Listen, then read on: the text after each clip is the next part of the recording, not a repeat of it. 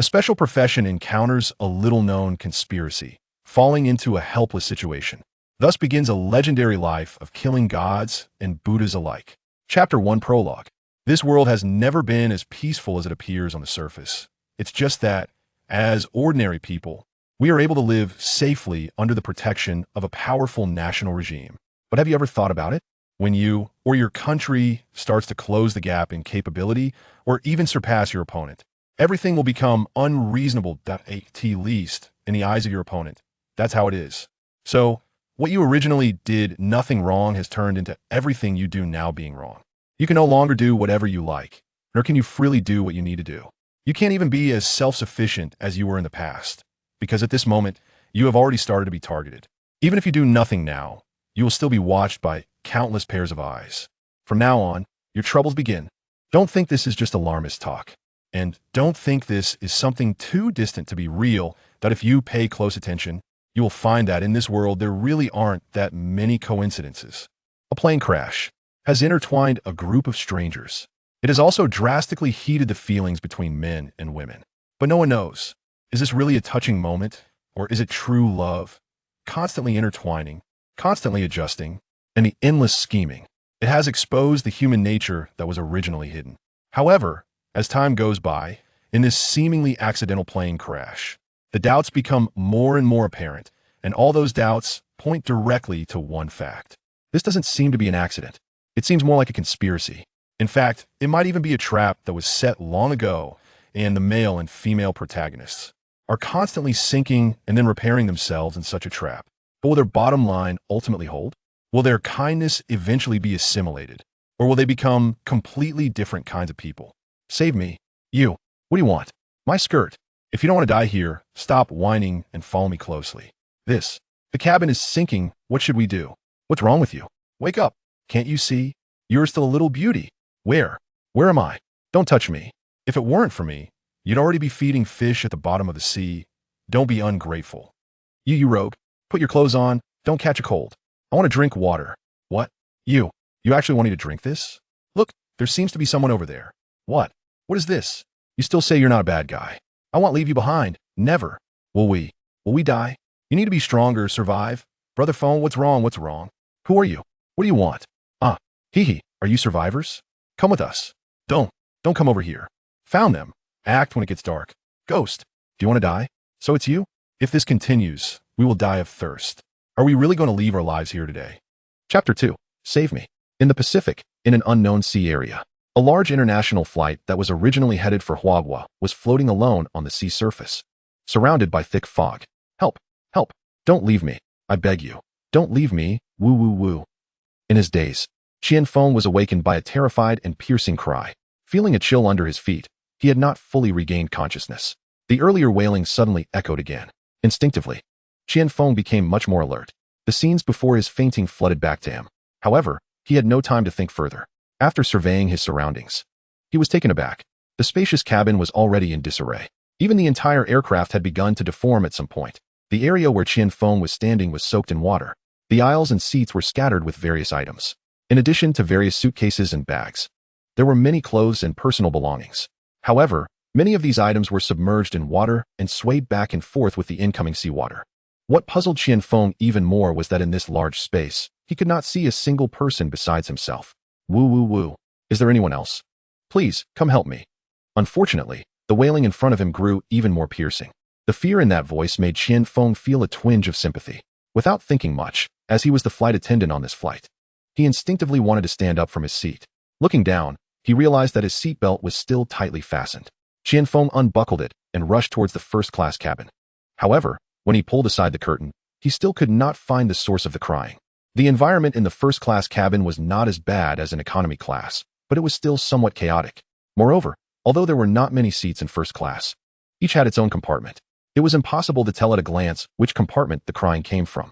To make matters worse, the previously continuous crying had suddenly stopped. There was nothing he could do. The water level in the airplane cabin was already close to his knees. If this continued, both he and the cabin would be pulled down to the bottom of the sea. By then, not only would he be unable to save anyone, but he might also lose his own life. Thinking of this, Qianfeng could only search forward while calling out loudly. Is anyone there? Is anyone there? Speak.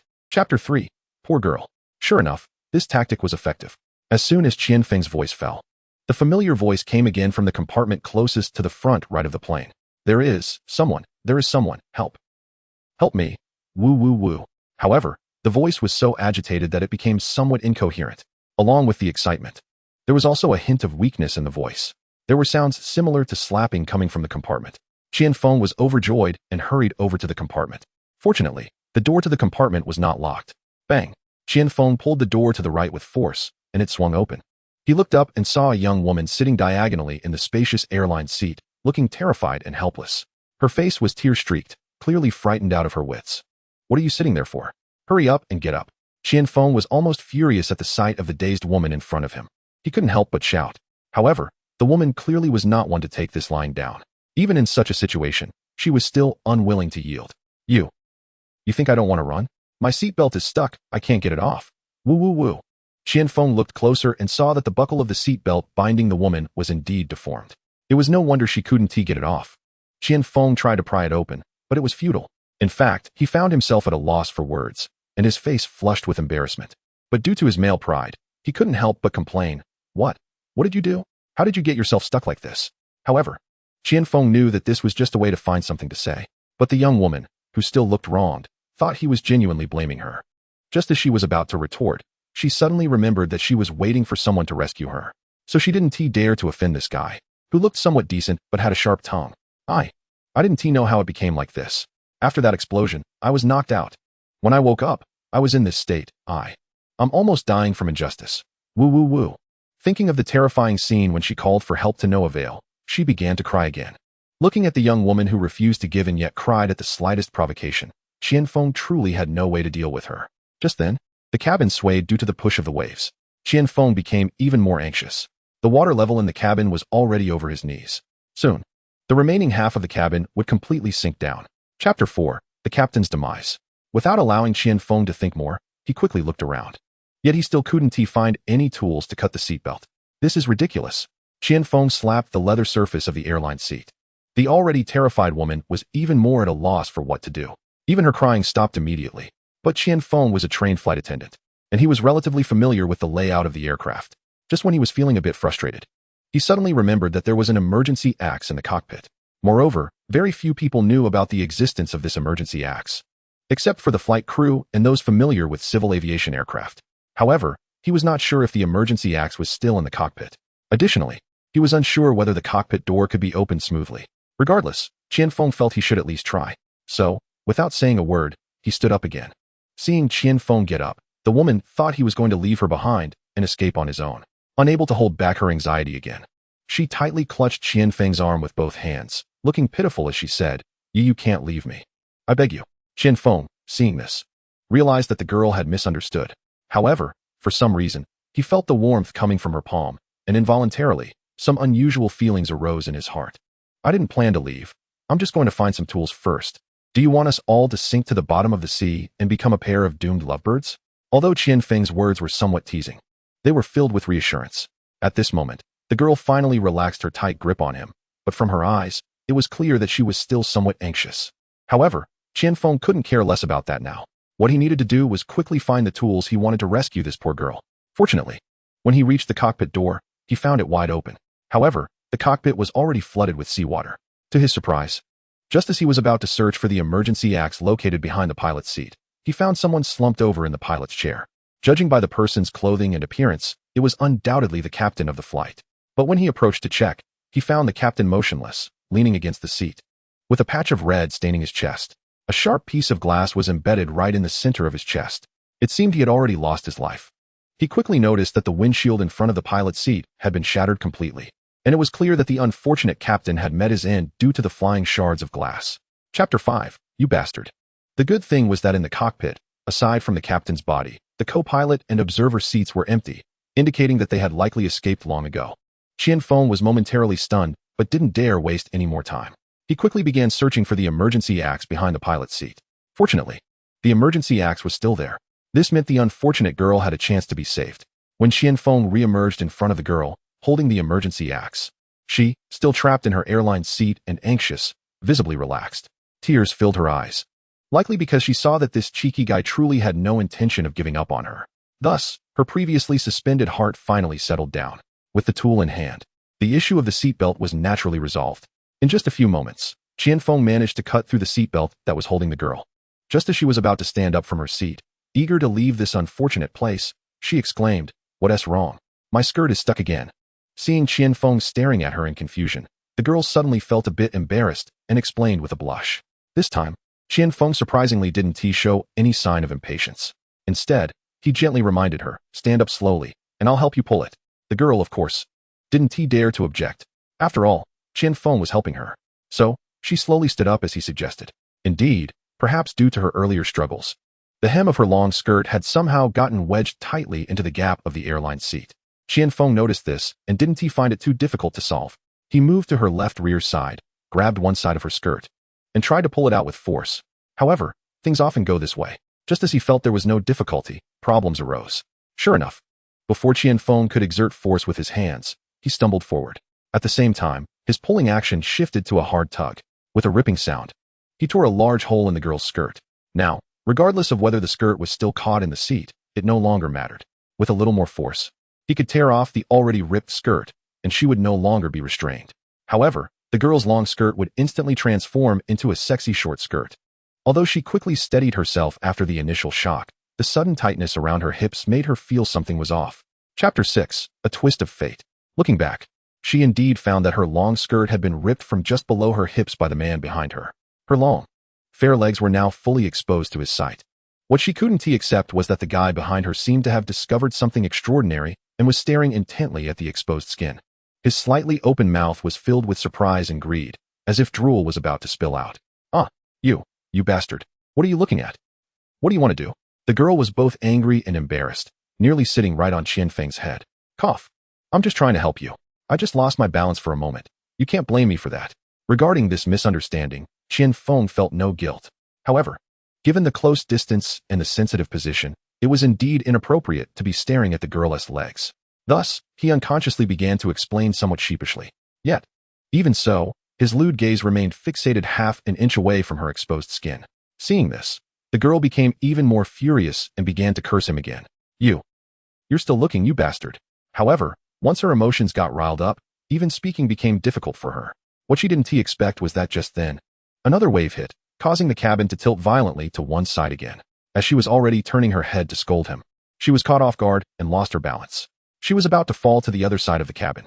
To maintain her balance, she had to turn around forcefully to avoid crashing into the wall. However, Qianfeng hadn't released his grip on her skirt. With her sudden movement, the already torn skirt naturally had an obvious outcome. "Ah, rip." With another scream, the remaining part of the skirt was completely torn away. Not only that, but the girl's entire body also fell toward Qianfeng. He certainly hadn't anticipated this sudden change. Originally, he was still thinking about how to ease the awkwardness, but now he didn't know what to do. However, instinctively, Qianfeng quickly turned around. He wanted to use his hands to catch the pitiable yet not so easy to deal with woman who was falling toward him. But just as his hands reached out, the woman's body arrived. Unfortunately, Qianfeng's hands just happened to grip her soft chest. Suddenly, the whole world, including Qianfeng and the woman, fell silent. Both of their minds went blank. It wasn't until a while later that the woman seemed to come to her senses and screamed sharply, You pervert. What do you want? Let go of me." Stimulated by her barrage of insults, Qianfeng finally regained his senses. Looking at the pair of perky breasts he was still gripping, he quickly released his hands as if he were a thief caught in the act. Chapter 7. Blood Boiling. But this only made the situation more complicated. Without Qianfeng's support, the woman fell straight into his arms. Even more coincidentally, their lips pressed together without any obstruction. Mm. Instantly, apart from some muffled sounds from their throats, they couldn't do anything else. Feeling the warmth from her lips, Qianfeng's mind went blank again. However, the woman's beautiful eyes were wide open, fixed on Qianfeng, preventing him from shifting his gaze even slightly. Their eyes met, filled with both surprise and fear. This scene lasted for an unknown amount of time. It wasn't until the cabin shook again that they finally reacted slightly. But even so, neither of them knew if they were startled or if they had never encountered such a situation before. They didn't immediately separate. Especially Qianfeng, who was still pressed beneath her, felt it was somewhat inappropriate. Yet the warmth on his lips and the softness felt on his chest made it hard for him to pull away. However, this little thought of his seemed to be noticed even by the floating debris on the surface of the water. just as Qian Feng was secretly enjoying this unprecedented pleasure. Suddenly, a suitcase of moderate size bumped into the woman's knee due to the movement of the water. This bump, while not painful, was enough to make her panic. Her already flushed face turned even redder, almost as if it were about to bleed. With a panicked scream, the woman seemed to gain an incredible amount of strength, springing up from Qian Feng's body like a madwoman. Then, she covered her thigh with an agility that ordinary people couldn't match. However, her somewhat self-deceiving action did little to alleviate her current embarrassment. On the contrary, it caught Qian Feng's bewildered attention. When Qian Feng looked up, he saw that the woman, who had just been fierce, was now blushing to the point of tears. It turned out that her long skirt, which had previously fallen to her ankles, had been torn in half during the commotion. It had become a short skirt in every sense. Just moments ago, the sudden situation had been too chaotic for them to notice the state of her skirt. Now, with the matter brought back to their attention, combined with the sight of her long, snow-white legs fully exposed before Qian Feng, he couldn't help but wish to engrave this blood-boiling scene deep in his mind to save her later. However, considering the scene was a bit too steamy and believing himself to be a gentleman, Qian Feng felt it inappropriate to stare openly at the young woman's legs. Chapter 8. The lifeboat is gone. Moreover, seeing her flushed face and her Marilyn Monroe-like pose covering her thigh was genuinely pitiful. Though Qian Feng was reluctant to look away, he decided to change the subject. This cabin is no longer safe. We need to leave here quickly, or we'll soon be pulled to the bottom of the sea. When Qian Feng said this, it was not only to provide a way out for both of them, but also to ease the awkwardness. However, based on his initial understanding of the woman's character, he felt that the series of events that had just unfolded would not be so easily resolved. In fact, he was already prepared to endure her angry tirades. Okay. So, what should we do now? I'm still a bit scared. However, to Qian Feng's surprise, the woman in front of him seemed like a different person compared to before. Not only had she lost her earlier defiance, but it also seemed she wasn't pursuing the matter of him taking advantage of her any longer. Her tone was somewhat helpless, yet carried a hint of dependence. This indeed made Qian Feng, who had been feeling uncertain, feel significantly more at ease. What he couldn't resist was the stark contrast and her now pitiful appearance, which completely triggered his inherent protective instincts towards women. Don't worry. I'm here, it's okay. Just stick with me. After saying this, he swiftly got up from his seat, grabbed an emergency axe from the nearby storage, and headed toward the economy class where he had come from. Although the woman still didn't dare to release her grip on her thigh, seeing Qian Feng turn to leave his first-class compartment made her feel a lot more relaxed. She quickly grabbed a thin blanket from her seat and wrapped it around her waist, hurriedly following him. She did not want to be alone in the first-class cabin again. Moreover, from the airplane's window, she could see that they were now floating on the ocean. The water inside the cabin was already above their knees. She believed that it wouldn't be long before everything in this cabin would be pulled down to the seabed. By then, even divine intervention would be impossible. Thus, for her, Qian Feng was the last straw of hope, and she naturally wouldn't let go easily. The two of them waded through the water into the economy class. The scene inside the economy class was even more chaotic than in the first-class cabin. The rear section of the plane, near the tail, had been damaged for some time, with many areas severely deformed. In some places, it had even been torn apart. Water was continuously surging in through those ripped sections. If it weren't for the two massive wings supporting the aircraft, they would have likely already been deep under the sea. No, we have to leave here quickly. This aircraft can't hold on much longer. If we don't leave now, we'll soon be dragged down to the bottom of the sea along with the plane. Qian Feng looked at the chaos in front of him, speaking as if to the woman behind him, but also as if he were talking to himself. But how do we leave now? The woman behind him, who had never encountered such a situation before, was already terrified and at a loss. Hearing Qian Feng's words only made her more anxious, not knowing what to do. But Qian Feng clearly had no expectations that she could offer any constructive suggestions. After he finished speaking, he once again began to look seriously at the specific locations of the escape tools in the cabin. However, when he saw that the storage cabinet at the top of the cabin had been opened, his heart sank. Not for any other reason, but because these storage cabinets were meant to hold life rafts. Now that the cabinet doors had all been opened, it clearly indicated that the life rafts inside had long been taken away by someone. Moreover, it wasn't just that. What made Qian Feng feel even colder was that in the cabin they were currently in, almost all the visible emergency exits had also been opened.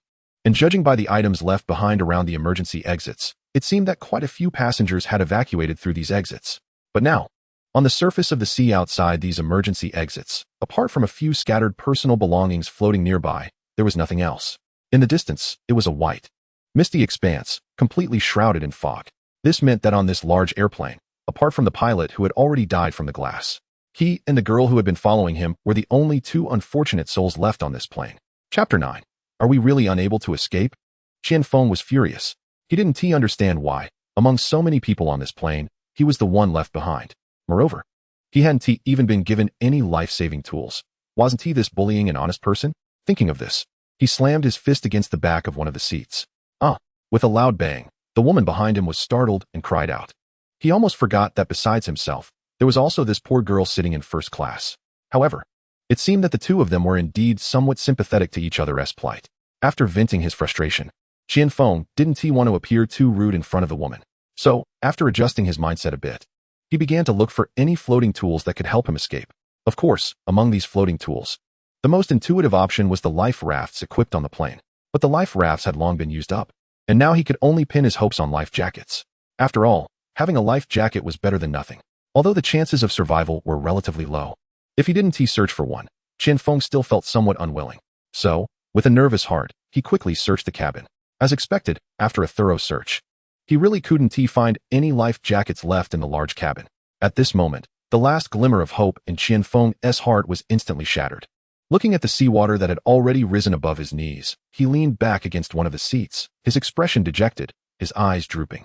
The bravado he had earlier displayed was gone, as if all the energy and spirit had been forcefully drained from him.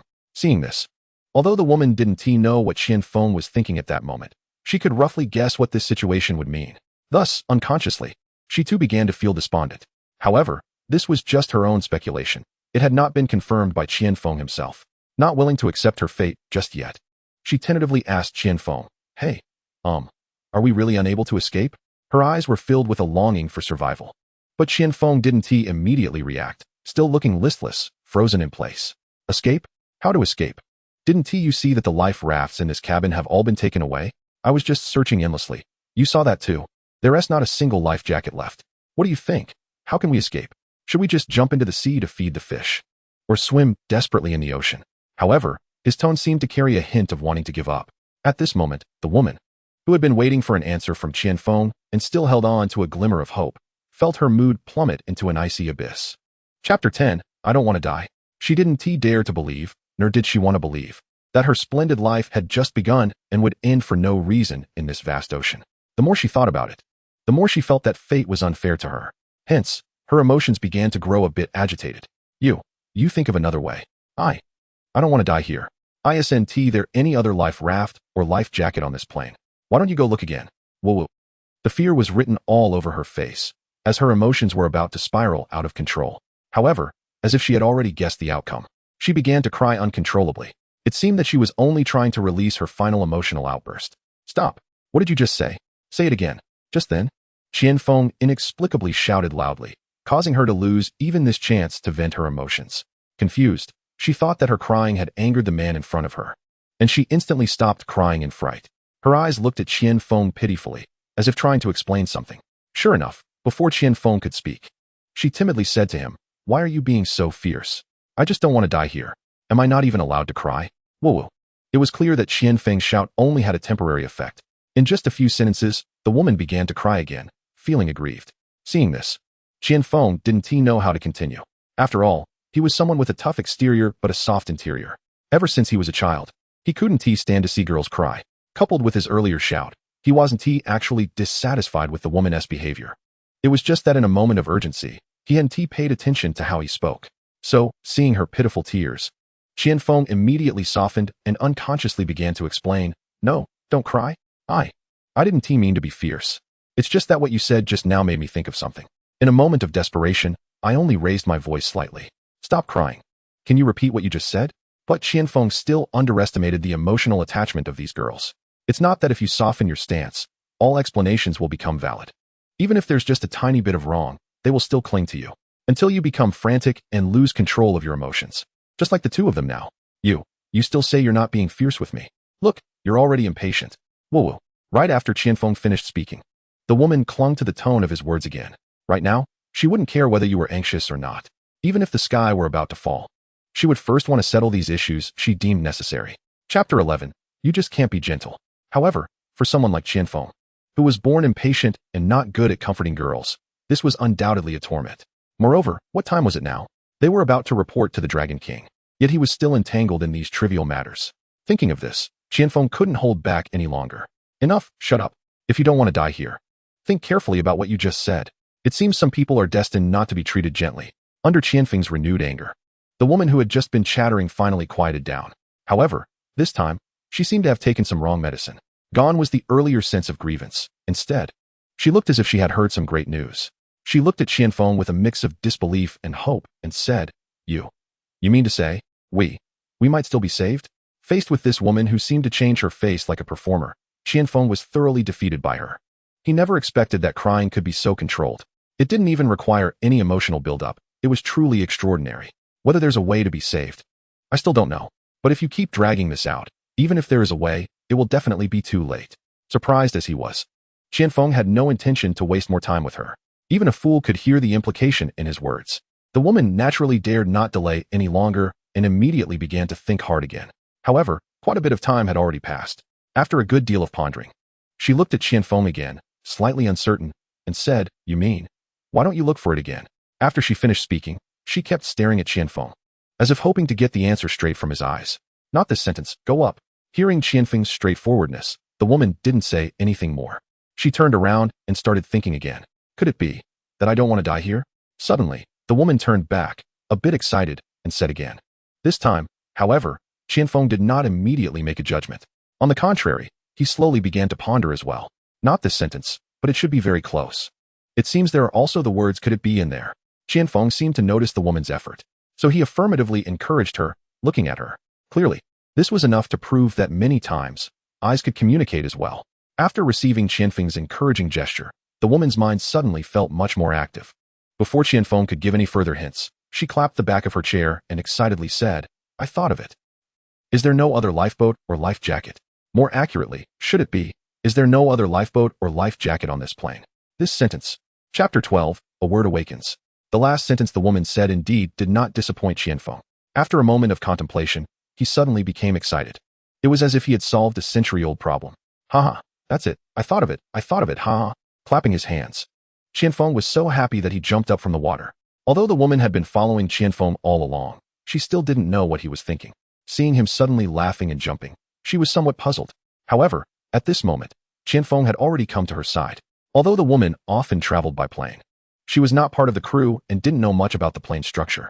Moreover, she had previously been trapped in first class. Even after being rescued by Qianfeng, she went straight to economy class. Thus, she was not very clear about the situation around the cockpit. Naturally, she did not glean any valuable information from her previous words. But seeing Qianfeng's unusual behavior, she couldn't help but ask curiously, Don't ask so much. If you want to live, just follow me. Qianfeng was in a hurry to confirm his thoughts and had no time to explain to her slowly. After casually saying that, he walked ahead. No, what are you doing? Tell me. But at this time, Qianfeng didn't care whether she was anxious or not. He quickly walked several meters away in a few strides, completely ignoring the woman who was still waiting for an answer. You. The woman was so angry that she was about to explode.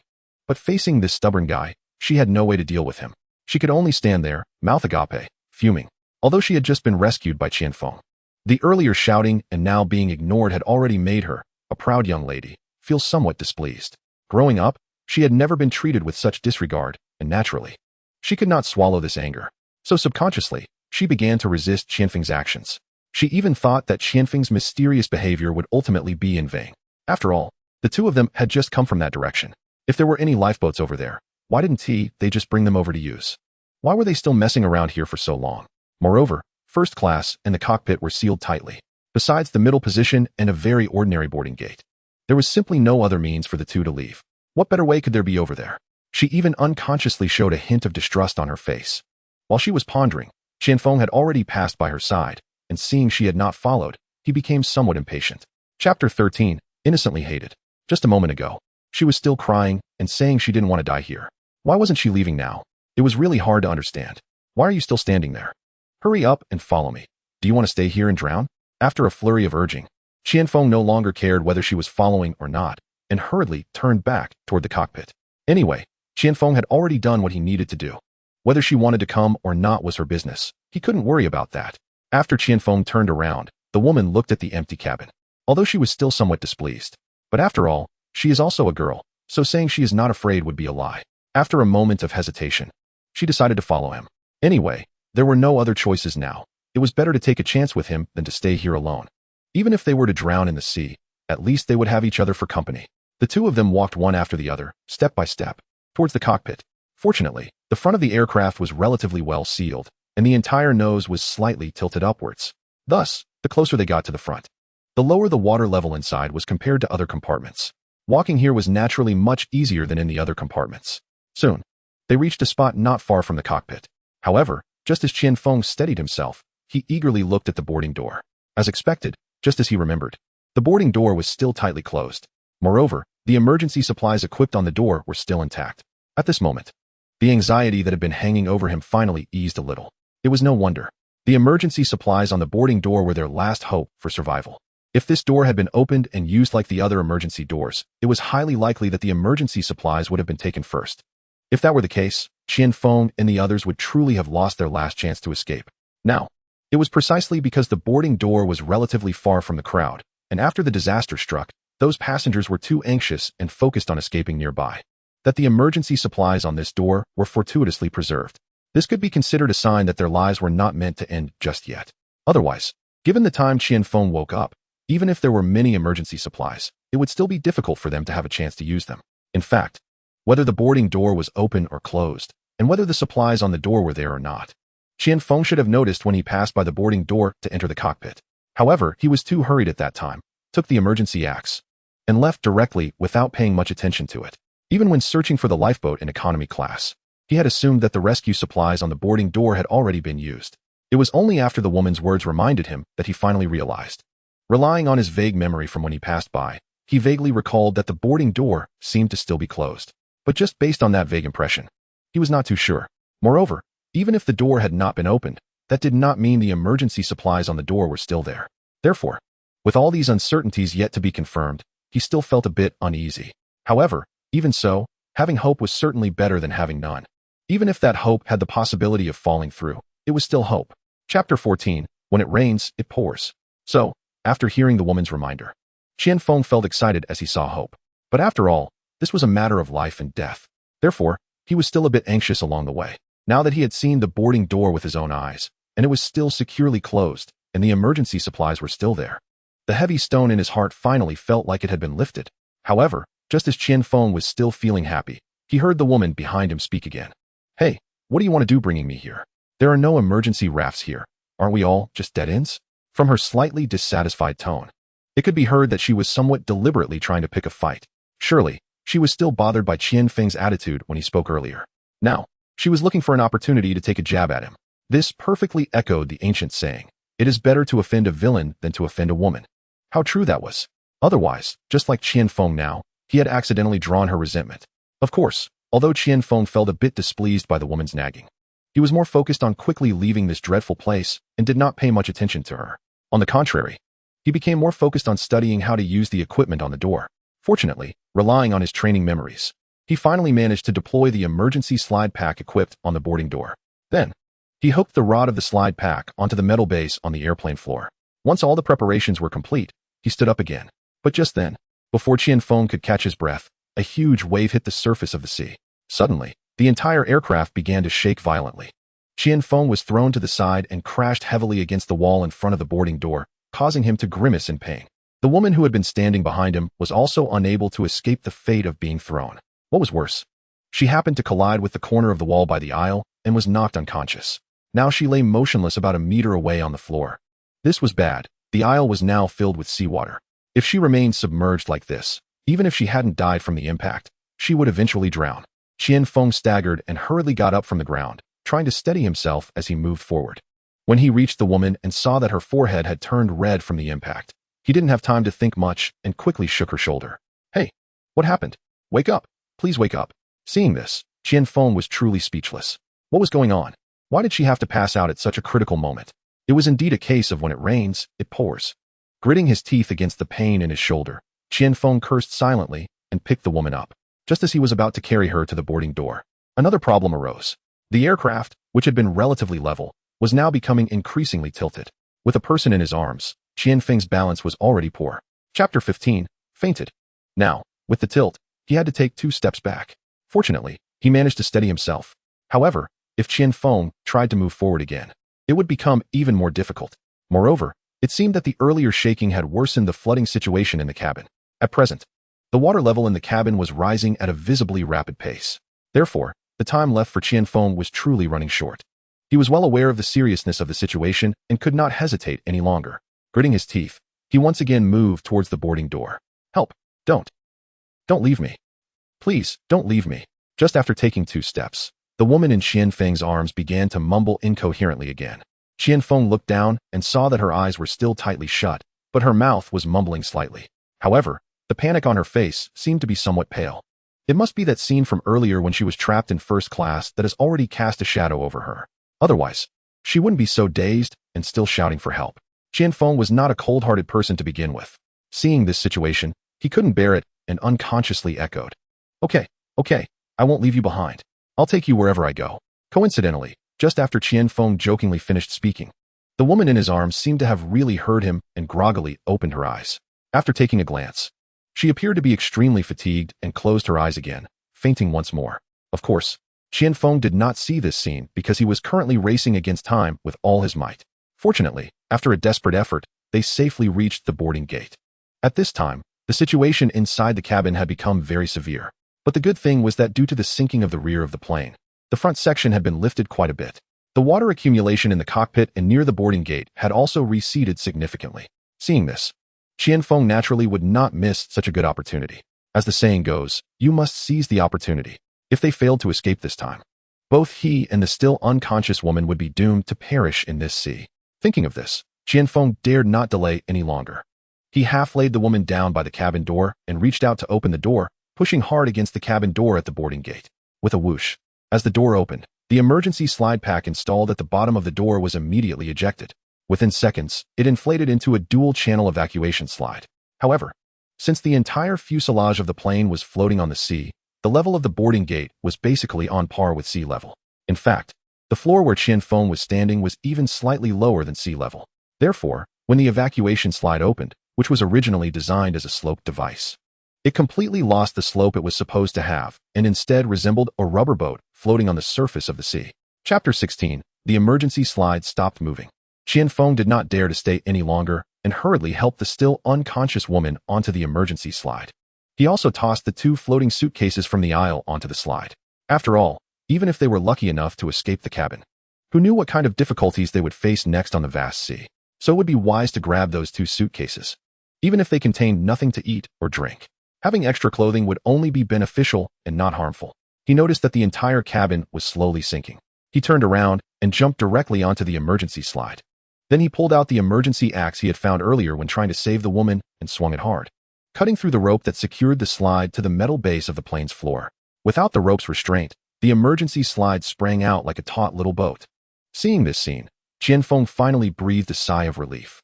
Although it had only been a few minutes since the start, the tension had kept him from relaxing for even a moment. Now that he had finally left the plane that was about to sink to the bottom of the sea, he could truly take a deep breath. However, as soon as he relaxed, he felt as if his soul had been drained away, leaving him utterly exhausted. In fact, if it were possible, he would have liked to just lie there without moving at all because he was just so tired. But heaven clearly had no intention of letting the 2 of them off easily.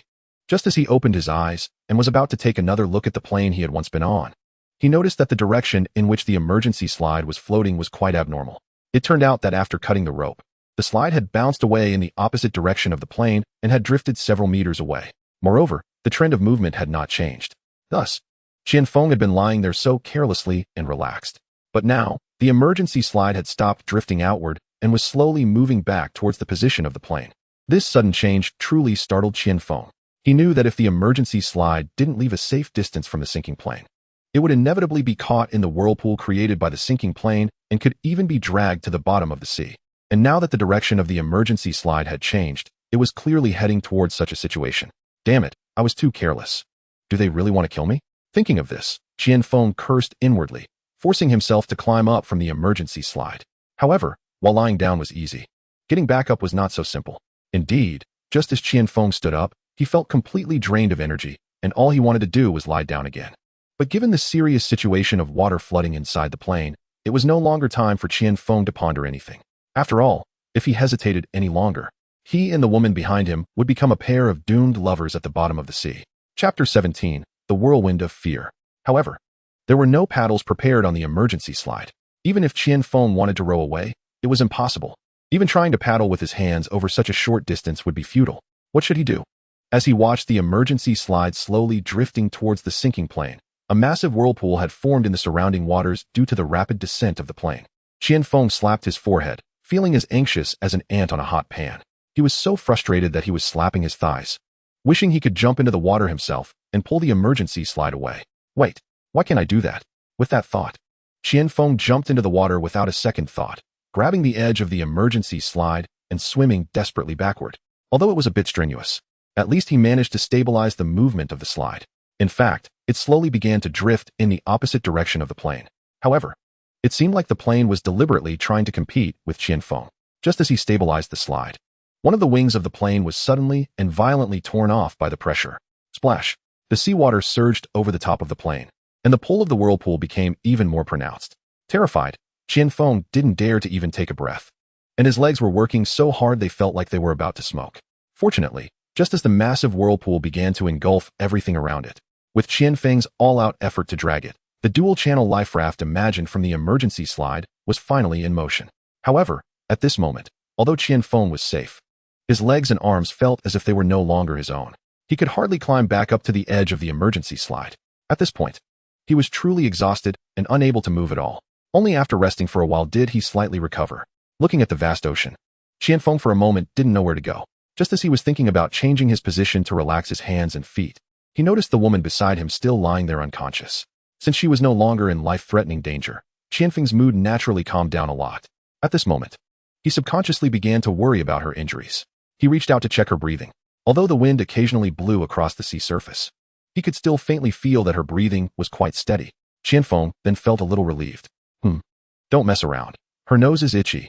He didn't know if it was because he had inadvertently touched her nose while checking her breathing. Qianfeng was startled, thinking it was over. It turned out she had woken up long ago and was pretending to be asleep. Now that she caught him in the act, she would definitely misunderstand him. It seemed he couldn't escape a scolding from her this time. Qianfeng frowned slightly, waiting for her to unleash her anger. However, after a long time, he heard nothing. Turning his head to look, he found that the woman had fallen back into a deep sleep. Chapter 18. Stunning and startling. The nostrils on both sides were still fluttering. She must have been mumbling something earlier. Qianfeng smiled and inwardly scolded himself for being so guilty. Then, he unconsciously began to examine the woman's face in front of him. To be honest, upon closer inspection, this woman's beauty was truly exceptional. It was just that in the previous chaos, he hadn't had the chance to observe her so seriously. Plus, when she was trapped in first class, her long hair was messy from struggling and calling for help. Qianfeng certainly hadn't noticed anything unusual about her appearance. Even the brief moment of intimacy in the chaos left his mind blank, making it even less likely for him to think about these things. Later on, although he had carried her, she had already been muddied by the seawater in the cabin. Naturally, he couldn't see much of her then either. Now, after observing her quietly, this woman was indeed a rare beauty. With a delicate, three-dimensional face, exquisite features, and smooth, fair skin, she was an astonishing combination. What was most irresistible was her luscious lips, proud height, and long, straight legs. Of course, now her lips appeared a bit pale due to the injury and soaking in seawater. And with her curvaceous figure and graceful curves, she was truly a rare beauty in the world. If he had to find a specific image to compare her to, it would only be Zhao Min from Jin Yang's The Heaven Sword and Dragon Saber, who barely matched her temperament and appearance. If he searched further, Qianfeng couldn't really find a second one. In any case, after observing at such a close distance, this woman with a bit of an attitude was undoubtedly the most beautiful woman Qianfeng had ever seen. The more he looked, the more he wanted to. And the more he wanted to, the more he looked. Unable to help himself, he slowly reached out his right hand towards her smooth, fair face. Slap. With a crisp sound, before Qianfeng's hand could touch her face, the woman suddenly grabbed his wrist tightly with one hand, as if she had eyes on her forehead. Qianfeng immediately felt a wave of bitterness. His eyes were tightly shut, as if he had committed some heinous crime. What was he thinking? Knowing this woman was not to be trifled with, why did he reach out to touch her? She had already warned him once by pretending to sleep, and he still wasn't alert enough to refrain from touching her. Now he was caught red-handed, wasn't he? Qianfeng, oh Qianfeng, you really deserve this. After a moment of self-reproach, some time had passed. The woman beside him, aside from pulling his large hand to her cheek as a pillow, still made no sound. When he opened his eyes again, He saw that she was still sleeping soundly. In fact, she even smacked her lips at the right moment, as if she were eating something delicious. At this point, Qianfeng didn't know if the woman in front of him was truly unconscious or just pretending. He was scared enough twice in a row. He had lost all sense of mood. Chapter 19. What did you do to me? Let's not mention that she was just a woman he had never met before. Even if she were a celestial being, if he was scared like this twice, any interest would have long been extinguished. But that aside, his right hand was still resting on her face. He couldn't just pull it out forcefully. But if he didn't pull it out, who knew how long she would remain unconscious? Thinking about this, Qianfeng found himself in a dilemma. However, considering that she was a woman and was injured, he chose to let her rest on it for now. But in this awkward situation, he couldn't help but start to mock himself again. Look, didn't you want to touch her face? Now you can touch as much as you want.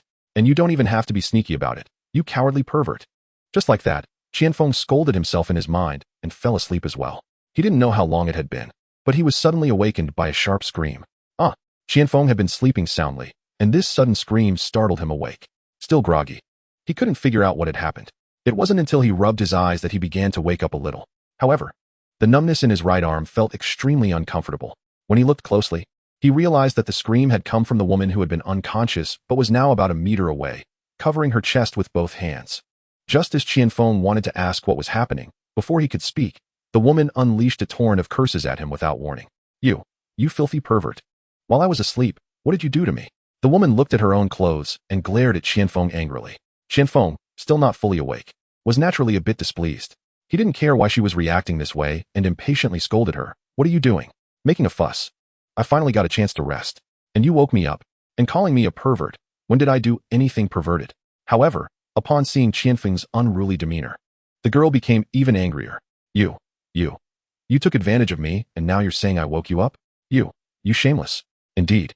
As soon as Qianfeng's words fell, the woman unleashed another wave of curses.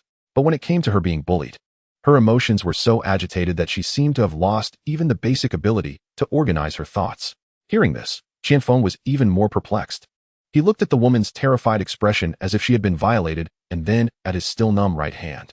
After a moment of thought, he finally understood everything. But out of male pride, Qianfeng naturally couldn't admit that he hadn't done anything. He couldn't help himself for a moment and wanted to touch her face. Then she caught his right hand, which was being used as a pillow. So, pretending to be serious, he first accused her. Am I taking advantage of you? I haven't even said you took advantage of me, and you dare to say that. I worked hard to rescue you, kept you away from the whirlpool, and brought you to safety. And what did you do? You just slept soundly the whole time, and when I lay down to rest, you pulled my right hand over to use it as a pillow.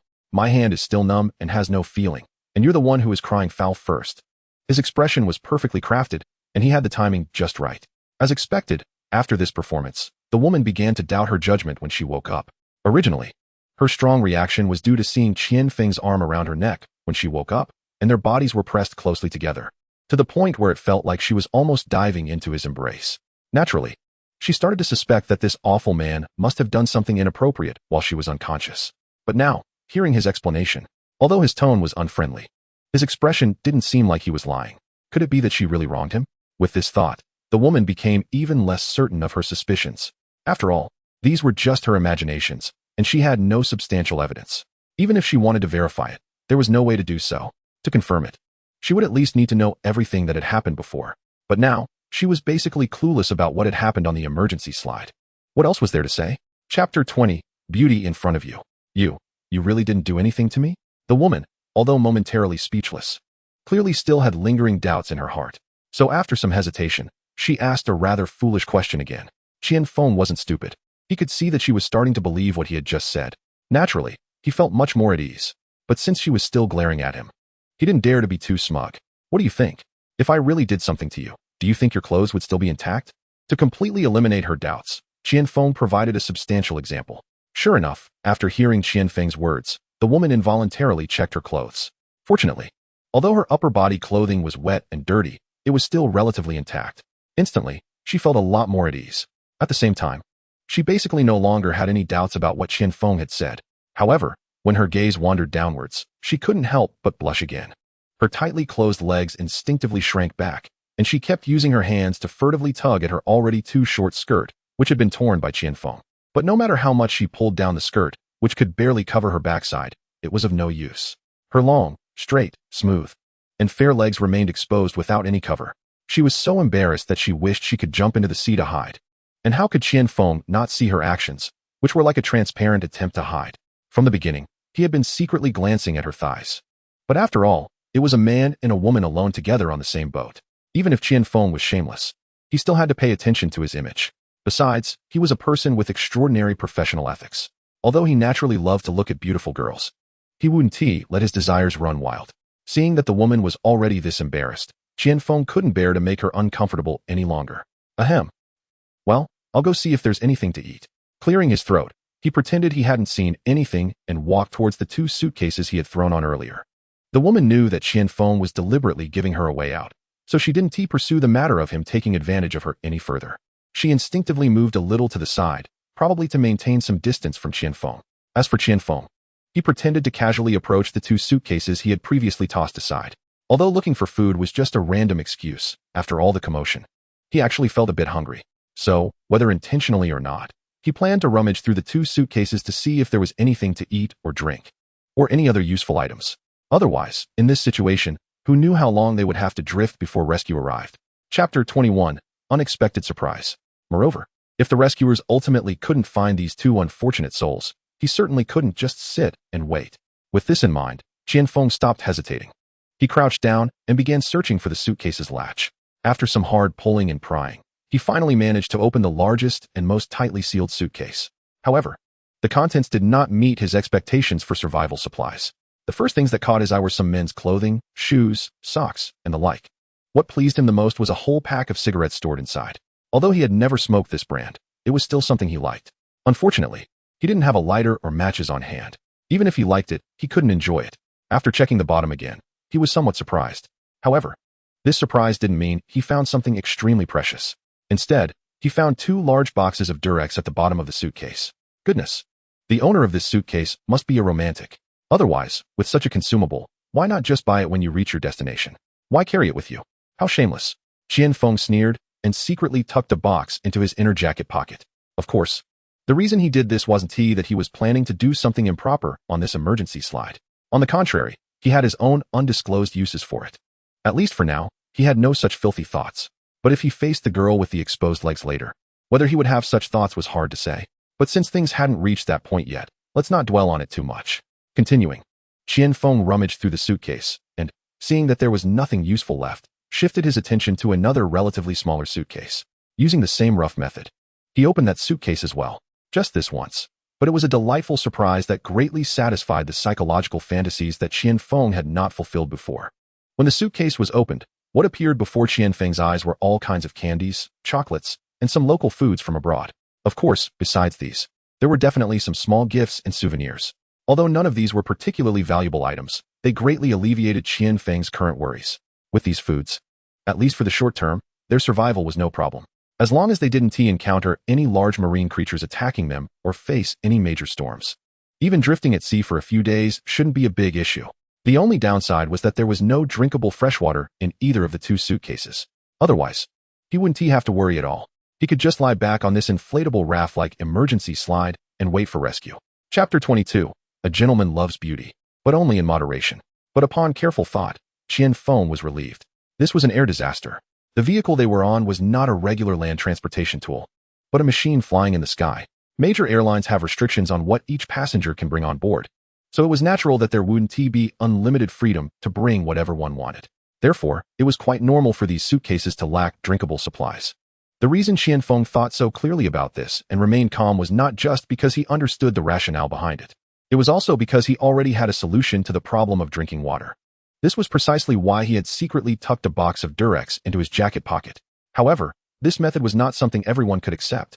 After checking the supplies in the suitcase, Qian Feng had a rough idea of what he had. He also had a plan for how to use them next. He wanted to share this fortunate news with her. After all, they were both in the same unfortunate situation. Even though there had been some misunderstandings earlier, they weren't enemies. Besides, if things continued like this, it would be quite uncomfortable. The main point was that it was a rare opportunity to be alone with such a rare beauty.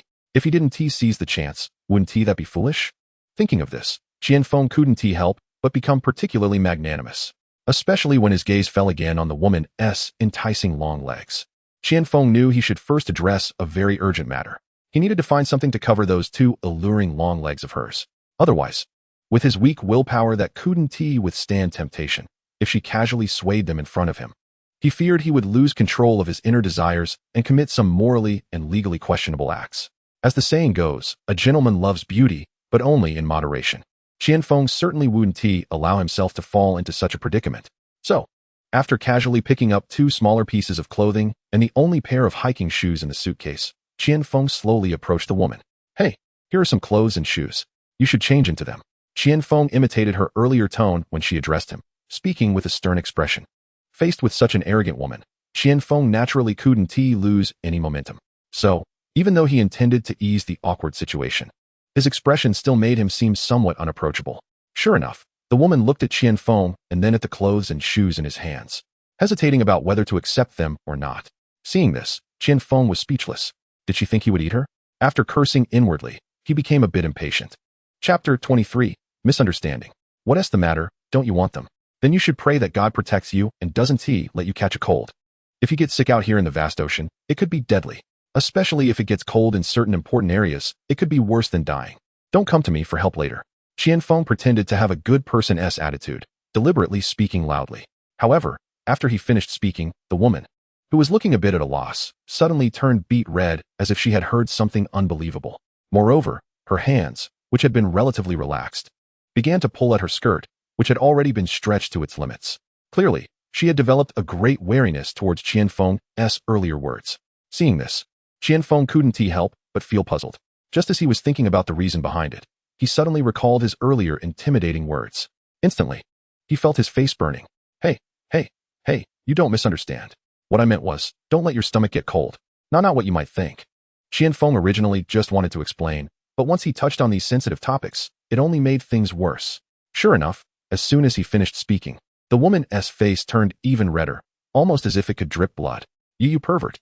A sharp scream erupted, and the woman was so angry, she almost spat blood.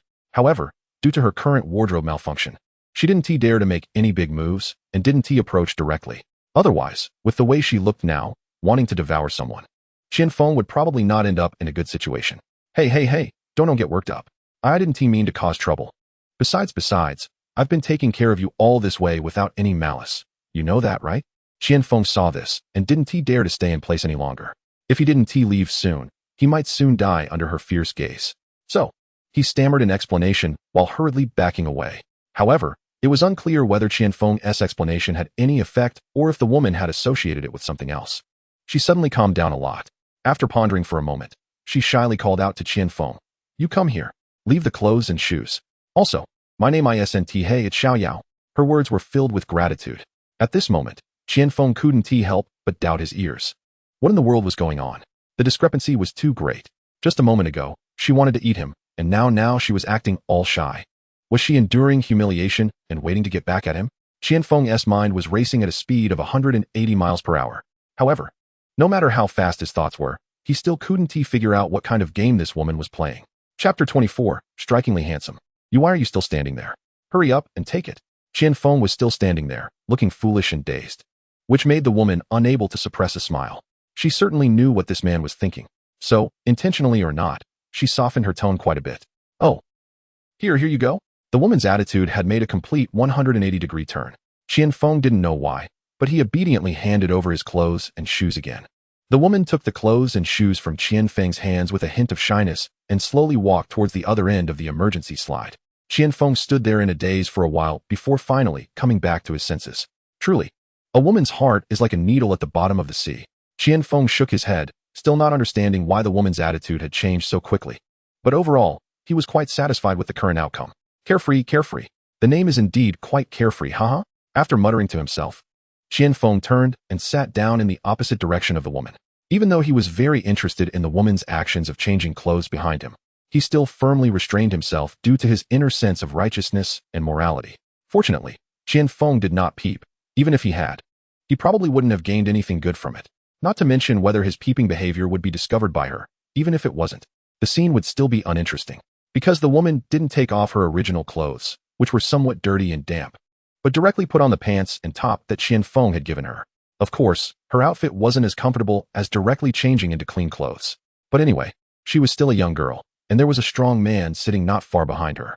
Although this man didn't look like a bad person and seemed quite responsible, she definitely wouldn't change clothes naked in this environment, because her relatively traditional family upbringing made her, even though she had been away for many years, unable to accept such open behaviors. This was also the fundamental reason why, despite studying outside for many years, she still had a blank slate in terms of relationships. Finally, after a flurry of activity, the woman had managed to put on the clothes and shoes. Although they looked a bit big on her, they were outdoor workwear and hiking shoes. Even if they were a bit oversized, it didn't affect her wearing them. In fact, compared to the long skirt and high heels she wore on the plane, this outfit made her look much more spirited. However, for Qianfeng, this might not be a good thing. After all, during the plane crash, when the woman was rescued, she looked quite disheveled. Her skirt was tattered and barely covered her body, and her high heels had long been lost in some corner. From the cabin to the rescue slide, she had been barefoot and exposed. This had allowed Qianfeng to feast his eyes thoroughly. But now, with her fully wrapped up, it naturally could no longer satisfy Qianfeng's desire for visual enjoyment. Nevertheless, this was currently the most suitable outfit for the two of them while on the sea. At least Qianfeng no longer had to worry about suddenly giving in to his primal instincts. I've changed. Seeing that Qianfeng was still facing away from her, the woman felt quite satisfied after tidying up her clothes and shoes. Her previous dissatisfaction with him seemed to have dissipated quite a bit. So naturally, she took the initiative to greet Qianfeng. Upon hearing this, Qianfeng stood up to take a look. He was somewhat surprised by her new look. The disheveled and messy appearance from before was gone, replaced by a capable and shrewd demeanor. Moreover, not only that, with her previously messy makeup redone, she now looked even more handsome on top of her original beauty. Qianfeng couldn't help but be taken aback. Indeed, as long as a person is beautiful, any attire looks good on them. Moreover, she was now wearing a clearly outdoor and wild-style outfit. However, if the original owner of this adventurous outfit were still alive, they would never have imagined that their clothes and shoes would one day be worn by an extraordinarily beautiful woman with a celestial-like appearance. Not bad. Thus, the two sat down quietly. However, this sudden change in attitude left both of them feeling a bit unaccustomed. After a while, Qianfeng finally broke the silence. Looking for a topic to talk about. By the way, I heard you say your name is Xiaoyao, right? That's a nice name. Carefree and leisurely. With the moon and wind as companions. Qianfeng had racked his brains to come up with this line. He pretended to show off his literary talent in front of the woman. But to his surprise, as soon as he finished speaking, the woman couldn't help but laugh lightly. However, her action of covering her mouth while laughing made Qianfeng feel a bit mesmerized.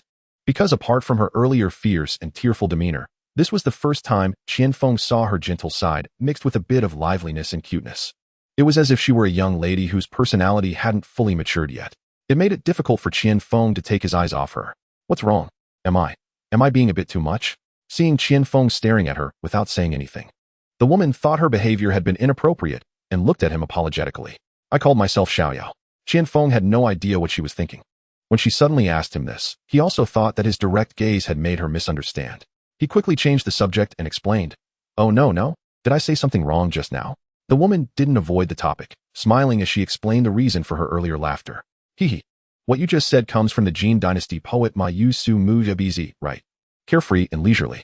With the moon and wind as companions indeed has a wonderful meaning.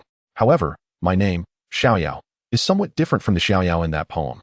The Xiao in my name is the Xiao from Xiaohe. And Yao means distant. When my dad gave me this name, he hoped that I could be meticulous and strategic in my actions in the future. It doesn't mean the carefree and leisurely meaning you just thought.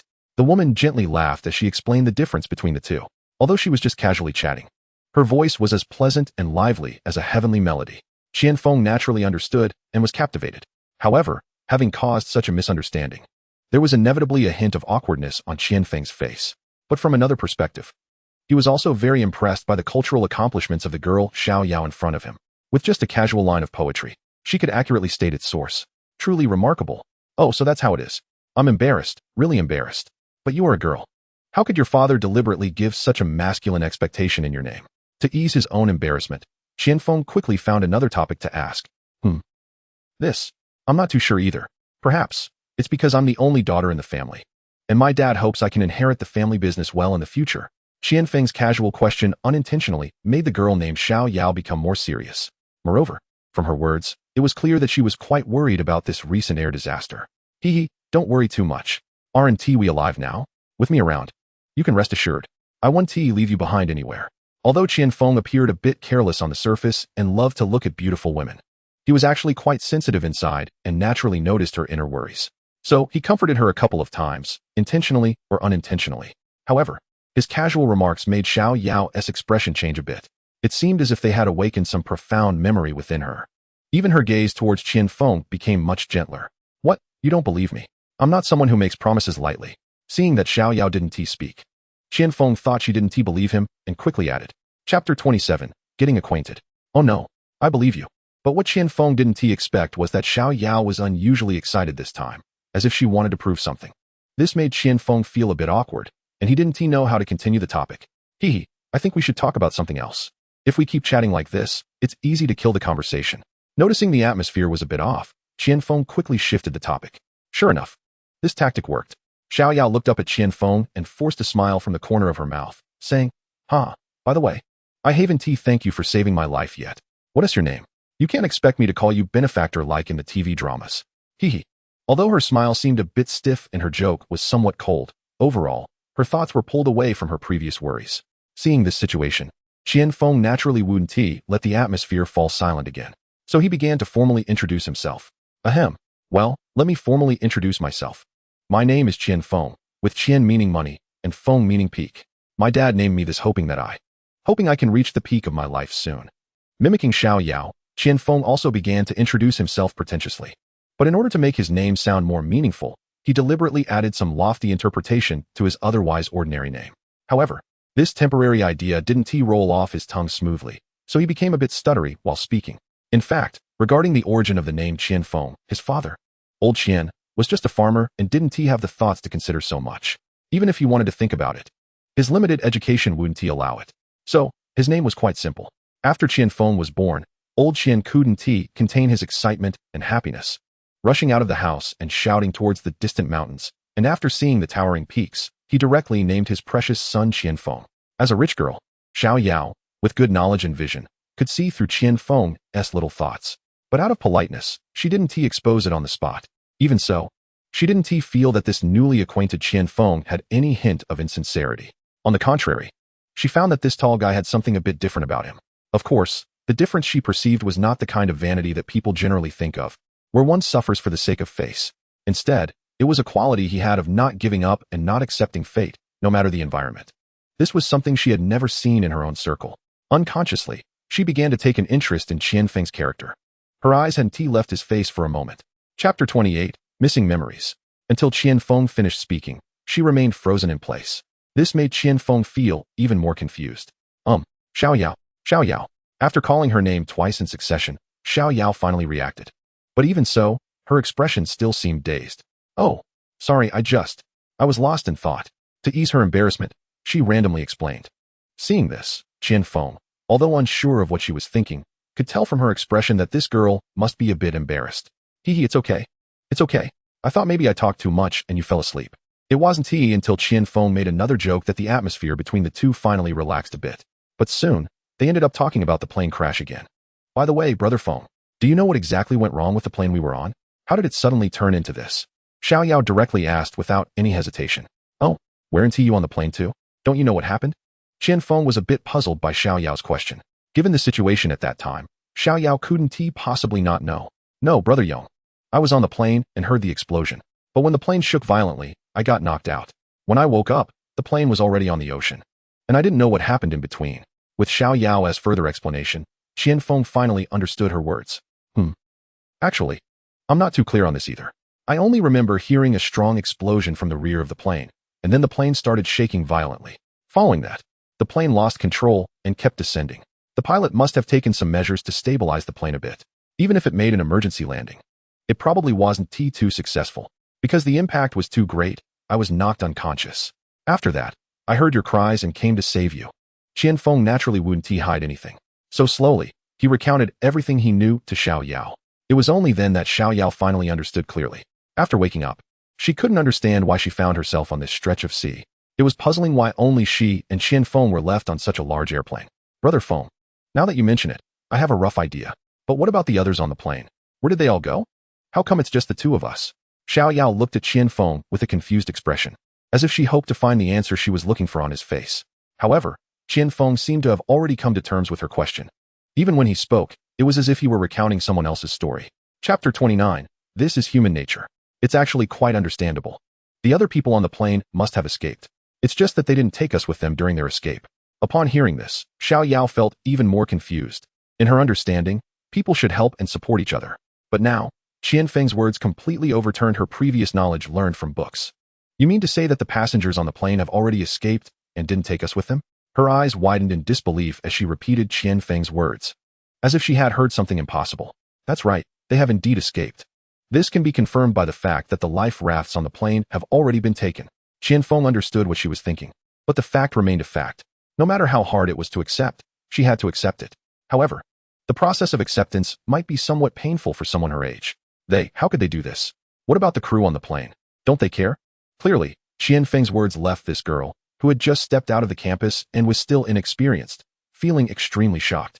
After a long pause, she finally uttered a sentence that even she felt was of no use.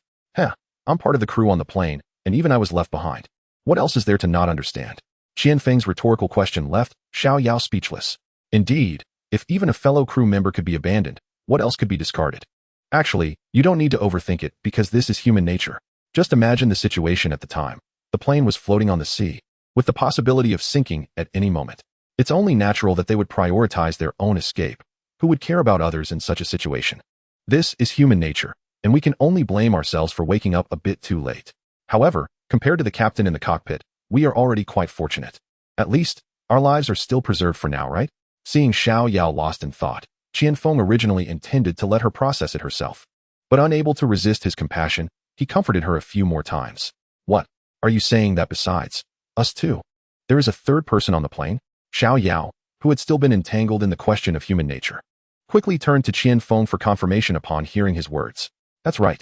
There is indeed a third person, and he is the captain of this flight. Unfortunately, he has already perished. Qian Feng appeared much calmer regarding Xiao Yao's surprise. Even when delivering the news about the captain's demise, his emotions showed no signs of fluctuation. Why? Why is that? Xiao Yao, who had grown up in a sheltered environment, had never experienced so many unfortunate events in such a short time. Therefore, hearing such news in this situation was nearly overwhelming for her. Chapter 30. Terrifying speculations. What else could it be but an accident? When I saw him, he was already dead, lying amidst the glass shards of the windshield. Qian Feng calmly recounted what he had seen earlier. Subsequently, Xiao Yao fell silent again. Observing this, Qian Feng was unsure whether to persuade her or let her digest it alone. After all, such matters require time for someone who had never experienced loss before. However, to Qian Feng's surprise, just moments later, the previously silent Xiao Yao took the initiative to speak again. Brother Feng, do you think someone will come to rescue us? Will we die here? Yet, as she spoke, her gaze remained fixed ahead, her face devoid of expression, as if she could see no hope. Qian Feng did not rush to respond, following her gaze to the farthest point of the sea. However, the thick fog obscured their view, making it impossible to see anything. Even the sporadic sunlight seemed to have vanished. Xiao Yao, I think you shouldn't be thinking about life and death right now. Your heart will feel better that way. Besides, no one knows what will happen next. Just like the fog in front of us, who knows what lies beyond it? As long as we are alive, that's already a gain. Moreover, living one more day means one more day gained. Thinking this way is the wisest. As the saying goes, hope lies in tomorrow. Until the last moment, no one knows if there will be sunlight beyond this fog.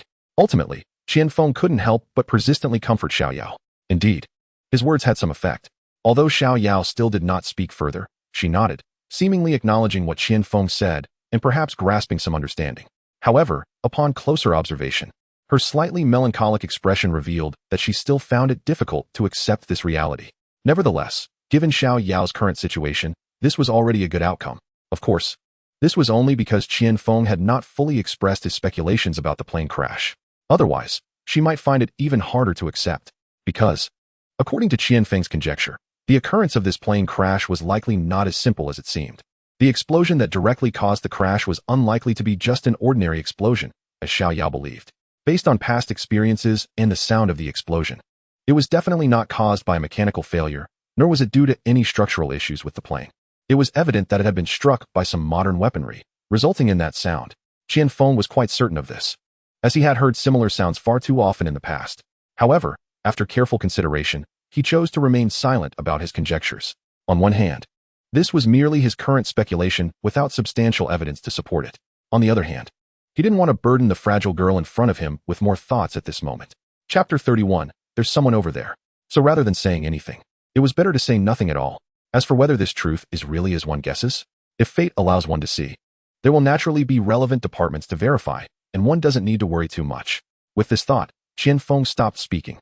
He didn't know if Xiao Yao was still immersed in what Qian Feng had just said, as she too was quiet at this moment. Like an ice beauty in a gentle breeze, the two of them sat in silence for an unknown amount of time, not knowing how far the emergency slide had drifted with the current. Just when both were feeling a bit drowsy, they noticed some scattered floating clothes and shoes on the surface of the sea near the emergency slide. Instantly, they lost their drowsiness. They hurried to the edge of the survival slide and began to observe carefully, rather than saying what appeared before them were clothes. It was more accurate to say these were just some tattered pieces of clothing. Not only did they look ragged, but the cuts also seemed extremely irregular. It was evident that they had been violently torn apart by some force. As the two were hesitating, they saw more items floating not far in front of them on the sea's surface. The types of items here were evidently more varied than what they had just seen. In addition to clothes and shoes, there were also luggage and some obviously torn life jackets. Looking at these floating objects, although Qian Feng didn't immediately react, he suddenly thought of something and couldn't help but feel a chill down his spine. Could it be? Indeed, before Qian Feng could voice his nagging thoughts, he heard Xiao Yao's surprised voice next to him. Brother Feng, look, there seems to be someone over there. As she spoke, fearing Qian Feng wouldn't see, she quickly pointed to a bulge of clothing in the right front. Following the direction of Xiao Yao's finger, he saw that the clothing was slightly raised, with some black thread-like objects scattered around it. Without needing to say more, it was clearly hair.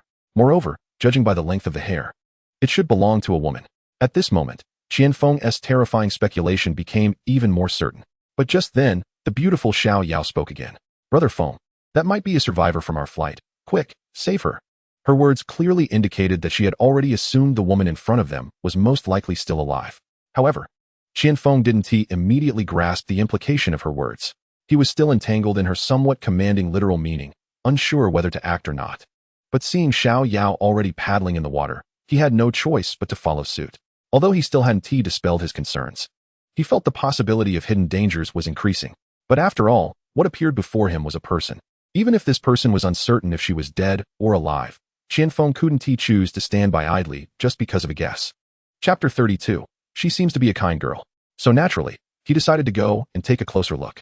However, although he was continuously paddling, his eyes were fixed on the water's surface, as if he were guarding against some underwater danger.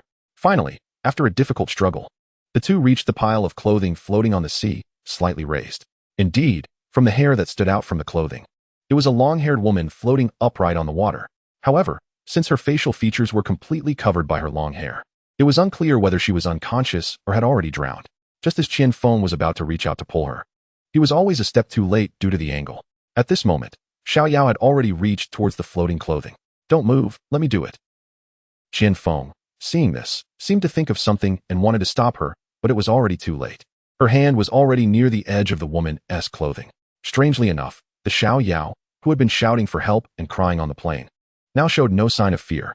On the contrary, her expression appeared unusually anxious, as if any delay in her actions would cause the woman in the water to miss the rare opportunity to survive. Qian Feng couldn't help but stop his movements and looked up at the unpredictable Xiao Yao in front of him.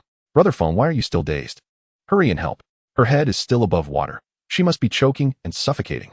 If we don't save her now, she will really drown. Seeing Qian Feng stop, Xiao Yao was pulling the woman's clothing towards herself while urging him incessantly. From her words, Qian Feng finally understood.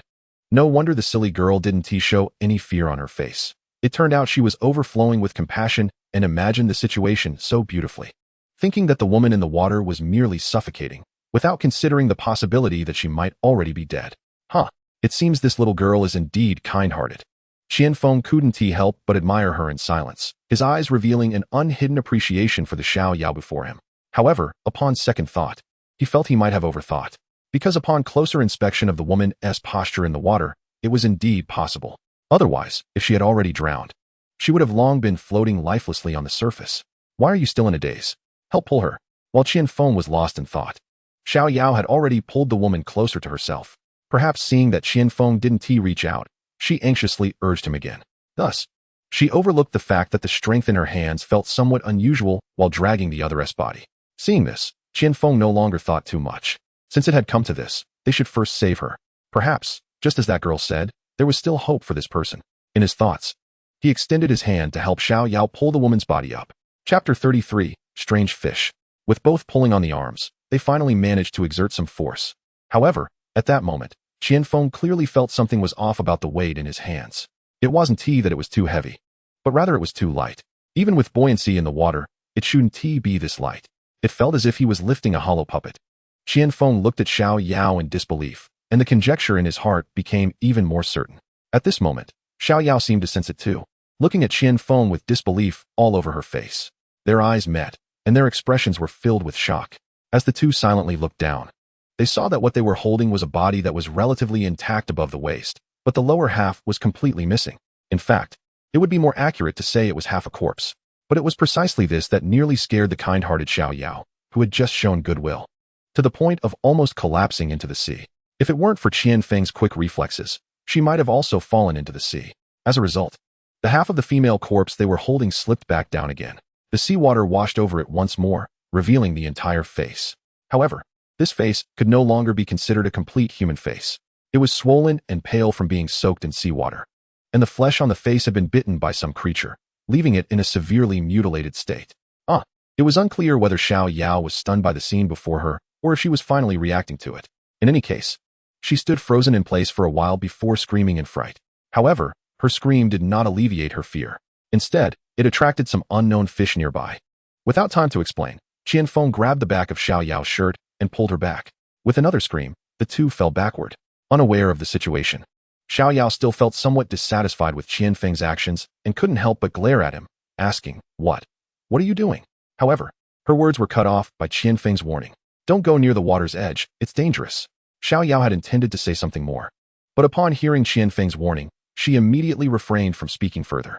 Nevertheless, her big eyes were still fixed on Qianfeng, as if asking for the reason behind his words. Look over there. Qianfeng, too lazy to explain, simply gestured for her to look at the water's edge where she had just been. Sure enough, the surface of the water was no longer calm as before. A group of strange fish with wide mouths and sharp teeth were rushing toward that area. The first group of strange fish that arrived was already fighting and biting each other. Their target for the struggle and biting was the half of the female corpse that Xiao Yao had wanted to pull up just a moment ago. Chapter 34, Beauty by My Side. Watching as the half of the female corpse was devoured to the point of being reduced to nothing but a skull in less than a minute. Xiao Yao was directly scared speechless, her mouth hanging open. Her hands and feet were not only cold but trembling uncontrollably, as if she had witnessed something extremely terrifying. Clearly, the scene before her was 1,000 times more horrifying than the half-submerged female corpse that was already unrecognizable earlier. Qianfeng was not much better off than her.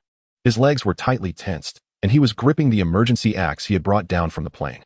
It felt as if, without this grip, the parts of him would be completely devoured like that half of the female corpse. The two stood there motionless, watching until the strange fish had finished eating the corpse and slowly left. Only then did Xiao Yao finally relax a bit. Feng, brother Feng, what kind of fish are those? Why are they so terrifying? Even so, her voice was stammering uncontrollably. Tigerfish, a type of piranha that attacks humans, usually living in shallow waters. His tone was as if nothing had happened just moments ago. Xiao Yao couldn't help but feel a bit suspicious. What kind of person could act so nonchalantly after such a terrifying scene? What kind of material was he made of? But now, she was more focused on her own safety. As the rescue slide moved along, they gradually left the previous water area. At this moment, Xiao Yao finally eased the tension that had been building up inside her. The two started chatting aimlessly again until the last bit of light in the sky gradually dimmed. Their idle chatter was interrupted by a series of chattering sounds. Qianfeng reached into his pocket and pulled out 2 pieces of chocolate he had taken from the suitcase earlier, handing them to Xiao Yao. Are you hungry? Eat some chocolate to replenish your energy. Xiao Yao had not expected Qianfeng to have such good stuff at this moment, so she didn't bother with pleasantries and opened the wrapper to start munching away. Seeing this, Qianfeng couldn't help but chuckle a bit. This girl was truly genuine. She cried when upset and ate without restraint when hungry, without being pretentious. Such a real woman was indeed rare these days. After a soft laugh, Qianfeng also bit into a piece of chocolate. The two continued to fall asleep in their clothes. However, it was unclear whether the earlier scene had left a shadow in Xiao Yao's mind, or if she was afraid of what more terrifying events might occur after nightfall. So this time, she was unwilling to sleep on her side and intentionally or unintentionally moved closer to Qianfeng. It wasn't until she could clearly feel the warmth coming from him that she stopped moving.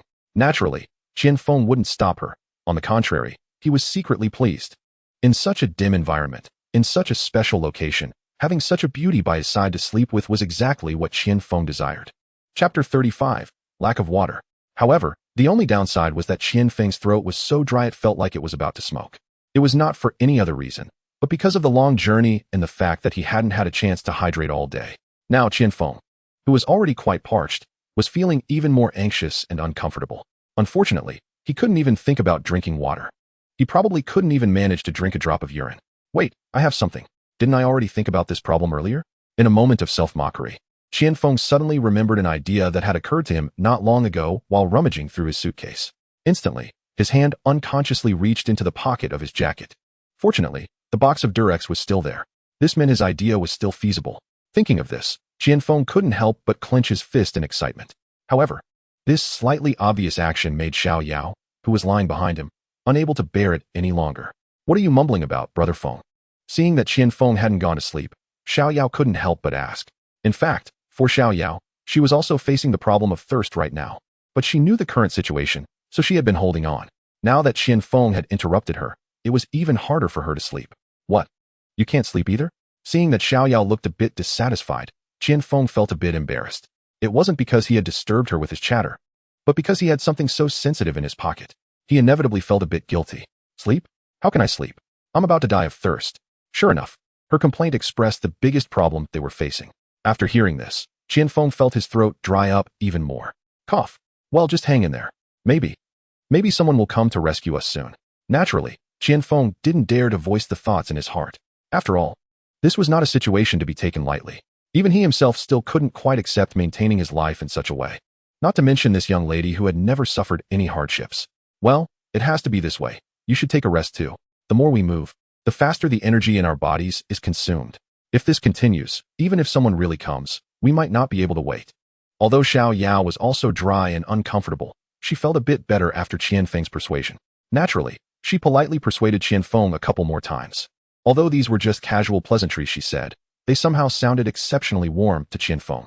Perhaps it was because he hadn't been cared for like this in a long time. As the night grew deeper, Xiao Yao ultimately couldn't resist her drowsiness and fell asleep. She quietly stood up from the life raft, bringing the Durex with him, and hurried to the other end of the life raft. However, a minute or two later, when Qianfeng looked at the Durex that was fully inflated, like a water balloon, he found it impossible to bring himself to take a bite. Even though he clearly knew it was expelled from his own body, the noticeable and somewhat scorched urine smell it emitted made him hesitant to even think about trying it. Qianfeng looked at the Durex filled with urine in his hand and swallowed hard, his mouth already too dry to produce much saliva. Reluctantly, he could only tie it off and set it aside, planning to use it when he really couldn't hold on any longer. Qianfeng lay back down. Looking at the surrounding darkness, his heart became even more complicated. Not only was there no good solution to the current situation, but he also had no certainty about his fate. The plane crash had happened some time ago, yet he still hadn't seen any rescue efforts. This was extremely abnormal. After all, it was already the 21st century. Airplanes are a very common means of transportation, and the technology has matured long ago. Even if something unexpected happens, the control tower and air traffic control departments can grasp the situation immediately. Moreover, with today's response and rescue capabilities, it was impossible to not see any signs of rescue personnel by now. Even if the rescue team couldn't arrive immediately, at the very least, there should be some rescue aircraft circling the nearby sea. But now, nearly a day had passed. Not to mention rescue personnel. He hadn't even seen a shadow of any aircraft overhead. This was absolutely against reason. As Qianfeng pondered, he also recalled his earlier speculation about the cause of the plane crash. The doubts in his heart became even harder to unravel. Even though past experiences told him that this matter would definitely not be as simple as it appeared on the surface, he still couldn't figure out where the problem lay. After an unknown period, the surrounding sea became even darker. Apart from the continuous sound of waves and the occasional howling of the sea wind that made his ears buzz, Qianfeng could see nothing. Perhaps he was too exhausted. Qianfeng slowly began to lose his strength. He turned over and immediately fell into a deep sleep. However, at that moment, he was unaware that this might be the most peaceful sleep he would have in the coming days. Tick-tock, tick-tock. As the sound of sporadic water droplets falling on the airbag echoed, the sleeping Qianfeng and Xiao Yao were awakened by some large raindrops. The two naturally had no idea what was happening. After rubbing their somewhat sleepy eyes, they finally began to understand some of the situation. It was raining? Qianfeng couldn't believe it and looked up. He discovered that the sky in the distance was clearly much brighter compared to the previous darkness. However, The dark clouds looming over their heads were still exceptionally ominous and terrifying. Xiao Yao was evidently surprised by the scene before her. After rubbing her eyes again, she finally believed that everything she saw was real. She wanted to get up, but her hand landed on a soft object next to Qianfeng. When she squeezed it, it had some elasticity, like holding a somewhat heavy balloon. However, the obvious protruding texture made her unable to figure out what exactly it was. Crack, rumble. Just then, with a flash of lightning in the distance, Xiao Yao finally saw clearly. The object in her hand was evidently a transparent balloon filled with liquid. Moreover, the liquid inside the balloon was clearly somewhat yellowish. The main thing was that the opening of the balloon occasionally emitted a slightly familiar foul smell. At that moment, she couldn't recall where she had smelled such a scent before. Xiao Yao looked at Qianfeng, who was nervously watching her, her eyes filled with questions. Brother Feng, what is this? Clearly, she had no idea how to describe the object in her hand. Qianfeng, on the other hand, felt embarrassed to say that it was his urine, intended for hydration. He immediately stammered, "Oh, this is the fresh water I prepared for us, in case of emergency." After a brief moment of thought, Qianfeng found a relatively reasonable term for the not-so-glorious urine in her hand. Upon hearing this, Xiao Yao became even more confused. Fresh water? Where did fresh water come from in this place? And where did you find this balloon water bag? A series of questions left Qianfeng completely dumbfounded. However, if he didn't clarify, Xiao Yao would definitely continue to ask further. "Well, I just urinated. Oh no, I just thought about it." But fearing she would continue to question, he quickly changed the subject. However, it was clearly too late. At the moment Qianfeng let it slip, Xiao Yao suddenly reacted. "Brother Feng, you didn't just urinate, did you?" As she spoke, Xiao Yao hurriedly tossed the bag of urine back to the ground. In her mind, she kept confirming. Combining the yellowish color and the foul smell wafting over, she quickly became more certain of her guess. "You disgusting Qianfeng, how could you? You actually intended for me to drink urine." At this moment, Qianfeng could no longer hide anything. He could only defend himself with a wronged expression. I had no choice, right? The seawater can't be drunk. We can't just die of thirst." Xiao Yao heard that, although she still couldn't accept Qianfeng's approach. She couldn't help but feel a bit relieved when she thought about how she hadn't had a drop of water for a whole day and night. Indeed, he had no choice but to do this. However, no matter how she looked at it, she still felt a bit nauseous. Crack. Boom. As the two were speaking, another lightning bolt struck from the sky not far away. Unlike the previous one, this time the thunder was accompanied by a dense downpour, pouring down like a string of pearls that had come undone. The density and force of the rain hitting the emergency slide they were on was like beating a drum, making it impossible for the two to hear anything else. But this was fine. At least they didn't have to be entangled in the previous issues anymore. Watching the bean-sized raindrops continuously hit the surface of the emergency slide, they quickly formed a stream in the grooves. Qianfeng couldn't help but feel happy. His throat was dry and felt like it was on fire, and now heaven had sent fresh water. It truly was a way out. Without time to marvel, Qianfeng immediately lay down on the emergency slide and brought his mouth close to the groove, drinking greedily. Xiao Yao saw this, and although she felt it was a bit undignified, she couldn't resist the discomfort in her throat and soon followed suit, drinking the rainwater in large gulps. After a hearty drink, they finally lay back down on the surface of the emergency slide, letting the raindrops continuously hit them. Xiao Yao had never indulged herself so recklessly before, and she found the sensation incredibly comfortable. In fact, she was even hoping that the downpour would last longer so she could thoroughly wash away her helplessness and worries. Qianfeng, however, lacked this sentimental side. He only wanted to lie comfortably for a while, so much so that he didn't even open his eyes. He sprawled out with his limbs wide, lying in a big letter T, feeling more comfortable than lying on a sunny beach in Hawaii. However, Qianfeng was still Qianfeng. Just as he was enjoying this moment, he remembered that he had more important things to do, to take the opportunity to collect some fresh water. Otherwise, they would still be destined to replenish their fluids with urine. With this thought, he unconsciously glanced at Xiao Yao beside him. The moment he looked, her previous aggrieved and angry expression flashed before his eyes. Qianfeng shook his head and forced himself to sit up from the emergency slide. He quickly took out the already opened box of Durex from the lining of his shirt and hurried to collect the rainwater from the groove. Seeing Qianfeng busy again, the confused Xiao Yao couldn't help but come closer. Of course, Qianfeng wouldn't miss such free labor and quickly gestured for Xiao Yao to follow his example and collect the rainwater. Xiao Yao wouldn't refuse, especially after enduring hunger and thirst for a whole day and night. Chapter 39. I didn't expect you to be this kind of person. How could she not understand how important fresh water was for the two of them right now? However, when she took the Durex that Qianfeng handed over, she felt embarrassed to accept it. Having never eaten pork, could she have never seen a pig run? Although Xiao Yao had never experienced romantic matters, She was still somewhat familiar with essential items like Durex. Naturally, she knew its true purpose. So at that moment, her face turned red.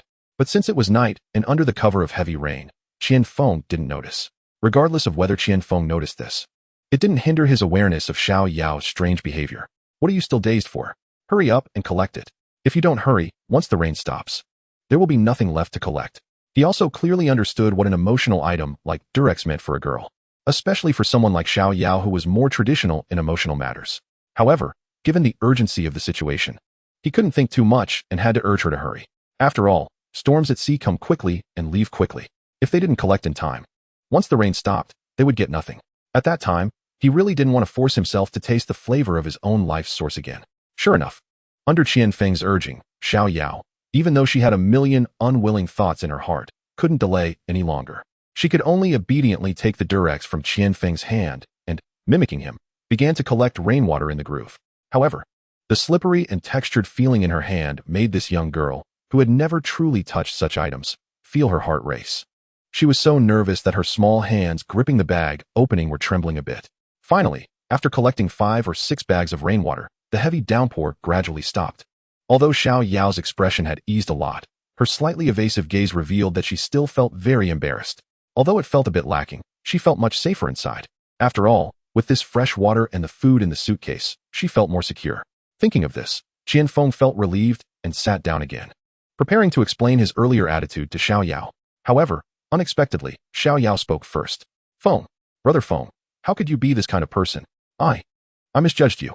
As she spoke, Xiao Yao deliberately moved a little to the side, as if trying to keep a certain distance from Qianfeng. Seeing this, Qianfeng couldn't help but feel speechless. What was going on? Wasn't it just because he had been too nervous and had spoken a bit loudly? Chapter 40. Image completely ruined. Was it really necessary to make such a big deal out of it? Clearly, Qianfeng still didn't realize the true meaning behind Xiao Yao's words. He even thought that this rich girl was just throwing a tantrum like before. No, I mean, Xiaodamei, I was just too anxious and couldn't control my emotions, right? You wouldn't take it this far, would you? After Qianfeng's words, not a single one of them was related to the reason for Xiao Yao's anger. You, smelly Qianfeng, that's not what I meant. Indeed, once a girl got angry, she could overturn all the good things about you in the past. She could even change how she addressed you, making it as ruthless as possible. At this moment, Xiao Yao was the perfect example. Yet, Qianfeng thought and thought, but still couldn't understand what was going on with Xiao Yao. Helpless, he could only ask, no, if that's not it, you have to say it. When did I step on your tail? As their relationship gradually became more familiar, Qianfeng's way of speaking unconsciously became much more casual. I definitely said it. You. Why do you carry so many Durex with you? Also, did you take advantage of me before I woke up yesterday? Obviously. This box of Durex has completely negated Xiao Yao's view of Qianfeng's character. At this moment, Qianfeng finally understood the meaning behind Xiao Yao's words. But now, he really didn't know how to explain himself. You. What do you mean by you? Isn't it obvious? You even brought a big box with more than 10 inside. You're so disgusting. You're just a pervert. The more Xiao Yao thought about it, the angrier she became, especially seeing Qianfeng's aggrieved expression. This only made her even more furious, and she started to scold him loudly. Qianfeng, who was already at a loss for words, was now even more speechless. Seeing that Qianfeng wasn't saying anything, Xiao Yao couldn't help but feel impatient. Deep down, she still hoped that Qianfeng could explain himself. After all, after a day and night of interaction, in her eyes, Qianfeng was actually quite decent. At the very least, he was someone very trustworthy. Now that he suddenly pulled this stunt, it completely shattered her worldview. She didn't know whether to continue trusting Qianfeng or not. You. Don't you even want to explain? What kind of person are you? How can you be so shameless? Xiao Yao looked at Qianfeng with a face full of rage, her teeth grinding in anger. It seemed she almost wanted to rush up and scratch his face. Of course, the root cause of Xiao Yao's series of reactions was whether Qianfeng's box of Durex had really destroyed her good image of the man in front of her. Let's put that aside for now. However, her earlier questioning of Qianfeng seemed, in any case, a bit abnormal. Especially to Qianfeng's ears, it was even more obvious. It was like a wife who was already furious, crazily interrogating her husband. Chapter 41. Wrongly accused. However, because she was too agitated, she didn't even realize it herself. Qianfeng certainly wouldn't be foolish enough to ask her why she said such things. But seeing her so disappointed, and knowing this concerned his image, he couldn't remain silent any longer. My dear lady, don't be too sensitive, okay? The Durex you're talking about isn't mine at all. I found it in my suitcase and was planning to use it to store fresh water. If you don't believe me, you can come over and see. There's still an unopened box in this big suitcase. While explaining, Qian Feng walked over to the previously open large suitcase and pulled out the remaining box of Durex.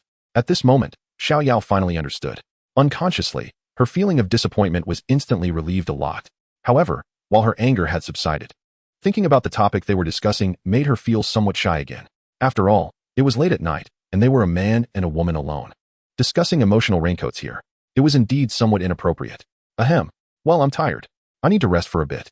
Thinking of this, Xiao Yao casually found an excuse and pretended to sleep in a corner. However, it had just rained heavily. And now both the emergency slide and the two of them were wet. How could she possibly fall asleep? Not long after, under the sea breeze, she started sneezing. Upon seeing this, Qian Feng didn't know whether to laugh or cry. This girl, making mistakes but not admitting them, deserves to catch a cold. Although Qian Feng thought this in his heart, his hands were still rummaging through the suitcase, until he found a relatively thick coat. He finally closed the suitcase again to avoid getting it wet. Fortunately, even though the lock had been broken by the forward, the waterproof suitcase's buckle was still usable. So once closed, it was very tight. Here, put this on. The wind is strong at sea, and if you catch a cold, it could be serious. Qian Feng took a couple of steps forward and handed over the coat in his hand. At this time, the sky, whether due to the rain or the fog clearing, or perhaps signs of dawn, was indeed a bit brighter than before. Xiao Yao could naturally see the expression on Qian Feng's face. Although he still had that serious expression, their eyes met, and Xiao Yao still felt a bit shy. She took the coat and draped it over herself. Unintentionally, she also covered her face with it. Seeing her ostrich-like way of hiding, Qian Feng naturally couldn't bear to expose her. He walked to the side to enjoy the cool breeze. As the mist cleared, the wind on the sea became much stronger, and some distant scenes slowly became clearer. The emergency slide they were on was naturally drifting unusually fast. It wasn't long before they had drifted quite far. At this moment, neither of them was willing to give up this piece, and they quietly stared into the distance. However, at that moment, Xiao Yao seemed to see something incredible. Chapter 42, Suspected Land. She excitedly stood up from the slide. Qian, go look. Over there. Is that land? While speaking, she was waving her hands excitedly, pointing to a spot on the sea, signaling Qian Feng to look over there. Qian Feng, who had nothing to do, was just thinking about what to do next. After glancing at Xiao Yao, he followed her finger's direction to look. Fortunately, the sky was gradually brightening, and visibility was improving. Most importantly, upon closer inspection, there was indeed a faint green color appearing at the distant horizon. Just as Xiao Yao had said, Qian Feng couldn't help but take it seriously. He quickly stood up from the slide. Shielding his eyes from the sun, he stared intently for a good 15 to 20 seconds. It really seemed like it. It didn't look like an illusion. Qian Feng muttered to himself. Xiao Yao was waiting for Qian Feng's confirmation. Hearing him say that, she naturally became even happier. So, without bothering to verify again, she happily jumped up and down on the slide. This really scared Qian Feng. Although Xiao Yao didn't weigh more than 100 pounds, her jumping caused the inflatable slide to sway significantly. No, I mean, dear lady, don't jump. If you sink this inflatable slide, we won't be able to swim that far. Under Qian Feng's reminder, Xiao Yao finally stopped jumping. But in order to reach that seemingly distant green land faster, they lay side by side at the edge of the inflatable slide, using their hands to paddle forward. However, they forgot about the saying. The mountain looks close, but is far away. Although it looked like it wasn't far, it was indeed exhausting to reach. Not long after paddling for almost half an hour, the distance between them and the suspected land remained unchanged. Even the size, shape, and depth of color they saw didn't show any variation at all. Their arms had long since become sore and weak.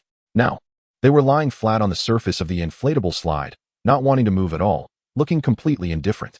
Brother Foam, I can't paddle anymore. I'd rather not go to that piece of land. I won't paddle anymore.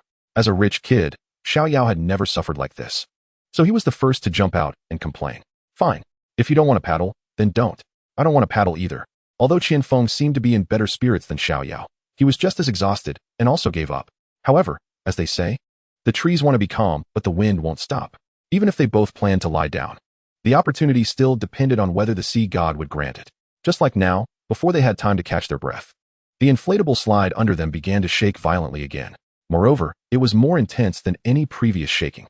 It almost shook Xiao Yao, who wasn't holding on tightly, right into the sea. Chapter 43, The Wave Strikes. The once relatively calm sea surface had suddenly picked up a strong wind from who knows when. The waves on the sea had also become a bit more active. The most terrifying thing was that the path of those waves seemed to be aimed directly at their inflatable slide. One wave after another pushed towards them. No matter how fearless Qian Feng was, he couldn't help but feel some worry at this moment. If this continued, even if they weren't washed into the sea by these waves, they would still be swallowed by the large waves in the end. By then, even if they had grown wings, it would still be difficult to fly out of this sea area. Brother Feng, the waves are coming. What should we do? While pondering, Xiao Yao could no longer hold back, trembling in fear as he spoke. However, Qian Feng had no idea what to do either. At this moment, he was just as lost. But one thing he was very clear about was that they absolutely could not let the two of them on the slide, along with the box of food, fall into the sea. These 2 points were what he had to accomplish right now. Otherwise, in the end, it would probably be a dead end. Xiao Yao, hold on tight. Seeing a big wave coming right at them, Qian Feng had no time to think more and quickly reminded Xiao Yao. He himself hurriedly dragged the 2 suitcases to his side. However, this emergency slide was slippery and had no proper handrails. Even if Xiao Yao wanted to hold on tightly, she couldn't. Therefore, when the big wave crashed in front of them, it completely engulfed both of them. Fortunately, the seawater was flowing everywhere, and after the wave hit, it immediately receded. Although they were tossed around, they still managed to stay intact on the inflatable slide. However, the 2 suitcases were not so lucky. Without proper securing, they were directly washed away into the sea by the waves. Qian Feng was certainly heartbroken. After all, these were their only food supplies at the moment. If they were really washed away, they would have to face hunger again. After all, for someone like him who grew up in the countryside and was very familiar with water, this distance was not a difficult task. But as luck would have it, just as Qian Feng was not yet prepared to enter the water, an even bigger wave came crashing towards him. Instinctively, Qian Feng quickly hugged the edge of the inflatable slide. Fortunately, he managed to hold on. However, when he looked up again at the spot where Xiao Yao had been, he was stunned. That spot was already empty. Not only was her spot empty, but the entire inflatable slide was also deserted, except for him. Qian Feng panicked and quickly looked around the slide at the surface of the sea. But there was no sign of Xiao Yao at all. Chapter 44. Xiao Yao falls into the water. On the surface of the sea, apart from the continuously surging water, there was nothing else. At this moment, Qian Feng was completely panicked. He felt his legs going weak. Although he hadn't known Xiao Yao for long, and there had been quite a few misunderstandings between them. Overall, his impression of her was very good. Of course, aside from her stunning appearance, it was also thanks to her straightforward and carefree personality. She had never made Qian Feng feel any discomfort or dislike. On the contrary, after spending a day and a night together, he even developed a strange desire to tease her. However, now that he was panicking and somewhat lost, he hadn't truly realized this. Help, help, help. Just as Qian Feng was in a state of panic, not knowing what to do, a familiar yet terrifying cry for help suddenly came from about 5 or 6 meters behind him. The one calling for help was none other than Xiao Yao, whom he had been searching for. Clearly, she had been swept behind him by the earlier wave. However, her situation was not optimistic. She was struggling wildly in the water, bobbing up and down. Besides barely calling out for help a few times, her mouth was almost submerged in water. Even a simple cough couldn't be voiced. Seeing this, Qian Feng felt as if his chest was about to explode. An unnamed heartache instantly filled his entire being. However, this pain did not earn him any mercy from the heavens. With a loud crash, another wave hit. Xiao Yao, who was already on the verge of giving up, was pushed more than 2 meters away by this wave. Qian Feng saw this and couldn't hesitate any longer. He wished he could grow an extra pair of arms and legs to help him reach the poor girl in the water faster. Splash! With the sound of him falling into the water, Qian Feng jumped into the sea without a second thought. He didn't even bother to catch his breath as he swam towards Xiao Yao. His only goal was to rescue her as quickly as possible. As for Xiao Yao, after being knocked into the sea by the wave, she was caught in an underwater environment that she didn't even know about. She struggled hard, trying to lift her head above the water. But at that moment, she realized that her body was no longer under her control. No matter how hard she tried, she couldn't make herself float. Panic began to set in. Her frantic movements became much quicker. But no matter how she grabbed at the water, she still couldn't get her body to rise. Fortunately, just as she was in a state of panic, a current came by. She managed to use the push to briefly lift her head above the water. Chapter 45. Is it a dream or an illusion? Not knowing what to do, she could only struggle desperately to rise again. Then, she yelled for help towards Qian Feng on the inflatable slide with all her might. However, just as she opened her mouth to speak, the salty and bitter seawater immediately filled her up. As a result, her stomach was now full of seawater. Soon, she felt like she couldn't catch her breath, as if her chest was about to explode. Desperately, she looked at the familiar figure not far away, frantically searching around the inflatable slide. She knew that this familiar figure was looking for her. But at that moment, her face was already reddened from the pressure, and her head was slowly losing consciousness. She simply couldn't do anything to help herself anymore. The only thing she could do, and the only thing that made her feel a little more comfortable, were the fleeting memories of the moments between them. Especially that one sentence she heard in a daze on the plane earlier. I want to leave you behind. No matter where I go, I will take you with me. It kept echoing in her ears. She didn't understand why this was happening, nor did she know why, at this moment. All the memories that appeared in her mind were of this man she had only recently met. All she knew was that this was the best way for her to forget the pain she was in. Perhaps it was because he was the only man besides her father who had ever said such words to her. Although Xiao Yao's mind was filled with chaotic thoughts, at this moment, she wished that this voice could once again say the same words in her ear. She even secretly vowed that if heaven truly gave her this chance, she would unhesitatingly devote herself to this man. However, she soon felt a bit foolish. What time was it now? She was about to meet the Sea Dragon King, and she was still daydreaming. She smiled faintly, slowly closed her eyes, and stopped struggling. She let her body continue to sink. She only hoped that there were no tiger fish in this sea, so she wouldn't die so miserably. However, at that moment, she vaguely felt as if something was wrapping around her waist. Then, a force pulled her upward. She opened her eyes with great effort. Although the heaviness of her eyelids still prevented her from seeing clearly, she still saw, through the blur, that familiar and longed-for face. However, before she could take a good look, she gradually lost consciousness again. Wake up! Wake up! Xiao Yao! Xiao Yao! She didn't know how long it had been, but with the sound of shouting, Xiao Yao vaguely felt someone calling her name. However, at that moment, she could no longer distinguish whether the voice in her ears was an illusion or real. All she knew was that the voice clearly had no intention of stopping and was continuously calling out. Chapter 46. Not an illusion. Xiao Yao, wake up. Wake up. Xiao Yao. I told you. I want to leave you behind. I said, no matter where I go, I will take you with me. Wake up, Xiao Yao. With a series of slaps and shouts from Qian Feng, Xiao Yao finally started to respond. Although she still couldn't open her eyes, she finally heard clearly the words Qian Feng had just said. Yes, this voice came from the man who had once said the same thing to her. Exactly the same. Without any difference. Xiao Yao wanted to open her eyes to see, but the heaviness of her eyelids hadn't lessened at all. It was only when she struggled with all her might that she finally managed to see clearly. And at that moment, she could finally confirm that everything she had seen in her muddled consciousness earlier was not an illusion. Even the words she had just heard were real. He really found her. Instantly, Xiao Yao's tears flowed like a dam bursting, unable to hold back any longer. They streamed down continuously. Her hands tightly wrapped around Qian Feng's neck, as if she had reunited with a long-lost relative. Seeing this, Qian Feng naturally felt a pang of heartache. But at the same time, the heavy stone in his heart was finally lifted a bit. That complex emotion of loss and regaining filled his heart. He couldn't bear to think about what would happen if Xiao Yao was really swept away by the waves.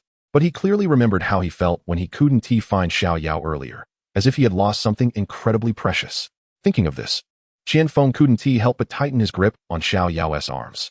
Xiao Yao, who was crying like a tearful person, naturally felt the strength coming from her waist. But at that moment, she no longer resisted.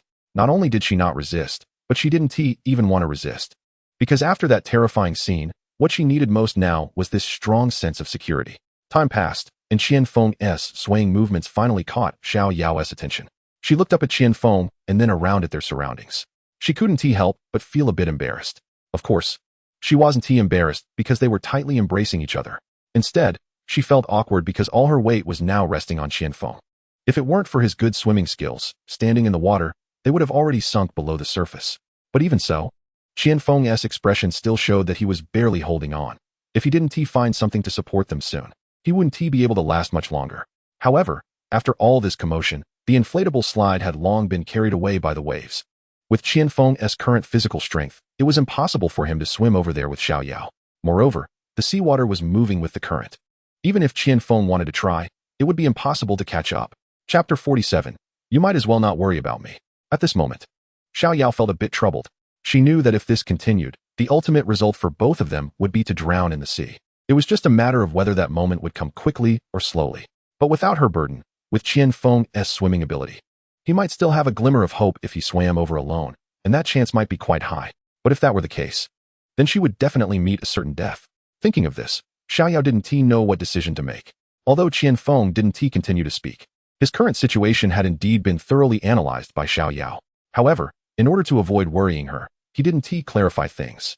Nevertheless, to escape the current predicament, he secretly scanned the surrounding sea surface, hoping to find something that could provide buoyancy. But apart from seeing the inflatable slide in the distance, he truly didn't see anything else. After a moment, Qian Feng's expression grew even heavier than before. Xiao Yao knew that this was because he was physically exhausted. I believe that soon, Qian Feng will not be able to hold on any longer. As things continue to get worse, further delay will only lead to lost opportunities. Xiao Yao steeled her heart, as if she had made an important decision. With a forceful push, she shoved aside Qin Yang's arm and desperately lunged in the opposite direction of Qian Feng. Qian Feng was busy treading water and naturally had no idea what was going on in her mind. He also had no clue why she was acting this way. So, without paying attention, Xiao Yao managed to break free. Qian Feng knew full well what it meant for Xiao Yao to leave his protection. Brother Feng, just let me go. Don't worry about me anymore. If this continues, we'll both die here. After saying that, Xiao Yao tried to break free from Qian Feng's large hand again. However, now that Qian Feng understood the silly girl's intentions, how could he easily let her go? Without a second thought, he tightened his grip on Xiao Yao's wrist. With no way out, Xiao Yao could only start crying in guilt. Of course, Qian Feng didn't want to see her cry, so he could only comfort her.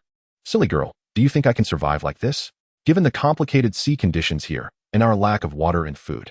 Even if I managed to get back on that slide, it would still be a dead end, perhaps even worse than now. So why should I bother? It's better to hold on to you, this beautiful lady. That is still somewhat worth it, right? Although Qian Feng pretended to be lewd, Xiao Yao, who had already gotten to know him, would not believe his words. He was merely trying to comfort himself. However, his words did calm Xiao Yao down a lot.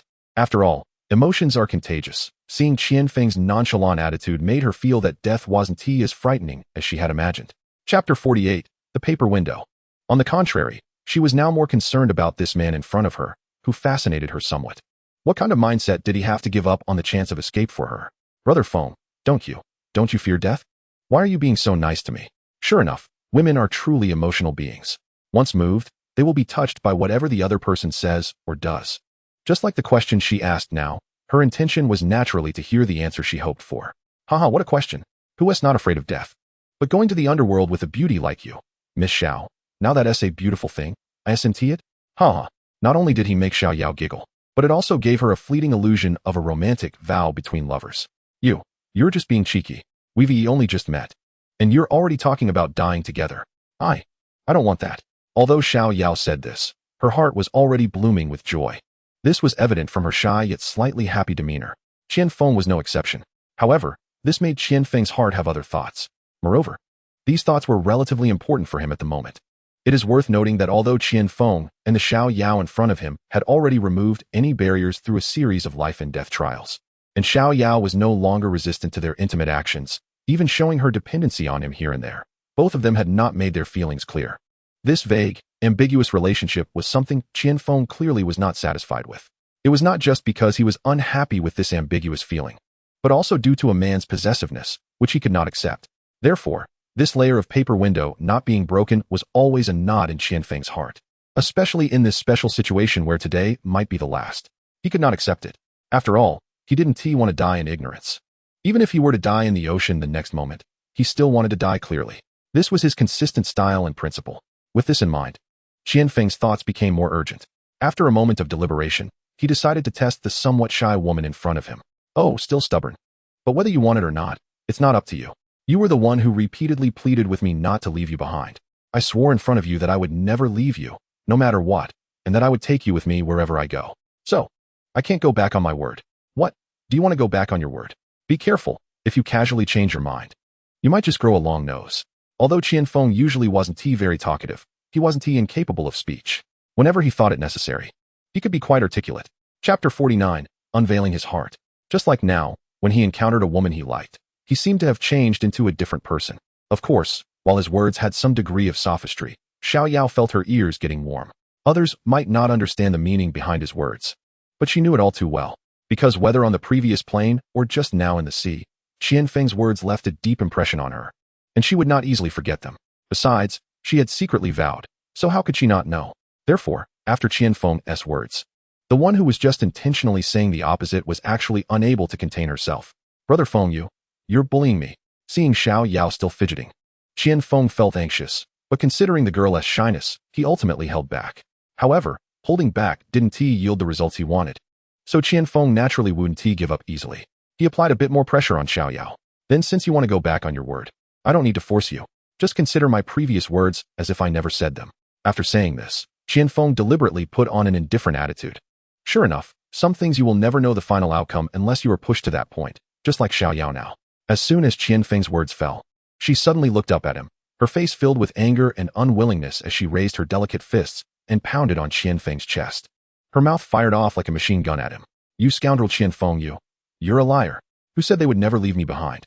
Who said they would take me wherever they go? Have you forgotten what you said? Or do you think your words can be easily disregarded? When did I ever say I wanted to go back on my word? This is just your own guess. I never thought like that. Do you know how I felt when I heard you say you wouldn't leave me behind and would always keep me by your side? I was almost moved to death. You were the first man to say these words to me. Do you know that? Just now in the water. I secretly vowed that if I could survive, I would be yours from now on. But now you actually say your words don't count. My feelings are really eaten by dogs. I hate you. I hate you. Stinky Qian Feng, woo woo woo. Xiao Yao was crying while her hands continued to move, as if she wanted to swallow Qian Feng whole. Qian Feng had never seen such a situation and was stunned. After regaining his senses, he finally reacted. Chapter 50, A Kiss Determines Love. This the answer he had long desired? At this moment, Qian Feng couldn't quite believe his ears. He knew that this little girl seemed to have developed some attachment to him. But he didn't expect her expression of this feeling to be so overwhelming. It completely exceeded his expectations. It seemed he had gone a bit too far, pushing her to this extent. Qian Feng felt a pang of guilt, but at the same time, he was also delighted, even a bit pervertedly excited. Especially seeing Xiao Yao so anxious, he couldn't be happier, as if he had obtained a long-coveted treasure. Unconsciously, a sly smile appeared on his previously indifferent face. Stinky Qian Feng, you're still smiling. I've given you my first kiss, and you still say such things. I'm almost hating you to death. Anyway, I don't care, no matter what happens next, I'm sticking with you. Don't think you can just disregard your words and leave me behind. If that happens, I'll haunt you as a ghost. Woo woo woo. Seeing Qian Feng still acting so unrestrained, Xiao Yao was about to explode with anger. Her hands kept pounding on his chest, but obviously, the strength of her punches was much lighter than before. Sure enough, women truly are strange creatures. After expressing their feelings, even their attitude when angry changes a bit. It's as if they have declared ownership over something that was once unclaimed.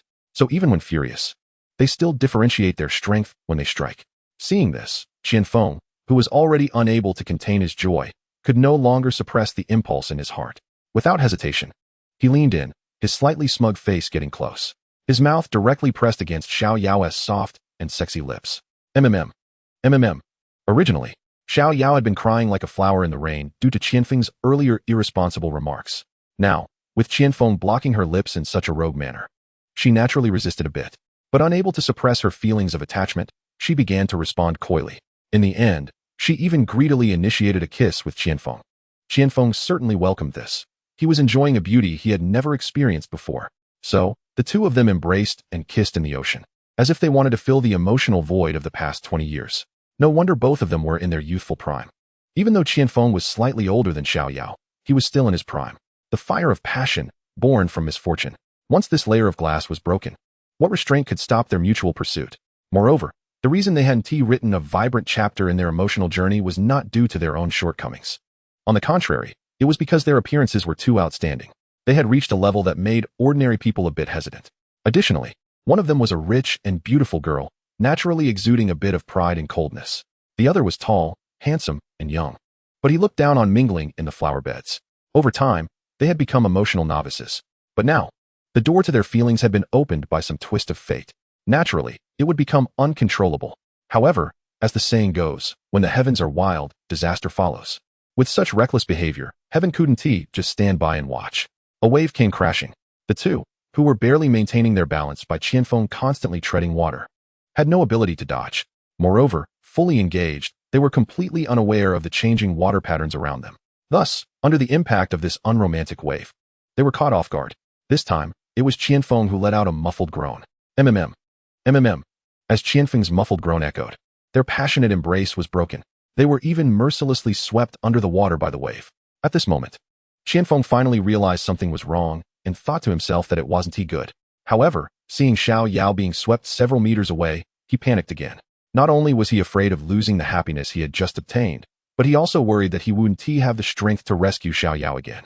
After all, with the current state he was in, having supported Xiao Yao in treading water for so long, his legs were already extremely sore, as if they weren't his anymore. But facing the sight of Xiao Yao being pulled away by the waves and her terrified, helpless eyes, Qian Feng couldn't afford to hesitate any longer. After calming himself, he hurriedly swam towards Xiao Yao. However, Qian Feng, who was already severely exhausted, was not in an optimistic state. Not only did his face look pale, but even though he was trying his best to maintain their balance on the water, they were still constantly bobbing up and down, feeling as if he would sink at any moment. At this point, even Xiao Yao sensed something was wrong.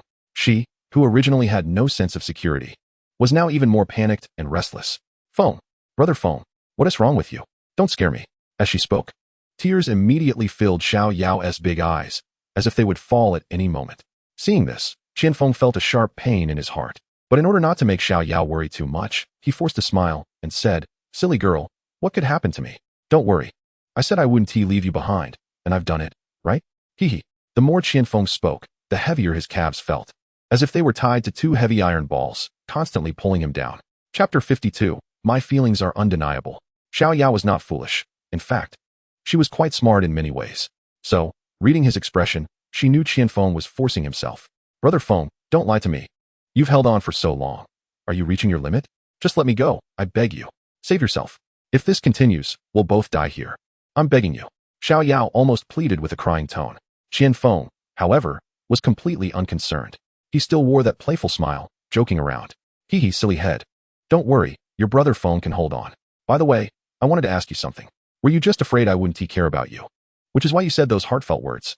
Of course, he did this to reassure Xiao Yao. Additionally, he hoped to divert attention from the previous topic and Xiao Yao's focus. Fortunately, Qian Feng's words had the desired effect. However, the intensity of the effect was somewhat overwhelming, giving Qian Feng a broader perspective. It's important to note that aside from a woman's shyness, Xiao Yao was a straightforward woman who dared to love and hate. How could she tolerate anyone questioning her feelings? Not even him, Qian Feng. So after hearing this, Xiao Yao indeed stopped crying. With wide eyes, she adopted a serious demeanor that Qian Feng had never seen on her before and began to assert herself.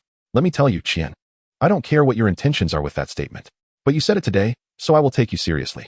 Although I, Xiao Yao, am not a fierce woman, I want to exchange my feelings for someone else's protection. After all, my feelings are not that cheap. Today, I choose you, Qian Feng, because I feel a sense of responsibility, commitment, and safety from you that I've never felt before. Of course, there's also the fluttering feeling you give me. That's it. Nothing else mixed in. So, I hope you won't have such thoughts again, because I won't allow you to tarnish our feelings with your insecurities. And let me emphasize, I believe I'm different from the other women you've met. Please don't view me through a mundane lens. I'm committed to you as a person, and even if you fail to protect me today, it won't change my feelings for you, nor will I blame you. Moreover, if one day you fancy another woman, as long as my feelings for you remain unchanged, I will still stick by you. Conversely, if you, Qian Feng, were to die today, I, Xiao Yao, would follow you without a hint of regret. Because if you, Qian Feng, can risk your life for me, I can equally sacrifice everything for you, including my life. So, you don't need to doubt my feelings for you. Just be yourself, got it? Although Qian Feng's original intention in saying that was to shift Xiao Yao's focus, it didn't rule out that he still had a small doubt in his heart. Chapter 53. It's still my charm. After being educated by Xiao Yao's explanation, he felt a bit ashamed. If we talk about her previous demeanor, it was indeed quite remarkable. One could even say her performance resembled that of a domineering female CEO. Such individuals usually have a character that is inflexible and wouldn't typically make compromises. With that in mind, Qian Feng became even more convinced by Xiao Yao's words earlier. Indeed, people raised in wealthy families are quite different. That innate confidence is something not everyone can learn. Qian Feng secretly sighed and felt a bit pleased.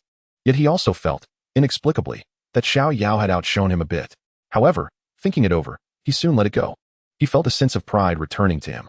Even if she, Xiao Yao, the beautiful woman, is unique, different, stunning, and domineering, in the end, she still fell under his charm, didn't she? She became his woman, willing to give everything for him. In this light, it's still my charm that is greater. Haha. As Qian Feng thought this, he became somewhat lost in his thoughts.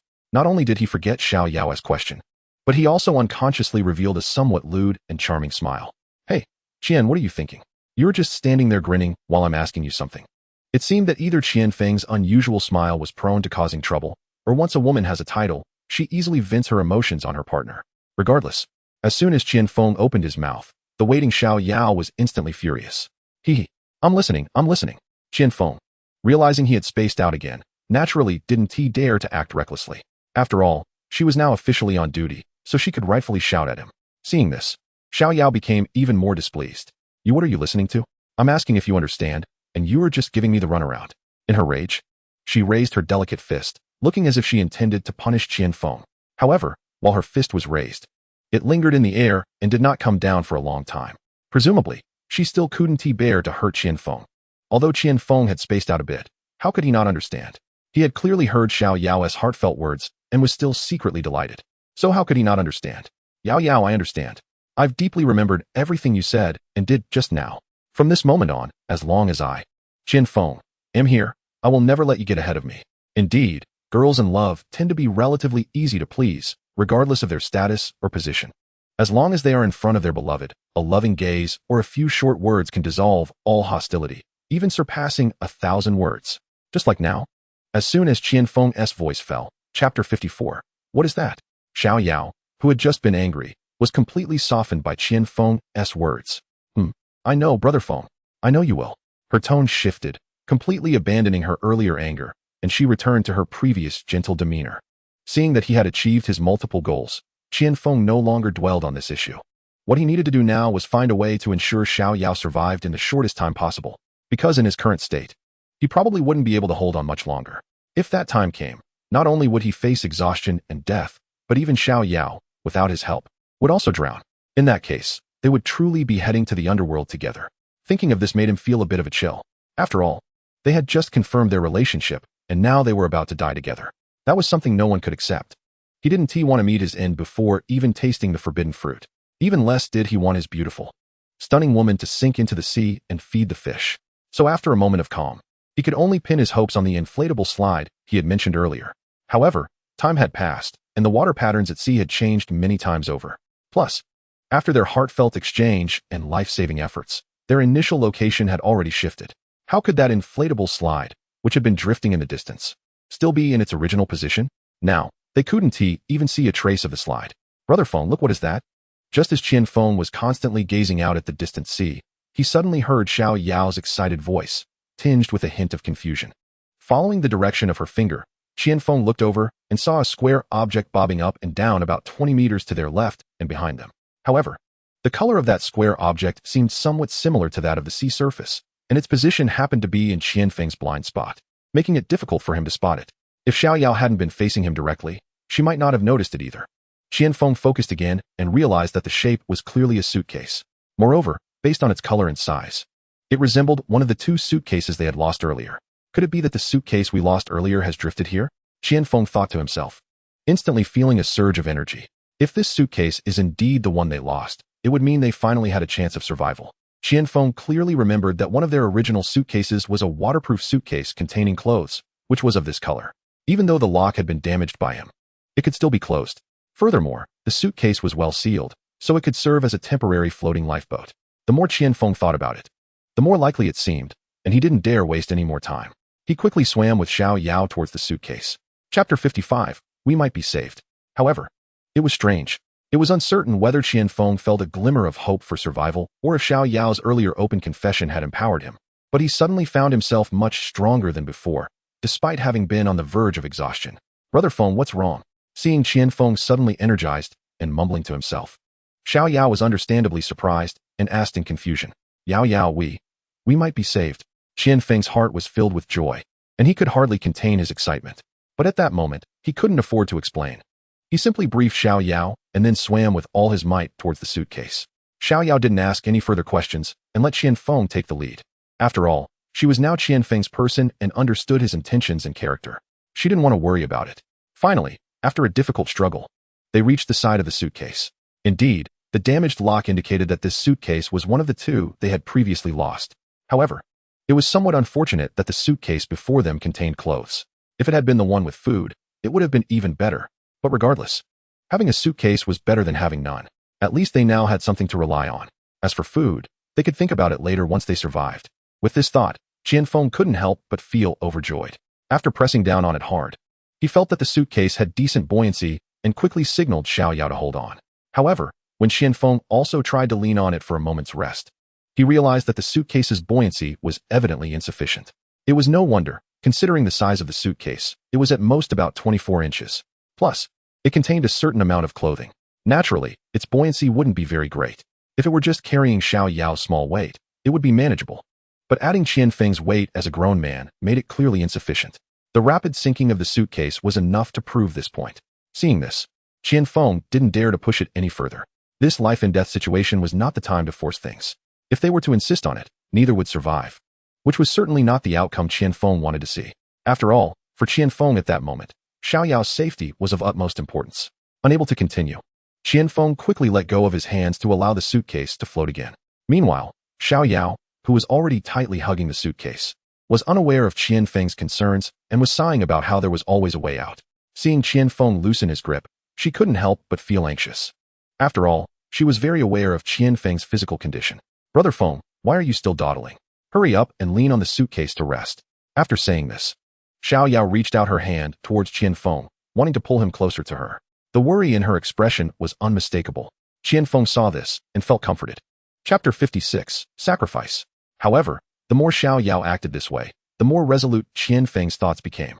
But to avoid worrying her, he still put on a relaxed demeanor and casually said to Xiao Yao, "Huh, Yao Yao, look how nervous you are. I won't lean on it for now. Look, that suspected land is still so far away from us. If we keep drifting like this, when will we get there? Besides, I'm more than willing to push you along." However, despite Qian Feng's casual words, the expression on his face was telling the truth. Especially his slow movements and pale lips all indicated his current state of exhaustion. Xiao Yao was not blind and could clearly see that Qian Feng's words were just a pretext. She understood everything. "Brother Feng, I understand. You're afraid the suitcase won't be able to support our weight, right? Why are you lying to me?" At this moment, although Xiao Yao still showed her earlier anxiety, her tone was noticeably more serious than before, even carrying a hint of resentment. Qian Feng had originally thought of saying something more, but after a while, he couldn't come up with any better excuses. At this point, Qian Feng could no longer continue with the previous lie. He knew that given Xiao Yao's personality over the past few days, if he kept making things up, she would likely explode. But if he didn't do that, how could he convince her to accept his actions? At a loss for words, Qian Feng could only express his true thoughts. However, feeling anxious, his emotions became agitated. Once agitated, Qian Feng, who was already on the verge of collapse, found himself gasping for breath. "Yao Yao, listen to me. I didn't mean to deceive you. But you know, the buoyancy of this suitcase is insufficient, and it really can't support both of us. If we both rely on this suitcase's buoyancy at the same time, neither of us will survive. Rather than that, it would be better if I..." However, Qian Feng's thoughts were clearly not supported by Xiao Yao. So, before he finished speaking, he was directly interrupted by Xiao Yao. As she spoke, her voice quickly turned hoarse. "It's better if you just give me the chance to survive, right? Qian Feng, do you think I, Xiao Yao, am someone who would abandon you in times of trouble like a bird of a feather? Or do you think that only by doing this can you show your greatness and prove your selflessness towards me? I don't need you to prove these things. I just need you to live." Woo. Chapter 57, Do you regret it? In the end, she cried out in pain. Seeing this, Qian Feng was even more at a loss for what to do. His heart felt as if it were being cut piece by piece. After a long while, he finally managed to squeeze out a bland remark. "Yao Yao, I have no choice either."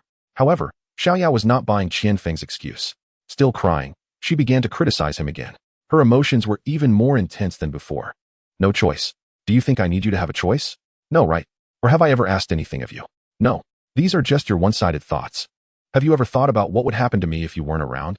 Who would take care of me? Besides, do you think I would accept your way of doing things? Let me tell you, impossible, never possible. Now listen up. I, Xiao Yao, will say this today. If you dare to leave me behind, I will immediately come down to accompany you." After Xiao Yao finished speaking, she glared at Qian Feng. She looked like she was ready to let go of her tightly held suitcase at any moment. At this moment, Qian Feng dared not say another word. Although Xiao Yao's words were still tinged with sobs, he truly did not doubt her sincerity. Because with this girl's character, it was clear she could do it. "You. Why aren't you speaking? Are you mute now?" Seeing that Qian Feng was silent, Xiao Yao felt inexplicably guilty. Even her tone of voice seemed to soften a lot in an instant. Qian Feng had no way to refute. So he obediently placed his hand on the suitcase again. Seeing this, Xiao Yao finally stopped pouting her lips.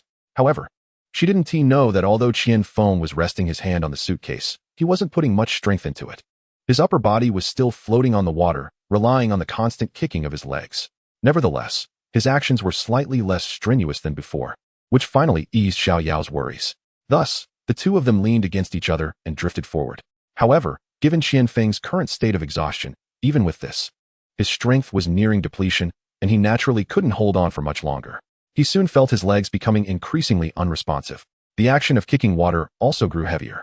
A sense of inexplicable reluctance quickly spread. Qianfeng looked at Xiao Yao, trying hard to appear relaxed as he jokingly said. However, his stamina was always lagging behind. Therefore, his tone of voice sounded somewhat breathless.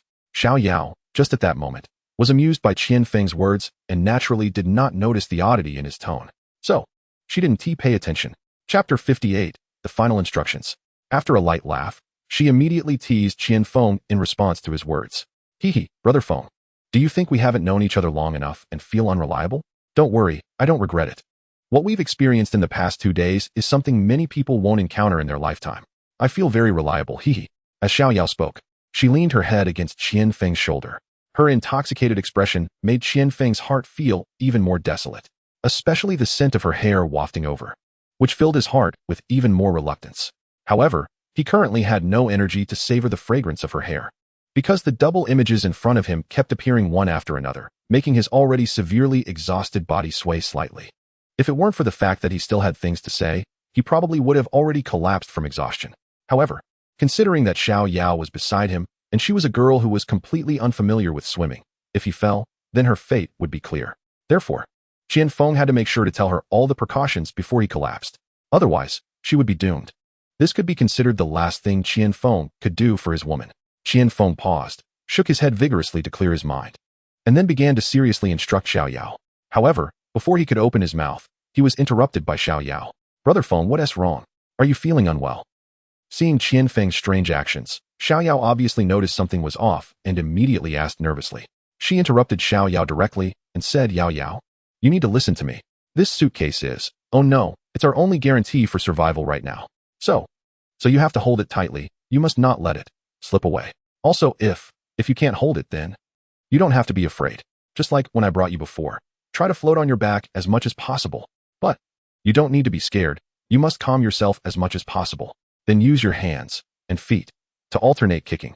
This will help you maintain your balance. Do you understand?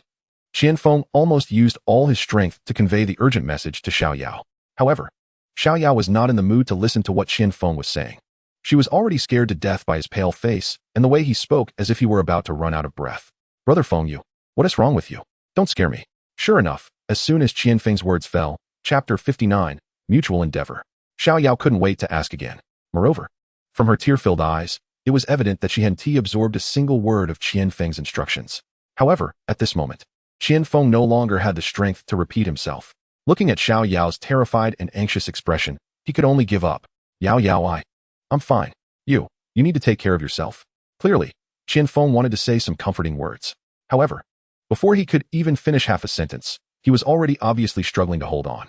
A large hand resting on the suitcase slid off it as the entire body went limp, as if it had no bones at all. Xiao Yao was startled and quickly reached out to grab him. Unfortunately, just as she thought the surface of the sea had calmed down a bit, a wave came crashing in from who knows where. Seeing this, Xiao Yao, who was already at a loss, became even more flustered. She frantically splashed the water with her hands, trying to swim back towards Qianfeng. But for someone who was not familiar with swimming, achieving this was no easy task. No matter how quickly she waved her arms, the suitcase beneath her seemed to be intentionally resisting her efforts. It just kept spinning in place and didn't move forward even an inch. She kept calling out, hoping to wake him up. But at this moment, Qianfeng was clearly unconscious. No matter how loudly Xiao Yao called, he did not respond at all. She had no idea whether Qianfeng was alive or dead at this moment, but she watched helplessly as he slowly sank beneath the water. Xiao Yao didn't have time to think about what to do next.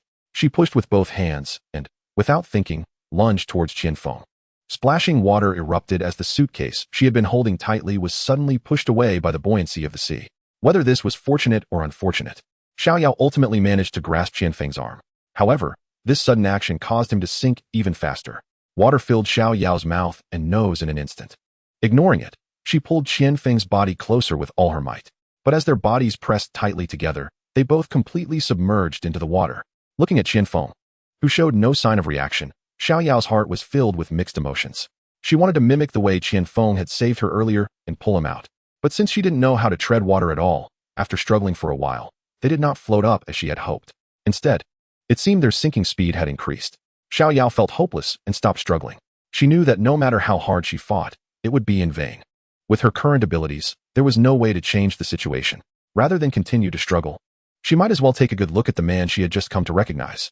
With this thought, Xiao Yao's heart surprisingly became much calmer. Yet, she was afraid that if she let go, they would be scattered like before.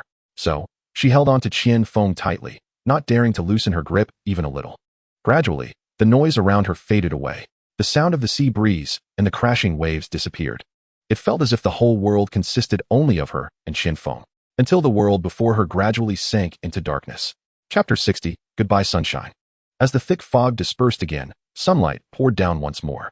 Feeling the heat of the sun, Xiao Yao slowly began to awaken from her unconsciousness. She slightly opened her eyes, but the intense sunlight forced her to close them again.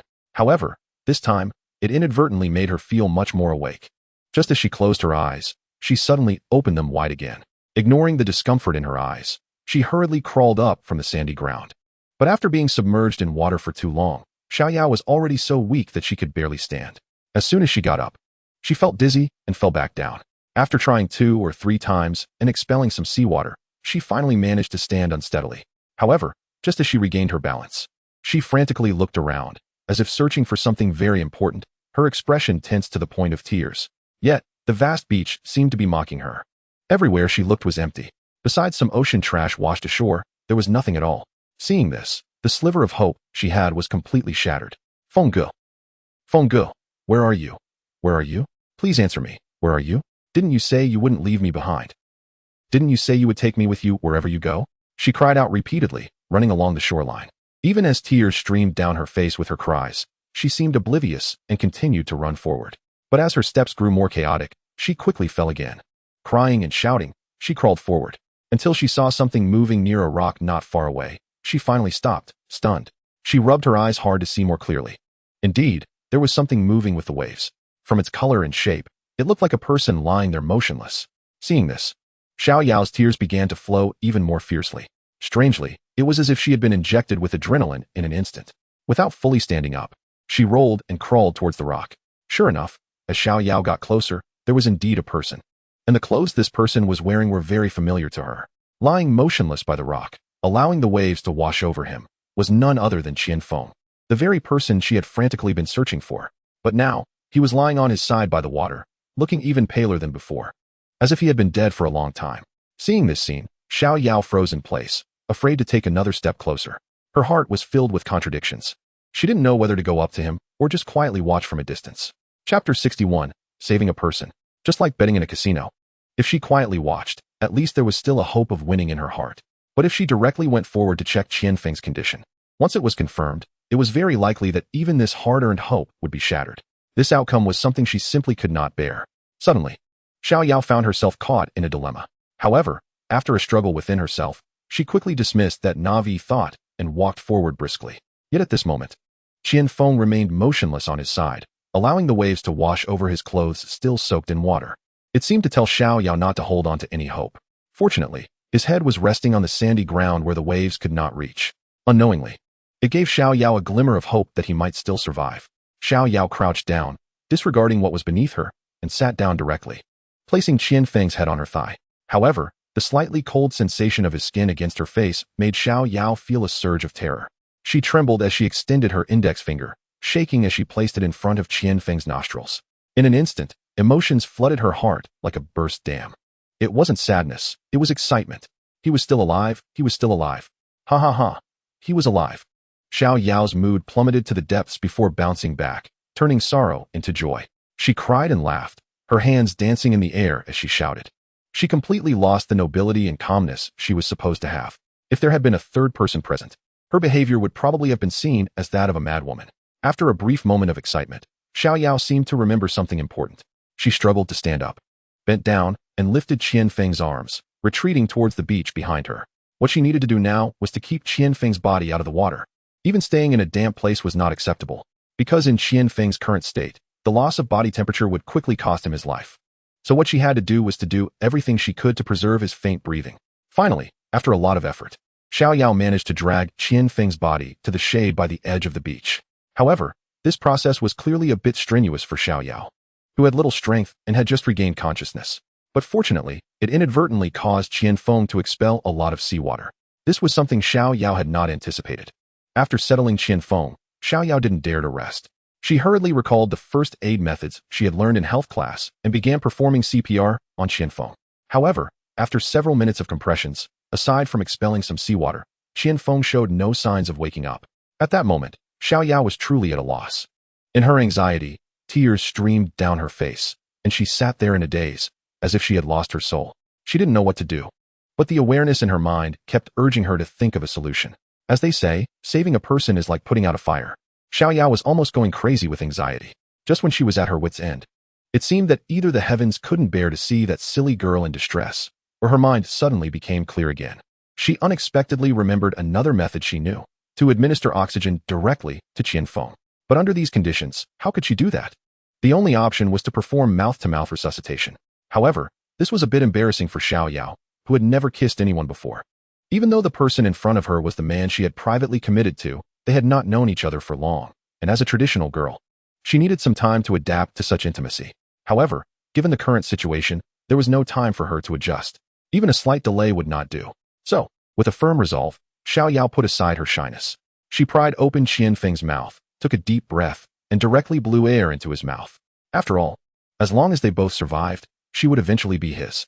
It was just a matter of being a little late or a little early. What difference did it make? With that thought, Xiaoyao's mind was cleared of distractions. She continuously blew oxygen into Qianfeng's mouth until she felt a bit dizzy before finally stopping.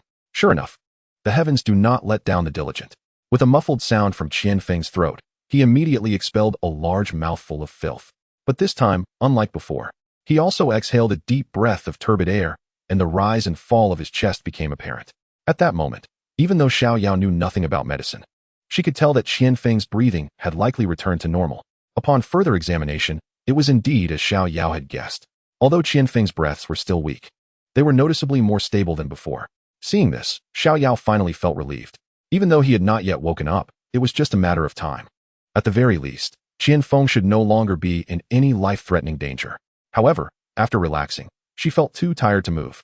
After all, she had never engaged in such physically exhausting activities in her life. Yet, one thing made Xiaoyao feel immensely gratified. All her efforts had not been in vain. But this sense of gratification quickly faded as she was confronted with the desolate scenery before her. After waking up, all of Xiaoyao's attention had been focused on finding and saving Qianfeng. Naturally, she had not had much time or mood to consider where they were or what the environment was like. But now, with Qianfeng's condition stabilizing, her attention naturally shifted to their survival issue. However, apart from the beautiful beach, all that remained was the ocean and the rocks. There were no signs of human presence, not even a trace of footprints other than her own. Clearly, this was an unvisited wasteland. Not to mention, there was no sign of any resources that could sustain their survival. Although there was a patch of forest behind them, any discerning person could see that it was an untouched wilderness. The dense weeds and thickets made Xiaoyao feel utterly hopeless. Looking along the beach, she could see that it curved around to the other side of the forest. But at this moment, she had no idea what lay beyond that bend. Water. I need water. I need water. Not knowing what to do, Xiaoyao mistakenly thought Qianfeng had woken up. Just as she was feeling happy, she saw that Qianfeng was still lying there motionless. It was evident that he had just been talking nonsense.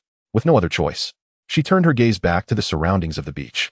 However, after standing up and taking a look around the beach and the forest, she found nothing new apart from what she had already seen. Now, it wasn't just Qianfeng who was thirsty, prompted by Qianfeng's earlier ramblings. Xiaoyao also felt parched. She had simply forgotten about her thirst because she had been too focused on other matters. Where am I supposed to find water? Xiaoyao pinched her fingers, and the anxious look on her face became even more apparent.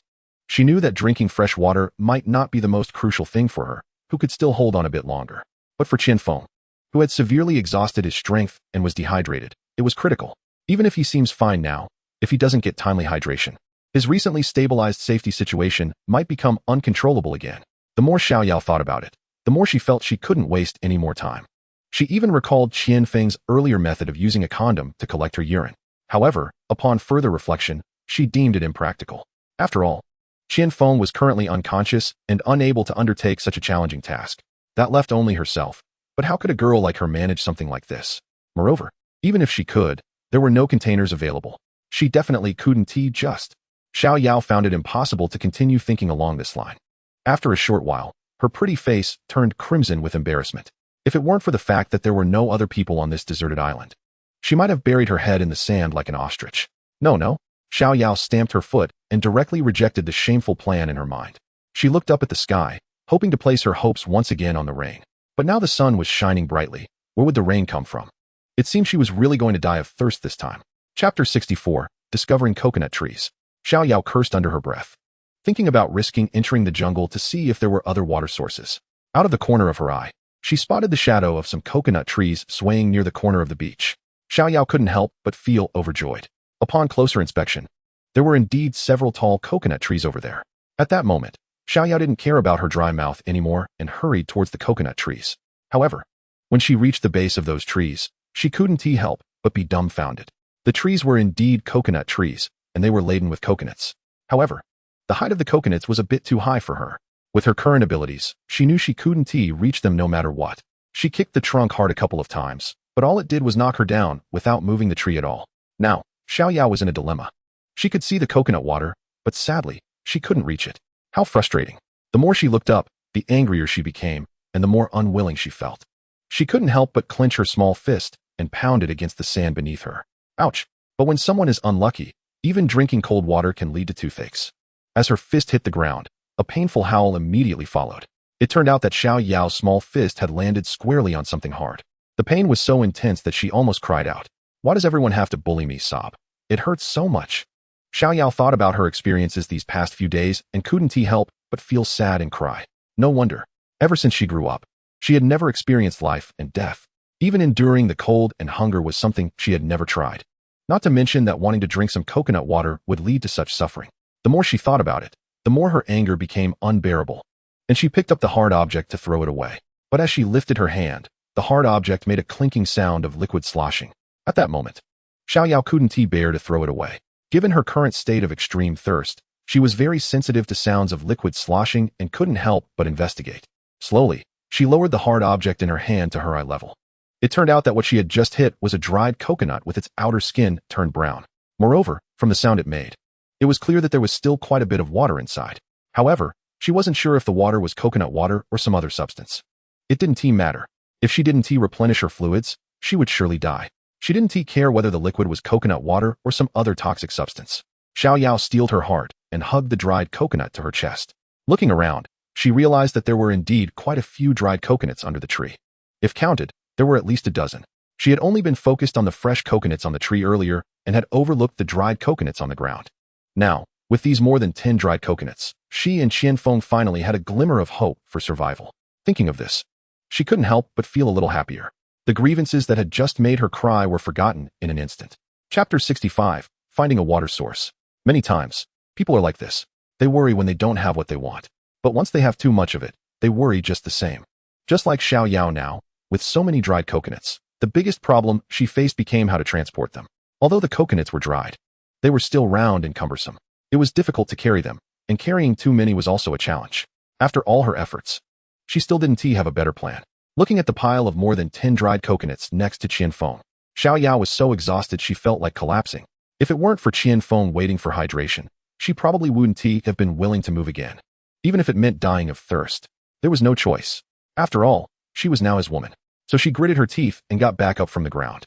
Fortunately, the emergency axe that Qianfeng had obtained on the plane was still firmly strapped to his belt. This saved her a lot of trouble. Otherwise, she would have had to hammer away at the coconuts like a chimpanzee trying to crack nuts. Finally, after a flurry of chopping, Xiao Yao managed to carve a small opening in the dried coconut. Although it looked like it had been chewed by a dog, she could still get to the water inside. However, Xiao Yao wasn't sure if the water was safe to drink. Therefore, she didn't dare to let Qianfeng drink it right away. After taking a sip herself and finding the coconut water to be sweet and tasty, she finally felt relieved. However, because the coconut was too big and Qianfeng's lips were tightly shut, she couldn't hold the coconut in one hand and pry his mouth open with the other to feed him. In a moment of desperation, she had to resort to the most primitive and suggestive method to feed Qianfeng the coconut water. That was to take a mouthful herself and then mouth-to-mouth feed it to him. Surprisingly, although this method was a bit provocative, it was effective in ensuring not a drop was wasted for Qianfeng's current situation. Moreover, having the prior experience of artificial respiration, Xiao Yao felt much less awkward and constrained while doing this. Everything went much more smoothly. Of course, this smoothness was only possible because Qianfeng was currently unconscious. If he were awake or conscious, it might not go so easily. In any case, they were now sharing the coconut water, each taking half. You drink one half while I drink the other. You take a sip, I take a sip, we all share. Even in the end, if you take a careful look, you will find that Xiao Yao, who had been shy all along, seems to have developed a bit of a fascination with this way of doing things. She actually picked up the dried coconuts on the ground and split them one after another until both of them were full. Perhaps this is the best explanation for the ancient saying about knowing the taste of marrow after eating it. Chapter 66, Foraging Alone. Finally, after replenishing their sugar and water, both of their spirits seemed to have improved significantly. However, looking at Qian Feng, who still had not woken up, Xiao Yao began to feel worried again. After all, while they had temporarily solved their thirst, they could not go on without food forever. If it continued like this, they would surely starve to death even if they didn't die of thirst. Even though those dried coconuts seemed to have a bit of pulp, how long could that last? The more Xiao Yao thought about it, the more helpless she felt. The little confidence she had just regained was gradually fading away. There was no other choice. She realized that she was the only one who could move. She could only grit her teeth and go check the periphery of the jungle to see if there were any wild fruits besides coconuts. However, as she moved along the edge of the jungle, she had already turned to the other end of the beach. Besides discovering a few more coconut trees, she still couldn't find anything edible. She then realized that under these large coconut trees, strangely, there wasn't even a single dried coconut that had fallen. At that moment, Xiao Yao felt quite disappointed. Looking at the silence around her, she didn't know whether she should continue to persevere. However, just as she was sitting helplessly under a coconut tree in despair, she heard voices that sounded like human speech coming from not far behind her in the jungle. But since she was a bit far from that place, she couldn't quite make out what language and content the voices were speaking. Xiao Yao didn't have time to think too much and quickly scrambled up from behind the coconut tree. Then, she quietly hid behind the tree and observed secretly. Although Xiao Yao had never experienced such a situation before, she knew from common sense that she shouldn't expose herself carelessly in uncertain circumstances, especially in such a strange place where she didn't even know where she was. Otherwise, if she encountered some natives, or even wild people, she would be in big trouble. Thinking of this, Xiao Yao shrank even more, not daring to make a sound at all. Sure enough, just a moment later, two raggedly dressed men with East Asian features walked out from the edge of the jungle. Moreover, they seemed to have not noticed Xiao Yao hiding behind the coconut tree nearby. They continued to chat among themselves while walking in her direction. Hearing this, Xiao Yao couldn't help but feel a little distressed. If those two came over, where could she hide? Even if she wanted to escape now, it would be too late. Fortunately, just when Xiao Yao was at a loss about what to do next, the two men suddenly stopped walking. Among them, the short and chubby man kept looking around the thicket of small trees as if he was searching for something. The main point was that from their conversation, it was clear that they were Chinese. "Hey, what are you looking for?" "Haven tea, we already searched this place. There's nothing to eat," he said, glancing at his companion, who was still looking around. Chapter 67, Encountering Survivors. The tall and thin man behind him clearly became a bit impatient and started to complain about his companion. However, although the short and chubby man appeared to be somewhat honest on the surface, he was actually not a pushover. His series of retorts left the tall and thin man speechless for quite a while, unable to utter a word.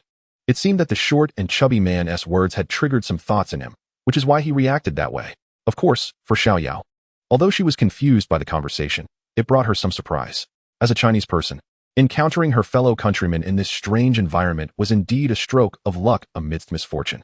Moreover, judging from their attire and conversation, it was highly likely that the two of them, along with the pilot they mentioned, were also survivors of this plane crash. If that were the case, wouldn't Shi and Qian Feng have found a group? After a moment of thought, Xiao Yao couldn't help but feel genuinely happy. She even thought about immediately going out to explain the situation to them so that everyone could brainstorm on how to wake Qian Feng up faster. However, fortunately, her movements were slightly slower, and she didn't go out right away, because their next conversation made Xiao Yao feel a bit suspicious. What is the use of finding food according to what he says? We still can't eat enough, right? That so-called pilot, and those surnamed Lu, Li, and Sun, do nothing all day but take everyone's food. They call it unified management and distribution. It's been 3 days since the plane crashed. Haven't we had a full meal yet? I tell you, today I won't look for food anymore. The tall and thin man had been holding back for a long time, but finally couldn't help but shout loudly, as if he had suffered a great grievance. Moreover, he seemed particularly resentful towards the 3 people he mentioned, Lu, Li, and Sun, even refusing to mention their names.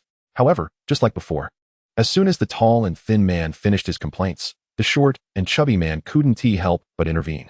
"I say, can you stop shouting so loudly? It's been so many days, can't you see what is going on?"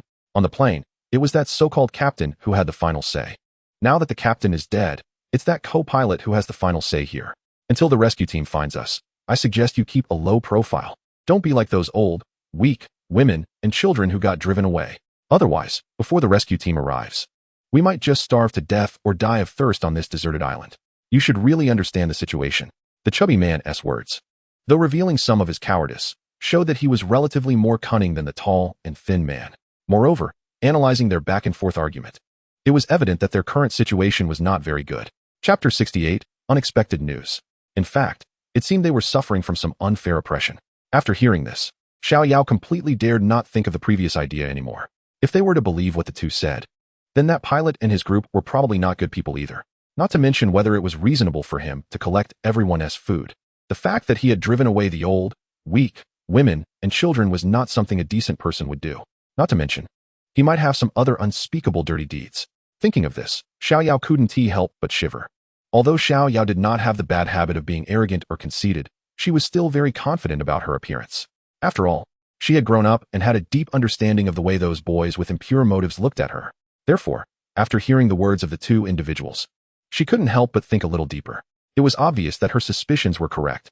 After the two had just stopped for a short while, they began to chatter again. I say, Fatty, I'm just not convinced.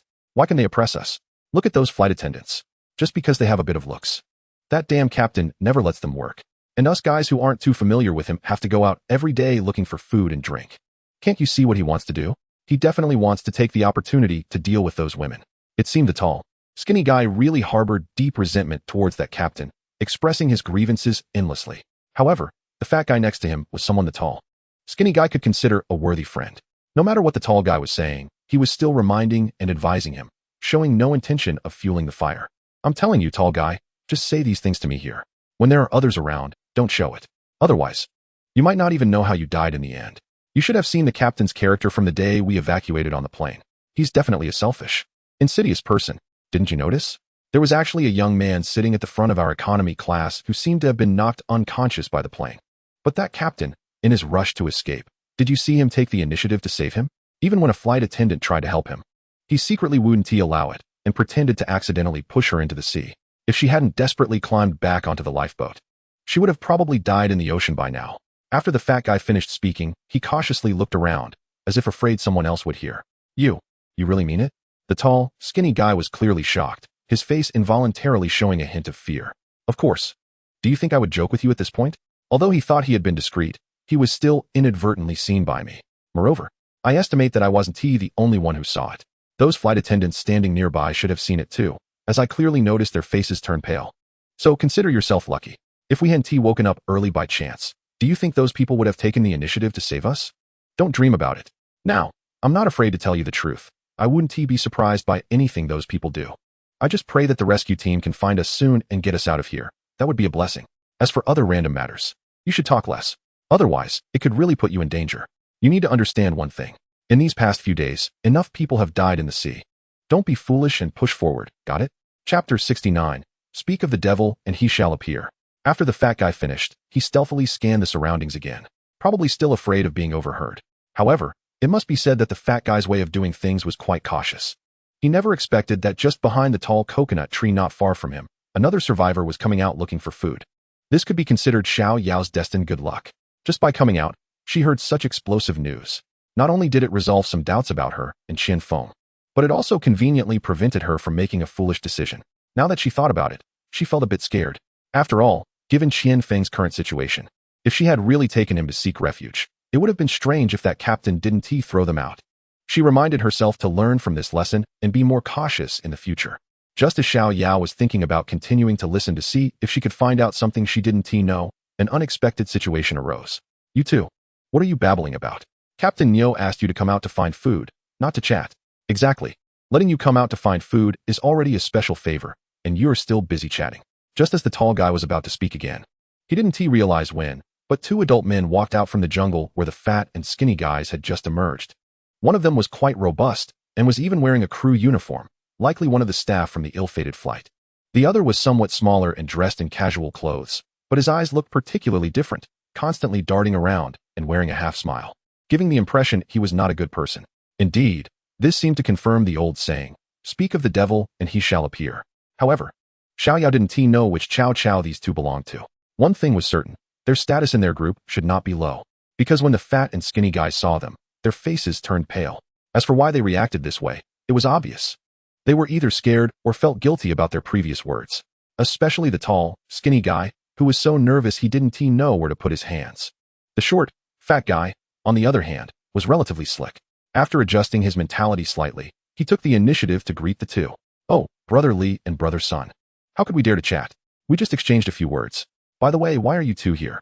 After finishing, he even pretended to wipe the sweat from his forehead, acting as if he had exerted a lot of effort.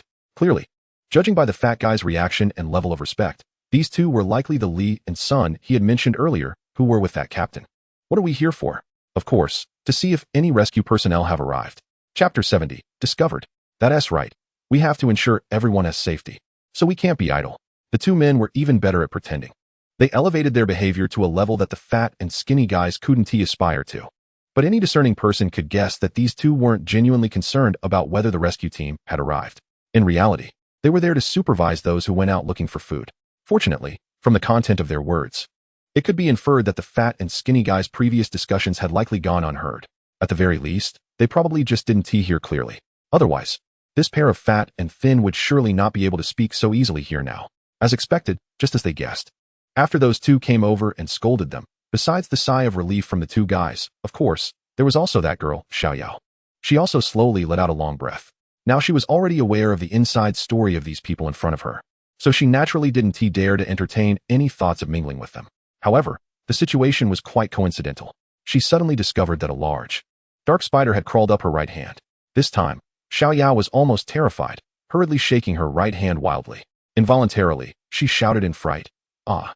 Spider, spider!" It must be said that the scare Xiaoyao received was evidently quite significant. After all, this was something she had been afraid of since childhood. Not to mention something as large as the one in front of her. Even the smallest ones terrified her to the extreme. So naturally, she couldn't remain calm to face it. However, besides Xiaoyao, the other four guys who were previously at odds were also scared. You have to know, they were currently on a deserted island. There were relatively many unknowns, and now, suddenly being startled by someone's scream from behind was bound to scare them too. Oh my god, who? As the strange cries of the few people were heard, they finally saw clearly. Not far behind a coconut tree, someone dressed in outdoor work clothes suddenly jumped out. Seeing this, everyone naturally felt a bit displeased, especially the middle-aged man in uniform, who was previously called Brother Lee by the short, chubby guy, looked like he was about to explode. However, when he realized that the person in front of him was a woman, and a very beautiful one at that, his attitude immediately changed. In fact, it even vaguely revealed a hint of drooling. The skinny, sharp-faced little man was even staring blankly, as if he had never seen such a beautiful woman before. Yet, the way he looked at Xiaoyao was extremely uncomfortable, like being watched by some perverted man, making her feel that there was an unknown danger lurking. Chapter 71, Malicious Intentions. You are also a survivor from Huagua? Even though the man in the uniform, surnamed Li, was also surprised by Xiaoyao's beauty, he still seemed to care about his image a bit, so he quickly composed himself. Xiaoyao saw that the man in uniform was taking the initiative to talk to her. Although she didn't want to respond, she still shyly nodded as a courtesy. Instantly, her bashful demeanor made that uniformed man even more unable to resist. He hurriedly took a step forward and said, "That's great. Oh no. What I mean is, it's really good that you met us. We are out here looking for other survivors, and we have already taken in quite a few these days. Come with us. We have a camp set up over there." The uniformed man had already had some thoughts in his mind when he saw Xiaoyao's appearance. Unexpectedly, in a moment of panic, he ended up saying the wrong thing. He signaled for the little skinny man to also chime in. The little skinny man, being quick-witted, immediately understood the uniformed man's intention. With a quick glance, he started to back him up. Yes, miss. Waiting for rescue alone is really too dangerous. You should follow us. First, everyone can look out for each other. And second, you won't have to suffer from the wind and sun, right? Obviously, the way the little skinny man spoke was slightly more clever, and his reasoning was easier to accept. If Xiaoyao hadn't accidentally overheard the inside story of their group earlier, she might have genuinely fallen for it at this moment. The two guys, who had been watching from the side, naturally caught on to what these two wanted to do. They were just trying to find a way to deceive the girl. So, the two of them exchanged glances, their faces filled with disdain. However, they still needed to rely on these two guys' group to survive, so they didn't dare to intervene. No, I have companions waiting for me, so I want to go with you. This response made the two guys feel a bit more at ease. After all, although they couldn't be considered good people, they still had a bit of sympathy at this moment. However, seeing that Xiao Yao was about to turn around and leave. The uniformed man became anxious. He hurriedly stepped forward, wanting to persuade her again. Miss, you don't have to worry. You can bring your companions. But you must come with us. Otherwise, it's really dangerous for a girl like you on this deserted island. Come, let us go. As he spoke, the uniformed man couldn't help but step forward a few steps, reaching out to grab Xiao Yao's clothes. But at that moment, Xiao Yao already knew the general inside story of these people. How could she be willing to go with them? Chapter 72, firmly refusing. So, in a moment of desperation, she pulled out the emergency axe she had tucked at her waist. The uniformed man was taken aback. He never expected that this delicate-looking beauty would be hiding a weapon on her. He instinctively took a few steps back. Suddenly, the atmosphere at the scene became tense. You have to know, although they were all big men, they were all unarmed. Most importantly, these people were survivors of this flight. In broad daylight, they naturally didn't dare to go too far. Therefore, for various reasons, Xiao Yao managed to temporarily intimidate the uniformed man. However, regarding this emergency axe, as an observer of the plane, he had always been with the captain and co-pilot in the cockpit. Of course, he was relatively familiar with it. He wondered why it wasn't brought along during the evacuation. Otherwise, it wouldn't have been so troublesome to build a shelter and gather firewood. Now it was fine. Someone had brought down the emergency axe, but now it had become someone else's self-defense tool. Miss, please don't be agitated. I'm just thinking about your safety. Could you please put down the emergency axe? The uniformed man was clearly still trying to make an effort. After all, it would be a wonderful thing to get such a rare beauty. Thinking this, he mustered up the courage to persuade her again. However, as soon as he finished speaking, Xiao Yao shot back, leaving him at a loss for words. I said, I'm not going. I can ensure my own safety. Thank you very much. Besides, I have companions, so I don't need you to worry. Xiao Yao was no longer timid this time. She forced herself to put on a tough demeanor and angrily spoke to the man in uniform. While speaking, she waved the axe in her hand with all her might. Sure enough, after this display, the man in uniform dared not move. The thin man behind him couldn't help but want to scold the man in uniform as well. What a fool. He was so eager right from the start. Wasn't it just a blatant show of Sima Zhao's intentions? Which girl wouldn't be scared? After a moment of thought, the thin man realized that this approach wouldn't lead to any results. So, he stepped forward and signaled the man in uniform to stop talking. He then changed his demeanor and said with a grin, Beautiful lady, please don't be agitated. Our brother Li is just concerned about you and means no harm. If you don't want to, that is fine. Our camp is right over there. If you need help later, feel free to come find us. And we will definitely assist you. After speaking, the thin man even bowed slightly to Xiao Yao, appearing extremely humble. The man in uniform, seeing this, was naturally confused. Just as he was about to question him, the thin man raised his hand to stop him. At this moment, Xiao Yao didn't care what these two were thinking. The man in uniform, seeing this, couldn't help but feel anger rising. Just as he was about to scold the thin man, he heard that sharp-tongued guy speak again. Brotherly, don't be in a hurry. These things can't be rushed. While speaking, he glanced sideways at the two men, hinting for the man in uniform to drive them away. Clearly, the man in uniform understood what he meant and glared at the two men, saying, All right, you've been hanging around here all day. Can't you go look for something else? The two men, naturally, dared not object and lowered their heads to leave. Now can we talk? What tricks do you have up your sleeve? After saying this, he stared at him with a meaningful look, as if he were waiting for an explanation. The thin man shook his head and helplessly replied, Brotherly, you're good at flying planes. But when it comes to schemes, you can't compare to me. Look at that group of passengers. With my assistance, they were all made to submit, right? So you really don't need to rush. We'll go find out later, and then we'll understand everything, right? Why rush this moment? Ha. As the thin man said this, he looked at the man in uniform with a teasing expression. However, the man in uniform was a typical hothead. As soon as the thin man finished speaking, he couldn't hold back anymore. What are you laughing about? If we wait too long, what if they leave? The man in uniform glared at the thin man with resentment. However, the thin man's reaction clearly showed he had anticipated this response. He chuckled lightly and said, Haha, brotherly, you're mistaken, look. As he spoke, the thin man pointed in the direction where Xiao Yao had just retreated. There, a clear trail of footprints was visible, winding along the beach to the distant bend. At this moment, the man in uniform finally understood the thin man's intent. His previous look of discontent instantly relaxed into a smile. Ha, you really are sharp. Once I trick that beauty into my hands, I won't forget you when I leave here. The two laughed as they headed towards the direction of the footprints. To be cautious, they used the underbrush as cover as they advanced. Indeed, they had not chased for long before they spotted the location of that woman. They dared not act recklessly and quickly sneaked around to the bushes behind her. Peering through the grass, they saw that the beauty was now sitting on the sandy ground at the edge of the forest, breathing heavily. Moreover, there was another young man lying beside her. not sure if he was asleep or doing something else. Upon closer inspection, the man in uniform was taken aback. His eyes widened in disbelief. How did he escape? The man in uniform couldn't help but mutter to himself. His expression shifted from surprise to disappointment in an instant. No wonder this beauty had an emergency axe. It turned out that Qian Feng was there. It seemed that the little hope in his heart was destined to be dashed. Thinking of this, the man in uniform didn't linger and quickly gestured to the thin man. No, brotherly. Why are we leaving? Let's observe a little longer. The thin man naturally couldn't understand his behavior.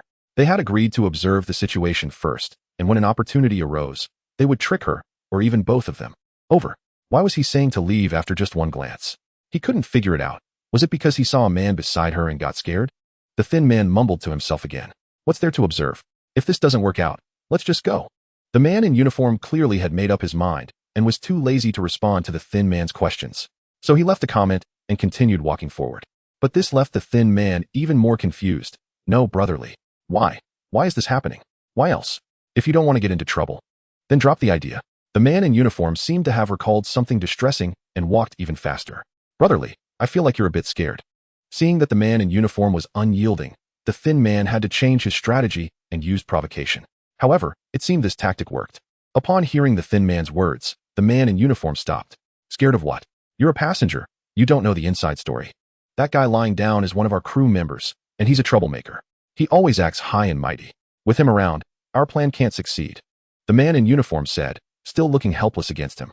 But the thin man had no idea what had transpired between them. So he became even more unconvinced after hearing this. I say, brotherly, what's there to be afraid of? He's just one man. How much trouble can he be? Besides, we are two people now. What's more, we're on a deserted island, and there's no one around. Even if we do something, who would know? Even if a rescue team finds this place later, what we wanted to do would already be done. By then, who would care what he says or does? Clearly, the thin man could speak so lightly about this because he was probably not a good person himself. However, his plan was quickly dismissed. Let me tell you, Sun Chong.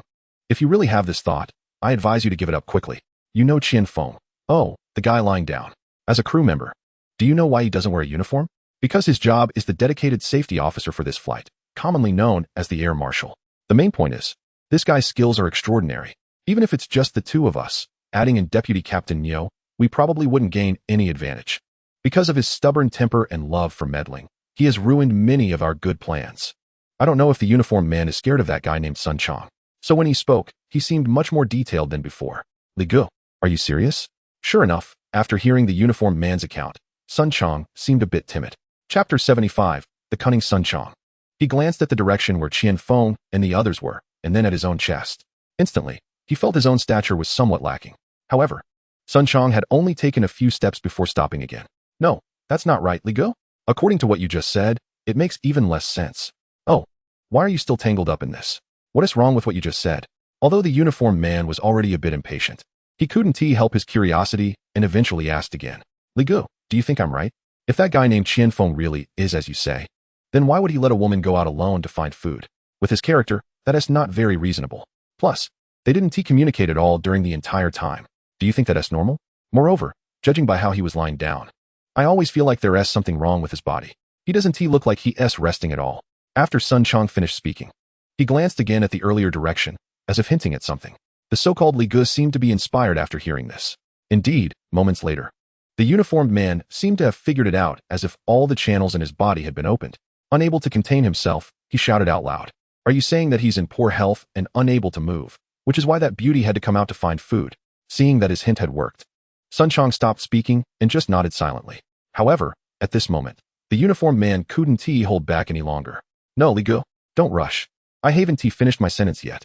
Sun Chong, seeing this, was indeed a bit speechless and quickly interrupted him. All right, hurry up and say what you need to say. With the uniformed man's urging, Sun Chong continued. Furthermore, that beauty has just been frightened, so naturally, her vigilance would be heightened. Instead of doing this, it would be better for us to wait until it gets dark and then sneak over to observe.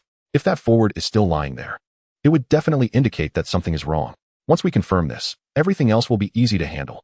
After Sun Chong finished speaking, he revealed a somewhat smug smile, as if everything was under his control. Haha, yes, you're right. I didn't expect you to have such a cunning side. Looks like I underestimated you. Haha, obviously. The uniformed man was very satisfied with Sun Chong's plan, so he couldn't help but laugh heartily. Moreover, from the glint in his eyes, It could be seen that he was already envisioning something, because at this moment, a sly smile appeared at the corner of his mouth. Chapter 76, Dark Moon and Windy Night. However, facing the completely unconscious Qianfeng, her heart felt even more helpless. The inner fear surged out as if it had been prearranged. Even the slightest sound of wind around her was enough to make her shiver. She tightly gripped the emergency axe that Qianfeng had brought out, not daring to take a step away. If she was thirsty, she would drink some coconut juice. If she was hungry, she would eat some coconut meat. Even if she was tired, she would just lean against Qianfeng and take a short nap. She completely dared not go out alone to look for food. After much difficulty, night finally came. However, at this moment, Xiao Yao was about to face the greatest challenge she had ever encountered in her life. No tent, no firewood, and no decent food or water. All that was left was the not-so-bright moonlight, the still sleeping Qianfeng, and the endless sound of the waves. Xiao Yao tightly nestled next to Qianfeng, as if she would only feel somewhat safe by listening to his heartbeat at all times. However, soon she was startled by the howling of beasts coming from the distant mountains and forests, causing her body to tense up. That kind of invisible fear was even more terrifying than their previous drifting at sea. Finally, what was to come still came. With a slight rustling sound, not far behind Xiao Yao, two figures appeared by the edge of the grass. It was unclear when they had started appearing, but the two figures moved somewhat sneakily, as if they were wary of something that made them cautious. They crouched for quite a while without taking a step forward. However, it wasn't long before the two figures began whispering at the edge of the grass. Li Ge, look, I guessed it right. That guy named Qianfeng is still lying there motionless. There must be something wrong. Otherwise, can a normal person lie down for a whole day? That's indeed the case. From the frightened look of that beauty, what you said should also be correct. Otherwise, she wouldn't be curled up like a rabbit. Hee hee. Li Ge, congratulations. This little white rabbit in front of you will soon belong to you. Hee hee. Thanks for your kind words. Let us go take a look. Hee hee. Li Ge, at this point, what are we waiting for? Of course, we should go take a look. From the content of their conversation, it was clear that these two sneaky figures were indeed the uniformed man and Sun Chang who had appeared during the day. Moreover, as the two confirmed the situation of Xiao Yao and the others, they swaggered out from the edge of the forest. They must be thinking that their plan for tonight would not fail. Who? Such a loud commotion caught the sensitive Xiao Yao's attention immediately. However, since the sound was coming from a distance from their current position, and being at the forest's edge, the light was even dimmer. So even though Xiao Yao had heard the noise, she still didn't know whether it was a beast or a human. Miss, don't be afraid. We're not bad people. Yes, we're not bad people. We're here to see if there's anything we can help you with. Hee. Chapter 77, Fearless. However, with the two's somewhat sinister laughter, Xiao Yao quickly realized who the voice was coming from. She saw the uniformed man she had seen during the day and the skinny guy, both grinning as they walked out from the forest's edge. Instantly, Xiao Yao tensed up and quickly gripped the axe in her hand tighter. She said to the two, "What do you want? I don't need your help. You should leave quickly." Although Xiao Yao had never experienced anything treacherous, seeing the faces of the two at this moment made her realize that they were not here for a simple friendly visit. Miss, don't be nervous. We saw you out here alone today and thought we should come by to check on you. Look, we really came at the right time. The uniformed man's next words inadvertently revealed their intentions. From his somewhat mocking tone, it was clear that he was rather fearless. In fact, to confirm their speculation, he deliberately moved as close as possible to Qianfeng's position to sneak a look. Seeing that Qianfeng was still lying motionless in the same position as before, he felt completely at ease. The previously restrained movements of the uniformed man began to grow increasingly reckless. Moreover, he had quietly changed his mind. At that point, even if Captain Neo also wanted to partake, it wouldn't be good for him to forcibly take it. Besides, having enjoyed it himself, even if Captain Neo really tried to take it away, he wouldn't lose out. With this thought, the impulse in his heart became even harder to control. This beauty. Look at the dark night and strong winds. If you don't have my protection, I'm afraid some wolves and leopards will come to visit you soon. Aren't you scared? Taking advantage of Xiao Yao's distraction, he suddenly reached out to touch her face. Fortunately, Xiao Yao reacted quickly and hurriedly dodged back. She managed to avoid his lewd hand. However, while she escaped the sneak attack, the fright was unavoidable. With Xiao Yao's scream, she quickly stepped back 2 more steps. It was only when her heels were blocked by Qianfeng's body that she finally stopped. However, while everyone was focused on the confrontation before them, no one noticed that Qianfeng's eyelids twitched as if stimulated by something. Ha! The uniformed man and Sun Chang continued to toy with Xiao Yao. Seeing her so nervous seemed to excite them even more, and they burst into a series of laughs. Xiao Yao was infuriated. She never expected these two would be so bold as to directly attack her. With her mix of anger and shock, She swung the axe in her hand fiercely to prevent the uniformed man from getting too close again. However, she hadn't swung it twice before losing her balance and falling directly onto Qianfeng. Seeing this, the uniformed man naturally thought it was a perfect opportunity. He quickly used the pretense of helping her to reach out his hand towards Xiao Yao's chest. Chapter 78, Fleeing in Disarray. Upon witnessing this, Xiao Yao was immediately frightened to the point of losing her wits. The axe that had been in her hand was lost in the fall, and she had no tools left to defend herself. As she watched that man's lewd hand approaching, Xiao Yao was filled with despair. Besides screaming, she had no other way to respond. Accompanied by a wretched scream, a figure fell to the ground. Moreover, the figure that fell was clutching its eyes and rolling on the ground in pain. However, upon closer inspection, the one who fell was not Xiao Yao, but the uniformed man who had attempted to assault her. This surprised not only Xiao Yao but even Sun Chong, who had been standing behind the uniformed man. But with only a few people present, and aside from the three who could move, the rest was just Qianfeng lying there. Everyone present felt puzzled. Yet, when they looked around, it was pitch black.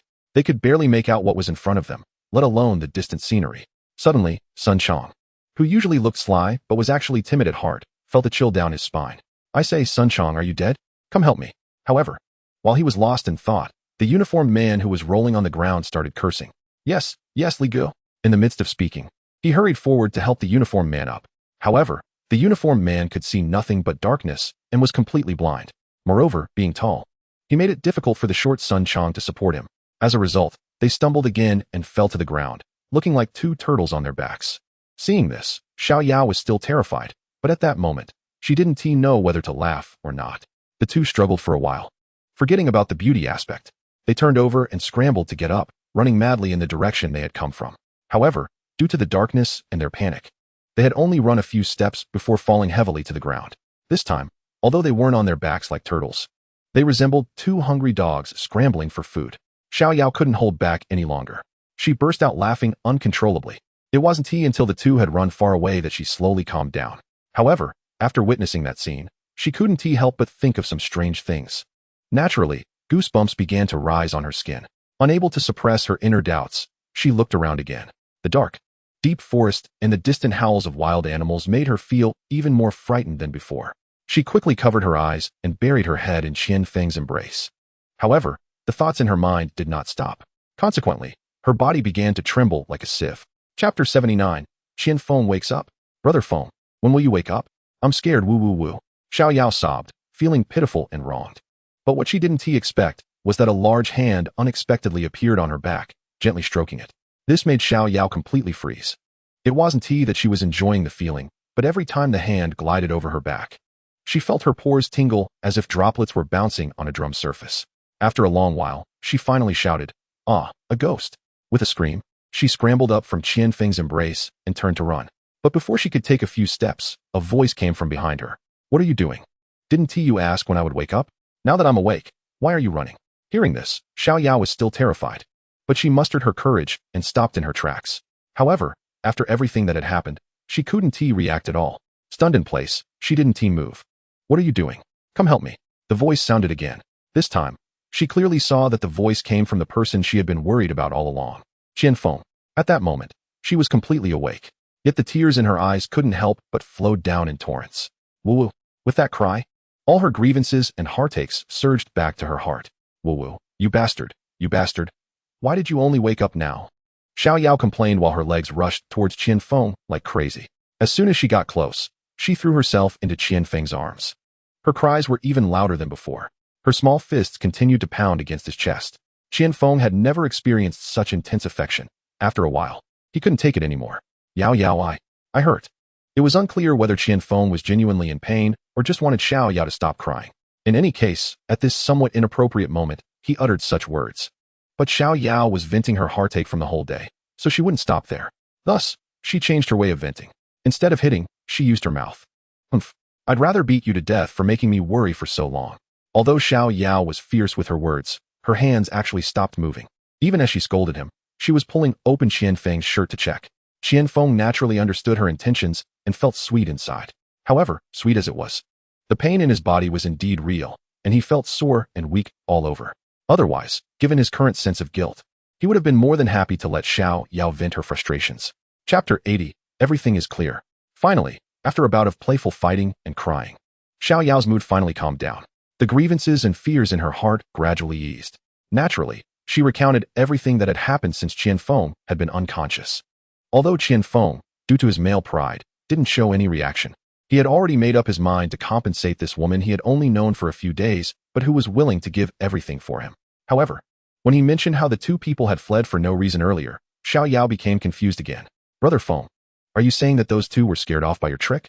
But at the time, the person in uniform suddenly fell to the ground. How did you do that? Xiao Yao looked at Qian Feng, her face full of confusion. Haha, that person in uniform is called Li Dong, an observer and part of the flight crew. When I was startled awake by your scream and your kick, I recognized him. But the situation was urgent, and I was in pain all over. I couldn't rescue you in time, so in a moment of desperation, I just threw a handful of sand at his face. But it was dark at the time, and you all weren't paying attention to me, so you didn't see what I did. Qian Feng chuckled lightly, explaining her confusion and even emphasizing the identity of the man in uniform. Xiao Yao naturally didn't realize that he had other intentions in his words. Oh, so that's how it is. I thought we had encountered a ghost. But thinking of her earlier loss of composure, she couldn't help but feel a bit embarrassed. Little did she know, as soon as she finished speaking, Qian Feng, as if he hadn't finished his thoughts, immediately continued. Haha, silly girl, if there were ghosts, wouldn't they eat you first? Also, the Captain Neo they mentioned is actually the former co-pilot. Both of them are not good people either. They have done dirty things to female staff in the airline that are no cleaner than those of ghosts. And my being left behind this time could very well be because I had previously spoiled their plans. So they probably wanted to get rid of me on the plane. Anyway, now that you know what they are like, you have to be wary of them in the future. Qian Feng seemed to be joking, but he recounted the situation of Captain Neo and his group to Xiao Yao once again. Indeed, after hearing this, many of Xiao Yao's doubts were resolved. However, soon, she had new concerns. Brother Feng, if that's the case, we really are in big trouble. Unfortunately, those who are with them probably won't be so lucky. After saying this, Xiao Yao couldn't help but look a bit forlorn. Seeing her so sympathetic, Qian Feng couldn't help but laugh. Well, there's nothing we can do about it. If they are smart, we can just coexist peacefully and wait for rescue. Chapter 81, Hungry. While speaking, Qian Feng looked disdainfully in the direction where the two had fled, as if recalling some disgusting past events. However, since the two had survived a great disaster, they quickly shifted the topic to something else. They talked aimlessly until the first light of dawn appeared on the horizon, and only then did they slowly fall asleep. However, it didn't feel long before Xiao Yao was awakened by a rumbling hunger. She opened her eyes and saw that the sun was already high in the sky. After all, she had just woken up, and because she had saved herself, her muscles were sore from multiple strains. Helpless, she could only look at the two remaining coconuts on the ground, planning to use them to satisfy her and Qian Feng's hunger. Of course, when opening the coconuts, she tried her best not to make noise so as not to disturb Qian Feng's rest. But even with her carefulness, the sound of knocking still thoroughly woke Qian Feng. He slightly opened his eyes and saw Xiao Yao chopping the coconut with an axe. Instantly, he also felt his stomach growling with hunger. Yao Yao, stop chopping. That thing won't fill you up. After not having eaten well for the past few days, the mention of food made him feel even hungrier. Therefore, what he wanted to eat most was, of course, some delicacies. At the very least, it should be meat and fish. But clearly, Xiao Yao was somewhat troubled by Qian Feng's objection. Then, what should we eat, Brother Feng? I searched everywhere yesterday, but couldn't find anything to eat. From Qian Feng's perspective, he certainly couldn't foresee that Xiao Yao would be so worried about food. Thus, seeing her like this, he didn't know whether to laugh or cry. No, Yao Yao, haven't you ever heard the saying? Rely on the mountains to eat mountains, rely on the sea to eat sea. With this vast ocean in front of you, why are you looking for wild fruits? Although Qian Feng felt there was nothing wrong with his words, they were quite discouraging for Xiao Yao. You should know that what Qian Feng mentioned, Xiao Yao had indeed thought of before. It's just that, on one hand, she couldn't swim. After what she had experienced earlier, she was now somewhat afraid of water. On the other hand, even if Xiao Yao had the ability to catch fish or shrimp, however, they currently have no fire source in hand, so they can't eat raw food, right? After hearing this, Xiao Yao clearly felt a bit unconvinced. You, Qian Feng, just because you're a bit better, you want to start bullying people, don't you? I just can't swim. Besides, even if I catch some fish or shrimp, we have no fire source. Do you want me to eat them raw? Seeing this, Qian Feng realized that his previous words might have been a bit excessive and inadvertently ignited Xiao Yao's fuse. So, he immediately changed to a more flattering tone. Chapter 82, Where's the feast? He smiled and said, Hee Yao Yao, you can't be unconvinced by what I said. The issues you mentioned are really no big deal in my eyes. How about this, don't chop the coconuts. Although I'm much better now. My muscles are still strained, so I need some time to recover. You take the axe and go over there by the reef and knock down some oysters. Today, your brother Feng will prepare a delicious feast for you. Ha ha. After finishing, Qian Feng even intentionally winked at Xiao Yao. His proud expression, mixed with a bit of rogue charm, left her unsure whether to continue being dissatisfied. Sure enough, Xiao Yao glanced at Qian Feng, who was lying half dead on the sand, and still walked over to the reef with the axe in a huff. Since no one had been to this island before, there were plenty of oysters on the reef. Moreover, upon closer inspection, besides the oysters, there were also shallow waters by the sandy shore, with many seashells and fish. If she could collect or catch some, it would be a feast. But for now, Xiao Yao could only think about it. After all, apart from the easily collectible shells by the shore, she dared not approach any clams a bit deeper in the water, let alone the fish swimming freely in the sea. However, despite everything, under her persistent knocking, she quickly managed to knock down a large number of fresh, big oysters. Seeing Qian Feng still lazily lying there without even glancing at her, she felt a bit uncomfortable. At this moment, Xiao Yao couldn't care less about taking care of the injured or the previous promises. She was already so hungry that her hands were trembling, and she couldn't control her emotions any longer. So she complained a bit. Originally, Qian Feng just wanted to show off in front of Xiao Yao, but upon seeing her little hands trembling uncontrollably, he immediately felt a pang of guilt. He completely forgot about his own condition and quickly flipped over, jumping up from the sand. However, the muscle strain in his body was real. This sudden exertion was not something he could easily endure. In that instant, every part of Qian Feng's body ached terribly, and his expression turned pained. "Brother Feng, what's wrong? Don't push yourself. I can eat it raw," Xiao Yao said, clearly complaining but genuinely caring for Qian Feng's health. Seeing him suffer for the sake of her words made her regretful. She silently resolved to change her spoiled temperament as soon as possible. Of course, Qian Feng had no idea what Xiao Yao was thinking. But seeing her so concerned for him, he felt that no matter how much pain he was in, it was no longer a big deal. Chapter 83. Fire by friction. It seemed he already had his own plan. Strangely, once Qian Feng forced himself to move, he didn't know if it was because his muscles relaxed or if the psychological pain diminished, but he felt much better than before. Even his movements became more agile compared to when he first woke up yesterday. As Qian Feng's condition gradually improved, Xiao Yao, who had been worried, finally felt relieved. She let him be, wanting to see how he would prepare a delicious meal for her. However, when she looked over, she found it was a bit difficult to understand what he was doing. Qian Feng went over to what could accurately be described as a pile of coconut shells, sat down, and began tearing the coconut husk fibers from the dry shells. It seemed he was afraid that Xiao Yao would interfere with his work. Seeing this, Xiao Yao finally noticed he was doing something related to the feast, so she didn't object and forced herself to gather some usable dry branches and grass nearby. Of course, she did this while still harboring doubts. She knew there was no way Qian Feng could have a lighter or any fire source on him. And neither did she. Thinking of this, she unconsciously recalled an illustration from her textbooks about fire by friction. The image was quite eye-catching, as Xiao Yao imagined. She slowly looked at Qian Feng, thinking, Brother Feng wouldn't want to use the ancient method of fire by friction, would he? But soon, she lost interest in that thought. When she put down the firewood she was holding, she noticed Qian Feng had stopped tearing the coconut husk after gathering a small handful of fibers. He even reached into his inner pocket, as if searching for something important. After grabbing the items from his pocket, he pulled them out. However, upon seeing what was in Qian Feng's hand, Xiao Yao couldn't help but blush. Yes, what Qian Feng was holding was the remaining condoms he used to collect rainwater, and there were still 4 or 5 of them. Brother Feng, what are you doing with those? Xiao Yao's face turned as hot as if she had a fever, and she couldn't help but complain. On the contrary, she kept flipping the 4 or 5 condoms in her hand, as if making some important decision. Chapter 84. Can't say it's impossible. After flipping through all 4 or 5 condoms, Qian Feng finally picked one he was satisfied with and handed it to Xiao Yao. Although Qian Feng spoke lightly, it made Xiao Yao feel a bit unnatural, especially when she saw the ultra-thin mint label on the condom. She immediately felt extremely embarrassed. But since he was doing something serious, Xiao Yao had no reasonable grounds to refuse. So, she could only accept the water with a flushed face. Of course, given that this sea area was basically unpolluted, both the seawater and the beach appeared very clean. It wouldn't be an exaggeration to say the water was clear and the sand was white. Therefore, the clear seawater was abundant for her at the moment. But looking at the expression on Xiao Yao's face, it was still flushed, and one could say that there was not even a hint of relief. Qian Feng took a look and was indeed quite satisfied.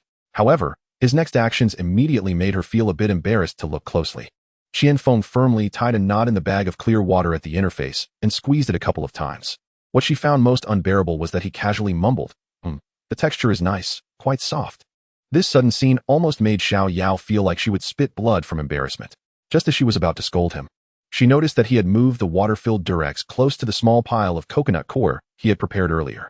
He also looked up to carefully check the direction of the sunlight. At this moment, Xiao Yao finally guessed what Qian Feng was trying to do.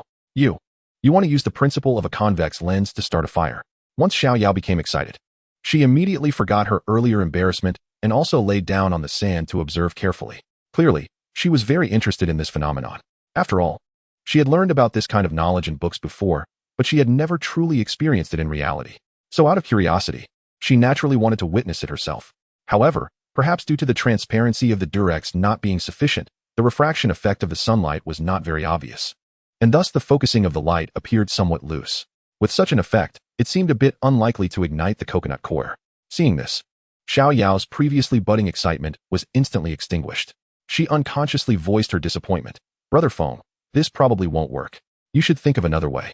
Upon hearing this, Qian Feng couldn't help but want to tease Xiao Yao in front of him. Haha, look at you in such a hurry, saying Brother Feng can't do it. Now Brother Feng will tell you, there's nothing I can't do. As he spoke, he squeezed the already somewhat round Durex in his hand. Goodness. As the ball-like Durex expanded again, the previously insufficiently transparent surface film suddenly became clear and transparent. The light spots on the coconut core below instantly became thin points of bright light that shone strongly. It was clear that it had successfully focused. Xiao Yao saw this, and although she felt that Qian Feng's squeezing behavior was a bit intentional, she couldn't hide the joy in her heart and jumped up from the ground in excitement. This should work. Brother Feng, you're amazing. How come I didn't think of this method? In her surprise, she quickly grabbed the dry grass branches she had prepared earlier. Indeed, with the right method, the results were different. The coconut core on the sand quickly reached its ignition point and began to emit white smoke, followed by small flames. In just a short while, a very vigorous bonfire appeared before the two of them. Xiao Yao saw this and couldn't express how happy she was. The hunger she had felt these past few days, the darkness of the previous night, and the coldness of sleeping on the sand had all tormented her enough. Now with this bonfire, it seemed as if all her worries had been swept away. Even her mood had changed. Unable to help herself, Xiao Yao secretly glanced at Qian Feng, as if she felt she had found a treasure. At the same time, she felt that this man, whom she had come to like because of his kindness, seemed to be becoming more and more impressive. Without further ado, the two were already extremely hungry. Naturally, they wouldn't wait until the firewood turned to charcoal before grilling. So they directly placed the raw oysters on the burning charcoal to grill. Of course, this was a last resort, as having something to eat in such an environment was already quite good. Thus, this crude grilling method became quite reasonable. As those unusually large oysters burst open from the heat of the charcoal, a strong and special fragrant aroma instantly filled the surroundings. Qian Feng and Xiao Yao couldn't help but swallow their saliva. Seeing this, they couldn't help but smile knowingly. Not wanting to wait for the oysters to be completely cooked, they began to wolf down the food. However, due to the shells of the oysters being extremely hot from the charcoal, their entire eating process was accompanied by yelps of discomfort. Nevertheless, as they finished off the oysters, which were as thick as an arm, they still had a satisfying meal. The two of them lay back on the beach, feeling too full to move. Especially Xiao Yao, who occasionally let out a satisfied burp, looking like a little pig that had been well fed. She felt an immense warmth in her heart. Qian Feng saw this and, although he was still filled with worries about the days to come, felt quite comforted by Xiao Yao's appearance. After all, this was the first time in his life that he had such a strong thought that no matter what happened next, he absolutely could not let this pure yet slightly wild and proud girl suffer any more grievances. Chapter 86, Oyster Feast. However, as the saying goes, once a person is full, their thoughts naturally increase. So as they lay there, they began to discuss the aftermath of the plane crash. Brother Feng, it's been a few days since the plane crash happened. Why haven't the rescue personnel arrived? Could it be that they can't find this place? Xiao Yao asked innocently, looking up at the blue sky. Qian Feng naturally sensed her thoughts and guessed that she was feeling homesick. After all, in his eyes, the plane crash was clearly not that simple. He couldn't say when or if the rescue team would come. However, one thing he was absolutely certain of was that with today's technology, for such a large-scale plane crash, if official personnel were to come to rescue, it would be impossible for them to find no clues for several consecutive days. Unless, as he had considered before, there were some unknown reasons involved. But this was merely his own speculation, and he certainly couldn't tell Xiao Yao directly. Moreover, given her sheltered nature, it wouldn't be a good thing for her to know too much before there were corresponding solutions. In fact, it would only add to her worries without any benefits. So after some thought, he put on a relaxed attitude and simply replied, "It's fine. Let the bullets fly for a while. If worst comes to worst, we can just settle down on this island and have a bunch of little ones. Wouldn't it be nice to become the first batch of natives on this island?" Ha. Sure enough, Qian Feng's words amused Xiao Yao. Brother Feng, you're annoying. I don't want that. Do you want them to be little wildlings? However, due to her shyness as a girl, she felt a bit embarrassed to agree. From her somewhat hesitant words, it can be seen that she has tacitly accepted it in her heart. Moreover, it gives off a feeling of inadvertently confessing. Ha. What's wrong with being a little wild? Two big wild ones, leading a group of little wild ones, working at sunrise and resting at sunset. They can also fish and catch crabs. What a pleasant life. Qian Feng was getting more and more excited as he spoke, and gradually he began to empathize with the idea. However, Xiao Yao obviously did not sense the change in Qian Feng's emotions and continued to giggle. It presented a rare relaxed scene. However, this daydream was ultimately just a daydream. Regarding Qian Feng's earlier words, they were merely comforting words for Xiao Yao. If he really had to stay on this island, Qian Feng himself probably wouldn't want that. At least, that's how he felt at the moment. After resting for a while, the two of them still felt they should do something. So, they started to get busy again. They first worked together to find some dry grass and branches, laying out several large letters on the beach. Then, they set them all on fire. Thus, a clear distress signal appeared on the originally clean white sand beach. Chapter 87, Misunderstanding. Following that, they tidied up the simple camp they were staying in and collected a few fallen coconuts, as well as some shellfish by the water's edge. After all, Qian Feng's body had not fully recovered, and Xiao Yao did not want to tire her out too much. Naturally, the suggestion Qian Feng had previously made about building a shelter was temporarily shelved. However, since their arrival on the island, it had been clear skies. The issue of the shelter could wait. As long as they could maintain their basic survival needs, other matters were not that important for the time being. But as the sky darkened again, Qian Feng felt that he had been a bit careless. They were by the beach, after all. The sea breeze howled, and the sounds of wild beasts from the jungle at night were enough to scare Xiao Yao. Moreover, in the late night, the warmth of the day dissipated, and it inevitably became a bit chilly. This was not a problem for someone as rugged as him, but for Xiao Yao, it might be unbearable. Just like what was about to happen. After casually roasting some shellfish to fill their stomachs, they sat around the campfire and fell asleep in their clothes. However, due to the strong sea breeze and the moisture rising from the sand, it made her feel even colder. Therefore, no matter how she turned over, Xiao Yao still couldn't fall asleep.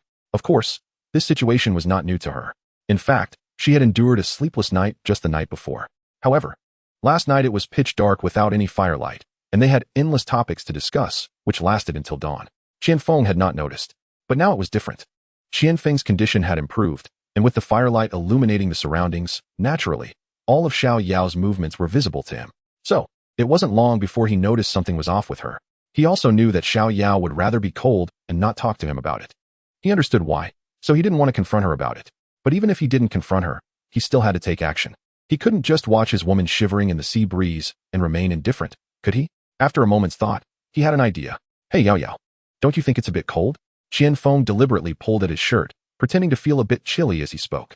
Of course, he said this to elicit sympathy from Xiao Yao, so he could help her with the problem. However, upon seeing this, Xiao Yao immediately became overly anxious. She thought Qian Feng wanted her to add more firewood. Without thinking, she got up from the ground to add firewood. It should be noted that Qian Feng was still somewhat unwell. If he caught a chill, Xiao Yao would feel immense guilt. So her reaction was quite normal. However, while Xiao Yao's nervousness did satisfy Qian Feng somewhat, it was clearly not the outcome he had hoped for. Chapter 88, just right. After all, the reason he pretended to be cold was to subtly address her discomfort with the chill. But now, she had turned around and started taking care of him. How could that work? So, after some thought, he quickly came up with another plan. No, Yao Yao, even if the campfire is burning brightly, it can't overcome the chill coming up from the sand. How about I move the fire, and then you can sleep over here? However, this plan didn't go as expected. Qian Feng's words were only halfway out when he was interrupted by a still somewhat anxious Xiao Yao. No, Brother Feng, how can you propose such a thing so quickly? I'm not mentally prepared yet. Moreover, from the meaning behind her words and the shy and flushed expression on her face, it was clear that she had misunderstood the situation. Qian Feng had initially intended to suggest moving the campfire to another location so that she could sleep on the already warm sand and wouldn't feel cold anymore.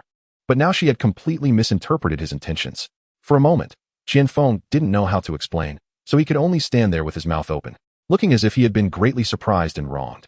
Seeing Qian Feng's silence, Xiao Yao couldn't help but feel flustered. Moreover, she felt a bit ashamed due to the misunderstanding. After all, she had already promised Qian Feng to be his woman. Now that he made such a request, it was naturally reasonable. If she continued to resist, that would indeed be inappropriate. But if she didn't resist, she wasn't mentally prepared yet. What should she do? Xiao Yao's heart was filled with extreme contradictions, and countless thoughts flashed through her mind. After a struggle, she finally mustered the courage to choose a plan that was slightly more acceptable to her. Brother Feng, don't be sad. I agree to come and sleep.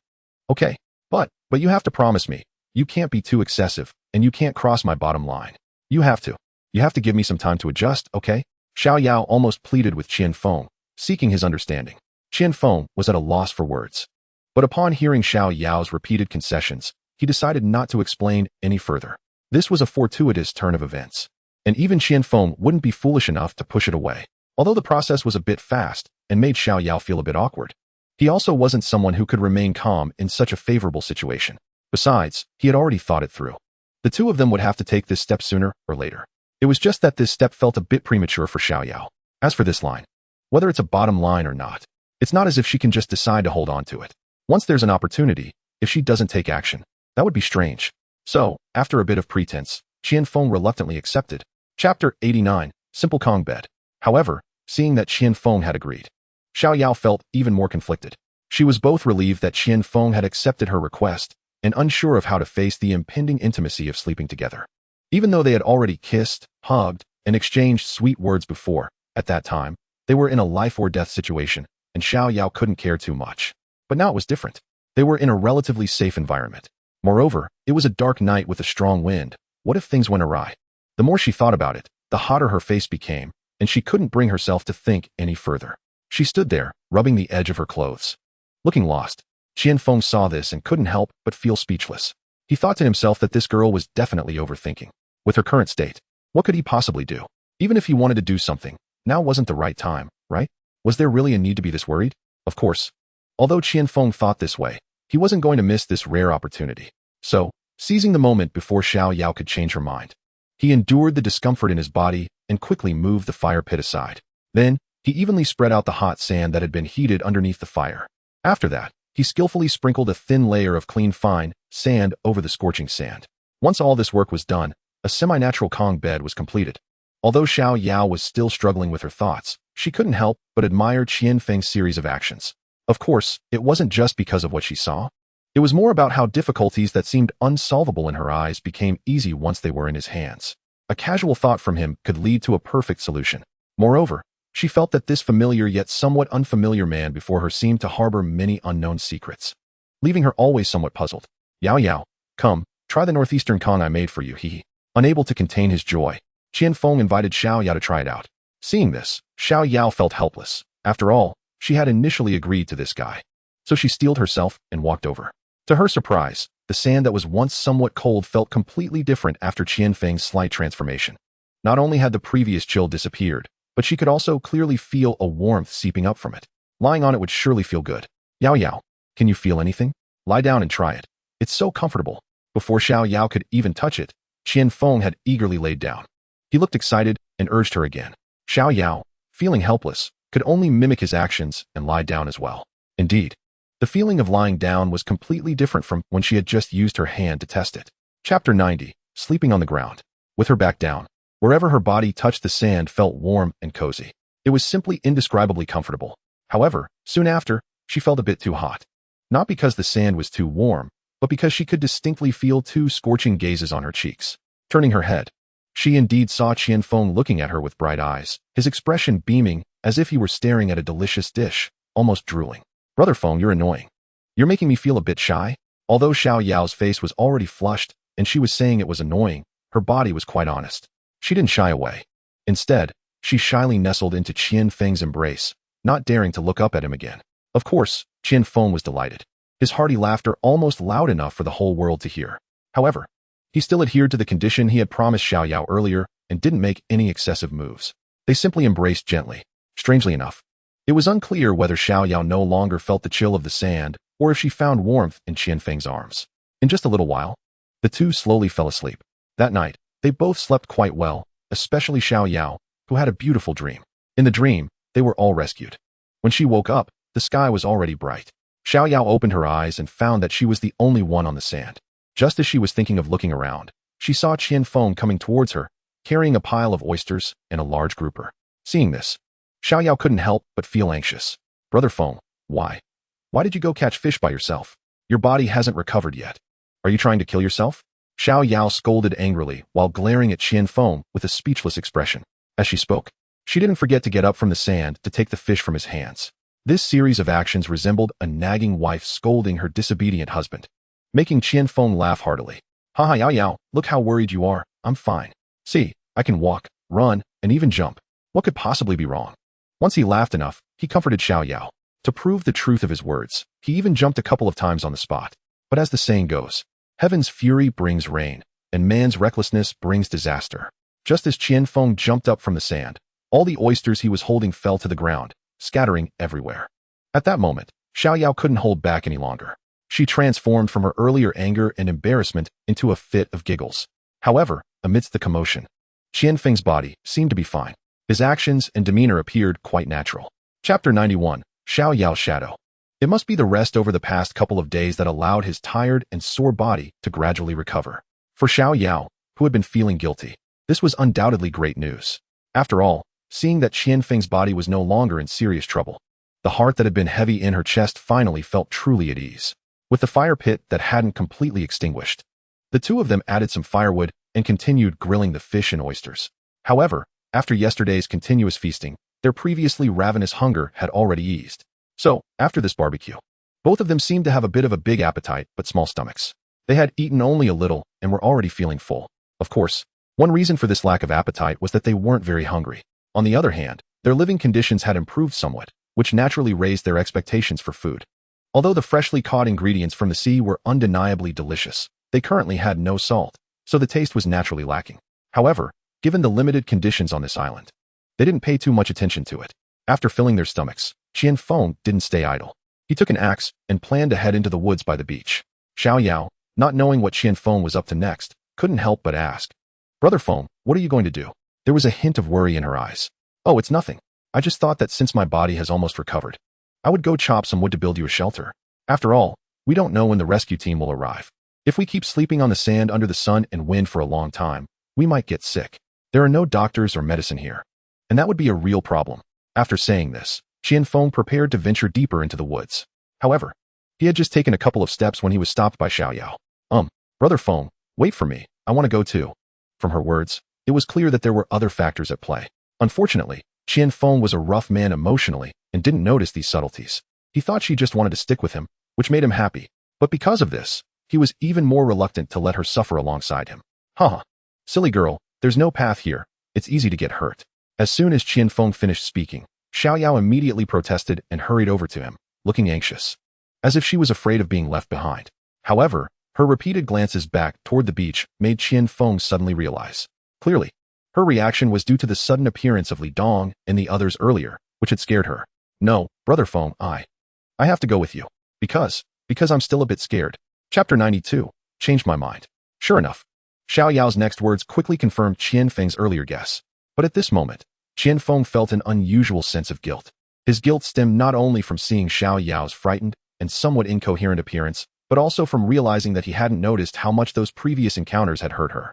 He was angry with himself for not being able to provide the protection she needed when she needed it the most. He hadn't even realized that she was scared and traumatized. This was simply unforgivable. The more he thought about it, the more guilty he felt. And the more guilty he felt, the more he thought he should do something for Xiao Yao. So soon, a bold idea sprang up in his mind. Qian Feng decided not to continue forward. The idea of building a shelter was immediately cast aside. He gently brushed her hair back and finally said, "Yao Yao, I'm sorry for making you feel wronged." Xiao Yao had no idea what Qian Feng was thinking, seeing him suddenly become so emotional. She looked at him in confusion and said, "Brother Feng, what are you doing?" "I'm fine, let's go." However, even after Xiao Yao had finished speaking, Qian Feng still showed no intention of leaving. This left Xiao Yao at a loss for what to do. Just as she was thinking about asking again, Qian Feng finally spoke slowly. Let's not build the shelter today, we'll do it another day." After saying this, without caring whether Xiao Yao agreed or not, he took her small hand and walked in another direction on the beach. "No, Brother Feng, why is that? Didn't we already agree? Where are we going now?" Although Xiao Yao looked bewildered, her curiosity got the better of her, and she asked as they walked. "Haha, I've changed my mind. I want to take you somewhere to relax." After saying this, he pretended to be deep in thought and glanced at Xiao Yao without directly revealing the answer. In fact, the reason Qian Feng did this was not to tease Xiao Yao or to show off his depth, but because he knew that if he told her the true purpose of this decision, she would definitely not agree to go. So, he had to keep her in the dark for now. Xiao Yao seemed to sense something. Brother Feng, why are we here? Isn't this the place I told you about where I ran into those two bad guys? As she spoke, she looked around as if afraid that someone would suddenly appear. Seeing this, Qian Feng felt a bit ashamed. Chapter 93. Qian Feng's Intentions. But to prevent her from becoming too anxious, Qian Feng deliberately spoke in a relaxed tone. Yao Yao, don't be so nervous. It's broad daylight. What can they do? Besides, I'm right here with you, so you can relax. Besides, we've been on this island for a while now, and we don't even know what it looks like. It's normal for us to come out and explore a bit. It shouldn't bother anyone, right? From his words, it was clear that Qian Feng seemed to have anticipated that Xiao Yao would ask such questions. With just a few casual remarks, he managed to put her at ease. Regardless of the reasons behind it, after listening to Qian Feng's reassurance, Xiao Yao did indeed relax a lot. The two of them tidied up their feelings and continued walking forward. However, what Xiao Yao didn't expect was that, although Qian Feng appeared very casual during this walk, he was actually intentionally following the footprints left on the beach by someone. But Xiao Yao, who was tightly holding his hand, didn't notice at all. As the footprints on the beach became more and more dense, the two gradually came to a grove of coconut trees. However, what puzzled Qian Feng was that these coconut trees were completely bare. There wasn't a single coconut on them, but it wasn't long before he seemed to find the answer. The reason these coconut trees were different from the ones they had seen before was likely due to the few makeshift shelters made of leaves and dry grass that appeared about dozens of meters away from these coconut trees. Moreover, there were clearly people moving around the makeshift shelters. It seemed that the coconuts on these trees had been picked by the people inside the shelters. Otherwise, at the same time, on the same island, it's impossible that the coconut trees near Qian Feng's camp have coconuts, while the coconut trees over here have none at all. This is clearly not very scientific. Sure enough, as the two got closer, Qian Feng also clearly saw that those coconut trees were covered with marks, as if something had struck them. Moreover, the ground beneath the trees was littered with dried branches and leaves that had fallen from the trees. As Qian Feng had expected, these were definitely caused by people picking coconuts. Just as he was pondering this, Xiao Yao, who was closely following him, suddenly stopped. Feng, Brother Feng, we can't be at Li Dong's camp, right? It was obvious that her question arose from noticing the makeshift shelter not far away. Seeing that Xiao Yao had already caught on, Qian Feng naturally had no reason to hide it any longer. Yao Yao, don't be afraid. If what's ahead is really their camp, then that's the best outcome. Because what I'm looking for is them. So, you don't need to be scared. Just watch how I punish them. Chapter 94, Finding Trouble 1. Although Qian Feng's voice was not loud, it sounded exceptionally deep and firm. After hearing this, Xiao Yao felt a bit surprised, but ultimately understood Qian Feng's intention. No wonder he had suddenly changed his mind back at the camp. It turned out he came here to resolve this emotional knot for himself. At that moment, she didn't know what to say. All the feelings of gratitude she had felt before surged up once again. However, Qian Feng's actions gave her an indescribably different feeling. Although they had gone through quite a bit together, and she had felt many moments of emotion, those feelings had been somewhat accidental.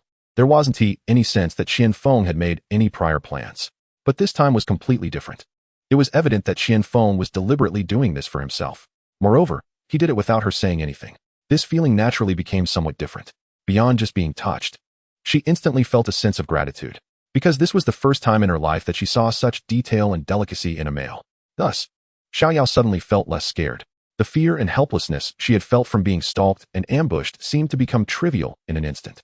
Even if Li Dong and that skinny boy appeared before her again, she felt confident enough to face them bravely. So, following Qian Feng's lead, Xiao Yao resolutely walked through the coconut trees in front of her. She directly arrived at the makeshift shelter. Sure enough, they had found the right place. With the arrival of Qian Feng and Xiao Yao, the people around the shelter seemed to have discovered something amazing. They quickly surrounded them, and there were at least a dozen or 20 people. Among them, of course, were Li Dong and the skinny boy Xiao Yao had mentioned. Apart from these two, there was also Niu Haoyan, whom Qian Feng recognized as the pilot, along with several flight attendants. As for the rest of the people, Qian Feng didn't recognize any of them. You are Qian Feng. How could you? Clearly, someone quickly recognized Qian Feng upon his arrival. And it wasn't anyone else but Niu Haoyan, the pilot who had been referred to by everyone. However, from his expression of astonishment mixed with disbelief, it was evident that he was also taken aback by the scene before him. He must have been wondering, wasn't he this guy left behind on the plane? How could he still appear on this deserted island? However, among those present, it was clear that Niu Haoyan was not the only one to recognize Qian Feng. As a member of the crew, he was soon recognized by other crew members as well. That's right, it really is Qian Feng. Isn't he already? How? Yes, how did he escape? Yes, that day, Xiao Yu wanted to save him. But she was stopped by Deputy Pilot Niu. How come he is here now? Chapter 95, Finding Trouble, 2.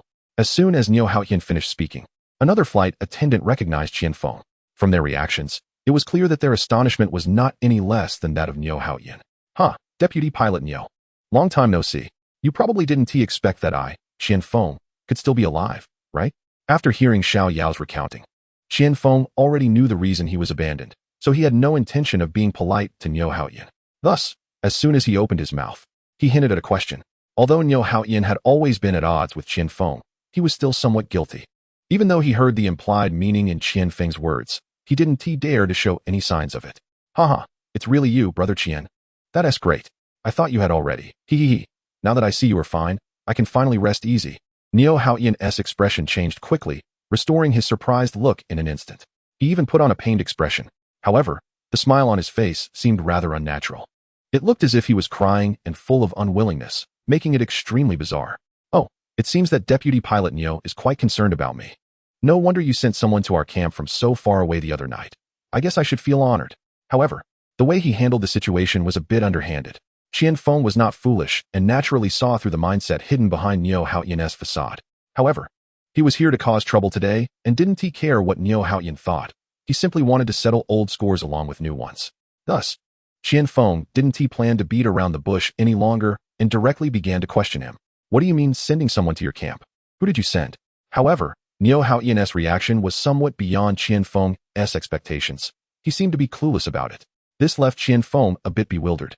It seemed that Li Dong and the others had kept Niu Haoyan in the dark about their dirty deeds, which made things easier. After a moment of contemplation, Qianfeng continued, It appears that Deputy Pilot Niu might not be too aware of this matter. However, Li Dong next to you and those two short brothers are quite clear about it. They secretly planned to visit our camp late at night. But what they did to my beautiful companion here was rather unsporting. In order to sow discord among them, Qianfeng intentionally made a jab at Niu Haoyan. However, whether his words achieved their intended effect was yet to be seen. They inadvertently drew the attention of Niu Haoyan, who had been closely watching Qianfeng. Unconsciously, his attention was drawn to Xiao Yao, who was beside Qianfeng. In that moment, Niu Haoyan was also captivated by Xiao Yao's handsome face. Chapter 96, Looking for Trouble, 3. It should be known that the reason Niu Haoyan was able to get along with Li Dong and become good brothers is that they shared a similar vibe. Therefore, after seeing Xiao Yao's appearance, how could he not have some thoughts? However, the reason he became the leader among them was that he was naturally more capable than Li Dong and the others. So, after a brief moment of distraction, he quickly concealed the greed and possessiveness on his face. But contrary to Qianfeng's expectations, his earlier words still had some effect on the recently composed Niu Haoyan. Because, after regaining his composure, Niu Haoyan seemed to sense something, and his eyes inadvertently glanced at Li Dong and Sun Chong beside him. Clearly, he was pondering the truth of Qianfeng's earlier statement. Was it Niu, the vice captain, who let them come out on their own so I could thank them properly? Or should I go directly to invite them? Seeing that Niu Haoyan was silent, Qianfeng had no intention of wasting more time with him. Changing the subject, he scanned Niu Haoyan, Li Dong, and the skinny man with a fierce gaze. This left Li Dong and Sun Chong unsure of how to respond. It should be noted that although Qianfeng had not engaged in any extreme behavior and had not used harsh words, everyone present knew he had come to settle a score. Therefore, both of them found it hard to admit or deny the situation. They could only open their mouths, utterly at a loss for words. We, especially Sun Chong, who was already somewhat timid, was now so scared that his legs were trembling slightly. He was just a step away from bending his knees and kneeling on the ground. In fact, it wasn't just Sun Chong who felt his legs tremble. Li Dong, who had been standing beside him, was not in a much better situation. After all, he understood Qianfeng's capabilities better than Sun Chong. It would be absolutely impossible for him to claim he was not the least bit afraid. He was just hiding it better. Moreover, they knew they had done something wrong. From the moment they saw Qianfeng and Xiao Yao appear, they knew that nothing good would come of it. Their hearts were tense, but they lacked a good response strategy, so they did not dare to speak. Now, being scanned by Qianfeng, the already nervous duo was further frightened into a state of panic. Therefore, if they could appear normal now, that would be a miracle. The people present could see the situation and understood immediately. Not to mention Qianfeng or Niu Haoyan. Both of them clearly had something to hide in their hearts. Sure enough, before Qianfeng could speak again, he noticed Niu Haoyan's still swollen eyes and couldn't help but say something. As Niu Haoyan's words fell, Qian Feng and Xiao Yao finally learned that the skinny man who had been following Li Dong was named Sun Chang. This left Qian Feng feeling a bit amused. With that physique, how could he be strong? Not only was he not strong, but he was also far from Qian Feng's current stature. Chapter 97. Looking for Trouble, 4. It seems his parents really gave him the wrong name. Captain Nyo, we just wanted to see if they needed help. Yes, Captain Nyo. The other day we saw this lady looking for food alone, so we thought about helping her. Really nothing more. However, just as Qian Feng was secretly laughing at Sun Chang's name, Li Dong and Sun Chang finally spoke under Niu Haoyan's pressure. However, their words not only lacked any remorse, but also severely distorted the facts. They even painted their dirty deeds as if they were doing good deeds. Seeing this, Niu Haoyan naturally would not believe their lies. Based on his understanding of the two, he could easily guess with a mere thought that they must have been tempted by the girl's beauty and had risked sneaking into her camp to do something. Of course, if he were in front of such a beautiful woman, he might have the same thoughts. However, you two pig-headed fools blinded by beauty. Even if you wanted to sneak around, you should at least pick the right target. Why provoke that stubborn donkey, Qian Feng? The more Niu Haoyan thought about it, the angrier he became, almost wanting to tear the two apart. However, considering their relationship and their pitiful appearance, he had to speak up to help them out. After all, family scandals should not be aired in public, even if they had done something wrong, or even if they wanted to sneak around behind his back. It was up to him to scold them. When did it become Qian Feng's place to come and demand an explanation? Besides, it was just a woman. What was so great about that?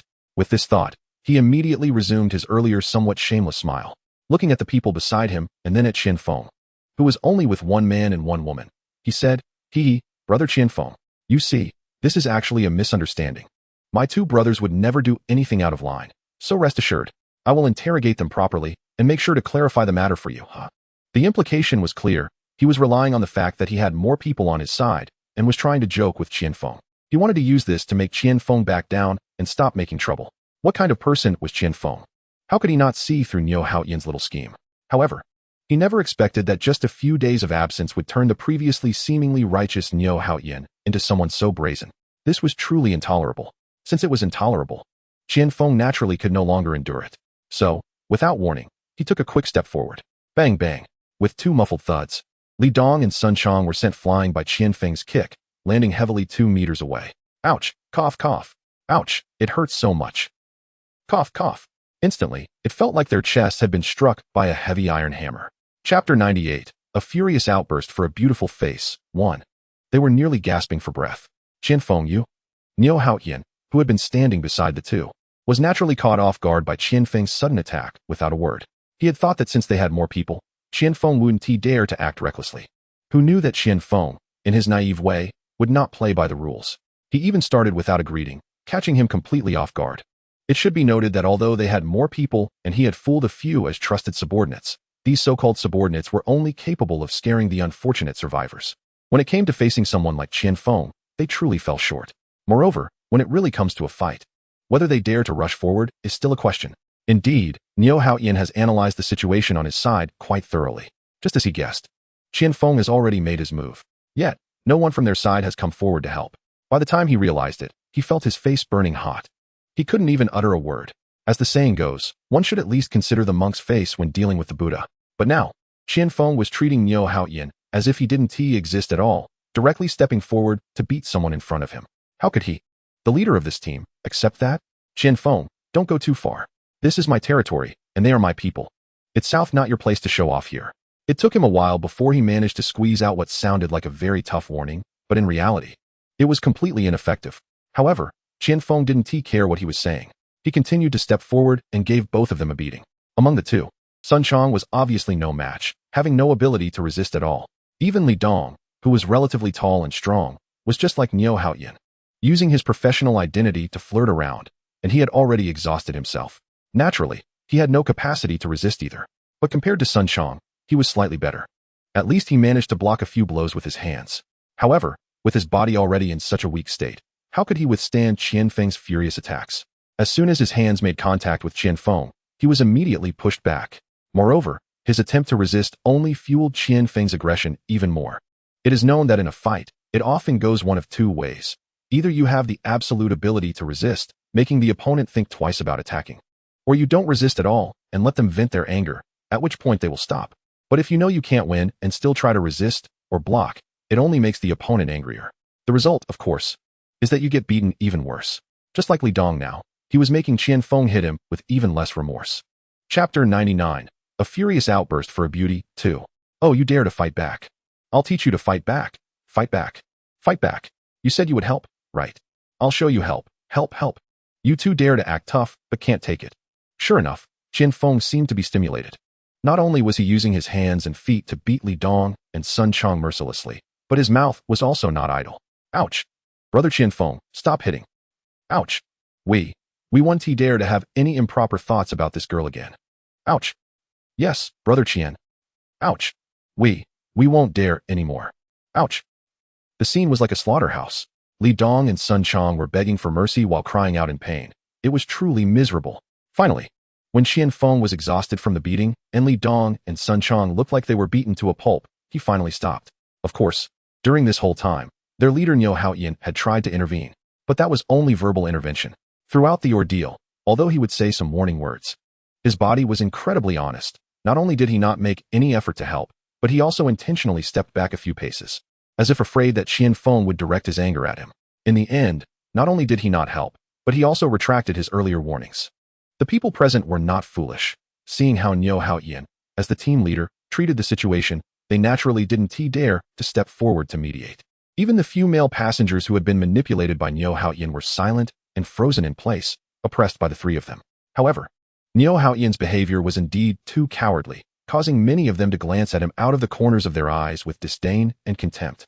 This time, Niu Haoyan lost all face. But due to his current identity and his desire to maintain the dignity of his temporary position as the boss, he could only pretend not to see it, standing there awkwardly. It was truly embarrassing to the extreme. Finally, seeing Qian Feng stop his actions, Niu Haoyan, who had been red-faced from holding back, finally dared to speak.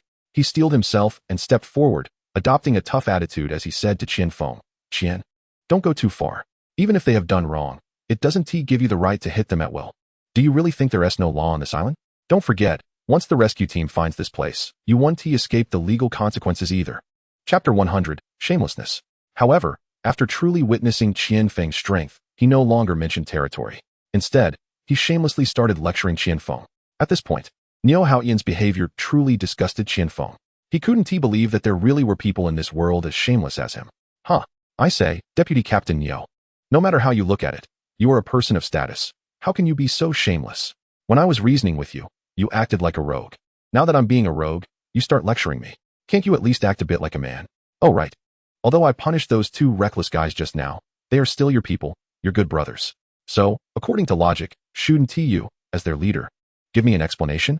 Although Qian Feng found Niu Haoyan's behavior utterly speechless, he still decided to teach this Niu Haoyan, who was just as bad as Li Dong and Sun Chong, a good lesson to warn those with ulterior motives.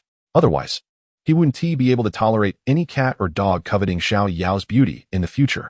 So, as he spoke, he slowly approached Niu Haoyan, pretending to be about to demand an explanation, and said, Qian Feng, what do you want to do? If you dare to come at me hard, then my people are not to be trifled with either. Naturally, seeing Qian Feng approach step by step, Niu Haoyan, who had just been frightened, was terrified. However, now that he has nowhere to retreat, he can only resort to his argument of having many people to intimidate Qian Feng. Unfortunately, he is still too panicked. As a result, what should have been a brief 2 sentences was stretched out to over a minute. Seeing this, Qian Feng couldn't help but be impressed by this so-called Captain Niu. Of course, he was not impressed by the captain's stubborn spirit of not easily admitting defeat. Instead, it was clear that the words he spoke had no effect on the person in front of him, yet he still shamelessly said them, as if he felt no embarrassment at all. After all, as long as he wasn't embarrassed, the awkwardness would fall on others. Just like the current situation between Niu Haoyan and Qian Feng. Niu Haoyan felt no embarrassment, while Qian Feng was directly put in an awkward position. Should I feel scared? Or should I hurry and take my people away? At a loss for words, Qian Feng could only sarcastically comment a couple of times to end the conversation. Although Niu Haoyan's performance today was lacking, his wits were still intact. He quickly caught on to the sarcasm in Qian Feng's words, and his already somewhat unnatural expression became even more awkward. He hurriedly shouted at the few loyal subordinates around him, "Are you all dead? Why aren't you coming to help? Do you not want to stay in this camp?" Under his threats, those so-called loyal subordinates exchanged glances, checking each other's attitudes. Soon, it seemed they reached some sort of tacit agreement and slowly began to surround Qian Feng. At this point, Niu Haoyan finally saw a glimmer of hope for a turnaround. He He immediately began to show off, as if he had transformed into a different person. Ha ha, Qianfeng. I already told you not to be so arrogant. But you didn't believe me. Now you've hit a wall. Don't think that just because you have some skills, you can do whatever you want. Do you really think I, Niu Haoyan, am easy to deal with? He changed from his earlier cowardly demeanor to a big smile directed at Qianfeng, looking extremely arrogant. Qianfeng, seeing this, couldn't help but feel speechless. It seems that once a person gains power, they always become complacent. Just a moment ago, he forgot about his pitiful state. Although Qianfeng was speechless, he would never indulge such a petty person. Who would have thought that Niu Haoyan was indeed a capable person? After gaining power, even his temperament seemed to have stabilized. Not only was he not angry at Qianfeng's words, but he also pretended to find excuses for his earlier performance. As he continued speaking, the meaning of his words began to change. Humph, it was just that my people were at fault first, so I won't hold it against you. Do you really think I'm afraid of you? Don't forget, this is my camp, and everyone around is mine. No matter how strong you are. What can you do to me? Or else? However, before he could finish, Qianfeng interrupted him. Or else what? You want to take me down? You, Qian, today I'll let you know that I'm not someone to mess with. You all, come at me. Whoever takes this kid down will be my good brother from now on. After saying that, he made a gesture to the 5 or 6 subordinates surrounding Qianfeng to attack. Surprisingly, this tactic of intimidation and temptation was quite effective. Those 5 or 6 subordinates, upon hearing this, seemed to see a glimmer of hope and stepped closer to Qianfeng. You see, Niu Haoyan's promise was still quite appealing to everyone present. After all, if they truly became good brothers with Niu Haoyan, they wouldn't have to go out to find food every day and could enjoy the food collected by everyone. In such an environment, it was no wonder they were attracted. So one by one, even though they had witnessed Qianfeng's bravery, they still wanted to give it a try. If this risky opportunity succeeded, their status would completely change. However, seeing the situation shift slightly, Xiaoyao, who had been standing a short distance behind Qianfeng and had not spoken, became a bit anxious. After all, as a girl, although she had seen Qianfeng's abilities, she was still worried about his safety. Brother Feng, how about we just leave? Clearly, Xiaoyao did not want Qianfeng to continue taking risks. Niu Haoyan, who was feeling pleased, naturally noticed this. However, for some unknown reason, seeing Xiaoyao so anxious only excited him more. Haha. Trying to leave now probably won't be that easy. However, if you don't want to see him in trouble, you can stay. That way, I have a reason to let him go. Haha. Niu Haoyan became more and more pleased with himself, and in his excitement, he let slip his thoughts. Seeing this, how could Qianfeng tolerate Niu Haoyan's smug demeanor? Instantly, his previously playful expression turned dark. However, considering that Xiaoyao was still behind him, worried, he didn't explode in anger immediately. Yao, don't worry. With these few insignificant people, I, Qianfeng, don't even take them seriously. You should step back a bit, so you don't get hurt accidentally later. Today, I'm going to let these idiots know why the king of horses has 3 eyes. Qianfeng's words were meant to reassure Xiaoyao's nervousness. However, in the ears of Niu Haoyan and his group, it sounded somewhat defiant. As the saying goes, 2 fists can't fight 4 hands. No matter how Qianfeng had taken down Li Dong and Sun Chong, it was still somewhat of a sneak attack. Moreover, the few people around him were relatively robust. Certainly not comparable to Sun Chong. So no matter how one looked at it, the odds still seemed in their favor. The group was calculating in their hearts while also beginning to roll up their sleeves. Meanwhile, Niu Haoyan was more than happy to see this scene. He stepped back a couple of paces, ready to watch how Qianfeng, whom he had come to despise, would be beaten up. However, what Niu Haoyan never expected was that in just a short moment, the situation that had once been very advantageous for him would take a sudden turn. He was completely dumbfounded, because just as they were about to step forward for a good fight, Qianfeng slowly pulled out the emergency axe he had brought down from the plane. At this moment, not to mention Niu Haoyan, even those so-called confidants who were thinking about seizing the opportunity dared not take a step closer. What's more, a few of the more timid ones unconsciously took a step back. Chapter 103, Absolute Suppression. It was as if they had seen a terrifying existence they could not provoke. No wonder, among these people, they came from all corners of the world and naturally had no feelings for each other. Moreover, the reason they obeyed Niu Haoyan after arriving on this island was merely because they were deceived by his identity as the captain. Of course, they had no strong feelings of loyalty toward him. Even now, as they prepared to attack Qianfeng at his instruction, it was just for a meal. They definitely would not genuinely risk their lives for him. Besides, there is a saying that no matter how skilled one is, they fear a kitchen knife. Furthermore, what Qianfeng was holding was an actual axe. So, at this moment, these few people felt that it was somewhat unsafe even to stand a little closer, let alone to attack. Sure enough, as Qianfeng rolled up his sleeves, Those who had long been scared and timid fled as if they had seen a ghost. The most amusing part was that although they stopped running, their posture remained in a defensive stance, likely thinking that if the situation turned unfavorable, they would immediately start running again. Seeing this, Qianfeng simply did not know how to describe these people. Looking at Niu Haoyan, who had been so smug not long ago, although he was still standing there, his lonely and somewhat helpless appearance clearly showed that he had been abandoned by his so-called confidants. Seeing this, Qianfeng had initially thought of teaching this self-righteous captain a lesson. However, upon seeing his pitiful state, he immediately lost that thought. Of course, this did not mean that Qianfeng suddenly became merciful. Rather, facing Niu Haoyan's pathetic appearance, Qianfeng truly could not find any desire to conquer him. Therefore, he did not intend to dirty his hands any further. He merely shot a disdainful glance at Niu Haoyan before planning to put away the emergency axe in his hand. However, Niu Haoyan clearly misunderstood Qianfeng's expression. After all, he had no idea what Qianfeng was really thinking. He only knew that Qianfeng was looking at him with a strange expression. Naturally, he thought Qianfeng was about to come over and give him a beating like he did with Li Dong and Sun Chang. So, he unnaturally started to panic again. Qianfeng, you better not do anything reckless. Killing comes with a price. As he spoke, he trembled and struck a pose that looked like a pre-battle preparation he had learned from somewhere, which nearly made Qianfeng laugh out loud. Was he looking for trouble, or just afraid that Qianfeng would overlook him? Qianfeng chuckled to himself and shook his head, walking towards Niu Haoyan. After all, he had already taken up a stance. Chapter 104, The Fallen Flight Attendant.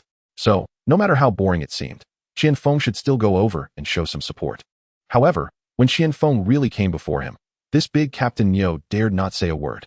Especially when he saw the axe in Qianfeng's hand moving back and forth in front of him, his legs involuntarily trembled slightly. Seeing his demeanor, Qianfeng had initially thought of scaring him a little. Now, he didn't even want to look at him to avoid dirtying his eyes. While speaking, he didn't even glance at him, but reached out and pushed hard on his forehead. Niu Haoyan staggered back and fell over, landing on his back. The crowd, upon seeing this, didn't even have one person step forward to help. Qianfeng scanned the crowd and truly witnessed what might be the most genuine aspect of human nature. He sneered coldly and secretly sighed before taking Xiao Yao's hand and walking back in the direction they came from, leaving Niu Haoyan's group standing there, not knowing what to do next.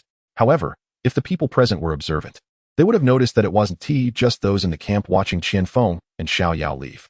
Because not far away, at the edge of the jungle, there was a very cute and pretty flight attendant, holding a few not-so-mature wild fruits, secretly observing everything in front of her. From her expression, one could see a hint of uncontrollable envy. However, everyone was focused on the recent fight, so no one noticed her. This cute flight attendant was none other than Tian Xiu, the intern flight attendant who had tried to wake Qianfeng to escape on the plane, but was stopped by Niu Haoyan and even cruelly pushed into the sea. After drifting to this deserted island, she had no close companions and lacked experience in outdoor survival. Out of necessity, she could only follow Niu Haoyan and the others, who had almost caused her to drown in the sea, for rescue.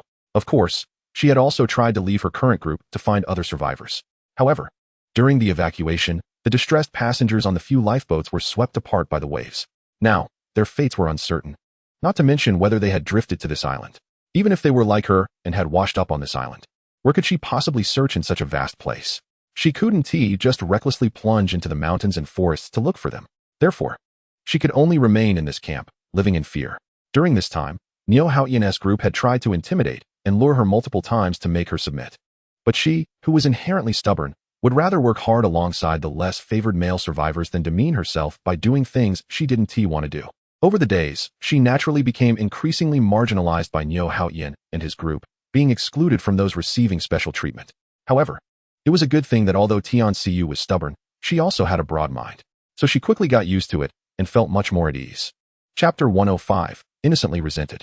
After all, although her life was somewhat harder than usual, at least she didn't have to please those she found extremely repugnant, like Niu Haoyan and others. Of course, this was only her thought before she witnessed Qianfeng's earlier actions. Now, seeing Qianfeng come to confront them so powerfully for his teammates, she couldn't help but feel endless envy. However, as the saying goes, people may share the same situation but not the same fate. Thinking about her lack of such good fortune, she felt a bit sorrowful but had no feelings of unfairness. On the contrary, seeing Niu Haoyan and his group being severely punished today made her feel very pleased. Naturally, she glanced a few more times at Qianfeng and the others who had already walked far away. However, It was just an unintentional movement of hers that happened to catch the attention of Niu Haoyan, who had just suffered a great humiliation. At this moment, he was filled with rage and shame, already wanting to vent his anger on someone. Suddenly, he saw Tian Xiu looking happily and admiringly in the direction where Qian Feng had gone. This only intensified his hatred. Are you all blind? Why don't you come over and help me up? You useless bunch. He shouted angrily at a few so-called confidants who had already run away. Yet, he fiercely stared at the spot where Tian Xiu was, as if he wanted to swallow her whole. Although their so-called captain had just lost all face, he was still the boss of this camp. Naturally, they did not dare to go against Niu Captain's wishes. So, they hurriedly came over to help Niu Haoyan stand up.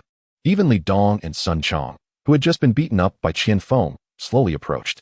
However, at this moment, they were not there to help Niu Haoyan. Instead, without saying a word, they knelt down in front of him and cried out, Niu Captain, Niu Boss you have to help us take revenge this time. When the rescue team arrives, you must help me testify. I must make that Qian guy go to jail, sob sob sob. Yes, Niu Boss. Me too. I want that Qian guy to face legal consequences. He must spend a long time in prison, sob sob sob. Despite being big men, Li Dong and Sun Chong were now completely disregarding their dignity. In front of everyone, they were wailing as if Niu Haoyan were their father. However, upon closer inspection, they still seemed to have their wits about them. They knew that their so-called Niu boss was unable to compete with Qian Feng in terms of physical strength. So they wisely sought revenge through legal means. Chapter 106. Re-establishing authority. It seemed they were considerate of Niu Haoyan's position as the captain. Indeed, even though Niu Haoyan had just made a fool of himself and lost face, he quickly calmed down after regaining some rationality. He certainly wouldn't be foolish enough to miss such a good opportunity to re-establish his authority. So, without a second thought, he hurriedly helped the two of them back up. You two don't worry, even if you're just regular team members, I won't stand by and do nothing. Moreover, you are my good brothers. I will definitely ensure he gets the punishment he deserves, so rest assured. He continued, as long as the rescue team finds us, they will definitely first seek out the person in charge to understand the situation. And since I, Niu Haoyan, am the only remaining captain of this flight, they will naturally come to me first to understand what happened here. So, Qian Feng definitely won't be able to escape. He added, and you all can rest assured. As long as you obey my commands, I will ensure your survival and that you will be alive when the rescue team arrives. Even if, in the end, the rescue team can't find us. For those passengers who don't follow orders and arrangements, don't blame me, Niu Haoyan. I really have limited ability, and whether you can survive until that day is uncertain. Moreover, whether I can take you all away safely then will also depend on my energy. So, everyone think carefully about what to do next. Although Niu Haoyan was not strong in terms of physical power, he was quite clever when it came to strategy, especially in terms of coercion and inducement, which he had mastered to a high degree. Just with a casual remark, his meaning was clear. Don't think that just because I stumbled today, you can disrespect me. You will still rely on me, Niu Haoyan. So you have to listen to me. Otherwise, whether you can survive next and leave this broken island is uncertain. Everyone was not foolish and quickly caught on to the underlying message in his words. Coupled with his current status, it was unlikely anyone would doubt the authenticity of what he said. Therefore, it must be said that Niu Haoyan was indeed talented in this regard. Many people who had previously considered leaving Niu Haoyan's side quickly concealed any disdainful expressions they had left. It was as if they were afraid that Niu Haoyan would notice and miss the opportunity to survive. Moreover, their obsequious attitude was even more pronounced than before the incident occurred. Of course, there was one exception among them. Chapter 107. Qian Feng's intuition in contrast. Her behavior seemed even more pronounced. The people present, to varying degrees, noticed something. However, what everyone failed to notice was that there was another pair of malicious eyes fixated on Tian Xiu. As for Qian Feng and Xiao Yao, after leaving Niu Haoyan and the others' camp with ease, they hummed a tune as they headed towards their makeshift camp. Especially Xiao Yao, after seeing everything Qian Feng had done for her, felt incredibly happy. After passing through the empty coconut grove, she leaned her head on Qian Feng's shoulder, tightly hugging his arm, as if afraid he would suddenly disappear. Qian Feng was, of course, delighted to see Xiao Yao in such a state. Just as he was enjoying it, he suddenly thought of the coconut grove and began to worry. Yao Yao, did you notice anything earlier? Brother Feng, are you talking about those coconut trees? Although Xiao Yao did not know why Qian Feng suddenly asked, she could tell it was definitely related to the coconut grove since he was staring at it. Sure enough, as soon as Xiao Yao finished speaking, Qian Feng continued, now, it's clear that we are not the only ones who know about this island. Moreover, this does not count the people we haven't discovered. And there are likely quite a few.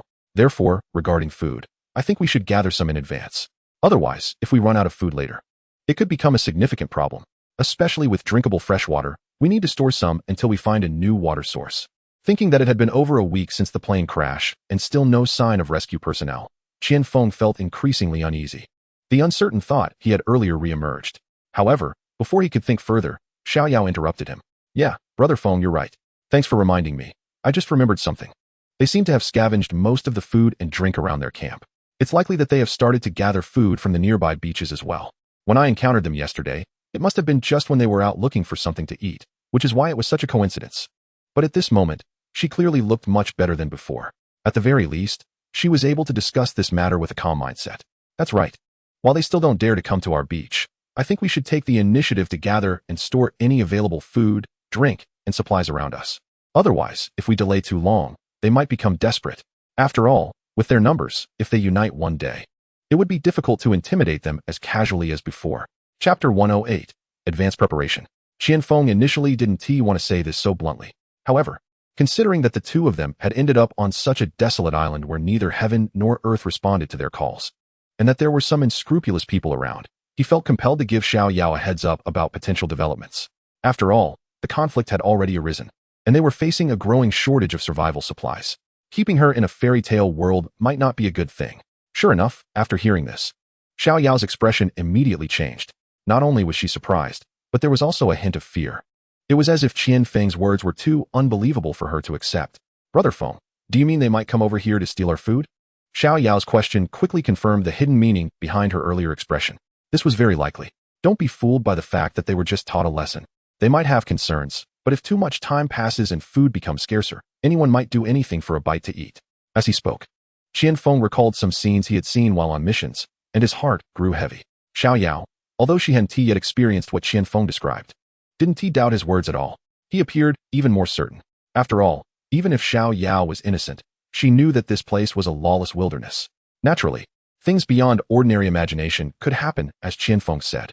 Brother Feng, what do you think we should do now? Although Xiao Yao agreed with Qian Feng, she still lacked survival experience in this area. So after thinking for a while, she didn't know how to start and could only look at Qian Feng for answers. Well, I see. There are a few coconut trees not far from our camp, right? The coconuts you couldn't reach earlier were left behind by chance. Let us go collect them now as our temporary water source, and I'll find some other food. Hopefully, we can hold on until the rescue team arrives.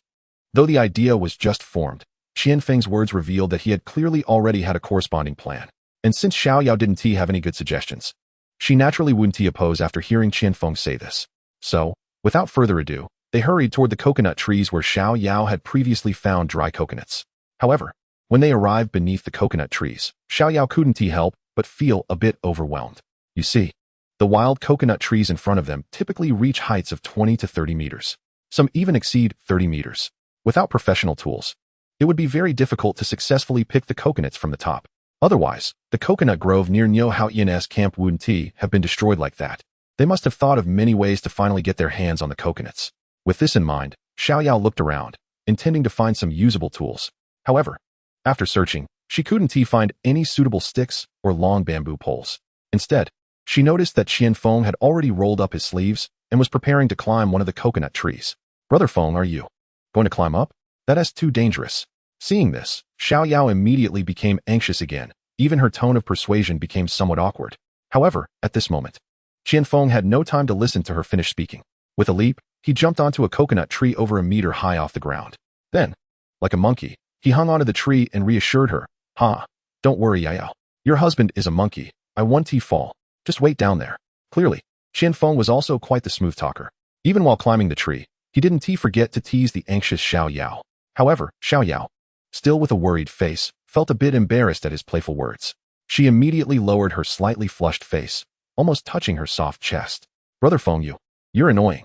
That kind of shy demeanor made Qian Feng, who was always with her, unconsciously glance at her a couple more times. Yes, being annoying is exactly right. I'm just charming, never tiresome, haha. Qian Feng knew that this girl was still a bit shy, but for some reason, he just liked to see her flustered. After teasing her, he resumed climbing up the coconut tree. Although Xiao Yao kept her head down and kept saying annoying, her eyes were genuinely fixed on Qian Feng up in the tree, as if afraid he might accidentally fall. However, Qian Feng's subsequent actions clearly surprised her. Not only was his climbing technique steady, but his speed was also exceptionally fast. In the blink of an eye, he reached the upper part of the coconut tree. Seeing this, Xiaoyao didn't know how to describe Qianfeng at that moment. If he weren't wearing human clothes and joking around, one might mistake him for a monkey based solely on his climbing skills. Regardless, seeing Qianfeng so agile eased Xiaoyao's worries about him climbing the tree to pick fruit. However, as she got to know Qianfeng better, her feelings toward him became somewhat hard to grasp. Of course, this confusion didn't mean her affection for him changed. It was just that she truly didn't know what to make of the man she had already decided to spend her life with. Chapter 110. One must always be cautious. How many secrets are there that she doesn't understand? After all, in these days, she has seen some surprises in Qianfeng every day. Even, there have been moments of astonishment. It feels like flipping through a profound classic or tasting an aged wine that has been steeped in time. It has made her, a usually proud rich girl, feel increasingly unable to extricate herself. Clap, clap, clap. Just as she was pondering, Qianfeng had already approached the top of the coconut tree. As the axe in his hand fell, the green coconuts on the tree began to drop one after another. In no time, the ground was covered with them. Roughly counted, there were no fewer than 7 or 8 coconuts from this one tree. At this point, Xiaoyao was no longer in a daze. She hurriedly went forward to gather the coconuts from the ground one by one. By the time Qianfeng had picked the coconuts from several nearby trees, there were already dozens of green coconuts of various sizes piled up on the sandy ground. Seeing this, Xiaoyao couldn't help but feel delighted and immediately called out excitedly, "Brother Feng, this is great. With these coconuts, we won't have to suffer from thirst anymore. You have no idea, during those 2 days when you couldn't move, I would come here every day to check. But the coconuts just wouldn't fall. It almost drove me crazy. Now, we can finally take a breather and not worry about drinking anymore. Ha ha ha." Seeing Xiaoyao's genuine happiness, Qianfeng felt an indescribable emotion in his heart. But from the worried expression she had shown earlier, it was clear that these days had not been easy for her. So, unable to help himself, Qianfeng gently brushed her bangs aside and affectionately consoled her. "Heh, silly girl, with me around from now on, you don't have to bear all this anymore." Xiaoyao's earlier statement was genuinely heartfelt, without any intention of being coy. Now, being comforted by Qianfeng like this, she couldn't help but feel a bit shy. Brother Feng, actually what you said, I felt it yesterday, I just didn't say it out loud." Although Xiaoyao still had a shy expression, she unconsciously opened up a lot more about her feelings. So, with a strong sense of affection, the two began to move the coconuts from the ground. It must be said, although the pile in front of them was only a few dozen coconuts, moving them was not easy at all. This was evident from Xiaoyao's previous struggles while moving dry coconuts. Therefore, even with Qianfeng as a helper, it still took them quite a bit of time to finally transport the pile of coconuts and hide them near the edge of the jungle by the campsite. As for why they placed the coconuts this way, it was certainly out of consideration for food safety. Otherwise, given the material shortages on this island and the complexities of human nature, neither of them wanted their hard-earned coconuts to end up as someone else's food. Chapter 111. A rare playful moment. So, even though they were tired, they ultimately managed to hide all the coconuts. Next, the two picked up some seashells and dug up some oysters, planning to make do with a simple lunch. However, seeing that the oysters on the rocks were nearly all gone, Xiaoyao's face fell again. "What's wrong? Yao, we have food now, why aren't you happy?" Qianfeng asked curiously. Xiaoyao initially didn't want to say anything, but seeing the concerned look on Qianfeng's face, she felt she couldn't hide it anymore. "Brother Feng, look, the oysters on the rocks and the seashells nearby are almost all picked and dug up. If the rescue team doesn't come soon, we might run out of food. We can't just survive on coconut water every day, can we?" Xiaoyao said with a forlorn expression. At this point, Qianfeng finally understood what was bothering her. However, what puzzled Xiaoyao was that after she expressed her worries, Qianfeng not only didn't seem tense, but he also laughed without regard for the situation. He laughed until he felt a bit embarrassed, and then slowly stopped. Xiaoyao thought Qianfeng was laughing at her for being focused on eating, so she immediately felt dissatisfied. With a glare and a pout, she fixed her gaze on Qianfeng. "Stinky Qianfeng, you're still laughing. Did I say something wrong? Look at the oysters on the rocks, we've dug them all out. And you're still laughing. What do you think we will eat next? I'll tell you, if there's no food, I'll eat your flesh and drink your blood." Humph. Xiaoyao's mouth was like a machine gun, shooting out complaints as if she wouldn't feel comfortable until she expressed her frustrations. However, despite her words, the expression on her face seemed to resemble a playful pout aimed at Qianfeng. Naturally, Qianfeng didn't take her seriously. On the contrary, he felt that this side of Xiaoyao was the most genuine. "So my little foodie is worried about going hungry in the future, huh?" Unable to resist, he teased her further. Sure enough, seeing Qianfeng's deliberately silly expression, Xiaoyao was completely enraged. "Humph, stinky Qianfeng, you still dare to laugh. Just watch me. I'll bite you." After saying this, she threw the oyster in her arms and chased after Qianfeng. playfully showing her neat little white teeth as if to pretend to bite him. This made Qian Feng laugh as he ran away. Ha ha ha. Finally, in the midst of their playful scuffle, Xiao Yao lost her balance and fell solidly into Qian Feng's arms. Qian Feng naturally seized the opportunity and wrapped his arms tightly around her. Realizing she was now captured, Xiao Yao surprisingly stopped struggling. However, the blush on her face and the rising and falling of her chest indicated that her current mood was extremely tense. Chapter 112, A False Joy. How could Qian Feng not feel the changes coming from Xiao Yao? He too began to feel a bit heated, with his eyes filled with a certain kind of greed unique to men. In this moment, even though Xiao Yao was still naive regarding male-female matters, she understood what kind of feelings were reflected in Qian Feng's eyes. Yet, she didn't know why. But the conservative girl from the night before was now exceptionally unable to control herself. Her gaze also became somewhat dazed. At this moment, Qian Feng, who had long been impatient, could no longer bear to remain indifferent to Xiao Yao's shy face right in front of him. Without thinking, he leaned in towards Xiao Yao's lips. Brother Feng, we can't do this yet. Although Xiao Yao's mind was blank, a trace of rationality still lingered in her subconscious. She naturally understood that the two of them were prone to making some uncontrollable decisions at this moment. However, while she verbally protested against it, her body was being quite honest. Following the direction of Qian Feng's approach, she seemed to be drawn in by something. Unconsciously, she leaned in closer. It should be noted that Qian Feng and Xiao Yao had known each other for some time. He had long been looking forward to this moment, and naturally, he couldn't contain his excitement.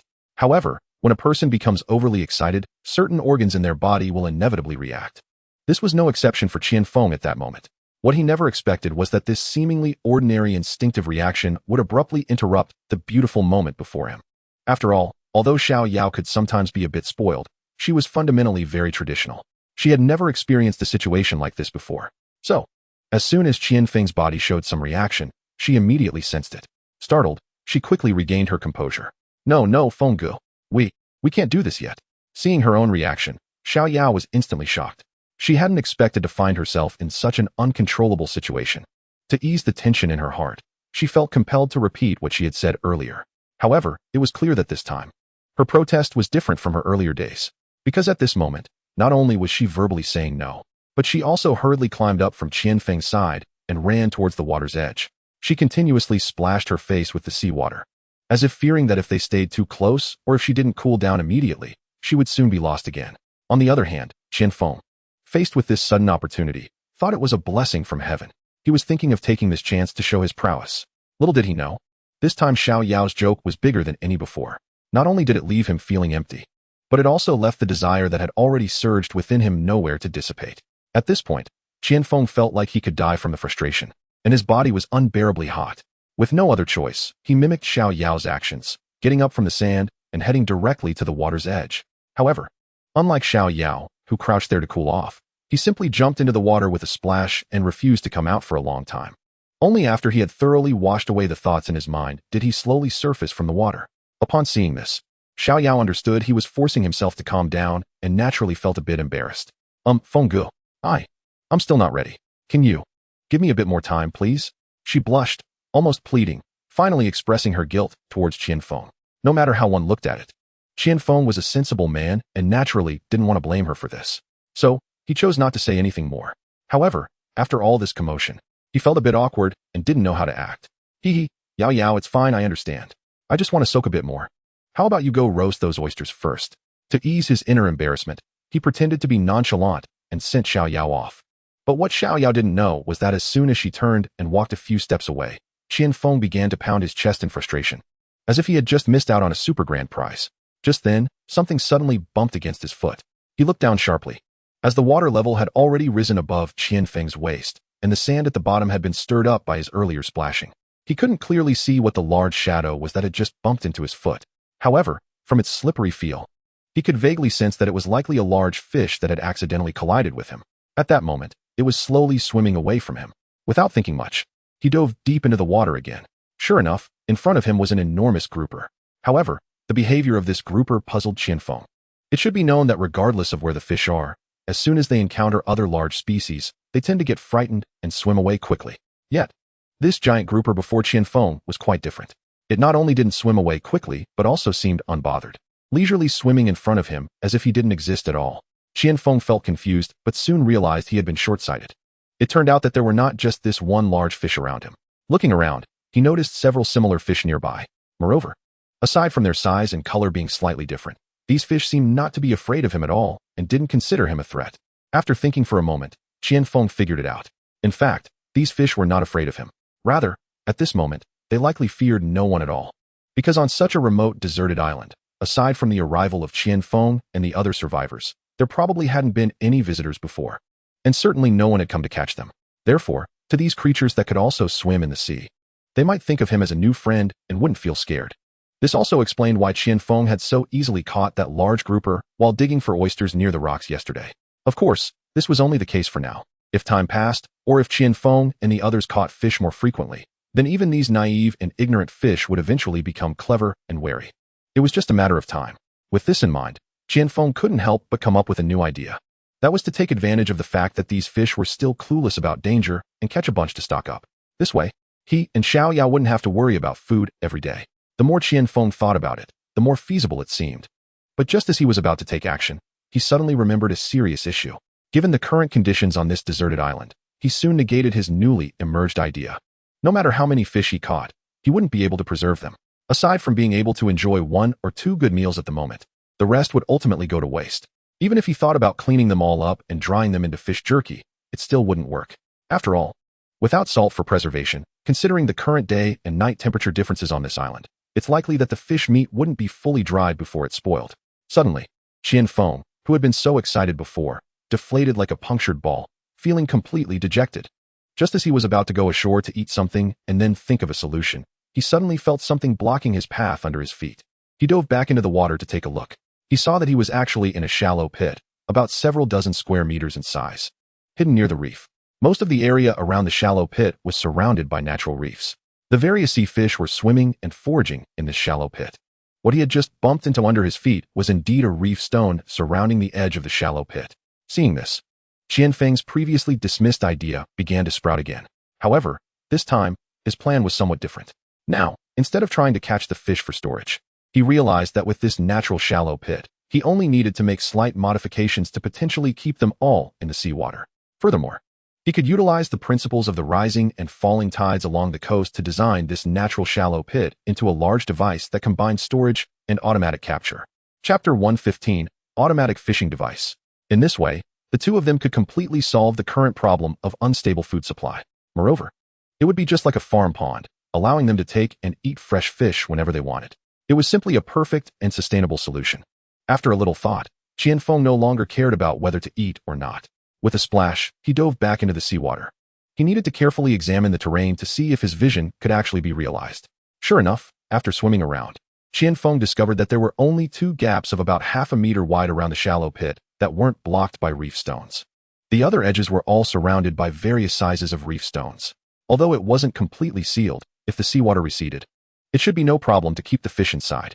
The biggest issue now was to fill in the 2 gaps that were more than half a meter wide near the outer edge of the sea. Otherwise, even if a lot of fish entered the shallow pit, they would still slip out through those 2 gaps.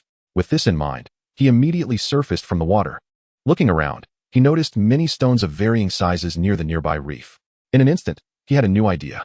Without hesitation, Qianfeng quickly moved stones from the nearby reef to fill in those 2 gaps. However, what seemed like an easy task proved to be quite difficult once he started. Despite their small size, those reef stones were quite heavy to move. This made the already inconvenient task of transporting them even more challenging. Thus, overall, Qianfeng's actions were still quite slow. Fortunately, he had plenty of strength, and his body had fully recovered. Putting in some effort was not a problem. However, at this moment, as Qianfeng was busy moving stones, it was easy to misunderstand the situation. After all, he and Xiao Yao had just gone through that awkward incident. So it was natural for her to overthink. Just like now, Qianfeng had just moved 2 stones when Xiao Yao, who was roasting oysters not far away, noticed him. Not only did she see him, but she also immediately began to overthink again. Oh no, did I go too far this time? Did I force Brother Feng to vent his frustration by moving stones? But if I hadn't done that, what else could I have done? I can't possibly do that sacred thing in this environment. If that were the case, how could I bear it? But if I don't do it like this, will Brother Feng have any complaints about me? If he really has complaints, will he stop caring for and loving me? Xiao Yao's thoughts became more and more tangled, and the more she thought, the more conflicted she became. She simply didn't know how to face Qianfeng at that moment. After struggling for a while, she finally mustered the courage to walk towards Qian Feng. Chapter 116, Xiao Yao's Distrust. Brother Feng, what are you doing? Can you stop belittling yourself? I really just need some time to adjust. Xiao Yao initially assumed that Qian Feng was feeling wronged, which was why he was venting his dissatisfaction in this way. Naturally, she felt very guilty about it. Therefore, when talking to him, she was quite apprehensive. However, Qian Feng was busy and was a bit bewildered by Xiao Yao's words. But to prevent her from overthinking, he eventually provided a simple explanation. Although Xiao Yao still didn't quite understand, she felt a little relieved. After Qian Feng filled in the 2 gaps that were more than half a meter wide with reef stones, he took the somewhat smelly intestines he had cut from the large grouper yesterday. Xiao Yao couldn't help but ask again about the meaning of his earlier words. Brother Feng, what did you mean by making a fish pond? What about the stones you just moved? She looked puzzled, as apart from seeing a stretch of seawater, she couldn't see a single stone. It's high tide at noon, so the pond is submerged. Of course you can't see it. When the tide goes out in the afternoon, the pond will be exposed, and there might even be fish in it. After saying that, Qian Feng gave Xiao Yao a somewhat mysterious look, although Xiao Yao hoped that what Qian Feng said was true, so that they would have fish to eat again. Deep down, she still had some doubts. After all, Qian Feng had only just started moving stones, and he was already back on shore. How could he possibly have created a pond underwater so quickly? Moreover, those fish weren't stupid. Even if the water was really enclosed, how could they stay inside and not come out? They could easily swim to the surface before the tide receded. With this thought, Xiao Yao became even less hopeful about Qian Feng's words. But to avoid dampening his enthusiasm, she chose to remain silent. However, from the smile on her face, it was clear that her disbelief was quite evident. Qian Feng naturally didn't mind, as the results would be clear in a few hours. He didn't need to argue with her over this momentary win or loss. So he took off his soaked shirt, accepted the roasted oysters handed to him by Xiao Yao, and started eating heartily. Of course, he had initially thought about taking off his soaked pants, shoes, and socks as well. But considering that Xiao Yao might not be too comfortable with it, he decided against it. Nevertheless, even so, Xiao Yao was completely taken aback by Qian Feng's bare upper body. On one hand, it's because of the lean yet muscular lines on his body. Chapter 117. The past he doesn't want to mention. The second aspect, of course, are the various old scars on him. Although they are not too shocking, they still appear quite frightening to Xiao Yao, a child raised in a sheltered environment. Brother Feng, how come you have so many scars? Xiao Yao couldn't help but express her surprise and curiosity. However, such a seemingly simple question made him feel very conflicted inside. It's nothing. These are just old scars from when I was too mischievous as a child and fell a lot. They're all healed now. In order not to make Xiao Yao think too much, he chose to conceal the truth. However, with his tendency to blush when lying, how could he possibly deceive the sharp-witted Xiao Yao in front of him? Therefore, before he could finish his sentence, Xiao Yao already sensed that Qian Feng was brushing her off. But considering that he might have some untold difficulties, she didn't press further. Regardless, after Xiao Yao's interruption, Qian Feng seemed a bit embarrassed. He didn't care that his clothes were still wet, and put on the shirt he had just taken off. Seeing this, Xiao Yao understood that Qian Feng was intentionally hiding his scars. Just as she was about to persuade him, Qian Feng deliberately spoke up first. Xiao Yao, I see we have enough food and drink prepared, so we shouldn't have any problems for a while. How about we eat something, and then focus on building the shelter? After all, it's been several days since the crash, and the rescue team still hasn't arrived. We can't keep sleeping on the sand like this. If we get sick, it would be troublesome here with limited medical supplies. After saying this, Qian Feng quickly ate 2 raw oysters before looking back at Xiao Yao. In fact, if he were to consider it from Qian Feng's perspective, he probably wouldn't hold out much hope for the rescue personnel. From his understanding, it's been many days since the accident, yet there has been no sign of any rescue operations. This is extremely abnormal, even if there are difficulties in the rescue. With current scientific technology, such a result shouldn't be the case. However, in order not to make Xiao Yao too disappointed, he didn't express this thought too absolutely. Xiao Yao had originally planned to say something, but with Qian Feng's change of topic, she completely forgot what she wanted to say. However, hearing Qian Feng's words now, she felt that he made a lot of sense. From the plane crash to now being stranded on a deserted island, over a week has passed. Not to mention the rescue team. They haven't even seen a shadow of a rescue plane or boat. It indeed shouldn't be expected that all hope lies solely in these areas. Chapter 118, Building the Shelter. No matter how eager they are to leave, they must first ensure their survival. Thinking of this, Xiao Yao nodded in agreement. Yes, Brother Feng, you're right. But I don't understand these things. Just assign me some tasks. Seeing that Xiao Yao had no objections, Qian Feng quickened his eating pace. The two quickly finished off the pile of roasted oysters in front of them. Then, without taking a moment's rest, Qian Feng grabbed the emergency axe and headed into the jungle by the beach. Since Xiao Yao didn't have the right tools, and Qian Feng was reluctant to let her follow him into the primitive jungle, he assigned her to stay at the edge of the jungle to provide support. Fortunately, there were many small bushes at the edge of the jungle, which saved Qian Feng a lot of effort.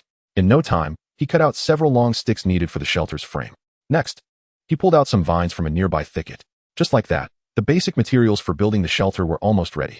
Brother Feng, I've set aside these sticks and vines. What should I do next? As the saying goes, men and women work together, and it's not tiring. Xiao Yao seemed to be influenced by this atmosphere, and as soon as she put down the vine in her hand, she asked Qian Feng what she should do next. Seeing this, Qian Feng was very satisfied. He had initially worried that this little girl would be useless, fearing he would have to do all the work in the coming days. But from her performance over these days, she was doing quite well. Although she occasionally displayed a bit of a spoiled attitude, overall, she was able to share hardships with him. Given her background, this was no small feat thus. Qian Feng found himself a bit dazed, feeling a strange sense of a man farming and a woman weaving, working together to build a home. Just as this pleasant imagery formed in his mind, he was immediately interrupted by an anxious voice. Brother Feng, why are you just standing there? I asked you what else I can do. Xiao Yao stood there with her arms crossed, looking at Qian Feng with a disapproving expression. She likely thought that Qian Feng was lost in some inappropriate thoughts again. Right? The more the better. But to cover up his embarrassment, he randomly assigned a few tasks to Xiao Yao, just to send her off. Although Xiao Yao didn't know what Qian Feng was thinking, seeing his guilty expression made her realize that he was definitely not thinking of anything good. Therefore, shaking her head, she went off to carry out the tasks with a resigned expression. As the sun gradually set, the evening glow began to appear in the sky.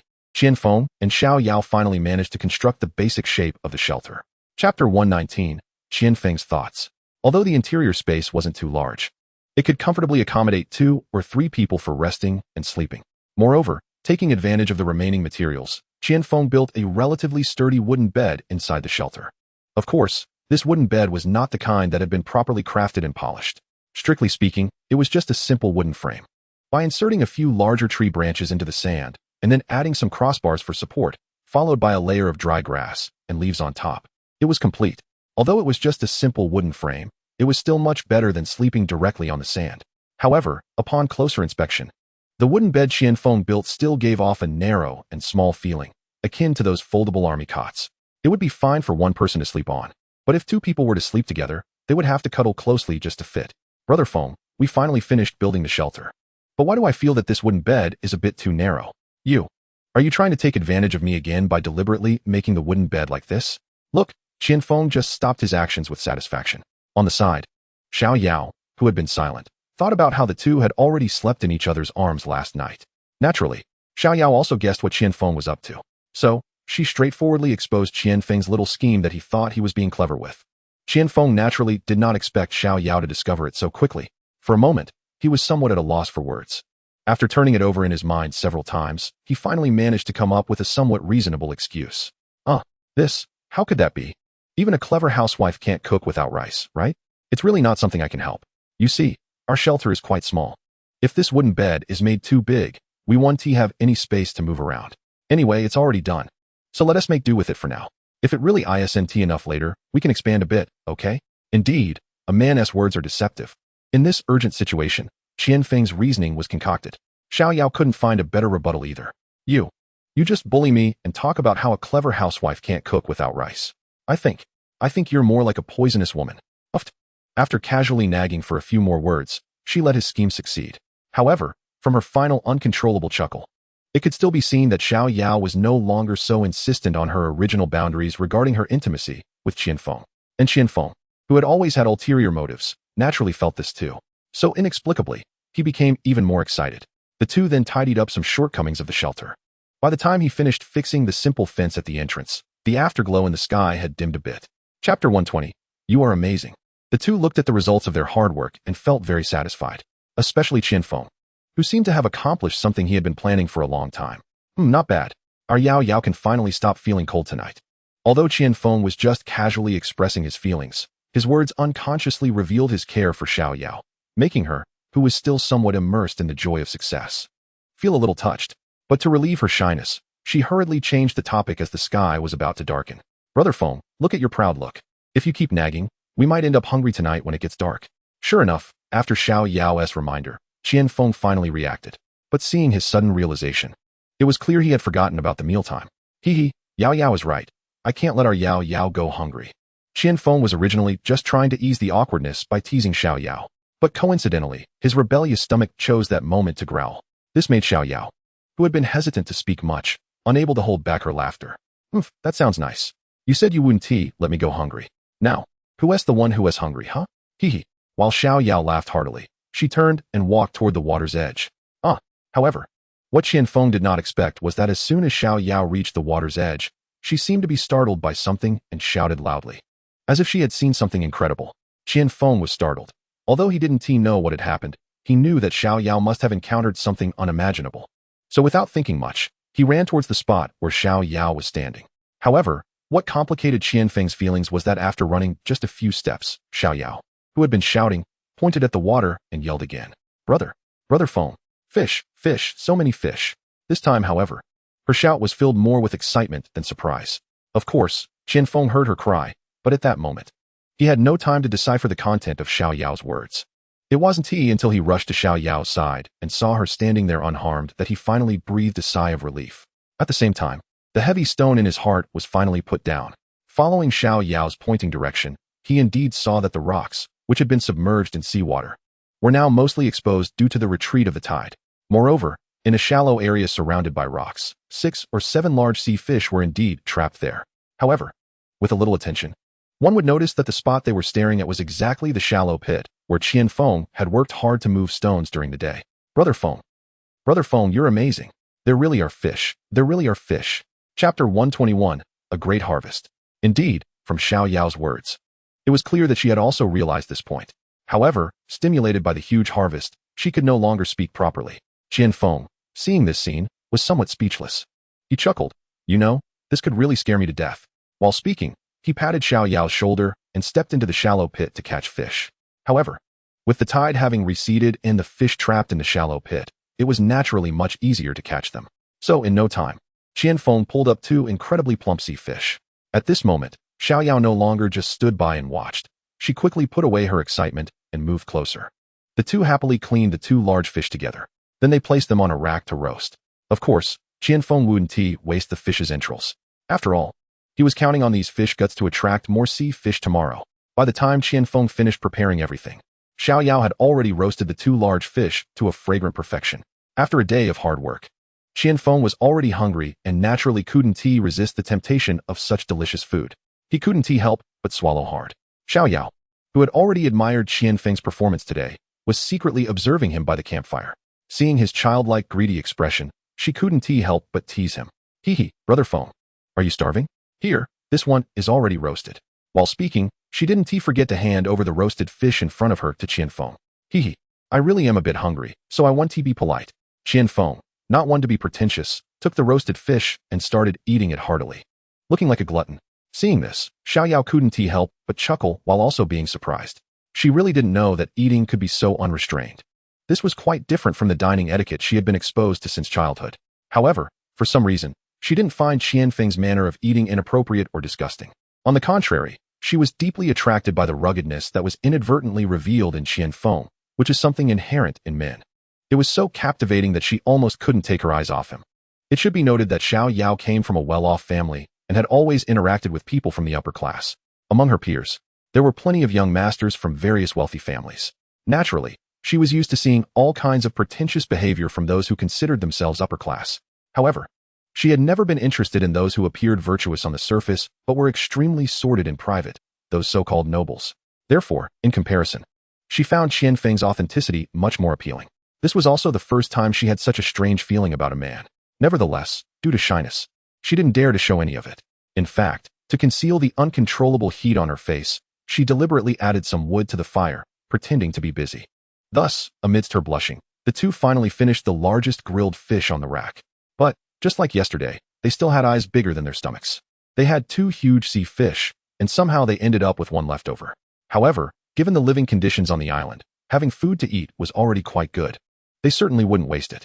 They wrapped it in leaves and hung it at the entrance of the shelter, planning to heat it up and continue eating it the next day. After all, Qian Feng had been busy all day, and once he was full, drowsiness naturally came over him. He had no extra thoughts to consider how to deal with the leftover food. Moreover, after the soft jade warmth of last night, he was certainly thinking about trying out what it felt like to sleep with a beauty in this newly made wooden bed.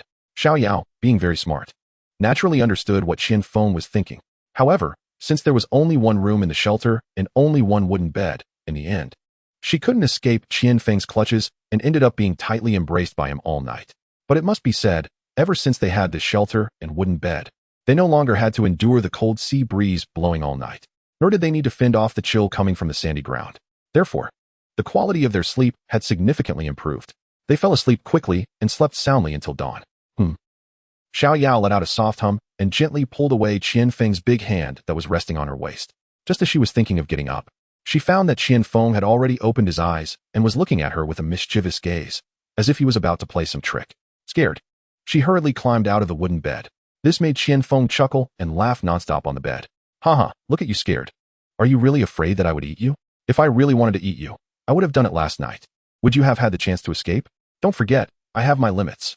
Brother Feng, you are so annoying. Seeing this, Xiao Yao knew that Qian Feng was teasing her again. She rolled her eyes and, after shyly scolding him, angrily ran out. Brother Feng, did you steal a bite last night? Xiao Yao was already a bit angry. Now, seeing that the grilled fish they had hung at the entrance was missing, she took the opportunity to trouble Qian Feng. Qian Feng had just woken up and was still a bit dazed, so he had no idea what Xiao Yao was talking about. He could only casually reply, "What's stealing? What did I steal?" Although he spoke in a playful manner, it didn't seem like he was pretending to be clueless. This made Xiao Yao even more confused. If Qian Feng had stolen something to eat, she might be able to accept it more easily. But now, if it wasn't Qian Feng who had eaten it, then where did that several kilogram grilled fish go? It was strange, such a big fish, could it have flown away? Xiao Yao looked at the nearby jungle, and then at the spot where the grilled fish had been hung, unable to help but murmur, thinking that some wild animal must have visited their little temporary shelter last night. Qian Feng lazily got off the wooden bed and looked at the spot where Xiao Yao had been staring at the entrance. Indeed, the horizontal bar where the grilled fish had been hanging last night was now completely empty, if it weren't for the tree branch hook still left hanging there. No one would have thought that a several kilogram grilled fish had been placed there. What are you looking at? It must have been taken away by the wild cats or monkeys in the jungle. It's all your fault. You slept like a dead pig last night, HM. Xiao Yao had initially thought to use the leftover grilled fish for their breakfast. Now, however, it had been taken away by something unknown, and she was naturally a bit frustrated. But seeing Qian Feng's thoughtful expression, she couldn't help but comfort him. However, her way of comforting was somewhat peculiar. It didn't have any soothing effect, and instead felt more like reproach. Yet, Qian Feng, who usually loved to tease Xiao Yao, surprisingly appeared different this time. He not only didn't respond immediately, but also seemed to not hear Xiao Yao's words at all, showing no reaction whatsoever. What's wrong? Brother Feng, did you notice something? If it really doesn't work out, we just won't make that much food in the future. Xiao Yao had already walked several steps away, planning to grab a couple of coconuts on the edge of the jungle to make do with. But seeing Qian Feng's expression, she had to stop and ask a couple of questions. However, from her words, it was still clear that although Xiao Yao felt displeased about the food being lost, she didn't think it was a big deal. After all, they now had a man-made pond capable of cyclically fishing. If they wanted to eat fish, it couldn't be simpler. There was no need for him to react so strongly. Haha, Yao Yao, you think too much. I'm just guessing what kind of animal could sneakily take our grilled fish away. But now, even if I wanted to figure it out, it's already gone. There's no need to let this matter diminish our food supply. So, we should still make as much as we want in the future. Otherwise, if we don't eat enough, how uncomfortable would that be? Perhaps Qian Feng also sensed Xiao Yao's discomfort, so he quickly put away the suspicious expression he had just shown. He then shifted to a joking tone, explaining to Xiao Yao. However, Xiao Yao didn't notice that at this moment, even though Qian Feng was saying this, he was still gazing at the chaotic footprints in the sand that neither belonged to him nor Xiao Yao, as if he was pondering something strange. Chapter 124, Water Crisis.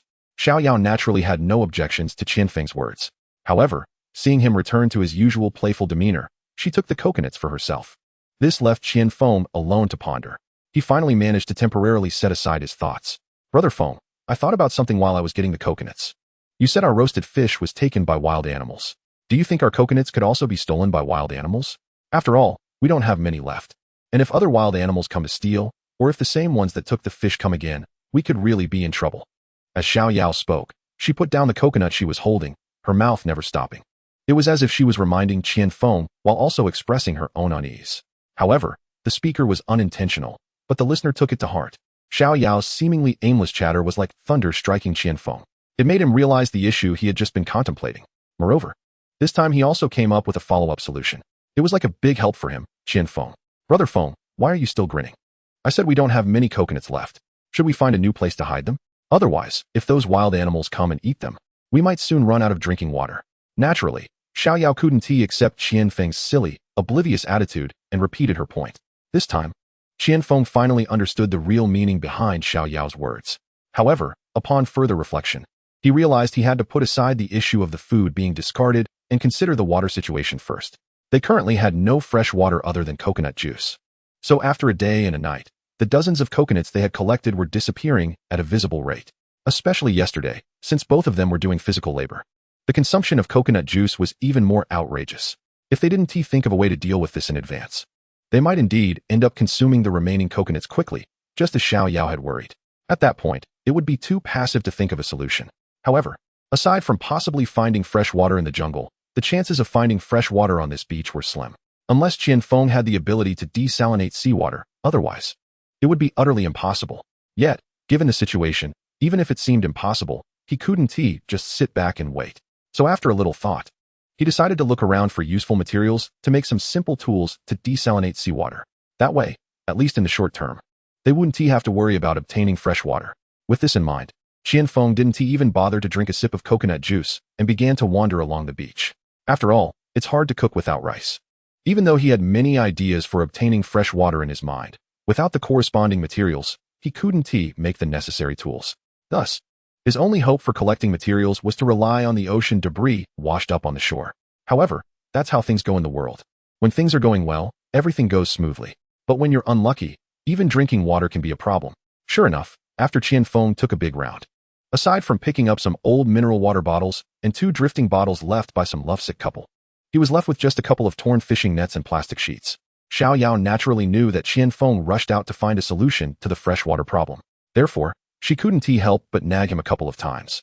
However, as soon as she finished speaking, how could Qian Feng not know that Xiao Yao was impatient? Of course, he wouldn't mind. These things may not be of much use right now, but who knows? They might be useful soon. You don't need to worry. I'll find new fresh water quickly. As for the coconut juice, just drink it. With me around, you won't go thirsty, you little greedy cat. On the contrary, he comforted Xiao Yao with a playful smile, his words filled with affection for her. Brother Feng, with what you said, even if there's no new water source, it's not impossible to last 3 to 5 days, so you can rest assured. Xiao Yao's character was straightforward, and she hadn't noticed anything amiss. Of course, just because she didn't notice didn't mean Qian Feng hadn't. In fact, he had long seen the changes in Xiao Yao over the past few days. How could he not know that she was genuinely putting in effort? So now, Qian Feng's behavior was understandable. It's okay, Yao Yao. In a while, I'll go into the forest to scout around and see if there are any streams or mountain valleys. If I find one, this problem will be solved immediately. Indeed, after Xiao Yao's considerate reassurance, Qian Feng felt invigorated, as if he had been given a shot of adrenaline. Even if he had no other plans, he still pretended that everything could be resolved. However, his words, which were still uncertain in outcome, sounded a bit like empty promises. The two of them casually drank some coconut juice and ate a couple of coconut treasures, which counted as their breakfast. Although they were not yet at the point of needing to find fresh water, Qian Feng, who generally disliked being too passive, didn't dare to be idle. Even if it wasn't to fulfill the promise he made to Xiao Yao, he still planned to explore the forest first. After all, they had been on the island for so long without venturing deep into the jungle. Now, taking the opportunity to find a new water source, he could justifiably explore. If they really found fresh water, they could truly eliminate their current worries. However, considering the unknown dangers in the forest, Qian Feng, who didn't plan to take Xiao Yao into danger, felt he should prepare for her safety first. Although the beach was open at night, there were often howls from wild animals in the surrounding woods. Plus, there were also a group of ill-intentioned people eyeing the beautiful Xiao Yao. Therefore, even if he left Xiao Yao in the camp, it might not necessarily be safe. Not to mention the possibility of a wild animal attack during his absence.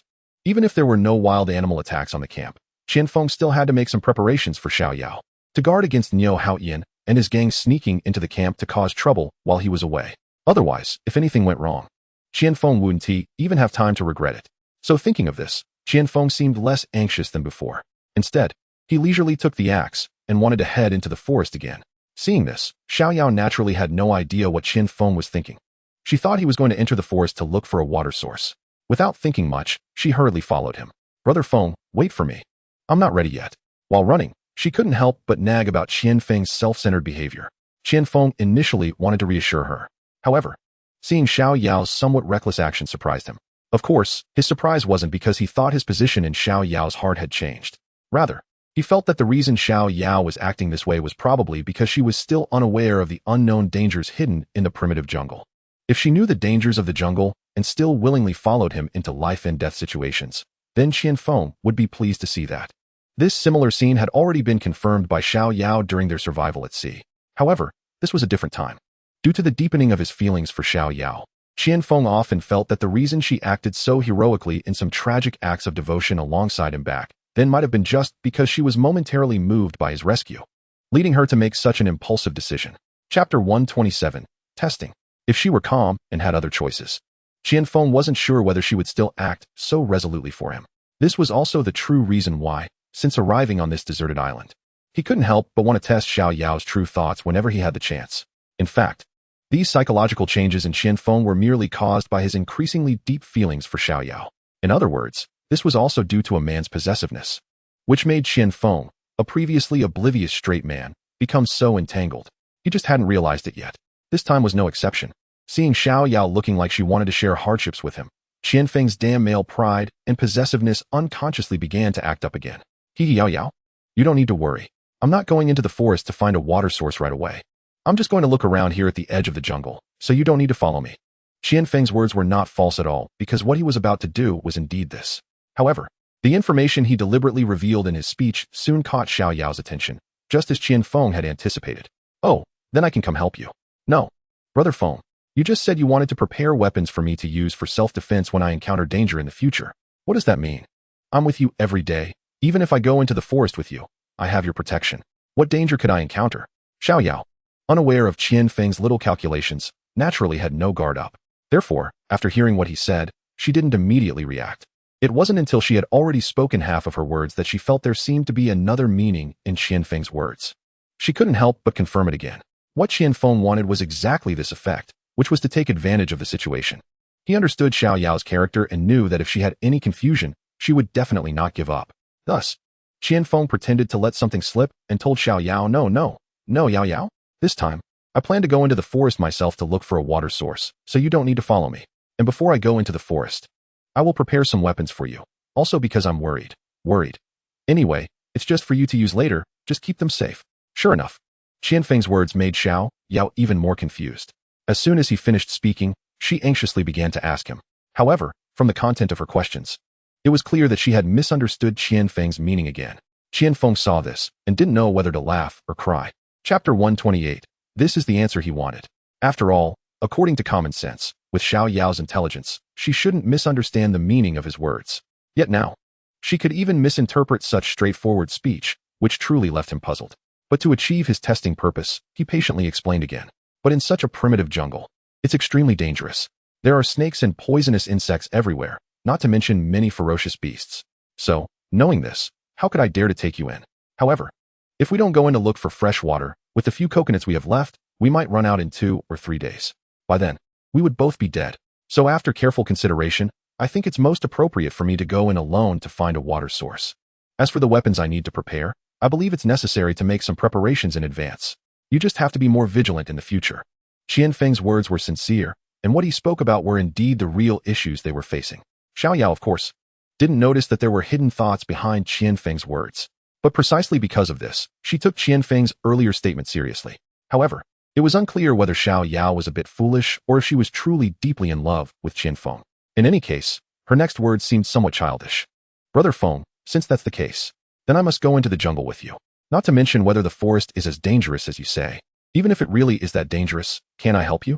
At the very least, even if I can't help you physically, if we encounter any fierce beasts, I can help divert them. At that time, while the beasts are busy eating me, you can take the chance to escape. Anyway, if you're not around, living by myself wouldn't mean anything, and I would eventually follow you. So why bother to think so much? It's better to just go into the forest together now. It would save some trouble.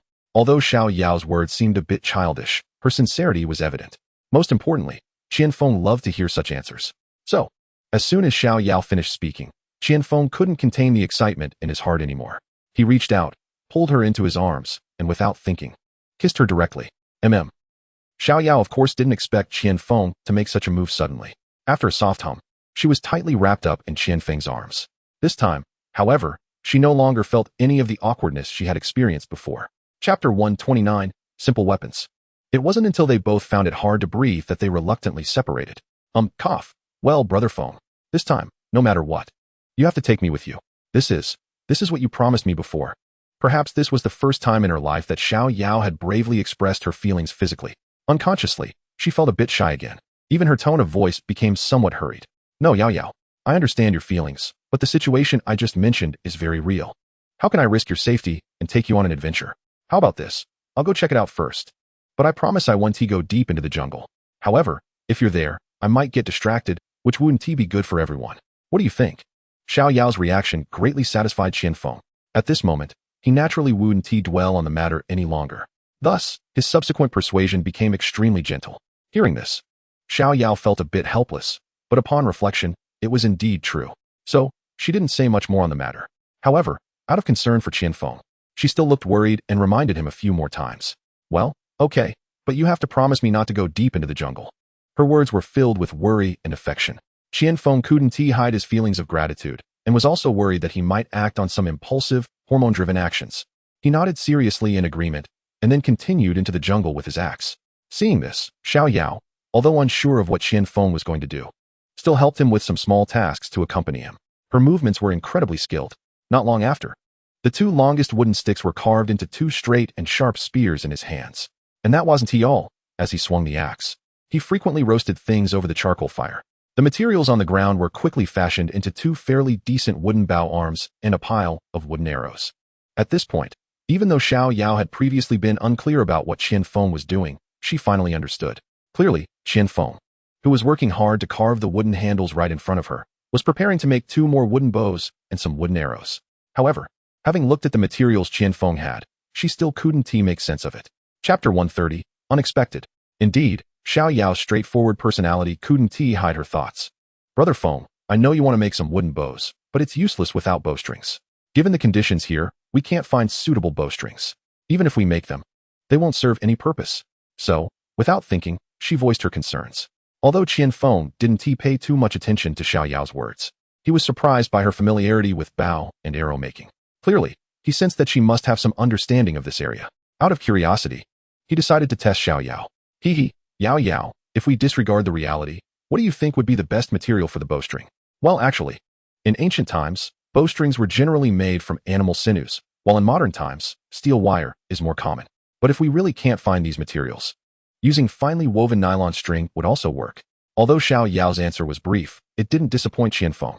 Not only did she explain some historical changes in bowstring making, but she also showed that she was quite familiar with bow and arrow production. Perhaps she was also quite skilled in using them. Oh, I didn't know our Yao Yao was such an expert in this area. Although Qian Feng's words seemed like a joke, they genuinely expressed his admiration and surprise at that moment. His words, while sincere, still made him feel like he wanted to spit blood. Brother Feng, you're just teasing me again. I'm not an expert at all. I just spent some time in the archery club at school when I was bored. Compared to those professional archers, I'm still far behind. It was known that she had only spent some time there, but in the blink of an eye, she compared herself to professional archers. Was this an over-the-top modesty or a subtle brag? After all, with so many people in the world, how many could be considered professional archers? Regardless, it was clear from this that Xiao Yao's archery skills shouldn't be too shabby. Let us see if the rope from the fish net can work as a temporary bowstring. Not knowing how far this conversation would lead Xiao Yao to be shocked, Qian Feng hesitated to continue with the previous topic and quickly asked her to help retrieve the fish net from under the wooden bed. Xiao Yao naturally wouldn't refuse Qian Feng's request. After all, she was also curious about how he would solve the bowstring problem next. Chapter 131, Xiao Yao's Shock. Sure enough, after pulling out the torn fish net that Qian Feng had previously picked up from under the bed, she began to understand his intentions. Brother Feng, did you already plan to use this fish net to make the bowstring? Xiao Yao asked, a bit impressed. Clearly, she was surprised by Qian Feng's meticulous thought process. How about it? Can the thin rope on it be used? At this point, Qian Feng wouldn't keep it a secret anymore and proudly asked Xiao Yao. However, from his cheerful words, it was clear that he had already thought this through. Xiao Yao immediately recognized the thin rope woven from fishing line. Under such conditions, using this fishing line as a bowstring was indeed the most suitable choice. So without further ado, Xiao Yao had nothing but praise to offer. The two quickly collaborated to firmly craft 2 spears, 2 wooden bows, and a pile of sharp arrows from the materials before them. What made Qianfeng even more satisfied was that Xiao Yao had also used the leaves of the coconut tree to add fletchings to the arrows. This made the wooden arrows, which originally seemed a bit rudimentary, take on a more complete appearance. Not only did they look much better overall, but their accuracy was also greatly improved. At this moment, Qianfeng couldn't help but have a much better opinion of this young girl. Yao Yao. The weapons are almost ready now, let us go try them out. Qianfeng wanted to verify the lethality of the bows and arrows he had made. And at the same time, he wanted to gauge Xiao Yao's archery skills. Naturally, he wouldn't miss such a testing opportunity. He pulled Xiao Yao to a nearby sandy area. However, just as Qianfeng set up several used coconuts as targets for this archery test, Xiao Yao, standing about 30 to 40 meters away, once again astonished him. He saw her draw the bow and nock an arrow with extreme proficiency. Moreover, the wooden arrows she released were all on target. Except for 1 or 2 arrows that were slightly crooked and missed due to her performance being affected, the rest of the arrows were able to hit the target consistently. Of course, some merely grazed the target, while others were directly deflected by it. The reason for this was mostly due to the insufficient hardness and sharpness of the wooden arrows. If these wooden arrows were replaced with bamboo arrows or straighter and harder wooden arrows, one could imagine how terrifying Xiao Yao's archery skills would be. As the saying goes, amateurs watch the fun, while experts see the essence. Qianfeng, being somewhat knowledgeable in this area, quickly recognized the subtleties in Xiao Yao's archery. Although she was only using a makeshift hardwood bow, which limited her draw strength a bit, her actions were so precise and her hit rate so high. Chapter 132. Are you planning to participate in the Olympics? One must know that with her current level, achieving such results would require at least a year or 2 of diligent practice. Yao Yao, you are being too modest. Qianfeng teased as he picked up the wooden arrows that had been shot or deflected. Haha, brother Feng, you just love to joke about me. I really only studied for a little over 2 years. Plus, I learned about firearms shooting in between. I genuinely think my skills aren't that great. Xiao Yao, seemingly unfazed, unexpectedly revealed a piece of information that Qianfeng could never have anticipated. What? You've studied firearms shooting? My goodness. Are you planning to participate in the Olympics? You guys are, haha, really hard to understand. Originally, Qianfeng wanted to say that the interests and hobbies of wealthy people were truly baffling to him. However, midway through his sentence, he felt it might come off as self-deprecating, so he stopped. It's no wonder, as the activities Xiao Yao mentioned, whether archery or firearms shooting, are not something that ordinary people can casually engage in, especially training for firearms, which is strictly regulated and not something anyone can just do. Even abroad, it requires substantial financial support to maintain such a hobby for an extended period. Qianfeng understood this very well. If it weren't for his past experiences that were somewhat different from the norm, he would have had a hard time ever getting the chance to truly engage with or become familiar with the things Xiao Yao mentioned so casually. So, how could he not feel perplexed and speechless about it? Come on, brother Feng, you're still teasing me. I'm not talking to you anymore. Xiao Yao was not foolish and naturally sensed something off in Qianfeng's words. However, it was unclear whether she guessed what Qianfeng was thinking or if she felt his words carried a hint of disdain for people like her. She pretended to be angry and walked away. Of course, her walking away was merely towards the shallow fishing pit by the sea, not to some other place. Seeing this, Qianfeng realized that she might be hungry. He looked up at the sun, which had shifted slightly to the west, and realized that time had truly flown by. He had just finished making the simple weapons, and it was already past noon. At this point, not only Xiao Yao but even he was feeling hungry. With his stomach growling incessantly, he had been too focused before to notice. Now that he was done with his tasks, he naturally reacted. Hee, little glutton, are you hungry? Want to eat some fish? Qianfeng approached Xiao Yao, noticing her slightly furrowed brow, and asked playfully. Xiao Yao was not genuinely angry with him. Seeing him actively come over made her feigned anger dissipate. How could she continue to pretend? She pouted and began to act spoiled. What's the big deal about being hungry? What about wanting to eat fish? It's high tide now, and the pool is full of seawater. We can't catch any fish.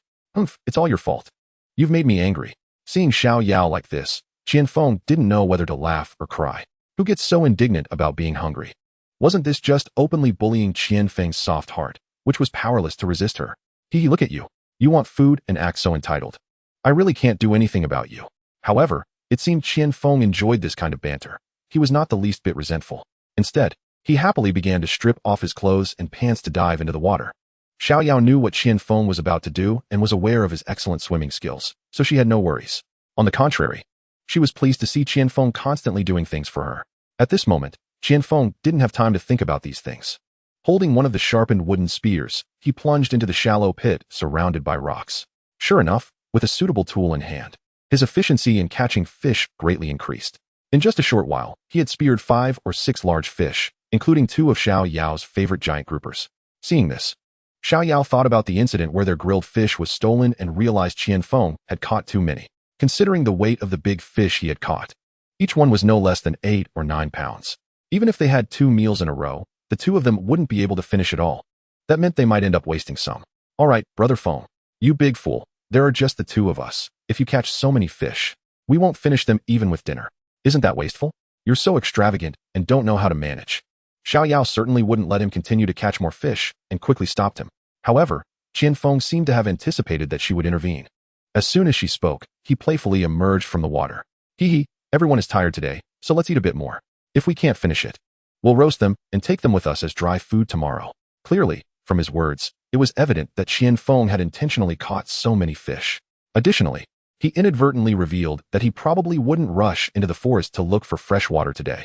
However, thinking about it, it made sense. It was already past noon. And if he entered the forest at this time, it wouldn't be long before it got dark. What good would it do to look for fresh water then? It would be fortunate enough if he didn't encounter any danger. Besides, Qianfeng had something very important waiting for him to do.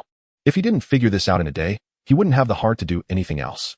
After all, he wasn't foolish enough to do something that would benefit others. Chapter 134. I have my own clever use. However, considering that this matter couldn't let Xiao Yao know, to avoid making her worry, Qianfeng didn't clarify directly, but instead found a casual excuse to brush her off. Naturally, Xiao Yao didn't notice the hidden meaning in Qianfeng's words and could only accept it cheerfully. Sure enough, by the end of the day, just as Xiao Yao had said earlier, both of them were stuffed. They had only eaten 1.5 grouper fish out of the remaining 3 sea fish, along with half a grilled fish that was already cooked. The rest was still piled high in front of the fire. Brother Feng, this is all your fault. I told you not to catch so many fish. Look, now we have so many left. What are we going to do? Looking at the amount of leftover food, which was 3 to 4 times more than last night, Xiao Yao felt overwhelmed. However, she didn't hang the leftover fish on the doorframe like she did last night. Obviously, she remembered the incident of the grilled fish being stolen. Seeing this, Qianfeng couldn't help but shake his head. It seemed that this woman was still a woman. Such a small matter could trouble her so much. Haha, what's there to worry about? We can dry the 3 sea fish that we haven't eaten yet and save them for tomorrow as rations. As for the remaining half of the grouper, we'll just wrap it in leaves and hang it up as usual. However, Qianfeng's words only made Xiao Yao feel a bit annoyed. Brother Feng, you really are something. The grilled fish that was left over last night was already stolen by the wild beasts in the mountains. Now you're hanging the grilled fish in the same spot again. Aren't you just leaving it for those wild beasts to steal again? Although there were no words of disgust in Xiao Yao's tone, her expression was full of disdain. As if mocking Qianfeng's bizarre idea, Qianfeng didn't mind and continued with a lazy and playful demeanor. Haha, it's fine. We can't finish all this food anyway. Since there are animals that like our cooking, why not let them have a taste? Xiao Yao naturally didn't take his words seriously. Seeing his smiling face, she thought he was just joking with her, so she ignored him. Instead, she took it upon herself to put the 3 big fish on the wooden rack to grill. Perhaps she didn't want Qianfeng to think she was a spoiled young lady who was lazy and only wanted to eat. Although Qianfeng didn't continue to say anything, he felt quite gratified seeing Xiao Yao busying herself. After all, the once delicate and pampered Xiao Yao had become more adept at working after these days of training. What made Qianfeng even more satisfied was that although Xiao Yao had just looked down on his suggestion, her subsequent actions were almost exactly as he had instructed. Chapter 135. Indeed, there is something unusual. However, to be cautious, she didn't hang all the fish on the simple shelter's doorframe, but only hung the half-eaten grouper. As for the 3 fully dried sea fish, she had securely hidden them under a rack made of crossbeams beneath the wooden bed. She must have been afraid that some animal would steal them again. Haha, Xiao Yao, since you're worried about the food getting stolen again and decided to hide the fish, why are you processing it in 2 parts? Why not just hide all of it under the wooden bed? Qianfeng's sudden question made Xiao Yao realize something. Right, why was she hanging part of it at the door if she was going to hide it? Thinking of this, Xiao Yao couldn't help but feel a bit awkward, because she suddenly realized that she seemed to have unconsciously obeyed Qianfeng's words. Didn't you just say that? How can you mock me? You smelly Qianfeng. But out of a girl-less modesty, Xiao Yao naturally couldn't show any inner turmoil. So she could only pretend to be angry and complain to Qianfeng. Qianfeng knew that this girl was not someone to be trifled with. He was worried that if he really annoyed her, he wouldn't have a good outcome. So he stopped talking, seeing that Qianfeng had softened. Xiao Yao felt a bit smug and ran to the water's edge to wash up, since Qianfeng had started sleeping with Xiao Yao. Although they had not engaged in any substantial acts, he still paid great attention to personal hygiene. At the very least, he would take some charcoal to wash up by the water before going to bed. At this moment, it was no exception. As soon as Xiaoyao left, he took the opportunity to follow her out.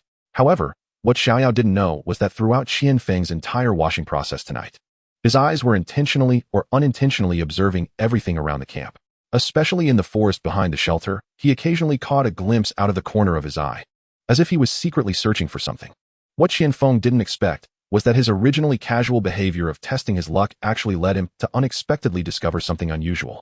There seemed to be something slightly whitish moving near a low thicket at the edge of the forest. But soon, that white thing disappeared without a trace. This made Qianfeng even more certain of all his morning speculations, considering that the forest was quite large and that his shelter was far from the low thicket, and mainly that aside from the faint moonlight on the beach, the interior of the forest was pitch dark. He certainly didn't dare to rashly disturb anything. So he pretended to joke with Xiaoyao as he slipped back into the shelter. Xiaoyao was unaware of Qianfeng's thoughts and naturally did not notice anything unusual about his behavior tonight. Chapter 136, Counterproductive. After getting everything ready, tonight Qianfeng seemed like a different person. Unlike before, where he felt something was missing if he didn't hold Xiaoyao for a while. She began to sleep soundly, much like the calm and composed Lu Xiaowei. This made Xiaoyao, who was waiting for Qianfeng to make a move beside her, feel a bit uncomfortable. She waited and waited, but there was no sign of Qianfeng taking action. Her previously calm mind began to wander. Could it be that he has changed his mind, or that he has lost interest in her body? This damn guy. Has he already grown tired of me after such a short time? How ungrateful. No, that shouldn't be the case. He hasn't completely possessed my body yet. Could it be that I have rejected him too many times, making him lose interest in me? What should I do? The more Xiaoyao thought about it, the more restless she became. She even started to feel a bit worried. After all, she had completely gotten used to having Qianfeng by her side these days. Moreover, she gradually realized that her feelings for Qianfeng were not just what she had previously thought, that they were more about gratitude than affection. In fact, she could now confidently affirm that she had truly fallen in love with this man who seemed carefree and thoughtless most of the time, but was genuinely caring and provided her with endless security at critical moments. It was precisely for this reason that she noticed Qianfeng's attitude towards her had changed. She immediately felt a bit flustered, to the point where she couldn't even sleep properly. In fact, for Qianfeng at this moment, his heart was not as complicated as Xiaoyao imagined. Not only was it not complicated, but it could even be said to be very simple. His purpose for behaving this way was merely to avoid disturbing Xiaoyao too much, allowing her to fall asleep faster. That way, he wouldn't have any uncontrollable factors in his plans. However, what Qianfeng couldn't anticipate was that his pure intention had the opposite effect, making Xiaoyao overthink. Stinky Qianfeng. Have you learned to sleep without holding me now? Fine, if you won't hold me now, don't ever hold me again in the future. Sure enough. After a mental struggle, Xiaoyao couldn't help but start to confront him. However, due to her so-called dignity as a young lady, the words she used to ask for affection ended up sounding a bit like a temper tantrum. Qianfeng certainly hadn't fallen asleep so quickly. Moreover, he was currently listening attentively to every movement outside the shelter. However, after hearing Xiaoyao's complaints, his thoughts were immediately interrupted. Once he pondered over the meaning behind Xiaoyao's words again, he couldn't help but turn around with a wry smile, tightly holding Xiaoyao in his embrace once more. Chapter 137, Catching a Thief, 1. Hee, Yao, this is your fault. Clearly, you want me to hold you to sleep, but you still pretend to be tough. Look at you, a beautiful girl. Why do you have to speak so harshly all day? Can't you be a little gentler? Be careful, or I might just divorce you. Qianfeng had certainly guessed what Xiaoyao was thinking, so he immediately changed his attitude. But seeing such a good opportunity to tease Xiaoyao, how could he let it slip by? Thus, even in such a critical moment, he didn't forget to have some fun with the fierce yet lovable beauty in front of him. Upon hearing this, Xiaoyao naturally felt a bit indignant. However, considering the meaning behind Qianfeng's words, she truly felt that her behavior was a bit excessive. Plus, with Qianfeng now holding her tightly, her previously dissatisfied emotions had already melted away. On the contrary, she seemed to have suddenly realized something, and began to act more like a delicate bird. This time, it was Qianfeng who became a bit flustered. If it weren't for the fact that he had a more important task to complete next, he probably wouldn't have been able to resist the urge to take her right then and there. Finally, under Qianfeng's gentle treatment, Xiaoyao slowly quieted down and quickly fell into a deep sleep. Only then did Qianfeng breathe a sigh of relief, refocusing his attention on the movements outside the thatched wall. However, it was unclear whether it was Qianfeng's earlier actions that attracted the attention of someone at the edge of the forest, or if fate was deliberately playing tricks on him. Just as he was all set, waiting for the right moment, there was still no sound outside the shelter. until Qian Feng was so tired that he could hardly hold on, his eyelids constantly threatening to close. He faintly heard a soft rustling sound. Qian Feng suddenly jolted awake. He couldn't tell if this was his imagination or if the mysterious thief he had been waiting for had finally appeared. But the rustling sound that reached his ears quickly confirmed his previous doubts. Just at that moment, the rustling noise shifted from behind the shelter to right in front of it. Qian Feng slightly opened his eyes. The campfire had almost died down, leaving only a few glowing embers. However, with the dim moonlight outside, he could still vaguely see some scenery outside the shelter. Just like now, he saw a tall figure quietly appearing at the entrance of their shelter. Moreover, judging from the figure's shape, it was clearly a woman with a very nice figure. Most importantly, that silhouette seemed very familiar, as if she was accustomed to the layout of the shelter. She immediately looked towards the horizontal beam that had been used to hang the grilled fish last night. At that moment, there was no need to prove anything further. This woman was undoubtedly the one who had stolen the grilled fish last night. Sure enough, when the figure saw the half-eaten grilled fish on the beam again, she eagerly took it down. Following that, she seemed as if she hadn't eaten in days and, without bothering to escape, began to wolf down the grilled fish in her hands. Her actions were akin to a starving ghost. Only after she had taken a few big bites did she slowly retreat towards the forest. Seeing this, Qian Feng naturally wouldn't let this thief, who had repeatedly come to steal food, escape easily. Even if she was just a woman, he still needed to get to the bottom of it. So stealthily, he got out of bed and dashed towards the direction of the woman who hadn't had time to escape. However, it was already late at night, and even the slightest noise would be exceptionally noticeable. No matter how careful Qian Feng was, he couldn't avoid making some sound while walking. Soon, the woman seemed to sense the rustling sound behind her. Fortunately, Qian Feng was fast enough. Just as the woman noticed something was off and was about to turn around to look, Qian Feng had already quietly appeared behind her. Faced with the large hand that had already reached her throat, the woman was already terrified to the point of looking ashen. Unable to hold back, she let out a loud scream. At the same time, the grilled fish in her hand fell onto the sandy ground. Qian Feng, of course, was not afraid of her screaming. He had already firmly grasped her neck. He used a phrase often employed by villains in TV dramas: let her scream. Even if she screams her throat raw, no one will come to her aid. However, Qian Feng had indeed underestimated the situation. Although he himself was not afraid of her screaming, there was another person sleeping in the shelter. Hearing such a piercing scream, how could there be no reaction? Feng. Brother Feng, where are you? Sure enough, with the woman's scream coming from Qian Feng's hands, Xiao Yao, who was still sound asleep in the shelter, was naturally awakened. She instinctively reached out to the side where Qian Feng usually slept, only to find that his spot was already empty. Not knowing what had happened, she couldn't help but feel a surge of panic and called out loudly for Qian Feng. Although Qian Feng was outside the shelter, hearing the terrified voice from inside made him reply, Yao Yao, don't be afraid, I'm outside the shelter. At this moment, although Xiao Yao was still somewhat shaken, hearing Qian Feng's familiar voice reassured her quite a bit. She didn't bother to ask further and hurriedly got up from the wooden bed, heading to the nearly extinguished campfire to add some firewood. Fortunately, the charcoal in the fire pit was still burning. Xiao Yao blew a few breaths toward the still glowing charcoal, and the campfire reignited. Suddenly, the shelter became much brighter. At that moment, Qian Feng also walked in. However, standing in front of her was another woman, whose clothes and appearance were already in disarray. Yet, from her graceful and curvaceous figure, it could still be vaguely discerned that this woman must have some beauty. At the very least, her remarkable figure was exceptional. You are the flight attendant from the plane. Since the woman entered the thatched hut first, and the fire inside was quite bright, Xiao Yao immediately recognized that the woman was wearing the same uniform as the flight attendants on the ill-fated flight. However, aside from the cleanliness of her clothing, upon closer inspection, her attire was somewhat different from before. It was unclear when, but her feet were now bare. Not only lacking shoes and socks, but also covered in cuts and bruises, stained with blood. Seeing this, Xiao Yao couldn't help but curiously ask. Upon hearing this, although the woman appeared to be trembling in fear, she mustered some courage and nodded slightly. At this point, it was Qian Feng, standing behind the woman, who was somewhat surprised. As a safety officer, he was also a crew member on that flight. Regardless, he should have recognized the woman in front of him. Unfortunately, outside the shelter, it was dark with few stars, and given that the woman was now dirty and disheveled, he hadn't paid attention to her attire earlier. He quickly realized this and immediately moved in front of the woman, gently brushing her hair away from her forehead. Sure enough, once he looked closely, he recognized her. The face before him, while not one he was extremely familiar with, was undoubtedly beautiful enough to be unforgettable. Even with her face covered in dirt, he recognized her at a glance. It was clear that this woman was a rare beauty, even in an airline filled with beautiful flight attendants. Her looks were among the top. More importantly, Compared to those seasoned flight attendants who had been around for a while, she exuded a freshness untouched by the world.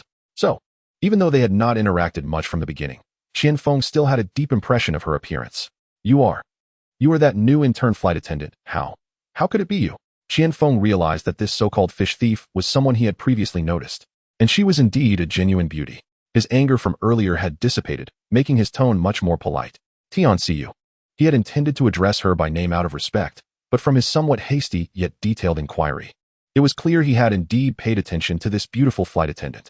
Yes, I'm the new intern flight attendant, Tianxiu. Obviously, the woman named Tianxiu was also surprised that Qianfeng remembered her. Unconsciously, she felt a bit embarrassed. However, considering that he had recognized her, she felt somewhat relieved. After introducing herself, she continued to explain her reasons for stealing food. Actually, I didn't intend to steal your food. I was just so hungry and couldn't find anything to eat. That's why I had no choice but to steal. Her voice was hesitant. And by the end, even Qianfeng and Xiao Yao couldn't hear her clearly. She must have been extremely ashamed. Seeing this, although Xiao Yao didn't quite understand the strange relationship between them, which seemed to be one of mutual recognition, yet unfamiliarity, her trust in Qianfeng led her to quickly support the still embarrassed Tianxiu and help her sit down. Xiu, how could you have fallen to such a state? Did you not find companions to rely on after surviving? How did you end up here? Although Xiao Yao usually had a spoiled demeanor, she was genuinely kind-hearted and couldn't bear to see such a pitiful situation. Thus, she couldn't help but inquire about Tianxiu's rescue story. However, Xiao Yao's question seemed to poke at Tianxiu's heartache, and all the grievances of these days could no longer be suppressed. She began to sob in front of Qianfeng and Xiao Yao, her appearance making one feel heartbroken. Normally, with Tianxiu's stubborn nature, she would never easily shed tears. But unfortunately, the grievances she had suffered these days were simply too great. Not only did she almost lose her life, but she also lived every day under the cold mockery of others. Moreover, apart from constantly going out to search for food, she was always in a state of fear. Many times, she felt she could no longer hold on.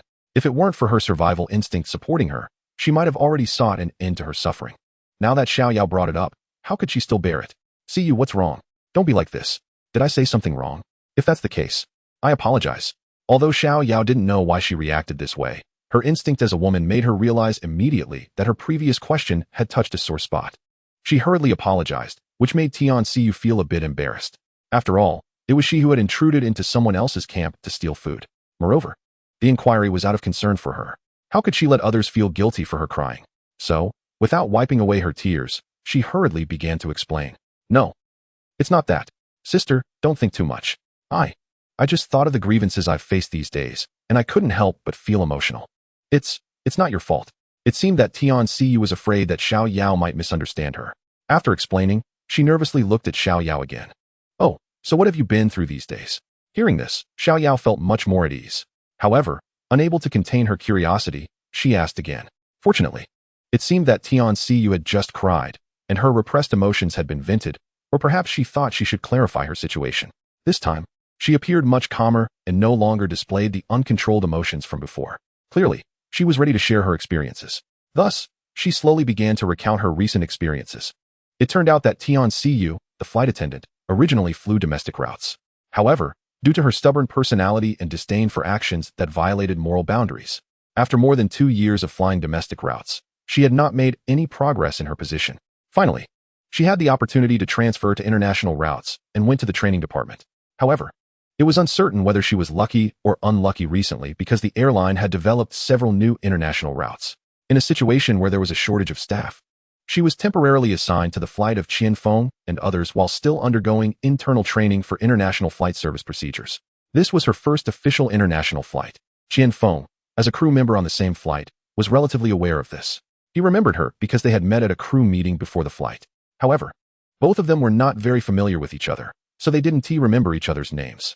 Later, Tianxiu's nightmare began with a plane crash. The captain, in a desperate situation, made an emergency landing in an unknown sea area. From that moment on, the true nature of the people on board was revealed. There were kind people, and there were ugly ones. Some were selfish, while others helped each other. In short, all walks of life were on display. Fortunately, even in such a situation, the early awake Tianxiu maintained her usual kindness and kept waking everyone up to escape. However, what Tianxiu didn't expect was that, while she was trying to wake Qianfeng, she was roughly stopped by Niu Haoyan. And that wasn't all. During the process of boarding the lifeboat, Neo Haoyan pretended to be careless and pushed her into the water. But after arriving on the deserted island, she still couldn't escape Neo Haoyan's clutches. Not only was she targeted everywhere, but she was also often threatened and tempted to submit to doing some shameful things. Fortunately, with her stubborn personality, although Tian Ciyu suffered greatly, she ultimately held on and did not let Neo Haoyan's scheme succeed. However, with Neo Haoyan's despicable character, he certainly would not give up. That evening, after Neo Haoyan and others were severely punished by Qian Feng, he found an excuse to call Tian Ciyu to the woods next to their camp, intending to force himself on her. Fortunately, heaven showed mercy. During the struggle, Tian Ciyu took advantage of a moment of unpreparedness and kicked Neo Haoyan in the groin, seizing the opportunity to escape. She was so afraid of being discovered by Neo Haoyan, Li Dong, and Sun Chong that she didn't dare to go to the beach or any open area and could only keep moving forward along the jungle by the beach.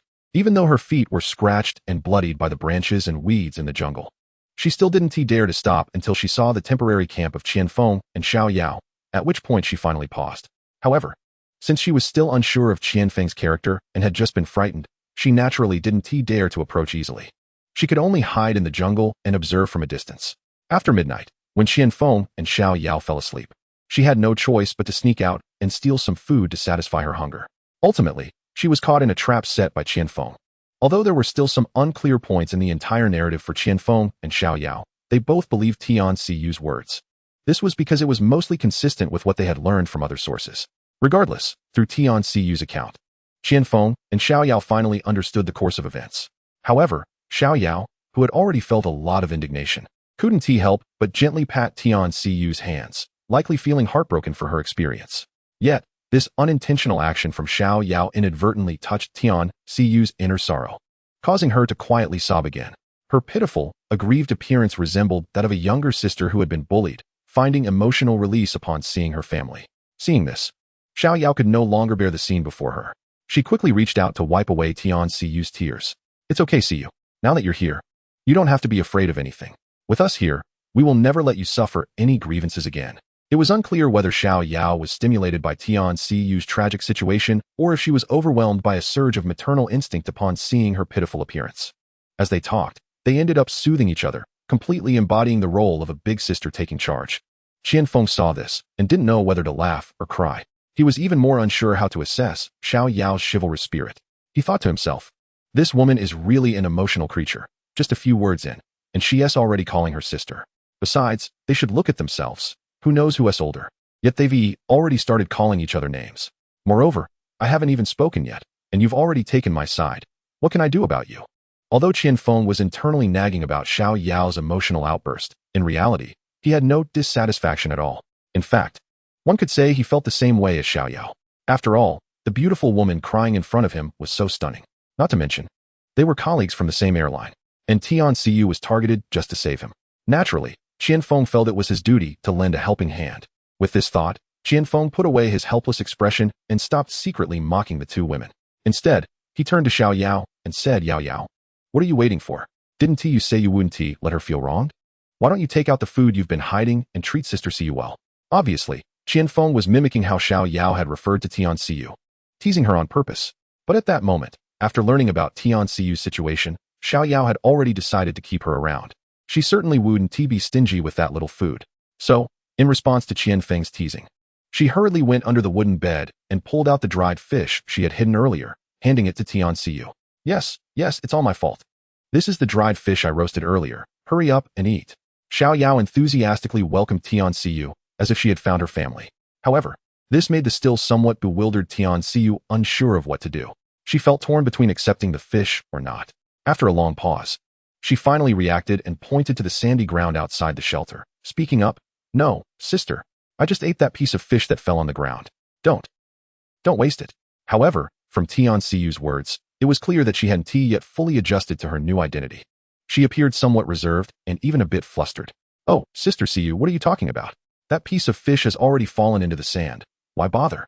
I have plenty of food here." Chapter 144, Morning Fantasy. But the enthusiastic Xiao Yao didn't care about that, insisting on persuading her sister Ciyu. Moreover, not long ago, she had been scolding Qian Feng for wasting food, yet now she was inexplicably generous. This swift change took Qian Feng by surprise. Tian Ciyu was already starving.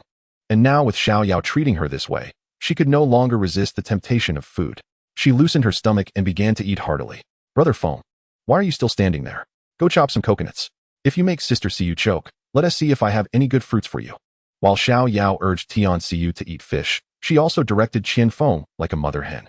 Qian Feng shook his head and could only obediently do as Xiao Yao said.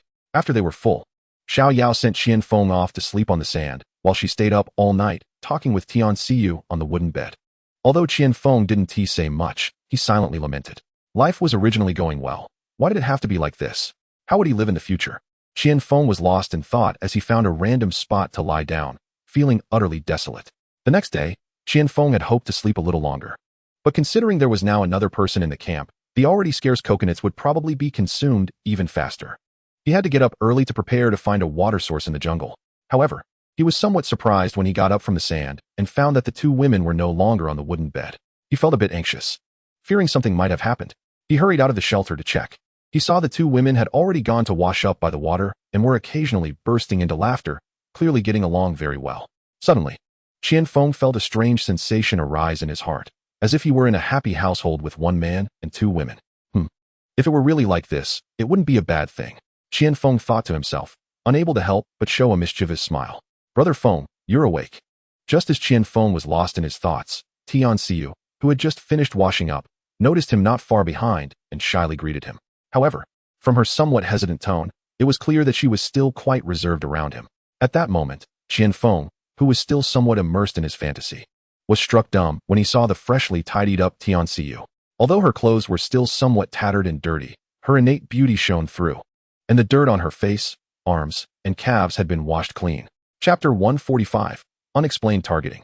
Naturally, she appeared much cleaner. Moreover, her previous captivating beauty was now on full display again. Even though she was still dressed in dirty, ragged clothes and barefoot, she inadvertently gave off a sense of disheveled beauty. Qian Feng couldn't help but stare. Brother Feng, seeing that Qian Feng did not respond, Tian Siyu thought he hadn't heard and called out again. Oh, good morning. I slept pretty well last night. This time, Qian Feng finally reacted. However, this statement made both women present feel somewhat awkward. First was Tian Siyu, who initially thought Qian Feng hadn't heard her. But now it was obvious he was distracted by her.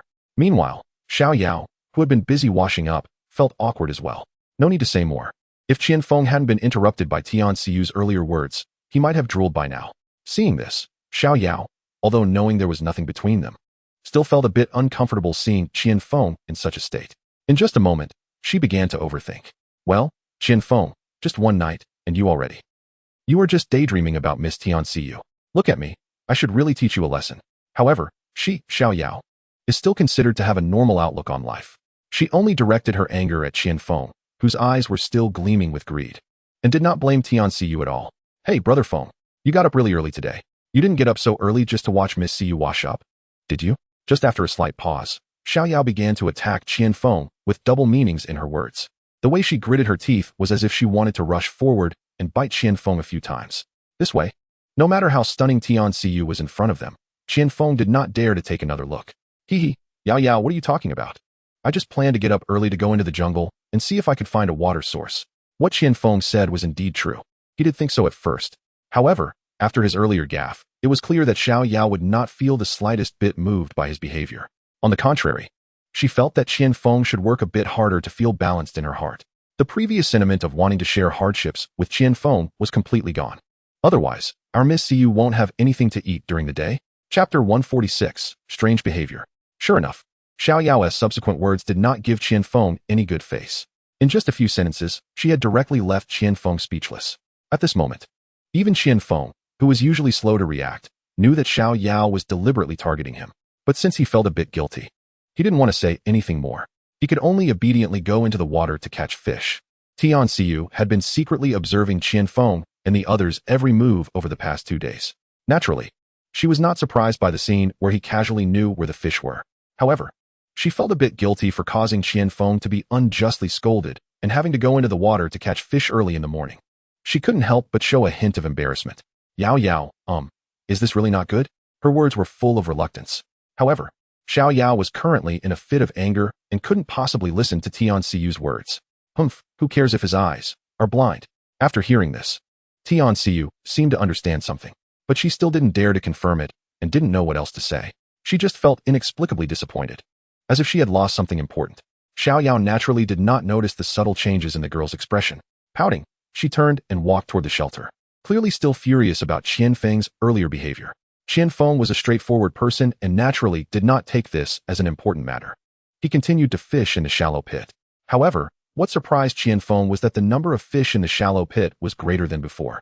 It seemed that the fish entrails he had thrown in over the past few days had attracted more sea fish. So, in less than a minute, he pulled up a few fish that, while not too big, were enough for them to eat for an entire day. However, with good news also came annoying matters. Just like Qian Feng, even after they had finished their tasks and casually ate some food, he was still preparing to enter the jungle to look for a water source. Xiao Yao was still unwilling to pay attention to Qian Feng, even handing over the dry food prepared for him to Tian Xiu to pass on. It was as if she treated him like a transparent person. Now, even Qian Feng didn't know what to do next. He knew that this girl usually had her moments of temper, but overall, she was reasonable and would not get angry over trivial matters since coming to this deserted island. Now, just a few days later, she had reverted to her previous behavior when they first met, getting angry over an unintentional slip-up. It was truly baffling. Qian Feng was a straightforward guy, and when it came to understanding girls' thoughts, he was like a blank slate. Chapter 147, Misunderstanding.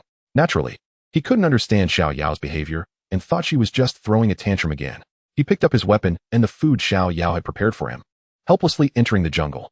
However, what he didn't know was that the moment he stepped into the jungle, Xiao Yao was hiding around the corner of the shelter, secretly watching everything, as if there was something important in her heart that she couldn't let go of. Yao Yao, if you're worried about Brother Feng's safety, why didn't you come out to see him off just now? After watching Qian Feng enter the jungle, Tian Xiu turned around and saw Xiao Yao's sneaky behavior, unable to help but ask, Who is worried about him? If he gets eaten by a tiger, that would be great. When Tian Xiu asked this, Xiao Yao, of course, felt a bit guilty, but due to her personality, she stubbornly denied it. However, her flustered expression and flushed face had already betrayed her true feelings. Yao Yao, is it my sudden appearance that caused some conflict between you and Brother Feng? If that's the case, please don't blame Brother Feng. I'll just leave. Tian Xiu was not the kind of person who lacked awareness. How could she not see through Xiao Yao's words? So she took the initiative to defend Qian Feng. Seeing this, Xiao Yao, who had originally felt wronged, suddenly felt a bit ashamed. She hadn't expected her outburst to make Tian Xiu feel uncomfortable. Although the source of the issue was indeed Qian Feng's lecherous gaze fixed on Tian Xiu, the two of them had not engaged in any substantial interaction. Naturally, she couldn't blame Tian Xiu for that. If anyone should be blamed, it could only be Qian Feng for being a pervert who couldn't take his eyes off beautiful women. However, now that this issue had made Tian Xiu consider leaving, it was something she could never forgive herself for. So, in a moment of urgency, she quickly returned to her gentle tone to comfort Tian Xiu. Xiu, where are you going? I don't have any issues with that guy Qian Feng. You are just overthinking it. Just stay here peacefully. We have no conflict, so don't think too much. Xiao Yao naturally felt embarrassed to bring up the matter of her and Qian Feng having secretly committed to each other, so she casually offered some comfort. The meaning behind her words was merely to clarify that there was no conflict between her and Qian Feng. But she didn't realize that her wording was not precise enough when expressing this. Tian Xiu seemed to have misunderstood Xiao Yao's words, thinking that what she meant was to clarify that there was nothing beyond friendship between her and Qian Feng. As soon as Xiao Yao finished speaking, Tian Xiu immediately showed a delighted expression. Sister Yao Yao, is what you said true? That's just wonderful. Chapter 148, Entering the Jungle. Her tone was filled with excitement. Seeing this, Xiao Yao was at a loss for words and could only helplessly think, it seems this girl is really straightforward. She gets so happy just because she can stay? However, while Xiao Yao was pondering, she didn't notice the slight blush that flashed across Tian Xiu's cheeks, which would have made her thoughts much more complicated had she seen it. Regardless, the small gap between the two girls had been resolved, and naturally, there would be no more awkward situations. So soon, the two of them held hands again and went to the nearby coast to collect useful supplies. Of course, this was also because they had just eaten some food with Qian Feng earlier, so they weren't in a hurry to find something to eat. Moreover, after seeing Qian Feng turn the so-called waste collected earlier into treasure yesterday, Xiao Yao had finally changed her mind. However, the beach was only so big, and they didn't dare to wander too far away, so there were no surprising finds. As a result, after searching, they only found a new, rust-free paint bucket washed ashore near a rock. It was better than nothing. As for Qian Feng, although he was extremely depressed due to Xiao Yao's inexplicable anger, he still dared not be careless about entering the jungle. After making some adjustments, he cautiously ventured deeper into the jungle. Since his purpose for entering this time was clear, to find a water source, he passed through the thicket that connected to the beach and continued towards the mountain valleys or low-lying areas in search of progress. However, the deeper he went, the higher and denser the mountains became, and the surrounding environment was overgrown with weeds, clearly showing no signs of human presence. Seeing this, Qian Feng became even more cautious. He walked forward, making some marks along the way. Of course, saying he couldn't find his way might be a bit exaggerated for Qian Feng. After all, with his outdoor survival experience, distinguishing directions wasn't too difficult. However, to avoid unnecessary trouble, it was still very necessary for him to mark his path. One thing surprised Qian Feng, though. Every night, he could hear the sounds of wild animals in the jungle, but now, there wasn't a sound. Aside from some unknown birds occasionally chirping above the dense forest. It was eerily quiet, almost unsettling. Thus, Qian Feng walked for about an hour, but apart from encountering some dry hollows and valleys, he found no signs of flowing water. This left Qian Feng in a dilemma. He didn't know whether to continue forward. Chapter 149, Strange Noises in the Grass. Because if he continued to wander aimlessly like this, the chances of finding a water source were slim. So, he sat down on a rock, took out a mineral water bottle he had picked up earlier, drank some coconut water, and planned to rest for a bit before making further decisions. However, this is often how things go. Just as he sat down, he heard faint rustling sounds coming from a patch of weeds not far behind him. This made Qian Feng wary. In such a primitive jungle, snakes, insects, and mice were the least of his worries. The real fear was large wild animals hiding in the thicket. Those fierce creatures could easily take out a person if they wanted to. Only the tips of the grass in the patch were swaying slightly in the wind, clearly indicating that the mountain wind was at play. After taking another sip of coconut water, he decided to investigate further, hoping to have the luck to find a water source. Even if he couldn't find a water source, encountering some water vines or bamboo groves would be good.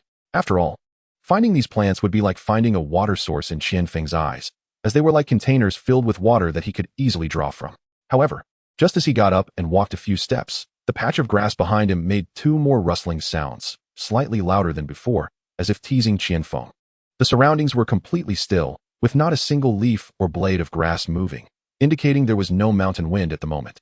At this point, Qian Feng could be almost certain that the sounds he had heard earlier were not caused by the wind. It was likely that some unknown animal was hiding in the weeds. Moreover, given the relatively small noise, it probably wasn't a large wild beast, but rather some small animals like wild chickens or rabbits. This piqued Qian Feng's interest. Having been on the island for so long, they had only eaten sea snails, clams, oysters, and fish. His mouth was nearly tired of them. It would be a shame not to take advantage of this opportunity. With that thought, he quickly took the wooden bough he had been carrying on his back and aimed it at the patch of grass that had made strange sounds multiple times. However, the creatures in that patch of grass seemed to be deliberately teasing Qian Feng, making occasional sounds but refusing to show themselves. Qian Feng, of course, was not the patient type. Chapter 150, Startled. Having prepared for an ambush, he couldn't just keep waiting like this. He looked around his feet, hoping to find some small stones or clumps of dirt to scare the creatures in the grass. However, in such a primitive jungle, the ground was covered with a thick layer of fallen leaves and twigs, and there were no stones or dirt clumps to be found. But with Qian Feng's vigorous smashing, he still created quite a commotion in the patch of grass. However, the noise was so great that it startled even Qian Feng. After all, based on his initial judgment, the hidden animals in the weeds were likely just small creatures like wild chickens or rabbits. At worst, they might be some snakes or field mice. There was no way any fierce beasts could be lurking there. Otherwise, given the time Qian Feng has spent in this place, if there were really such fierce beasts, he would have probably been attacked long ago. However, there are always unexpected events. As the saying goes, it's not the fear of 10,000, but the fear of 1 in 10,000. This is just the way it is. Just then, the dead tree branch in Qian Feng's hand was smashed toward the center of the patch of weeds at high speed. Suddenly, there was a violent shaking in the middle of the weeds. Immediately after, a shocking and piercing screech rang out. It was similar to the cries of the pigs during the New Year slaughter in many places when they are startled. However, the sound Qian Feng heard at this moment was many times more intense and shocking than that of ordinary pigs. It almost made Qian Feng feel like his eardrums were about to burst. Furthermore, judging by the birds that flew up from the tops of the tall trees around, it was clear that Qian Feng was not the only one scared out of his wits. At least there were those birds for company. The difference was that these birds had wings, and even though they were startled now, they could quickly fly away. In contrast, Qian Feng appeared somewhat pitiful. He had no psychological preparation, and he was so startled by this sudden screech that he almost fell to the ground. If it weren't for his relatively stable stance, he would have probably ended up in such a predicament. Of course, Qian Feng's body managed to support him, But the expression on his face could not hide the shock that this sound brought to his heart. Because at that moment, even though Qianfeng had not yet seen what animal made the screech, he could already deduce from that roar alone what kind of terrifying beast was hiding in the weeds. Sure enough, just as he thought, along with the strong screech, the patch of weeds began to shake violently again. This time, the shaking was clearly not just limited to the center of the weeds. It was as if a train was speeding out from the patch of weeds, causing the shaking to form a clear path. However, the direction of this path was precisely aimed at where Qianfeng was standing. Qianfeng knew that this time he had caused trouble with his reckless actions. But at this point, he had no time to blame himself. Since the trouble had already started, he could only try his best to resolve it. What he hoped for now was that the creature charging out wouldn't be too large. However, at this point, overall, Qianfeng was still relatively calm. He knew that the wooden arrow in his hand probably wouldn't be able to harm this thick-skinned creature. Instead, he picked up the sharp spear he had placed aside earlier, aimed it toward the direction of the weeds, and prepared to face the impact. Sure enough, as the shaking of the branches and leaves in the weeds approached, Qianfeng's guess was confirmed. What appeared before him was a wild boar, entirely black, with coarse fur all over its head and body, and two crescent-shaped sharp tusks protruding from its mouth. Moreover, the tip of the boar's snout was covered with dirt, clearly indicating that it had been disturbed while foraging for food. However, the size of this wild boar completely surpassed Qianfeng's expectations. It was not only exceptionally robust, but also nearly the size of a young cow. It looked to weigh no less than 500 or 600 pounds. Faced with a wild boar charging at him like a tank, even Qianfeng, no matter how brave or calm he was, couldn't help but feel a bit intimidated. Even his hands, tightly gripping the spear, began to tremble slightly. He didn't know whether he was nervous or scared. But there was no time left for him to think about it, because that wild boar, with its mouth slightly open, was charging toward him like a tank and had already reached his front. With just a slight leap, it could easily trample over Qianfeng. Instinctively, he quickly raised the spear in his hand and thrust it toward the boar's eyes. However, the wild boar was still a wild boar.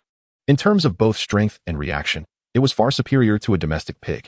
Therefore, even though Qianfeng's skills were quite impressive among the survivors on this island, and he could even say he had no rivals, when it came to strength, he was still lacking compared to the wild boar. Just as expected, the boar slightly turned its head and easily knocked Qianfeng's spear aside. Indeed, Qianfeng's powerful thrust not only failed to inflict any harm on the wild boar, but, in fact, his entire body was thrown off balance by the boar's push, almost causing him to fall to the ground. However, although he barely managed to stand firm, he could not avoid the subsequent charge of the boar. With Qianfeng's scream, he was directly knocked 2 meters away by the wild boar. Fortunately, due to his previous position, the spear was dragged to one side and did not directly face the boar's head.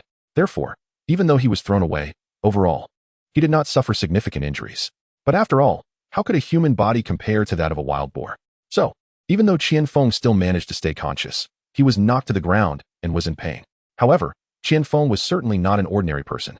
He understood that if he did not completely shake off this terrifying creature that was like a tank in front of him, he would soon lose his life here. Perhaps he would never have the chance to see the beautiful Xiao Yao again. Moreover, with the addition of the beautiful flight attendant Tian Xiu, Qianfeng naturally would not be willing to throw his life away here.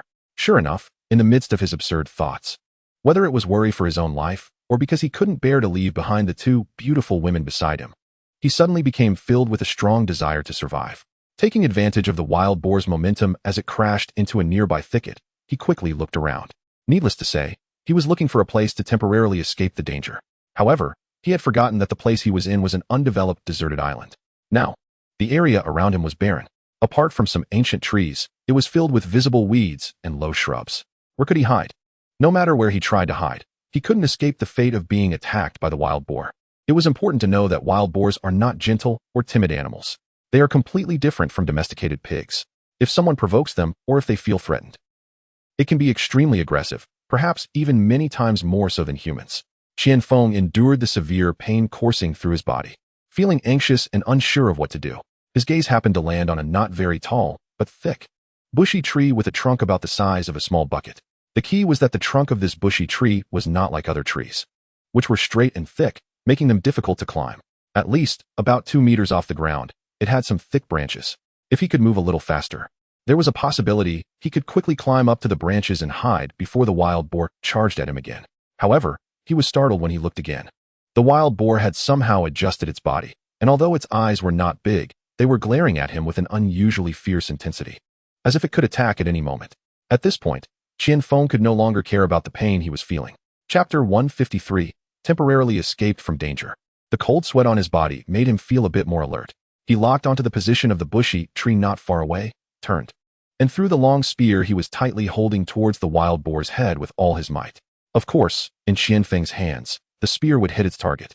However, the wild boar's skin was incredibly thick, and it couldn't be easily pierced by a wooden spear. Even with all his strength, he only managed to inflict a minor injury. However, this unexpected action startled the wild boar, causing it to pause slightly just as it was about to charge at Qian Feng again.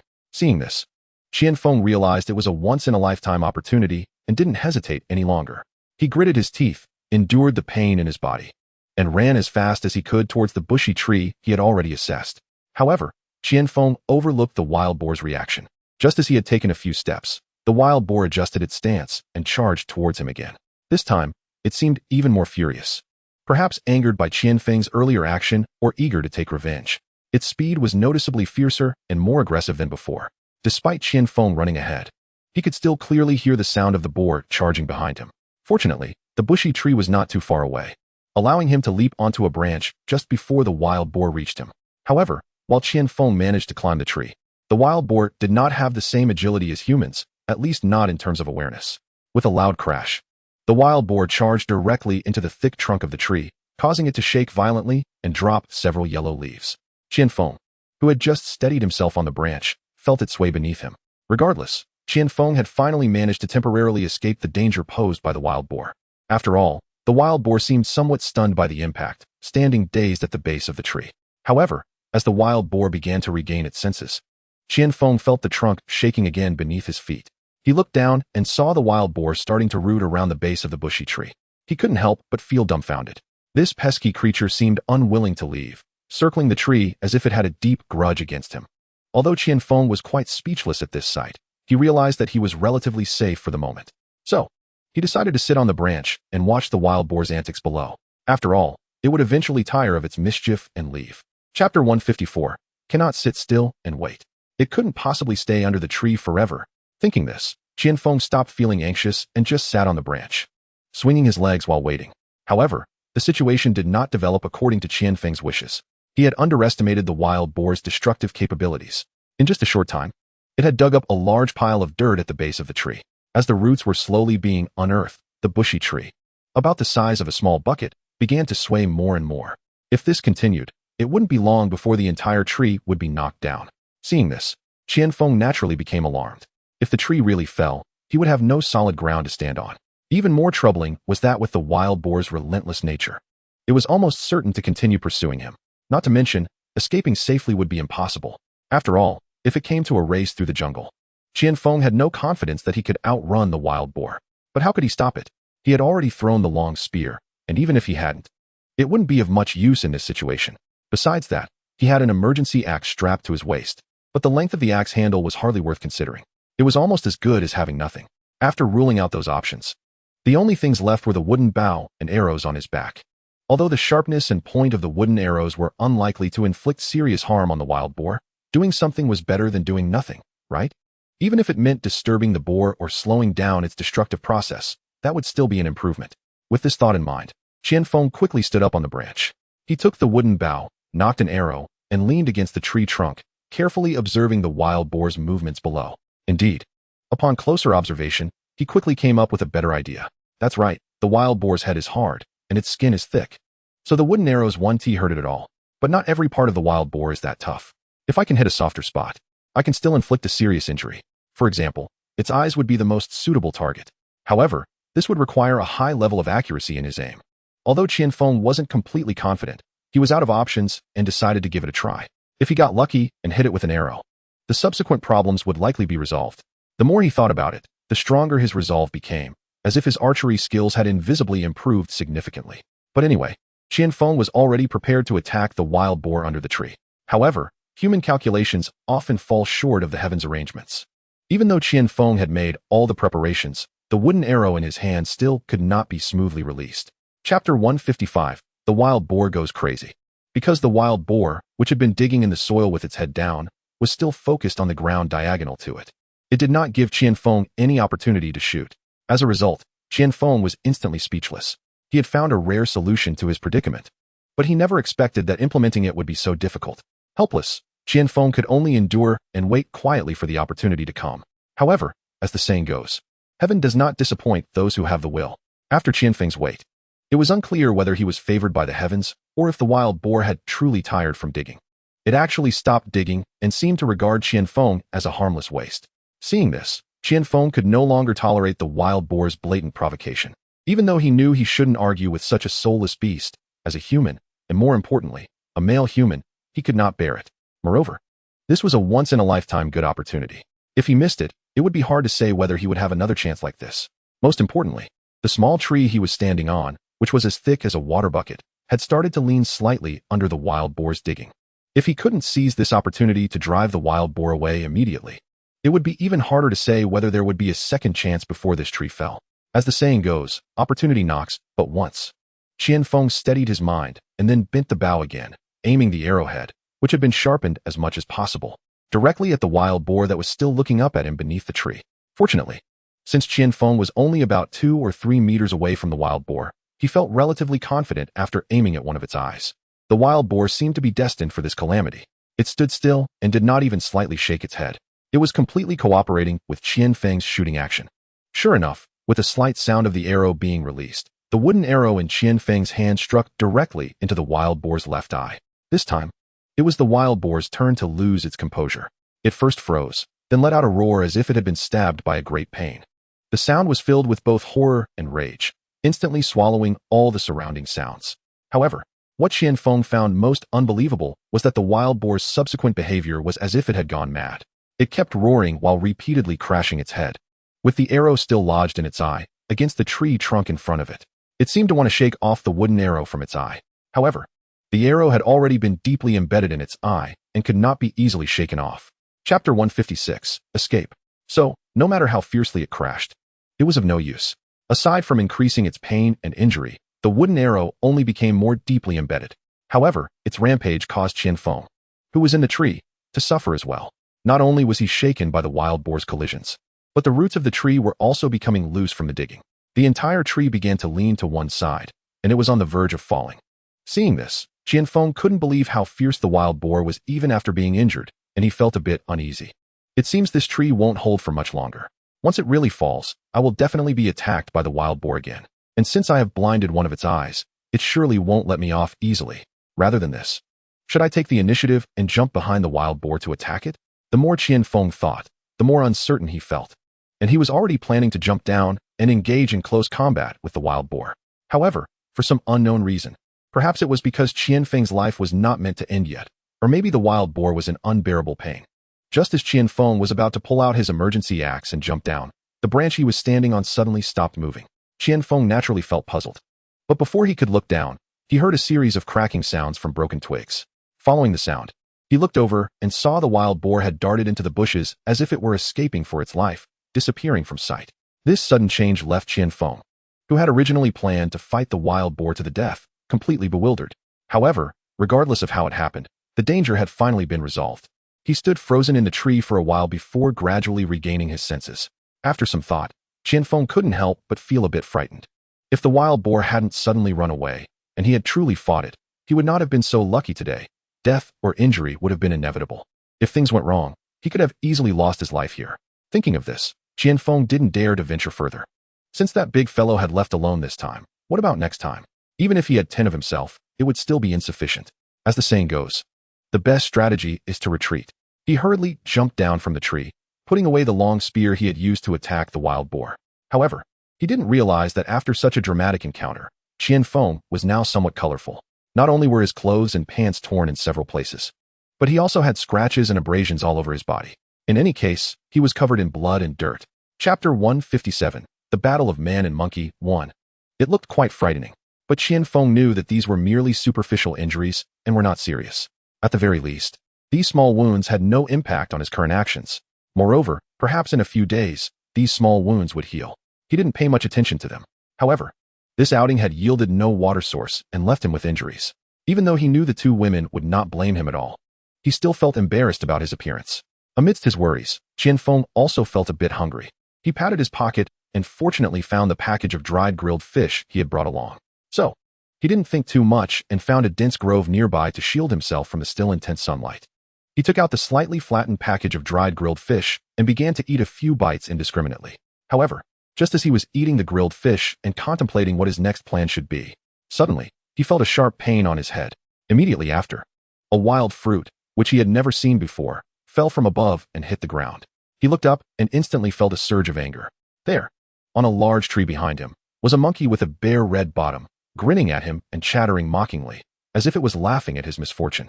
Most importantly, it was holding a wild fruit that looked exactly like the one that had just hit him. It was clear that this pantsless creature had been throwing fruit at him. With his anger already boiling, Qian Feng could no longer tolerate this bare-bottomed monkey's provocation. Just when I was looking for a way to vent my anger. You come right to me. You deserve to be unlucky. Qian Feng muttered to himself as he took his wooden bow from his back and aimed an arrow at the monkey's red backside. Whoosh. The sound of the wooden arrow slicing through the air showed that Qian Feng had channeled all his pent-up frustration into that shot. Sure enough, once a person gets angry, even a wooden arrow seems to gain a spirit of its own. The first arrow hit the mischievous monkey squarely on its red bottom. Eek! With a shriek, the monkey nearly fell from the tree but quickly managed to grab a branch with its hand, avoiding a free fall. However, this only served to infuriate the monkey even more. It bared its sharp, pointed teeth and continued to screech angrily. At this point, having already avenged himself, Qian Feng was no longer interested in being angry with it. He took out a bag of dried fish and began to leisurely eat in front of the monkey, which was still half hanging from the tree. He was now enjoying the moment, savoring the roasted fish while watching the monkey gnash its teeth in frustration, unable to do anything about it. It was simply delightful. He even started whistling as he ate. Chapter 158, The Battle Between Man and Monkey, 2. However, just when Qian Feng was reveling in his satisfaction, he soon faced retaliation. After venting his frustrations, he neglected a very important issue, the living habits of monkeys. He failed to consider how, in such a vast forest, it could be so coincidental that only one monkey was there to tease him with wild fruit. As the saying goes, there is no love or hate without reason. Even if he was in a primitive jungle, the principle still applied. Not long after he started whistling, something hit his head again. Instantly, pain shot through him, making him grimace. Upon closer inspection, it was another wild fruit. The same kind the monkey had thrown at him earlier. Without needing to think, Qian Feng realized it was that same monkey causing trouble again. He quickly looked up and glared at the monkey in the tree. However, his gaze only made him uncertain. The once mischievous monkey was now clinging tightly to a branch, squatting down in a seemingly obedient manner, and looked both pained and pitiful. It didn't seem like it had any intention of provoking him further. Something was off. Looking at the monkey's bear-like demeanor, how could it still be in the mood to throw wild fruit at him? Qian Feng mumbled to himself, then looked again at the wild fruit that had fallen to the ground. Just then, more wild fruit came raining down on him. And this time, it wasn't just one fruit. 2 or 3 were coming at him all at once. Qian Feng was truly furious. They were treating him like a source of entertainment. And that was unacceptable. He drew his bow again, ready to find out which reckless creature was playing these games with him. But when he looked up again, he was rendered speechless. In just a moment, the previously empty tree was now filled with several wild monkeys with fierce expressions. Moreover, the once quiet jungle suddenly became lively. Rustle, rustle, chatter, chatter. But this commotion was not something Qian Feng appreciated. With the sounds of leaves rustling and monkeys chattering, a number of wild monkeys suddenly appeared around him. It seemed like they had all received a unified command and were charging towards the direction where Qian Feng stood.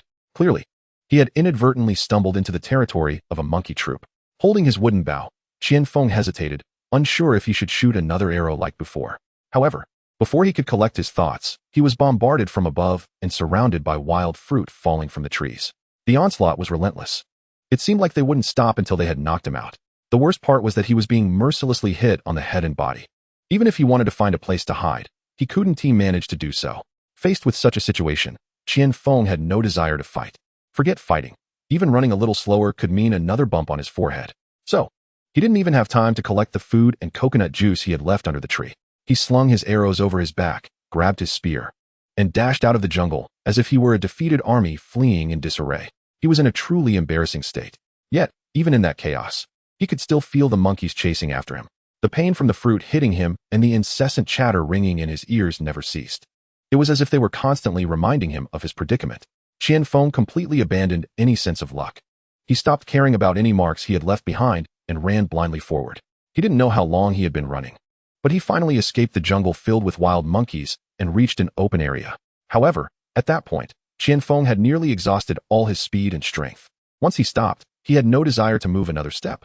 Although he had essentially shaken off the pursuit of the monkeys, he was completely lost in the jungle, struggling to determine directions. Yet, at this moment, he seemed to not care about it anymore. For him, it was not a difficult problem to solve. So, he simply laid down on the grass, unwilling to move at all. Now, the most important thing for him is to rest. Otherwise, with his legs that have already run a bit numb, it would be nearly impossible to quickly find a way out. So, Qian Feng lay on the grass, drowsily almost falling asleep. After an unknown amount of time had passed, he finally managed to slowly get up from the ground. He looked up at the sky. The sunlight was gradually leaning towards the west. It seemed that the sunset would come soon. One must know that during the day, the jungle was already so thrilling. If it were to be nighttime, wouldn't it mean a close encounter with those wild beasts? If things went poorly, he could end up as someone else's meal. So, with no other choice, he had to force himself to keep his spirits up. Qian Feng still managed to return to the edge of the beach near the thicket before the last glimmer of the setting sun disappeared. Chapter 160, Anxiously Waiting. Moreover, now that it was already dark, Brother Feng still hadn't shown up. What should we do? Could it be that he encountered some danger? No. It can't be, Sister Siu. You mustn't scare me. Brother Feng is lucky and will be fine. He won tea. Definitely won tea. On the edge of the beach, two stunningly beautiful women were anxiously stamping their feet in the sand, continuously chattering away. Of course, these two beautiful women were none other than Xiao Yao and Tian Xiu, who had been waiting at the campsite. However, at this moment, both of them could no longer endure waiting in the shelter. Hence, they anxiously came to the beach to wait. From their expressions, it was clear that they were nearing the brink of a mental breakdown. Tian Xiu clearly wasn't too interested in what Xiao Yao was saying. As they talked, she suddenly started crying again. Seeing this, Xiao Yao, as the older sister, originally intended to comfort her a bit. However, her own heart was in chaos. Plus, under the provocation of the girl's words, she became increasingly anxious. The past memories suddenly surfaced, leaving her at a loss for words. Yaojia, look over there. Just when Xiao Yao was feeling somewhat helpless, Tian Xiu suddenly shouted loudly again. Clearly, she had discovered something that made it impossible for her to stay calm. Naturally, Xiao Yao couldn't resist her curiosity either, so she instinctively looked in the direction Tian Xiu was pointing. Sure enough, in the dimly lit area of the forest she pointed to, there was indeed a shadow. However, the shadow became somewhat blurred and faded in the dark jungle environment. From a distance, it seemed to be swaying slightly. It looked like it was moving, yet also like it was floating. Strangely enough, these two usually frightened girls, who would scream at horror movies, felt no fear at this moment. Instead, they inexplicably felt a sense of urgency, wishing that the indistinct shadow would come closer to them quickly. Finally, as the shadow slowly approached, Xiao Yao and Tian Xiu were able to see clearly. Walking towards the beach was none other than Qian Feng, whom they had been waiting for all day. However, the closer he got to the beach's edge, the more his appearance under the faint light made the two women feel alarmed. Because, at that moment, Qian Feng looked utterly unrecognizable. Chapter 161, Causing Trouble Again. He looked just like a beggar who had just been beaten up. Not only was he covered in a variety of colors, but he was also full of scratches and dirt. Most importantly, his face was bruised and swollen, with several large lumps. This left the two women completely stunned. Tears instantly filled their eyes. They couldn't believe that in just less than a day, Qian Feng had turned into such a miserable sight. Naturally, they could no longer control their emotions. Before he even reached them, they both cried out and rushed towards Qian Feng. Brother Feng, what happened to you? Are you hurt? Does it hurt? Brother Feng, are you okay? However, as the two of them ran forward simultaneously, there was naturally a sequence. So, the slightly slower Xiao Yao fell behind Tian Xiu. But once she fell behind, she felt a bit embarrassed to approach any further. She had already spoken half of her words, but they instantly failed her, because, in just a moment, Tian Xiu directly pounced into Qian Feng's arms. Moreover, she began to check him all over. Of course, Tian Xiu's touch was not for any sensory pleasure, but rather to check where Qian Feng was injured. This could only be seen as a form of concern that led to confusion. However, what should have been somewhat understandable in this moment became difficult for Xiao Yao to accept. But she couldn't directly clarify her relationship with Qian Feng to Tian Xiu. Nor could she blame this straightforward, yet somewhat naive girl for such behavior. So, she could only silently stop in her tracks. Meanwhile, Qian Feng, who was walking back to the campsite with injuries, was initially feeling dispirited about how to recount the embarrassing events of the day to the two women. Who would have thought that suddenly, he was tightly embraced from the front? After a moment of surprise, he realized it was the two girls who had been waiting at the campsite. Furthermore, the one who was hugging him tightly was none other than the stunning flight attendant Tian Xiu, whom he couldn't help but glance at twice. This sudden happiness left Qianfeng unsure whether to continue enjoying it or to push her away like a gentleman. However, after a brief internal struggle, he couldn't bear to hurt this innocent girl's pride. So, he let her hug him freely. But this girl, if she wanted to hug, that was fine. But she shouldn't touch him. Once she did, Qianfeng couldn't help but gently pat her back. The scene was incredibly eye-catching for Xiaoyao. So now, Xiaoyao was completely at a loss, not knowing whether to stay or leave, whether to worry or to be angry. However, Qianfeng wasn't blind. Of course, he noticed Xiaoyao's change in demeanor. Still haunted by the events of the morning, he clearly understood that he had once again caused trouble. Moreover, the trouble he was in now was obviously much bigger than before. Chapter 162, Pretending to be Injured. Thinking of this, Qianfeng felt completely drained. His swollen head felt like it was about to explode. His mind raced, thinking about how to escape this awkward situation that made him feel both embarrassed and uncomfortable. However, Tian Xiu, who originally just helped him check his injuries, now simply hugged him directly. It was as if she were enjoying this rare happiness. At this moment, Qianfeng truly felt a bit awkward, just when he didn't know how to end this situation, due to the strength of Tian Xiu's embrace. A slightly scratched area on his body was indeed pressed against, and it coincidentally began to throb with a dull pain. However, this pain was almost negligible for Qianfeng. But the one who was pressing had no intention, while the one who felt pain had a purpose. This unintentional little episode provided Qianfeng with a perfect hint to end this awkwardness immediately. Ouch. See you. You need to support me a bit. I have an injury and can barely hold on. Ouch. Sure enough, Qianfeng thought of it and acted. In the blink of an eye, he put on an extremely painful expression, accompanied by some extremely miserable wails from time to time. This made the two girls present really believe that Qianfeng was seriously injured. Seeing this, Tian Xiu immediately dared not hug Qianfeng tightly anymore. Instead, she quickly changed to a supportive posture. Qianfeng saw that his method was effective and was naturally very pleased. However, since the ultimate goal had not yet been achieved, he still dared not relax at all. He immediately exerted himself a bit more, leaning his whole body to one side, making it look like his physical support had reached its limit and he was about to collapse.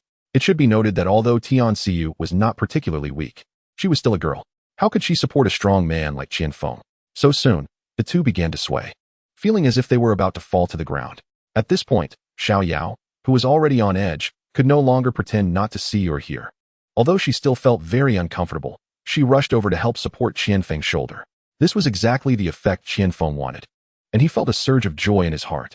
After all, he guessed that even if Xiaoyao was displeased, she would still be reluctant to let go.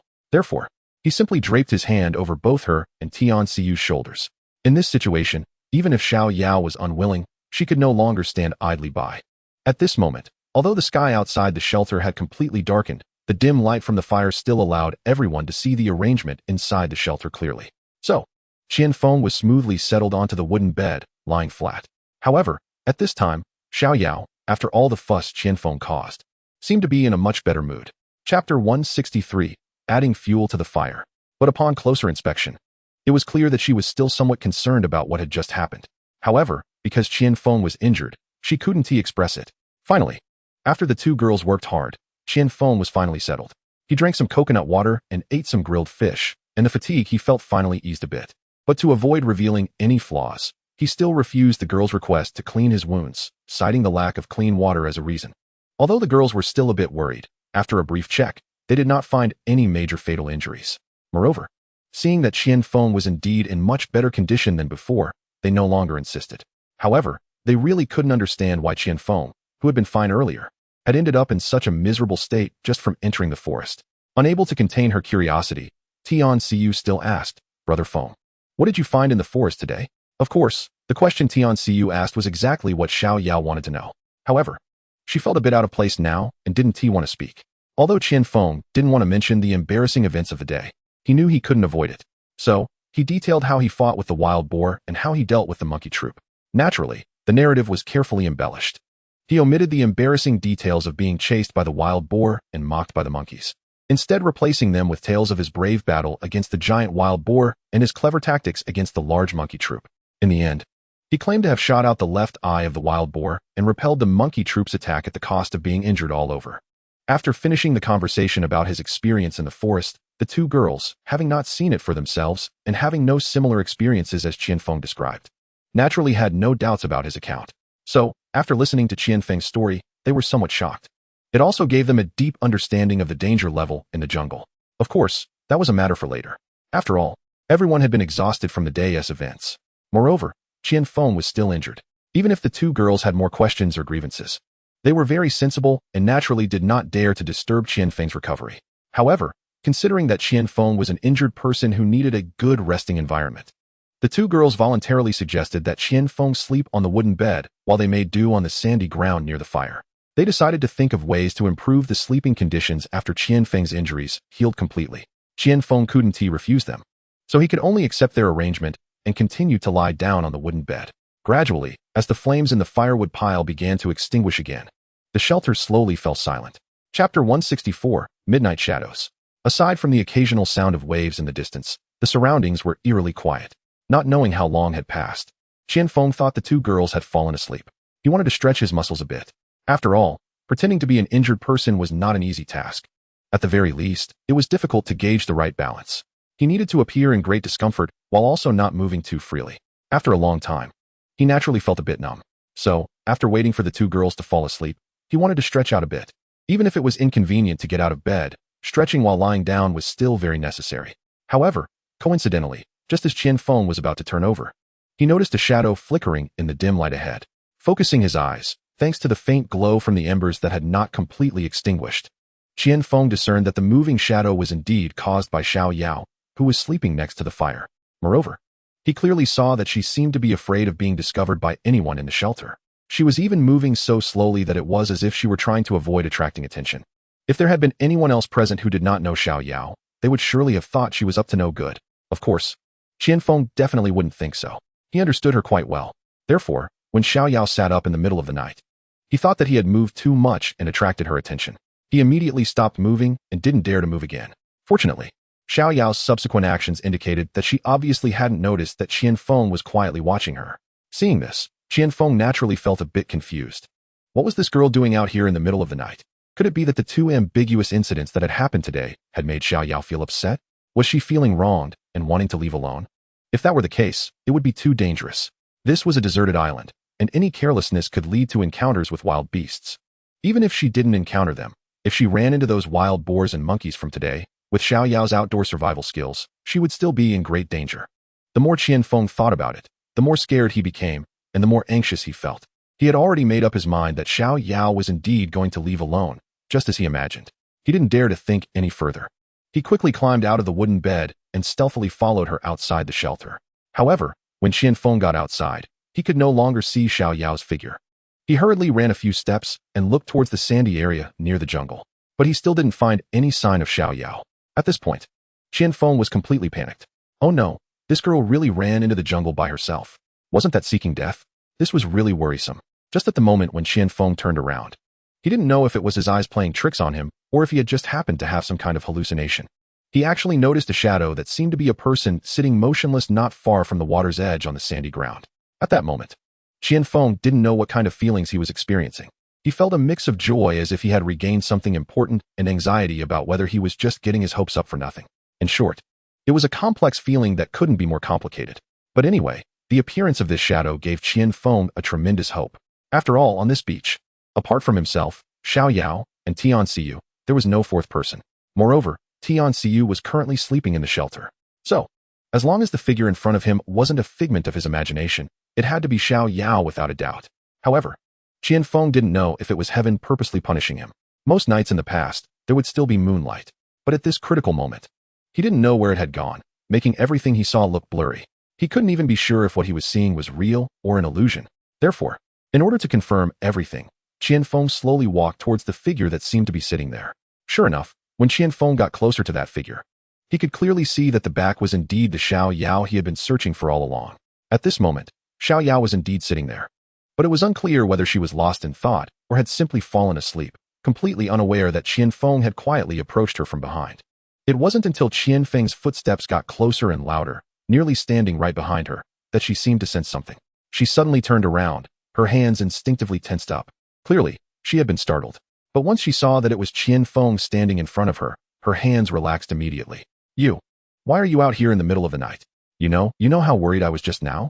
Perhaps Qian Feng was still a bit angry, or maybe he was blaming Xiao Yao for not considering her own safety. So when he spoke, His tone was noticeably stiff, and there was even a hint of reproach in his words. Xiao Yao naturally heard Qian Feng's words and recognized his discontent. After a long while, she finally spoke slowly. "Why are you out here too? I'm fine. I just want to be alone for a while." Her tone was both cold and despondent, making her seem like a completely different person compared to her usual self. Of course, if Qian Feng were to judge based solely on the surface meaning of Xiao Yao's words, he would undoubtedly think so. However, if he were to pay closer attention, he would realize that beneath her coldness and despondence lay a trace of grievance and helplessness. Qian Feng's subsequent actions indicated that he clearly wasn't going to take things at face value, nor was he going to be that superficial. He didn't really take her cold and despondent words to heart. Instead, he slowly sat down beside her, clearly sensing the other emotion embedded in her words. "What's wrong? Are you feeling unwell?" Qian Feng knew very well why this girl had become so abnormal, but he didn't dare to delve deeper into the issue. He could only pretend not to know and started making small talk. Naturally, with Xiao Yao's straightforward personality, if this had been in the past, she would have probably exploded and scolded Qian Feng for a long time. Moreover, she might have even given him a hard time. However, this time, she showed no interest in Qian Feng's words at all. Not only was she uninterested, but she didn't even react, continuing to gaze out at the distant sea, as if she regarded Qian Feng as invisible. As the saying goes, there is no greater sorrow than a heart that has died. Could it be that his damned vanity had made Xiao Yao lose heart in him? Qian Feng originally thought that after a little more time, Xiao Yao would be able to look past this matter. After all, this girl was a strong-willed one. If he truly hurt her heart, it was likely that he would have no place in her heart anymore. At least, from the current situation, it seemed that way. Thinking of this, Qian Feng couldn't help but feel a bit worried. He looked at Xiao Yao again, originally wanting to say something more, but seeing her face filled with indifference. He knew that no matter what he said, it would be useless. In an instant, he felt as if he was about to lose something, and his head buzzed, feeling as though even the sky had darkened considerably. It wasn't until a little while later that he slowly managed to calm himself down. Wait a minute. This girl was still so caring yesterday. How could she have lost heart in just one day? Even if I glanced at Tianxiu a couple more times, she shouldn't have rejected me so quickly, right? No, it definitely won't happen. As long as I explain myself well to her, I will surely be able to untie the knot in her heart. As the saying goes, concern breeds chaos. Once Qian Feng calmed down, his thoughts naturally became much clearer. So he thought that the situation might not be as bad as it seemed. However, although he understood this reasoning, there was still a practical problem that remained in front of both of them. That is, Xiao Yao was currently not planning to pay any attention to him at all. In this case, even if he spoke a lot, such one-sided communication would still have no effect. Chapter 167. Walk someone else's path and leave them no path to walk. He had to find a way to make her speak up voluntarily. Even if it meant crying, arguing, or even fighting, it would be much better than the current state of affairs.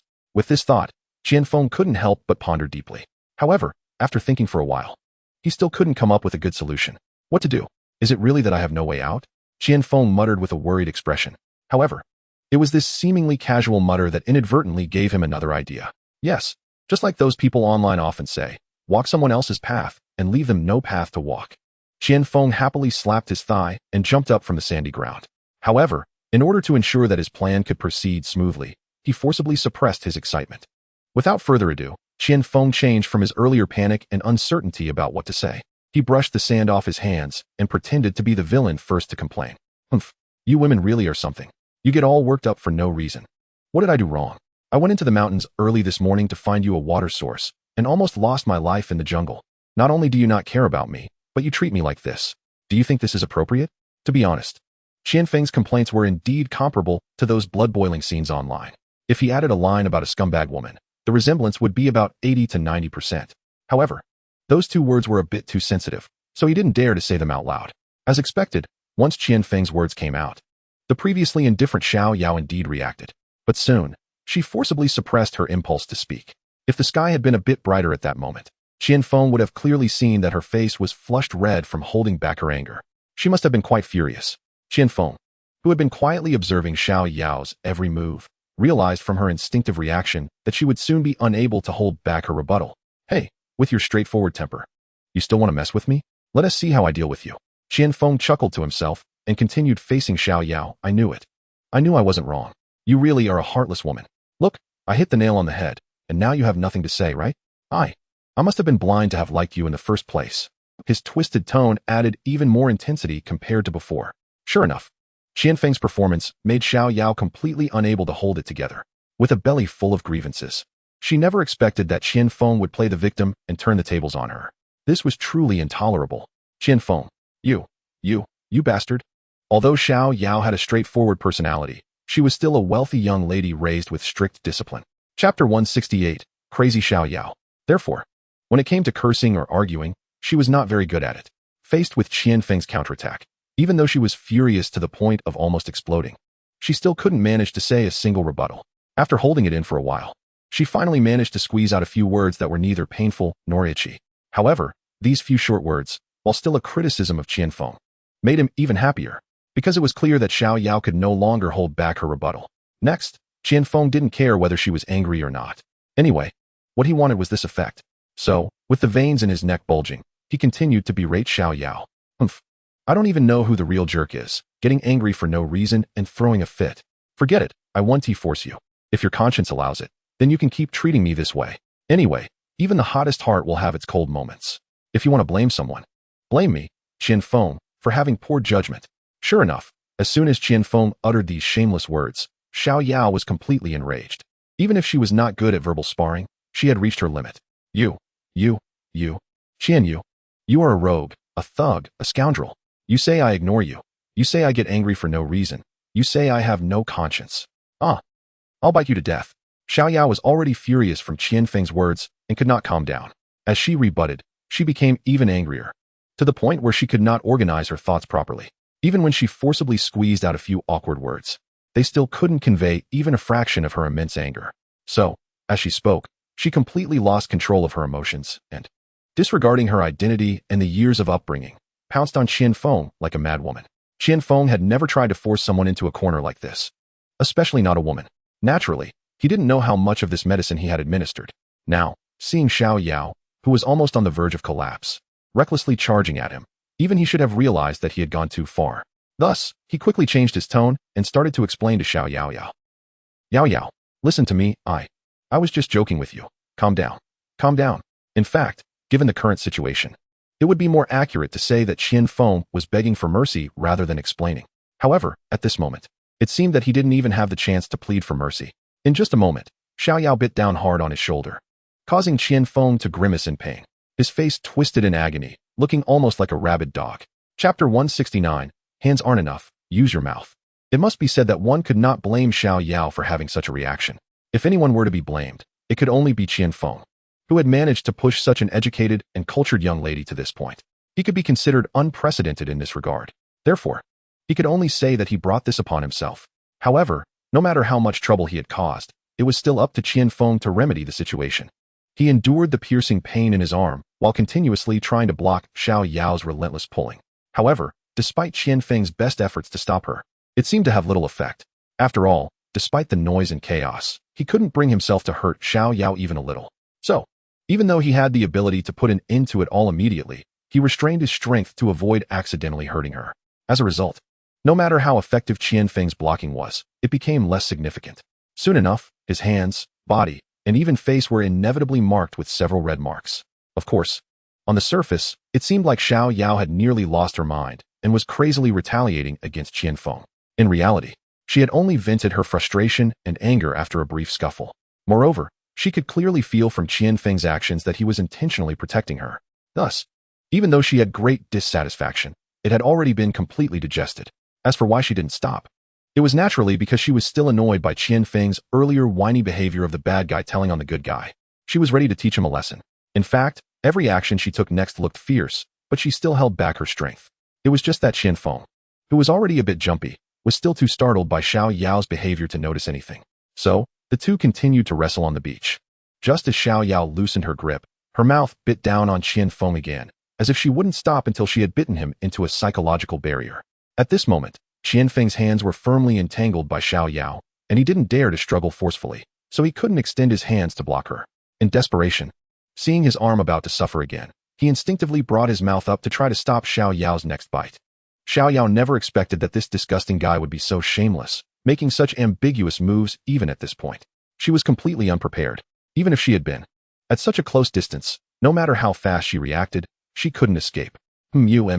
Sure enough, with a muffled grunt, their lips seemed to be magnetically attracted, sticking together fiercely. Seeing this, Xiao Yao initially wanted to scold Qian Feng for being shameless. However, due to inertia, she couldn't even maintain her body's balance, let alone have the strength to lift her head to speak. As a result, just as she opened her mouth, her head's inertia forced their lips together again. At this moment, although Xiao Yao couldn't break free from the connection with Qian Feng's lips, she could still move her jaws up and down. So, in her anger, she really intended to bite his lips again, hoping that Qian Feng would learn a good lesson. However, just as she was about to exert force to bite down, she felt the warmth from Qian Feng's lips and couldn't bear to bite down hard anymore. Moreover, her hands and movements suddenly stopped inexplicably. She seemed to be stunned, as if she had been electrocuted, freezing in place. At this moment, Qian Feng was in a state of extreme tension. Seeing Xiao Yao open her mouth to bite his lower lip again made his heart leap to his throat. He thought that no matter how he dodged, he couldn't escape this girl's ruthless bite. In despair, he simply stopped resisting, steeling himself, and closed his eyes, no longer struggling. However, just as he had prepared himself to endure the upcoming pain, it surprisingly didn't come for a long time. He opened his eyes again to see what was going on, only to find Xiao Yao's expression was somewhat dazed. Not only was her gaze hazy, but her face was also extremely hot, like a red-hot iron. Seeing this, even if Qian Feng didn't understand the feelings between men and women, he knew that this girl was already somewhat confused and infatuated. After all, Qian Feng was not a person of strong will. At least when it came to feelings between men and women, he wasn't. Otherwise, he wouldn't have planned to sacrifice his life for her safety so soon after just getting to know Xiao Yao. Moreover, in his leisure time, he couldn't resist temptation and often watched some adult films, which proved that he was evidently not a good person in terms of emotions. Now, facing such a beautiful woman, especially one he had longed for but had not fully obtained, how could he still hold back? So, he opened his mouth and forcefully wrapped his lips around hers.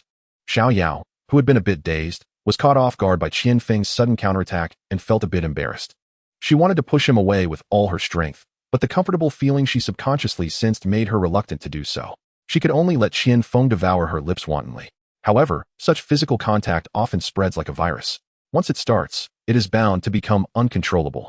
Especially on a night like this, with the moon dark and the wind high, surrounded by silence. It was like having the perfect breeding ground for their feelings to elevate to another level. Therefore, before long, Xiao Yao, who had already been somewhat immersed in this pleasure, could no longer resist Qian Feng's teasing and began to actively respond. Qian Feng naturally felt the change in Xiao Yao's body immediately and, as if he had received some kind of permission, became unusually intense and bold. His hands wandered over Xiao Yao's body as if they were released from bondage, exploring every inch of her skin without wanting to stop for even a moment. It was simply wild. Although Xiao Yao had previously had skin contact with Qian Feng, it had only been limited to kisses and hugs. She had never faced such a fierce assault. So, she quickly felt as if her body no longer belonged to her. Becoming uncontrollable, greedily sucking in the sweetness that came from Qian Feng's mouth as if she were a glutton who hadn't tasted meat in over 20 years. The two rolled continuously on the sandy ground, their clothes scattered all around them.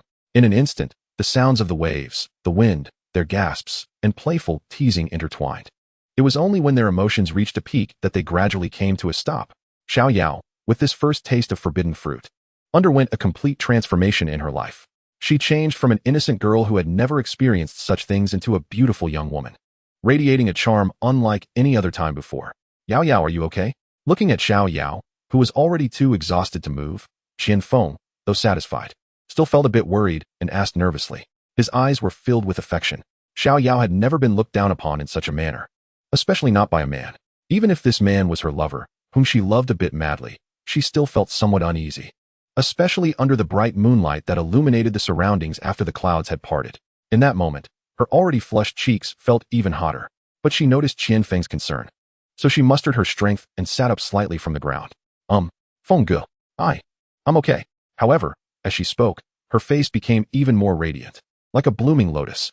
Upon seeing this, Qian Feng couldn't help but tease her further, pulling her tightly into his embrace and saying, look at you. You're already a married woman, yet you're still so shy. How can you take care of me in the future? His playful tone was quite annoying. However, at that moment, Xiao Yao seemed to have transformed into a different person. She nestled back into Qian Feng's arms and playfully retorted, "Humph, it's all your fault. You should have no one to take care of you." Clearly, she had grown fond of Qian Feng's annoying demeanor. With no one to take care of you. Do you even know who Qian Feng is? The line of people waiting to take care of me stretches from here to the other side of the beach. As he spoke, he unconsciously pointed towards the direction of the shelter. Indeed, When someone becomes overly pleased with themselves, they often attract trouble. At this moment, Qian Feng was a living example. Because of his words, Xiao Yao immediately recalled what had happened during the day. It's well known that women share a common trait. They love to settle old scores with their men. Just like Xiao Yao now. Even though they had just been intimate, the memories were still fresh. As soon as Qian Feng's words fell, Xiao Yao, who had been snuggled in his arms, immediately reacted. She shot up from his embrace, angrily questioning him. If you truly dare to accept, I'll make sure to cut off your little thing. I tell you from now on. If you look at another woman without my permission, I'll gouge out your eyes. After saying that, she didn't forget to pinch his chest hard. No need to say more. Her words clearly referred to what had happened during the day. Qian Feng cursed himself internally, realizing he had brought up a sensitive topic. Damn it. Knowing he had misspoken, he didn't dare to argue back. But at this point, he couldn't remain silent either. So he thought to casually express an attitude to brush past the matter. Not at all. With a beauty like you, why would I look at other women? Besides, who in this world could compare to you, Yao Yao? That would just be asking for trouble, don't you think?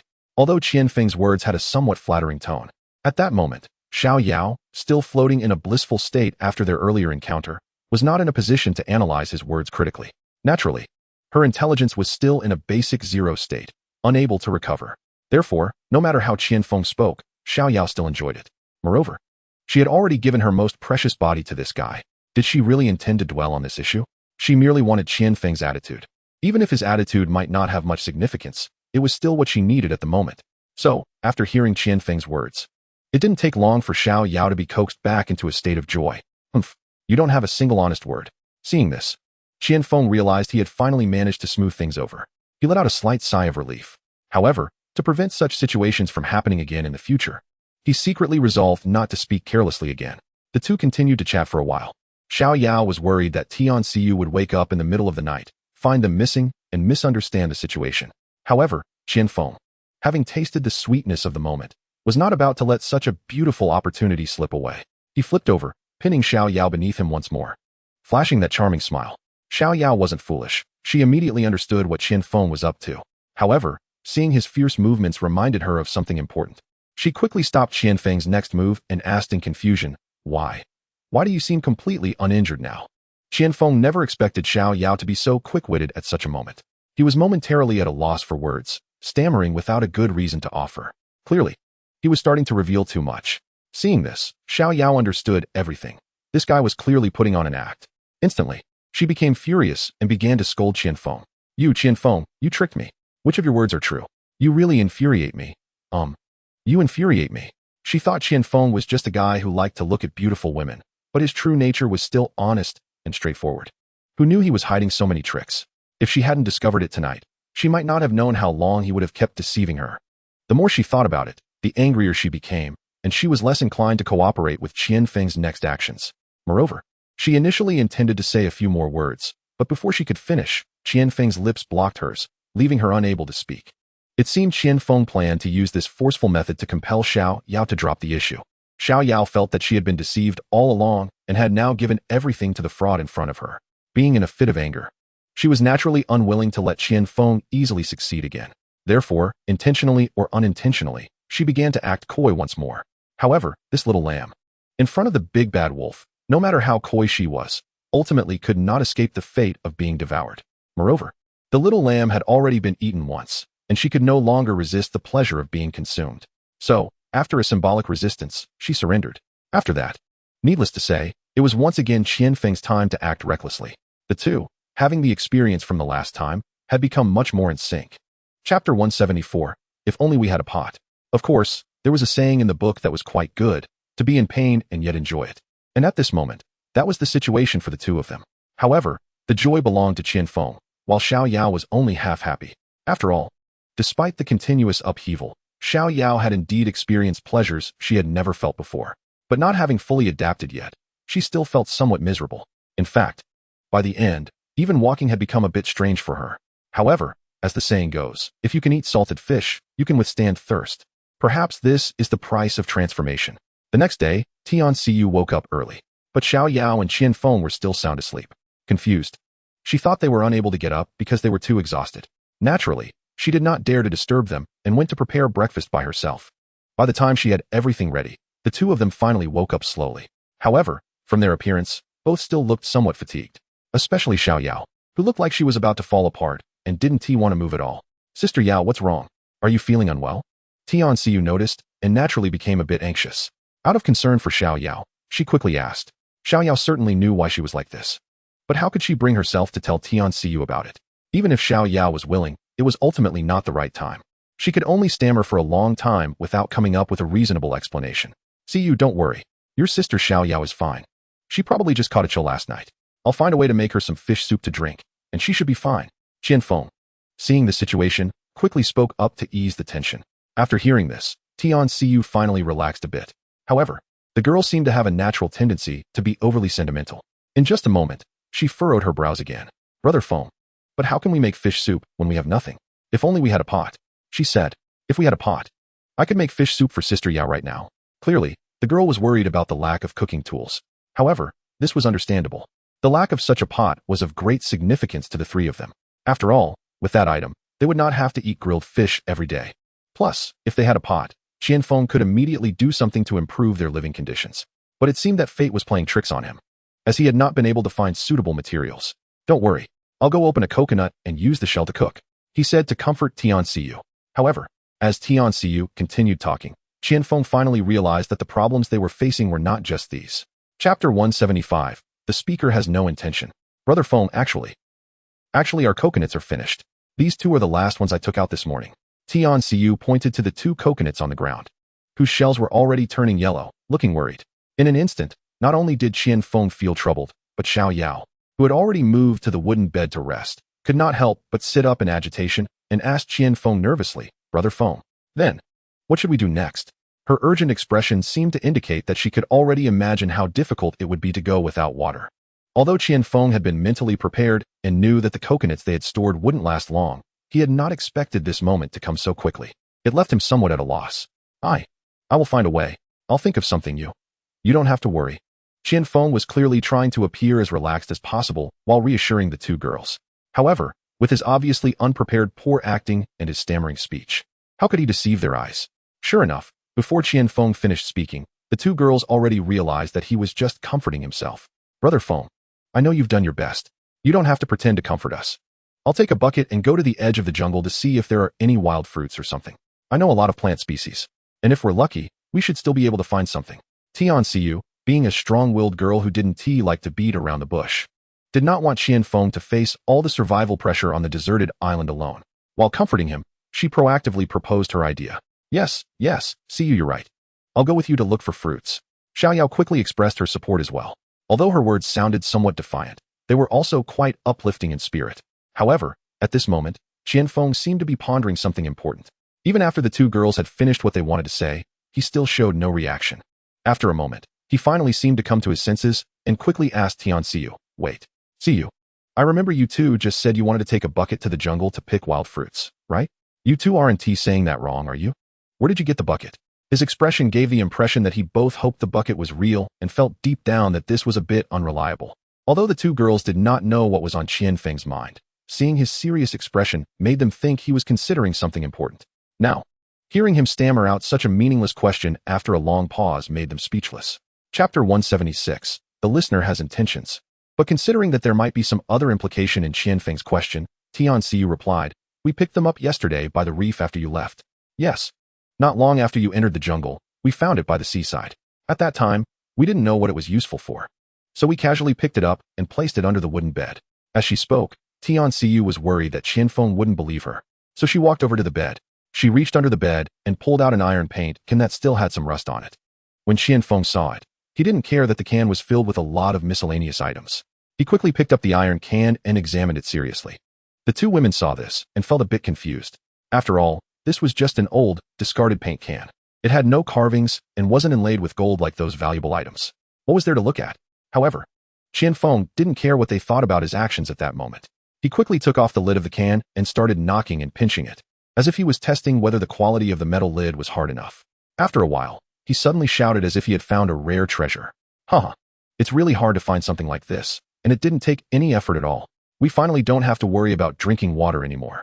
At this point, both Xiao Yao and Tian Xiu, who had initially only felt confused about Qian Feng's actions, were now completely baffled by his words. No, Brother Feng, this This is just a broken iron can. What does it have to do with us drinking water? Yeah, brother Foam. Are we really supposed to believe that something we casually picked up is a treasure that can automatically produce fresh water? The two women began to voice their doubts, clearly feeling that Qian Feng's words were a bit unbelievable. However, facing the two women's skepticism, Qian Feng not only didn't feel the slightest bit upset, but even pretended to be mysterious and chuckled lightly, saying, not only can this give us fresh water to drink, but it can also free us from the fate of only eating barbecued food. I can say this. In the future, even if you two want to eat something fried or boiled, or even hot pot, it's not impossible. The more Qian Feng spoke, the more excited he became, and the expression on his face was almost beaming with joy. Moreover, due to his overwhelming excitement, he nearly exposed some inappropriate thoughts he shouldn't have had. Coincidentally, Xiao Yao and Tian Xiu were still pondering the meaning of Qian Feng's earlier words and didn't notice the slip-up in his speech. Otherwise, with Xiao Yao's personality, it was likely that Qian Feng would have faced some consequences by nightfall. After Qian Feng's more detailed explanation, seeing his confidence, the two women naturally didn't dare to underestimate him any longer. On the contrary, they seriously reconsidered what Qian Feng had just said. And to their surprise, during this contemplation, Xiao Yao actually came up with something. Brother Feng, do you mean you want to use this iron can to cook food? But even so, it's at most just for making some grilled food. If you don't mind the dirty walls of the can, it's just for boiling hot water. How can we have any fried or boiled dishes, or even fresh water? However, judging from the answer she provided, it was clear that her thinking was still somewhat limited. Nevertheless, after Xiao Yao's reminder, the silent Tian Xiu immediately reacted as well. After careful consideration, she seemed to understand Qian Feng's intention. Right, brother Feng. Even if it is as Sister Yao Yao said, using that iron can to boil water, it would still be seawater. It's still not drinkable. Like Xiao Yao, she also hadn't fully grasped the complete meaning of Qian Feng's words. She was even worried that Qian Feng didn't realize that boiling seawater made no significant difference. She specifically reminded him, which left Qian Feng somewhat speechless. However, considering the time was pressing and he had a lot of preparations to make, he didn't have time to give a detailed explanation to the two women. Instead, he planned to show off a bit more and get ready. Haha, I naturally know that. But the mountain man has his own clever plans, so I won't explain too much to you two. Oh no, I mean, to you two beauties. Just wait a moment. To his surprise, this guy was the typical type who forgot his lessons. Just after making a mistake once, he did it again in no time. However, this time he clearly wasn't as lucky as before. Even though he tried hard to remedy the situation, he was still clearly heard by the two women. This time, the scene became quite interesting. In the not-so-large shelter, three completely different scenes emerged. First, when Tian Xiu heard Qian Feng call her my lady, she instantly became a bit shy. Not only did her face turn crimson, but even her embarrassed downward glance became a bit awkward, almost like a bride whose red veil had just been lifted. On the other hand, Xiao Yao, who also remained silent, displayed a completely different scene. Not only did she show no signs of shyness, but instead, the anger on her face was visibly intensifying, as if she would explode at any moment. Meanwhile, Qian Feng realized he had made another mistake and immediately felt that things were becoming a bit troublesome, apart from his face turning fiery hot, as if he were being exposed to the deadly light emitted by Ultraman. He also felt a reflexive pain in his chest, just like the revengeful pinch that Xiao Yao had inflicted on him last night. He secretly glanced at Xiao Yao, and that feeling intensified even more, as she was indeed glaring at him with anger, making him feel as if she really wanted to devour him. I'll go prepare some materials. He was so scared that he quickly found an excuse and ran to hide in the shelter. His mental state was evidently much better than before. Therefore, she and Tian Xiu couldn't resist their curiosity and wanted to see how Qian Feng would fulfill his earlier claims. So, following in Qian Feng's footsteps, they came outside the shelter. They saw that Qian Feng had already built a simple fire pit using rocks not far from the beach, just big enough to hold the paint can. Moreover, there was a pile of burning firewood inside the pit, burning vigorously. However, they couldn't understand how Qian Feng planned to proceed, as he had directly thrown the sealed metal lid of the paint can onto the fire and set it ablaze. At this moment, although the two women knew it was unlikely, they couldn't help but start thinking in the same direction. So, is Qian Feng really trying to make a teppanyaki? However, as Qian Feng uses his homemade wooden tongs to clamp down the heated paint bucket lid and casually picks up an oval-shaped pebble he had prepared earlier to repeatedly smash the lid, the two girls couldn't help but feel a bit ashamed. This isn't teppanyaki. Anyone with eyes can see that he's forging this piece of iron, okay? They just don't know what he's planning to forge it into. The two girls exchanged a smile, and they dared not think wildly anymore. They obediently squatted to the side, watching Qian Feng perform. Finally, after Qian Feng repeatedly forged the bucket lid, it was no longer in its original shape. It had slowly been hammered into a fairly standard iron pot. Moreover, Since the original thickness of the iron sheet was decent, the hardness of the pot he made was also quite good. The two girls were utterly astonished. They all knew Qianfeng had skills, but they didn't know he could do this. He actually turned a useless iron bucket lid into an iron pot. Brother Feng, you are amazing. May I ask, is there anything you can't do? Yeah. Your ancestors weren't blacksmiths, were they? With these conditions and tools. How did you think of and achieve this? The two girls could no longer hold back their praises for Qianfeng, and they began to compliment his abilities. Their words filled with astonishment. Chapter 179, More Surprises. It should be noted that Qianfeng is someone who would dare to open a dye shop if given a bit of color by others. Suddenly being praised so much by the two girls made him unable to resist showing off. Haha, this is a piece of cake. Come on. You can take this iron pot, fill it with some sand, wash it, and it will be ready to use. I'll prepare a bit more. There are more surprises coming. But you need to move quickly, as the next steps may require your help. Oh, and clean this iron bucket in the same way. I'll have a big use for it later. In just a moment, he forgot about how scared the two girls had looked when they saw him earlier. Like mice seeing a cat, and began directing Xiao Yao and Tian Xiu. The two girls were happy to see the iron pot, and had no reluctance at all. They took the iron pot and bucket to the beach to wash them without saying a word. Moreover, neither of them was the type to be lazy. So they naturally didn't resist. Especially Xiao Yao, who could even entrust her life to Qianfeng, wouldn't care about this bit of work. It's just that Qianfeng's earlier attitude of eating from one bowl while looking at another was indeed infuriating, so she felt she had to punish him a bit. Now, seeing this annoying guy actually make something useful, she had long forgotten all his bad habits. Next, don't even mention washing the iron pot. Even if she had to go into the woods to gather firewood and carry logs, Xiao Yao wouldn't say a single word of refusal. As expected, our ancestors understood human nature even more thoroughly. Just a simple saying, men and women working together is not tiring, perfectly encapsulated the scene before them. Look at how hard the three of them were working. There wasn't a hint of laziness or discomfort. Even Xiao Yao, the young lady who had just gone through 2 intense battles the night before, seemed to have been energized. All her discomfort had suddenly eased significantly, and she was quickly washing the pot. Moreover, while the two girls washed the iron pot and bucket, they were laughing and joking, busying themselves happily. Finally, after each of them had completed their tasks, when the two girls brought the cleaned iron pot and bucket to Qianfeng, even he couldn't help but feel a bit brightened. It should be noted that when the pot was first made, it was black and incredibly ugly. Now, after Xiao Yao's washing, it had become clean and bright, even faintly shining with a silver glow, almost indistinguishable from the handmade products sold at street stalls. The only differences were that Qianfeng's iron pot was slightly rougher in craftsmanship, smaller in size, and didn't have a handle. Otherwise, there would be no difference. However, even so, with this makeshift little iron pot, it was still sufficient for the three of them to cook some food. Chapter 180. Have you ever had survival experience in the wild? Of course. These were just Qianfeng's reactions. As for Xiao Yao and Tian Xiu, when they saw the items Qianfeng had prepared, they were clearly puzzled. Among the various items placed before Qianfeng, the one that left them most confused was a small umbrella-like thing made from the plastic sheeting they had picked up earlier. The only problem was that the support in the middle of this little umbrella seemed a bit too thick. If it were directly placed on the ground, it would stand steadily. Additionally, there was a funnel made from a large mineral water bottle. However, this funnel contained many items, including weeds, charcoal, fine sand, and moss, layered one on top of the other. Although they didn't know its purpose, the effect looked quite good to the two girls. Brother Feng, what big project are you planning? I don't understand anything about what you've prepared. Indeed, the curious Xiao Yao couldn't help but be the first to ask when she saw what Qianfeng had prepared. Following her, Tian Xiu also expressed her doubts. Brother Feng, I think I know what this funnel is for, but I really can't figure out what this plastic umbrella is for.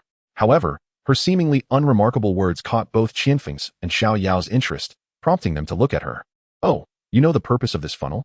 Qianfeng paused his actions, looking curious as he said a few words, clearly a bit incredulous.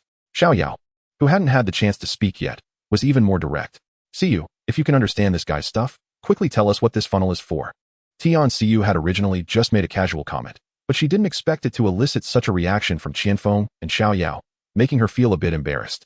However, to avoid disappointing them, she mustered her courage and roughly explained her guess. If I'm not mistaken, the funnel Brother Feng made should be for filtering, because there are weeds, fine sand, charcoal, moss, and other things on top. It's the best for filtering impurities in the water. After saying this, she glanced at the two with a hint of guilt, probably fearing she had guessed wrong.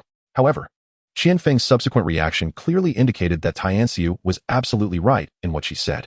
That's right, Xiu, you are completely correct. I plan to use it to filter seawater. But how did you know this? Could it be You also have some wilderness survival experience? Qianfeng's words were certainly not casual. To understand the method of using this to filter impurities in water, one must have experience in survival or have systematically learned knowledge in this area. Otherwise, if one were to rely solely on imagination, it would be impossible to explain the principles so clearly and in detail. At this point, it wasn't just Qianfeng who felt incredulous. Even Xiao Yao, who had been on the side, began to look at the girl in front of him with a strange gaze. It should be noted that although Tianxiu was not a particularly weak person, she was still a young woman. It was unlikely that at such a young age, she had such rich life experience. If that were the case, she would indeed not be an ordinary strong person. Hey, see you. You're not saying you've encountered a plane crash before, right? Xiao Yao said, forgetting her own demeanor and the words she had just spoken, which were somewhat abrupt and inappropriate for Tianxiu. However, as a young person herself, she didn't mind too much and instead found her new sister a bit adorable, chuckling lightly. No, Yao Yao. I saw my grandfather use this method when I was little while following him to treat patients. Back then, conditions were not as good as now, and in some places, you couldn't get clean drinking water when it rained. People easily got sick. My grandfather used this method to improve the water quality for everyone. But later, as life got better, this old method was gradually abandoned. Qianfeng and Xiao Yao finally understood why she knew so much at such a young age. Especially Qianfeng, who, although he no longer dared to openly tease Tianxiu, now had a suitable opportunity. No wonder. So your grandfather was a doctor. I remember you mentioned before that you know a lot about plants. This must be influenced by your grandfather.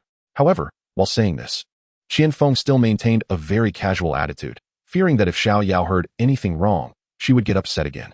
However, Tianxiu did not have so many concerns. My grandfather was a somewhat well-known traditional Chinese medicine doctor in our area, and all this knowledge was taught to me by him. When she spoke of her grandfather, her eyes clearly lit up, and her face was filled with pride. It seemed that her relationship with her grandfather was quite good. Who would have thought that Xiao Yao was also a gossip lover? Hearing about her vastly different background, she became somewhat interested. But wait, see you.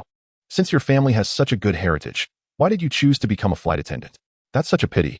It must be said that although Xiao Yao was born with a silver spoon and had never experienced any hardships, she expressed a very naive perspective on Tianxiu's career development. However, she did not realize that there are many helplessness and submissiveness in this world. Yao, actually, I also wanted to carry on my grandfather's medical skills. But my grandfather's health has always been poor, and later, some issues arose at home, making life increasingly difficult. To help my family through tough times, I had to first take the flight attendant exam. So, I ended up in this line of work.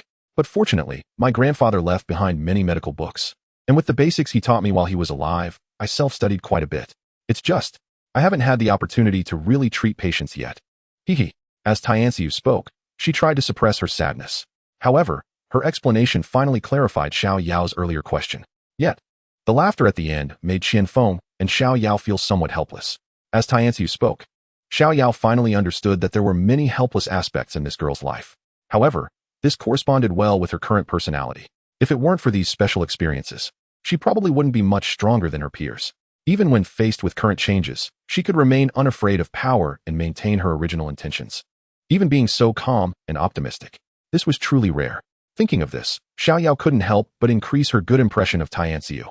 Moreover, whether out of affection or sympathy for the girl, she felt that her previous concern about Qianfeng's excessive attention to Tianxiu was somewhat petty. So, unconsciously, she stepped forward, gently patted Tianxiu's shoulder, and comforted her. It's okay, see you. You're so excellent. No matter what profession you choose, you will definitely do well. Besides, you're still young.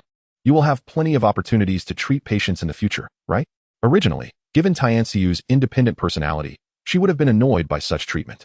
However, at this moment, under Xiao Yao's serious and earnest comfort, she felt somewhat embarrassed, having never been treated like this before. Yao, thank you for your concern. I know. By the way, we've been talking so much that we haven't asked what Qianfeng is going to use that little umbrella-like thing for? She said, quickly looking for a chance to change the topic. Xiao Yao and Qianfeng noticed that this girl seemed a bit emotional when talking about her past, so they tactfully stopped the conversation. Qianfeng hurriedly began to explain the function of the little umbrella on the ground. Actually, this is very simple. I believe everyone has drunk distilled water before. That little umbrella you just mentioned is used to be placed on the iron barrel to collect water vapor. I just don't know what it's called because I made it randomly based on need. After Qianfeng finished speaking, he glanced at the two girls, as if wanting to see if they understood his thoughts. However, from their reactions, it was clear. They clearly still didn't understand. Not only did they not understand, but their expressions seemed even more complex than before. It's likely that if they were asked to demonstrate again using the method Qianfeng had just described, they still wouldn't know how to do it. Qianfeng shook his head and didn't explain further. He picked up the items on the ground and started to operate directly. First, he picked up the clean iron paint bucket and brought it to the water's edge. Then, he placed the funnel made from a mineral water bottle, charcoal, and fine sand directly on top of the iron bucket. After that, he used a small bowl made from coconut shell to pour seawater into the funnel, one spoonful at a time. However, since the place where Qianfeng scooped water was shallow, the seawater he scooped was somewhat murky. As expected, as the seawater slowly seeped down, a trickle of somewhat intermittent seawater began to flow out from the bottom of the funnel. However, the seawater flowing out of the funnel was noticeably clearer than the seawater Qianfeng had just scooped. Of course, the capacity of the iron bucket was large, so Qianfeng couldn't fill it up in a short time. He intended to test the feasibility of his method for making distilled water. Although he had always been confident in his method and had partially verified it in daily life, the current conditions were quite rudimentary, so he wasn't entirely sure he could succeed at once. Thus, experimenting with a small amount of seawater became particularly important for him. Fortunately, Qianfeng was neither eager for show nor fond of pretense. He carefully placed the iron bucket on the makeshift stove and then set the controversial small umbrella on top of the bucket like a lid. Moreover, this wasn't the end. To leave a gap between the small umbrella and the iron bucket, Qianfeng specially raised the support for the small umbrella a bit.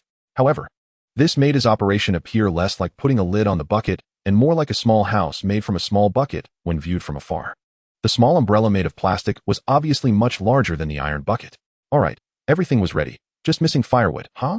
Chapter 184 Distilled Water 2. Seeing that his masterpiece was mostly complete, Qianfeng couldn't help but feel a bit excited. So, before the two women could speak, he said to himself. At this point, there was no need for Qianfeng to say more. The two women already knew what changes would happen next with his setup. After all, they weren't uneducated rough women. How could they not understand the working principle of Qianfeng's device? They hadn't reacted earlier simply because they had overcomplicated the process of desalinating seawater. Now that the physical object was right in front of them, they quickly understood. Thus, without needing Qianfeng to explain again, Xiao Yao and Tian Xiu acted as if they had received a command, rolled up their sleeves, and began to help Qianfeng add firewood to the stove. As expected, as the firewood beneath the iron bucket began to burn continuously, the three of them widened their eyes, staring intently at the changes inside the bucket, as if missing even a moment would mean missing a spectacular show. The seawater inside the bucket quickly began to boil under the burning firewood. Soon, the miraculous scene began to appear. The edges of the small umbrella-like plastic sheet started to drip some small water droplets. Moreover, those small water droplets became increasingly dense as the seawater in the bucket continued to churn, eventually forming several intermittent streams of water that flowed down to the ground along the lowest point of the plastic sheet. Seeing this, the three of them were at a loss about what to do next, each of them stunned on the spot, until Xiao Yao, somewhat in disbelief, reached out to touch the water dripping down, and after tasting it, the scene finally broke into a different sound. Brother Feng, sister Xiu. It's sweet, sweet. It's freshwater, ha. While speaking, she was like a child who had found a treasure, jumping and shouting, eager to share this good news with the whole world. So, what are you still dazed for? Hurry, hurry, and collect the water. Qianfeng's reaction was initially similar to Xiao Yao's, just grinning widely. But suddenly, he seemed to remember something or was stimulated by something, and he finally came to his senses. He nervously called to the two women while hastily picking up the empty bottles on the ground to collect the distilled water. The two women, suddenly awakened, couldn't help but laugh at their silly actions. However, this time, despite laughing, they hurriedly imitated Qianfeng, picking up the bottles and coconut bowls on the ground to collect fresh water in a rush. Finally, after their repeated efforts, the more than 10 empty bottles they had accumulated on the sandy ground were quickly filled. Even the few coconut bowls that Qianfeng had roughly carved out with an emergency axe were filled to the brim. Chapter 185 What is this? At this point, the three of them no longer held back. They picked up the coconut bowls and drank the fresh water inside in big gulps. Since they had been stranded on this deserted island, they had relied on coconut juice or wild fruits to replenish their moisture. After so many days, they had almost forgotten what fresh water tasted like. Now, being able to drink to their heart's content, how could they hold back? Thus, they drank heartily until their bellies were round and full, before finally stopping. Brother Feng, I haven't drunk water like this in a long time. This feeling is just too great. Yes, this feeling is really too comfortable. I thought we might die of thirst here. The two women lay on the sand, still chatting away, but their bodies were honestly unwilling to move. Seeing this, Qianfeng couldn't help but find their appearance a bit cute. Instantly, he felt a surge of protective instinct. Hee, what is there to worry about? As long as you two follow your brother Feng well, you'll have everything, and you won't miss out on food or drink. Ha. The bravado in his speech was almost like that of a gang leader. The three of them lounged for a while longer before finally getting up from the sand, satisfied. Brother Feng, it seems we can't fit the rest of these in. It looks like we're still short on bottles. If I had known it would be like this, I should have collected more. Yes, if we had a few big iron barrels like this, we could produce more distilled water, which could be used for washing faces and bathing, huh? Actually, it's quite simple. Next time we can use that small iron pot to boil water. Then we can free up the iron barrels, and when the time comes, we can fill them with as much fresh water as we want. Watching those coconut shell bowls that have been emptied and refilled, the three of them were moving them aside while chattering away. At this moment, it was obvious that the seawater in the iron barrel had evaporated quite a bit. Some faint popping sounds began to emerge. Concerned about the iron barrel, fearing that it might get damaged from being dry-heated, Xiao Yao hurriedly picked up the small plastic umbrella to check the situation inside the iron barrel. To her surprise, she saw that both the walls and the bottom of the barrel had a layer of white substance adhering to them.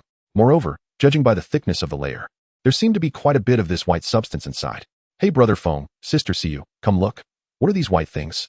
Xiao Yao didn't immediately realize what this substance was and loudly called out to Qian Feng and Tian Siyu.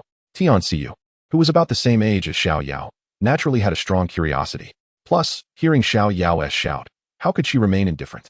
So, she leaned over with Xiao Yao to take a closer look. However, Qian Feng, on the side, appeared surprisingly calm. Not only did he not join Tian Siyu in the excitement, but he also seemed to ignore Xiao Yao's calls and stood still in place, unable to figure it out. The two girls looked back at Qian Feng. Finally, Qian Feng smiled and spoke up. How come you guys can't tell what these things are? We used to eat them every day? Clearly, he had already guessed what the substance in the iron barrel was without needing to check closely. We used to eat them every day? Hearing this, Xiao Yao and Tian Siyu immediately began to think. However, judging by their expressions, it seemed they wouldn't be able to figure it out right away. Yeah, you've been mentioning it almost every day these past few days. With Qian Feng's character, seeing the two girls thinking so seriously, he couldn't help but tease them again. Oh, I got it, it's salt. It's sea salt. Sure enough, with Qian Feng's hint, Xiao Yao was the first to think of the answer. However, just as she finished speaking, she felt something was off and continued, But this seems a bit strange. Sister Yao Yao, what is strange about it? Tian Siyu hadn't thought of the answer yet, so she couldn't say anything. But seeing Xiao Yao's puzzled expression, she couldn't help but ask again.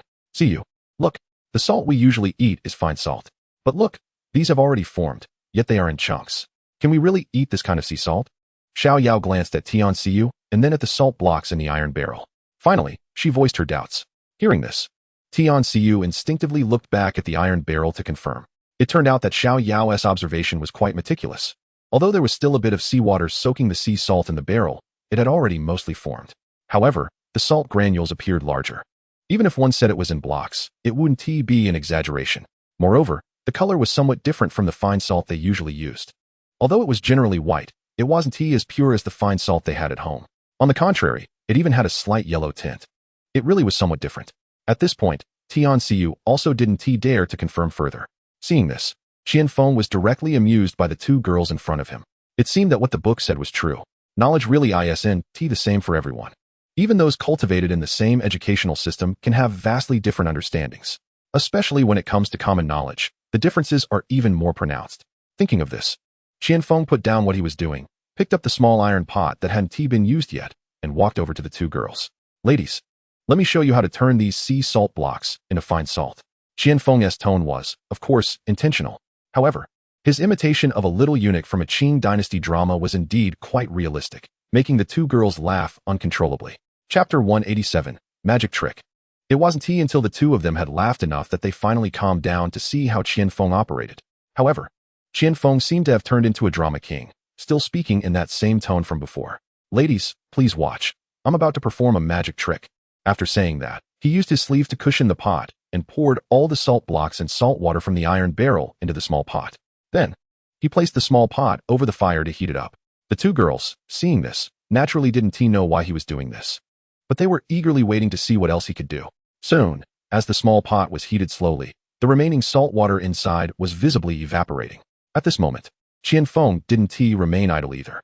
He quickly took out a wooden stick and began stirring vigorously in the pot. During this time, he kept tapping the slightly larger salt blocks with the stick. Indeed, as the temperature rose and Qianfeng's stick kept stirring and tapping, the blocky sea salt in the iron pot gradually became loose. After a while, it slowly transformed into granules of salt, just like the coarse salt that older generations used for pickling vegetables. Seeing this, Qianfeng felt a bit unsatisfied, but given the current conditions, he didn't plan to waste any more time. He turned to the two girls and said, "See, this is the coarse salt you usually see. If you need it finer, just grind it a bit more. Of course, this is just what I can do with the current conditions. If done properly, there would be many more processes involved, such as sterilization and purification. The final product would be much finer. However, given our limited conditions here, and since we can only make do for eating, there is no need to spend more time on it, because the principles involved are basically the same. It's just that the salt crystals made might be relatively cleaner and whiter. However, if you still feel unsatisfied, you can take some more time to refine it further. It just depends on whether you have the patience for that."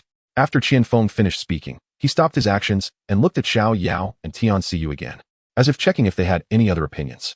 At this point, the two women naturally wouldn't be pretentious and wanted to see the final result. After all, after Qianfeng's demonstration, they had already trusted his words completely. Naturally, they wouldn't demand him to do such futile work again. So that's how it is.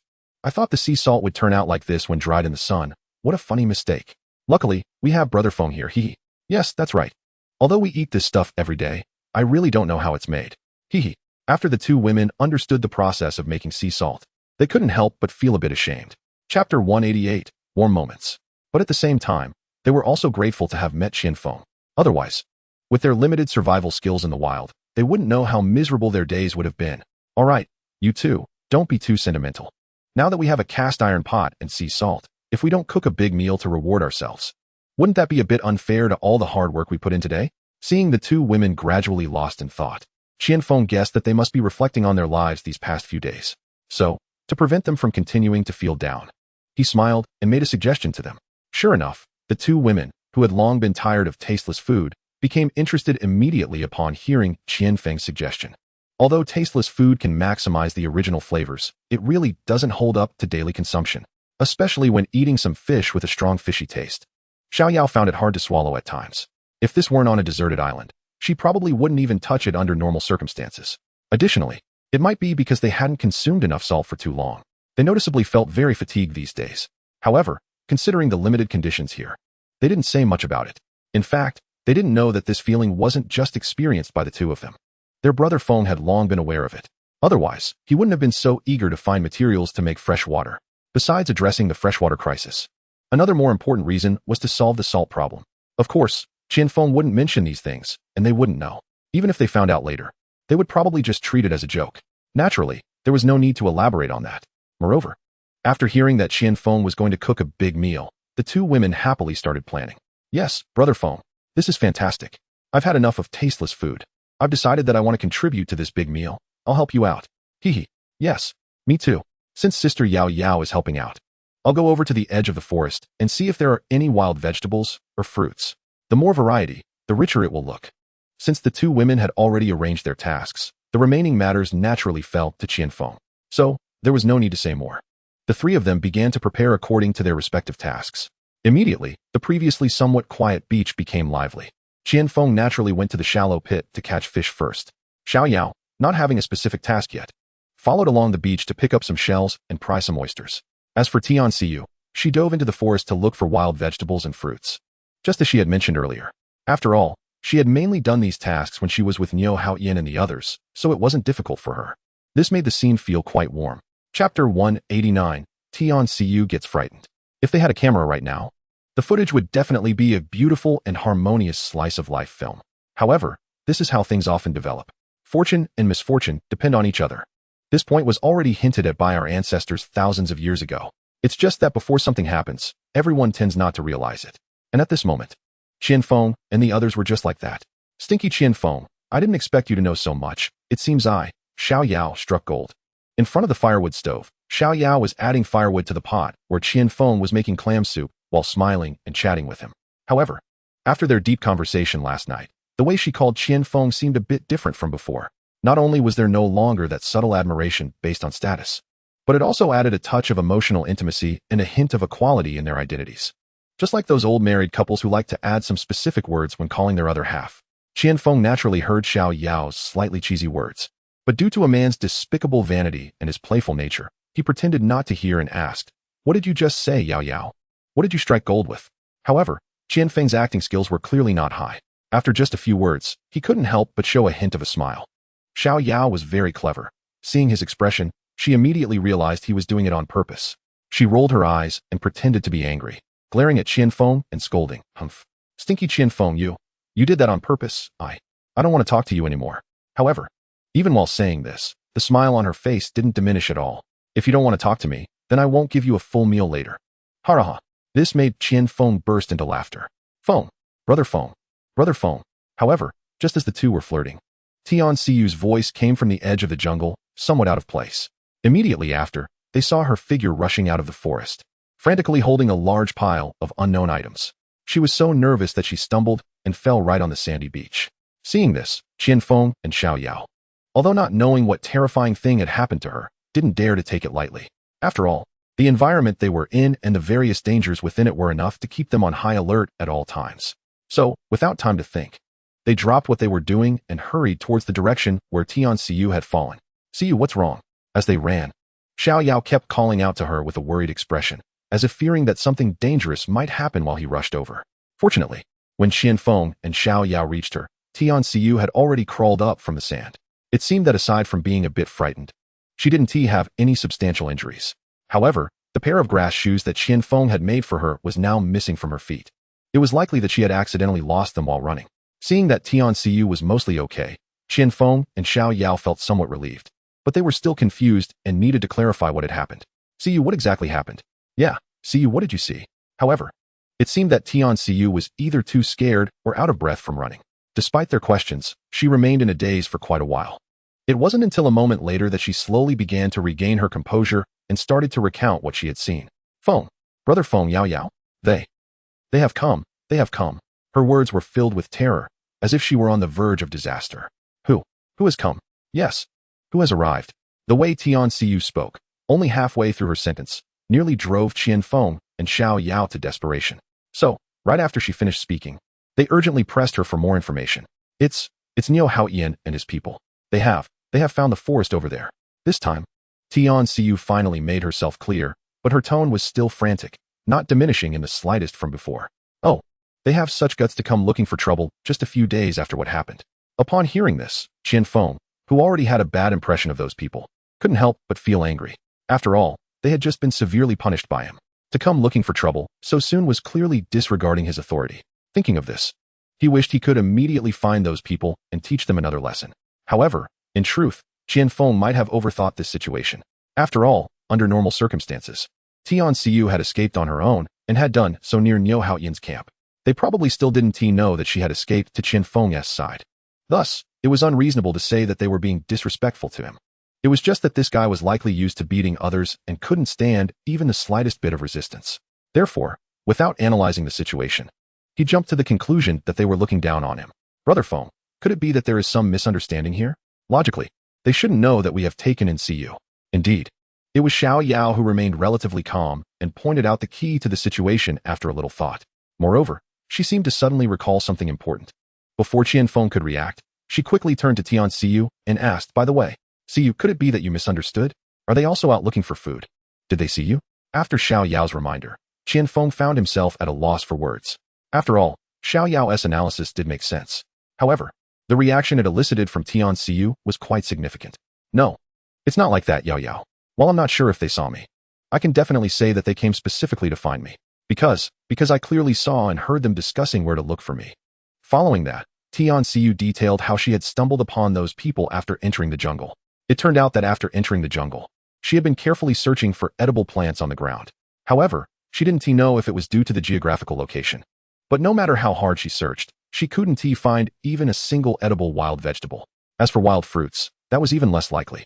Even if there were any, they had probably already been picked clean by Qian Feng. Thus, with no choice left, she planned to venture deeper into the forest. After all, Qian Feng was on the beach, and if there were any dangers, she could just shout loudly or run away quickly to escape. With this in mind, Tian Siyu steeled her courage and walked deeper into the woods.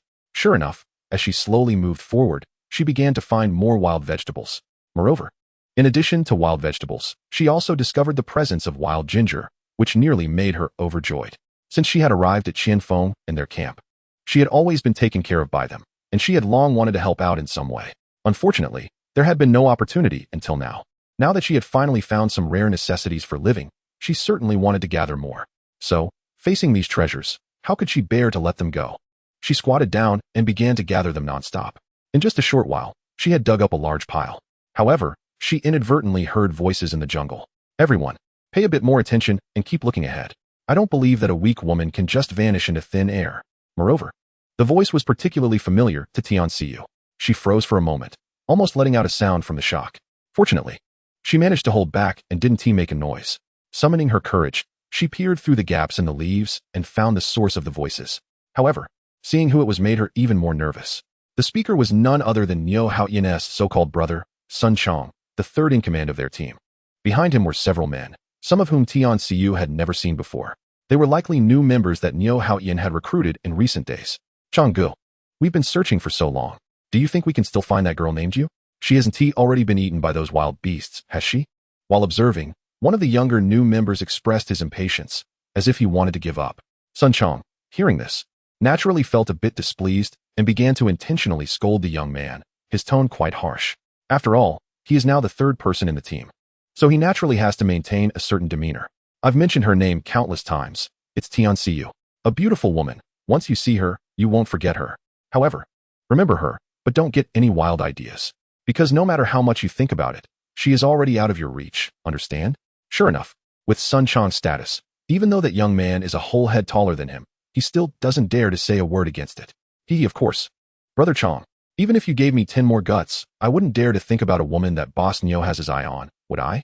It's obvious from this new member's words that Niu Haoyan's interest in Tianxiu is no longer a secret. Humph, you're clever, just remember that. Seeing that the purpose of the reprimand had been achieved, Sun Chong stopped talking. After a grunt and another warning, he fell silent. Upon hearing this, Tianxiu felt both angry and afraid. The anger stemmed from the fact that she had been on the run for so many days. Yet those people still had no intention of letting her go. As for the fear, it goes without saying. If it came to that, she would be no different from being dead. But at this point, what could a weak woman like her do? She could only take one step at a time. The only thing she could hope for now was that Brother Qianfeng would protect her as he did with Sister Xiaoyao. However, she had only just joined them and had proactively sought them out. She had no real connection with Brother Qianfeng and Sister Xiaoyao. The only connection she could count on was that she had once thought about saving him on the plane. But what weight does such a trivial connection hold in Brother Qianfeng's heart? The more Tianxiu thought about it, the more uncertain she felt. She wished she could immediately establish a different kind of relationship with Qianfeng. Only then could she feel a little more at ease. Of course, as much as she thought about it, she knew that figuring out how to escape her current predicament was perhaps what she should focus on the most. So, when she saw those people turn toward the other side of the jungle, she ran toward the beach camp without a moment's pause, almost as if she had gone mad. During this frantic escape, she was so nervous that she even lost her straw sandals. She didn't even realize that she was holding wild vegetables and wild ginger in her arms. Chapter 193, Psychological Shadow. That being said, they really did come looking for you. But see you. You don't have to worry. While you're here, they absolutely wouldn't dare to do anything to you. After hearing Tianxiu's words, Xiaoyao also stopped harboring any fantasies. If what this girl said was true, then these people indeed had no intention of letting her go. That's right, see you. You don't need to be afraid. If I can beat them once, I can beat them a second time. Just stay put. Although Xiaoyao and Qianfeng's words reassured Tianxiu somewhat, the reality was that she still felt quite uncertain. However, at this point, lingering there would ultimately be of no use. So, with Qianfeng and Xiaoyao's comforting words, the three of them picked up the wild vegetables and wild ginger from the ground and walked toward the stove. Despite the unexpected incident, they still needed to continue cooking the food that hadn't been prepared yet. However, at that moment, the three of them were somewhat emotionally unsettled. Especially Tianxiu. No matter how Qianfeng and Xiaoyao tried to lighten the mood, she remained somewhat serious.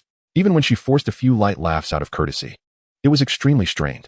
As the sky gradually darkened and the food was ready, her state seemed to change little. Because of this, what was originally planned to be a hearty meal turned somewhat dull, even with the addition of sea salt and wild ginger, giving the food a different flavor. Tianxiu still showed little interest. In fact, while tasting the long-missed food with sea salt, she merely lowered her head to eat. With her demeanor, it was likely that she had no idea how the food tasted. After hastily finishing the meal, the three of them gathered around the campfire and began discussing the events of the day again. However, The focus of their discussion was no longer when Sun Chong and the others would arrive. Instead, since these people had already stepped into the vicinity of their camp, they needed to make some preparations themselves. At the very least, they needed to be somewhat cautious regarding food and drinking water. They had to know that what was most lacking on this island were these supplies. If Niu Haoyan and his group found out that they were not lacking anything, who knows what ill thoughts might arise in their minds. Yao Yao, see you, I think. Although today's incident hasn't brought us any substantial impact, it serves as a good reminder. I believe we should start stockpiling our current survival supplies. Otherwise, if one day they really find their way here, it might lead to some desperate actions. What do you think? Qianfeng, as the backbone of the team and the first to develop this sense of caution, naturally was also the first to raise this issue. However, for Tian Xiu, who was still somewhat unsettled, he only heard half of what he said. Chapter 194, Qianfeng's plan. Moreover, she only remembered that one line about them possibly doing something desperate. This really frightened her. She thought Qianfeng was saying that those people might have ulterior motives towards her. Therefore, before Qianfeng's words were fully spoken, she stood up again from the ground, tense. Brother Feng, what do you think? What should I do? Her tone was filled with fear. Upon seeing this, Qianfeng and Xiaoyao realized that the girl must have misunderstood. They quickly corrected her, saying, "No, Siyu. What I just mentioned was about survival supplies. Don't be too nervous." "That's right, Sister Siyu. What Brother Feng just said was indeed about food supplies. You're just too anxious." After hearing their explanations, Tian Siyu finally reacted and felt a bit embarrassed. "Oh, Brother Feng, Sister Xiaoyao, I was too sensitive. If you have any good suggestions, just say them. I'll cooperate." Her demeanor was somewhat absent-minded. This made Qianfeng and Xiaoyao unsure of how to respond. It wasn't until some time passed that Qianfeng slowly expressed his thoughts. Although we now have fresh water, sea salt, and a reusable fishing pond, we can say that food and drink are not a problem. However, after all, this fishing pond is in the sea, and there are certain uncontrollable factors.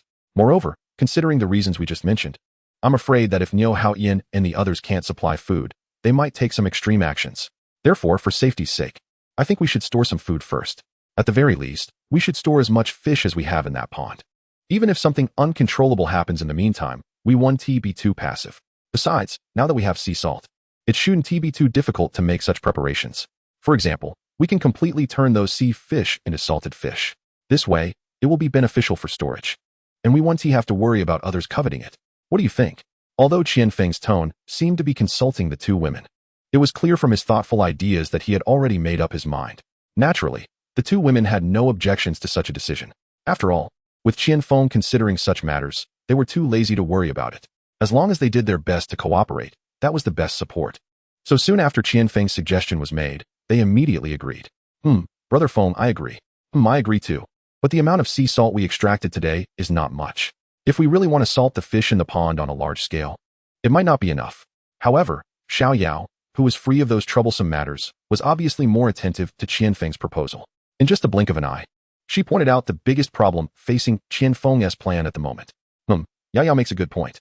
But this matter should be done sooner rather than later. If we wait until we make enough sea salt before implementing this plan, there might be unforeseen changes. How about this? Tomorrow morning, we start working. I will be responsible for catching and killing the fish, while you two continue to make salt. This way, we can tackle both tasks at once and won't waste time. What do you think? Chapter 195, A Restless Night. Qianfeng still spoke in a negotiating tone as usual. However, the decisive meaning in his words did not diminish in the slightest. Sure enough, the two women were also very supportive of this arrangement. This plan was thus finalized.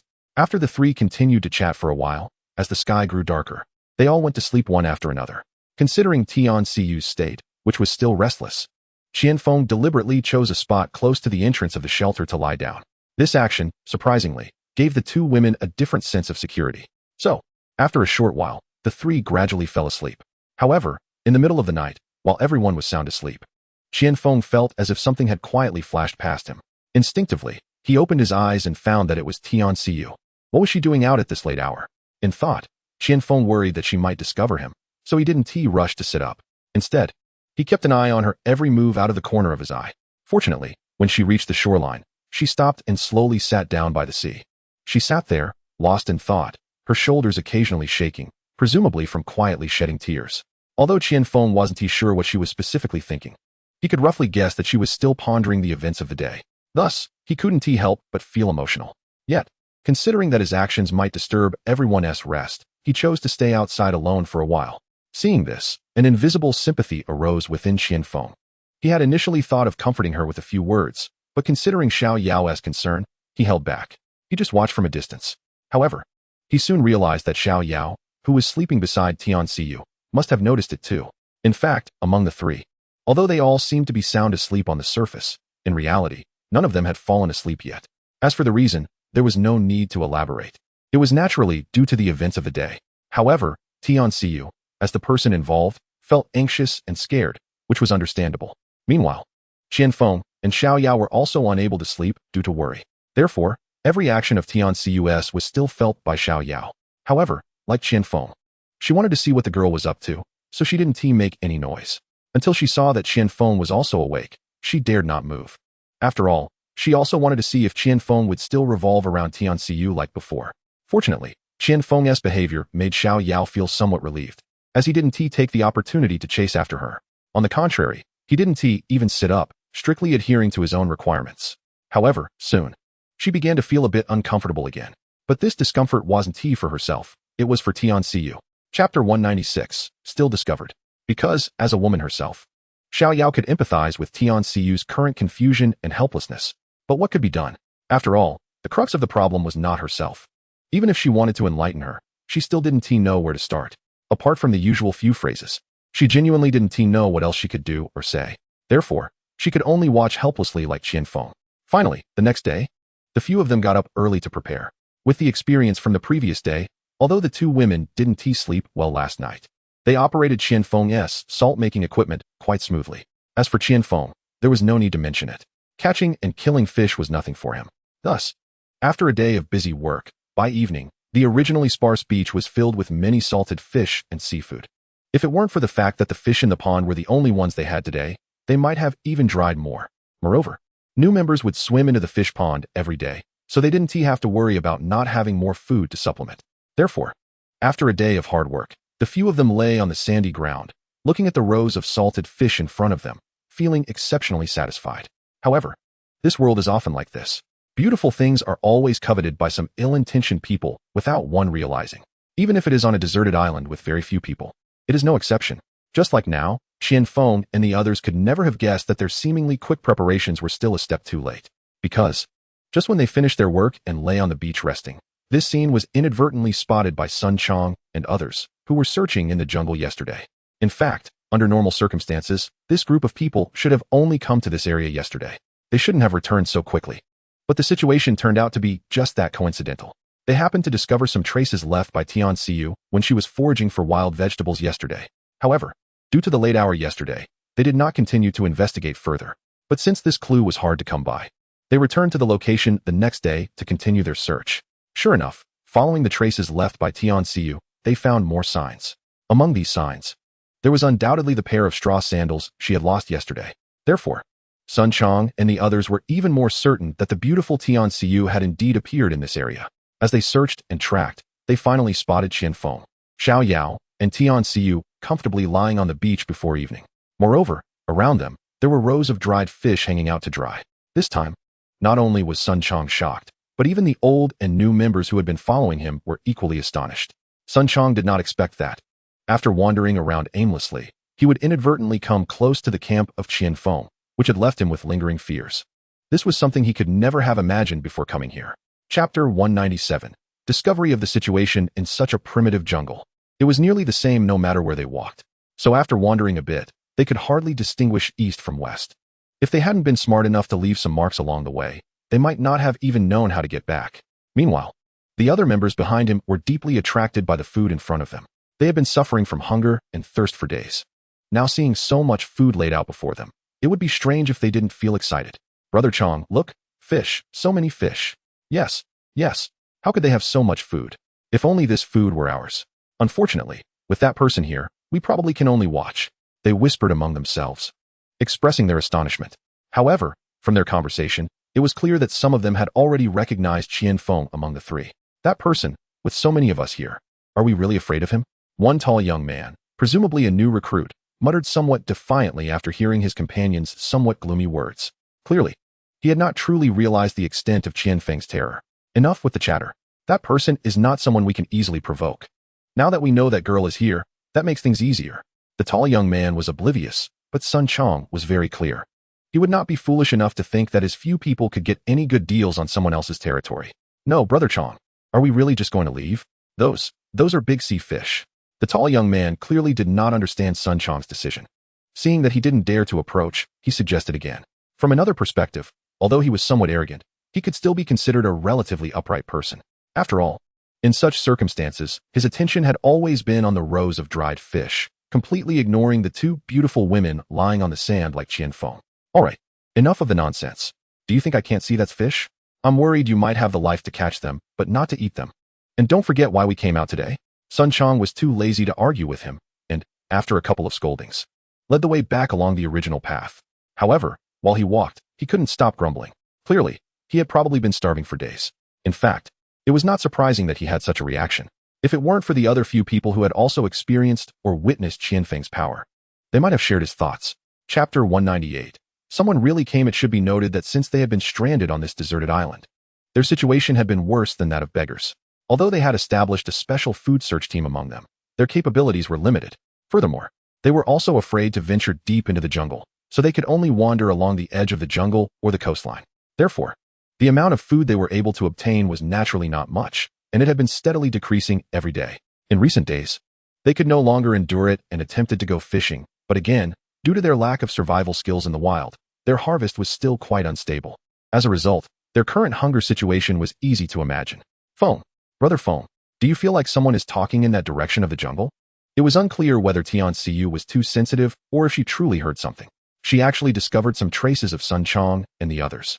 However, at this moment, Qian Feng, who had been busy all day, was already exhausted and had no energy to pay attention to such matters.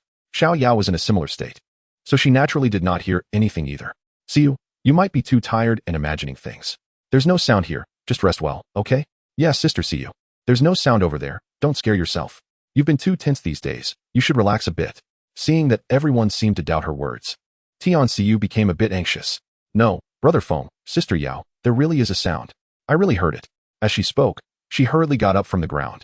Looking at the direction where Zhang Chong and the others had just been, her hands trembling slightly. At this moment, Qian Feng and Xiao Yao had no choice but to act. They knew that given Tian Xiu's current state, if they didn't clarify the matter, she probably wouldn't be able to sleep well that night. Thus, helplessly, Qian Feng forced himself to get up from the ground and said, "All right, Xiu, don't be afraid. I'll go check it out right now."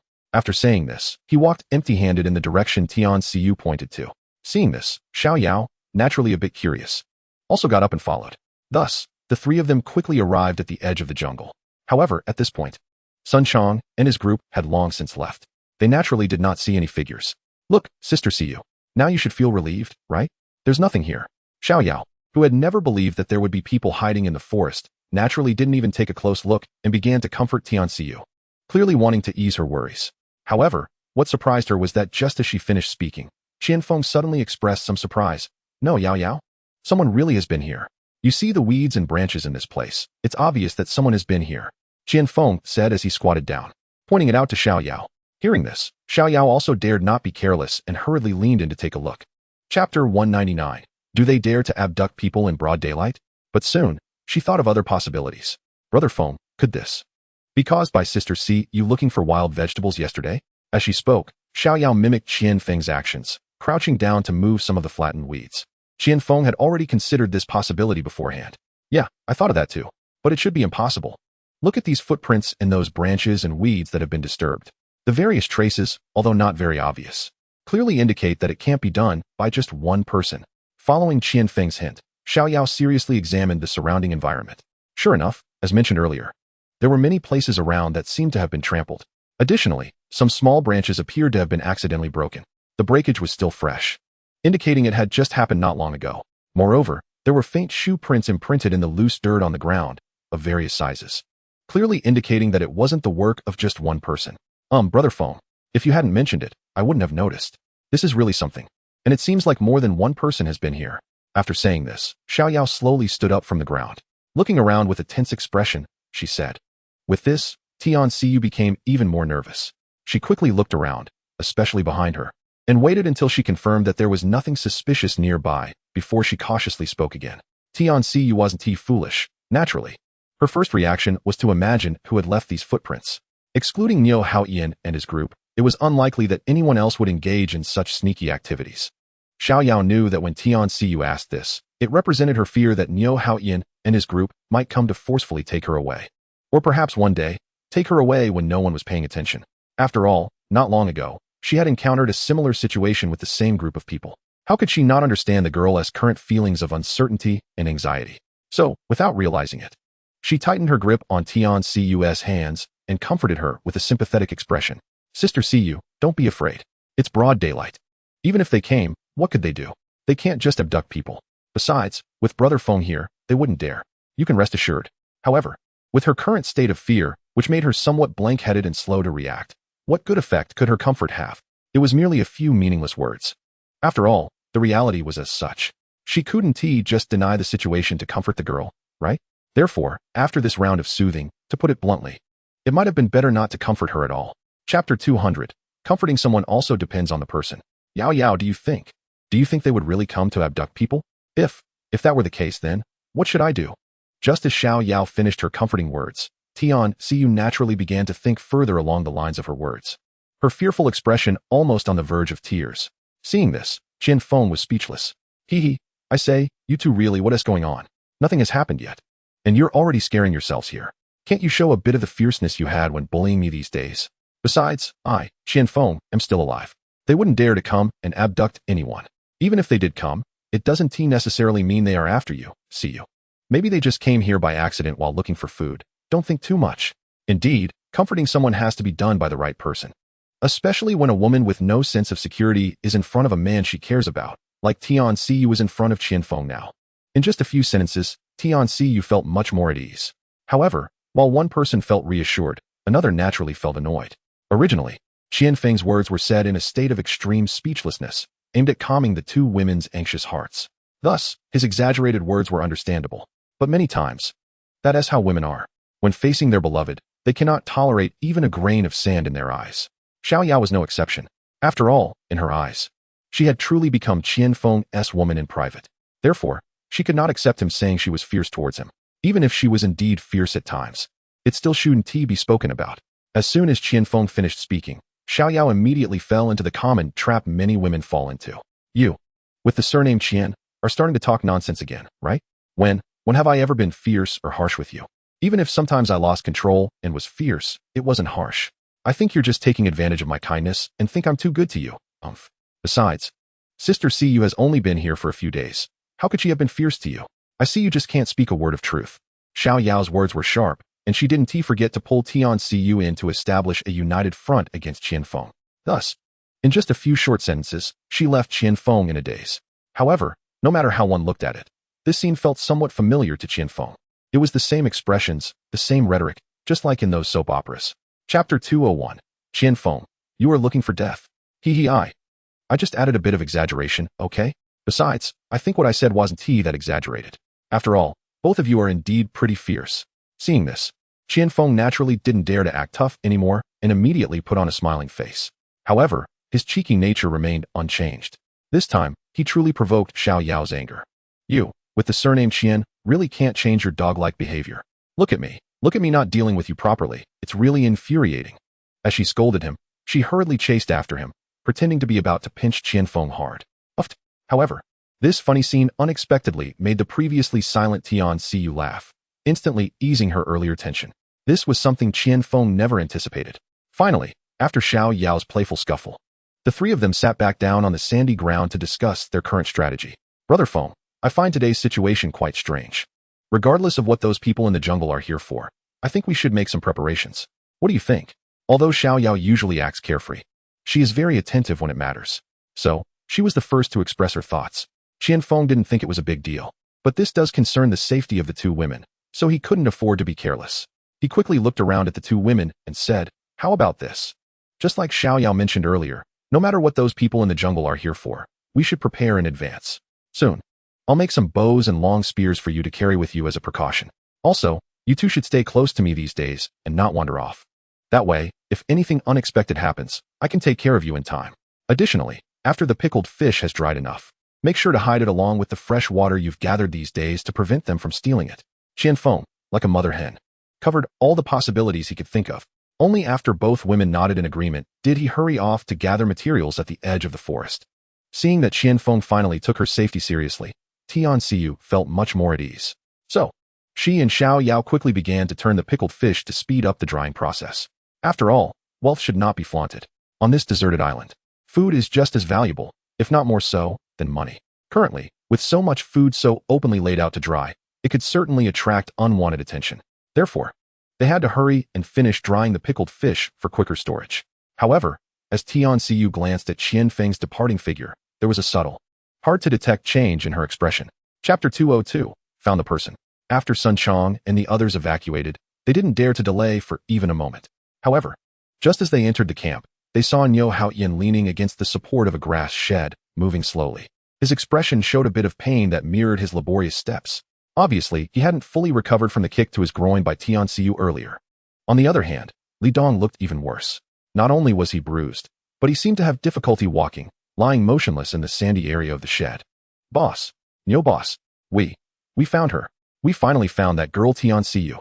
Just when Niu Haoyan was in agony, wanting to vent his frustration on someone, a slightly excited voice came from behind him. He turned to see it was Sun Chong, who he had sent out to find her.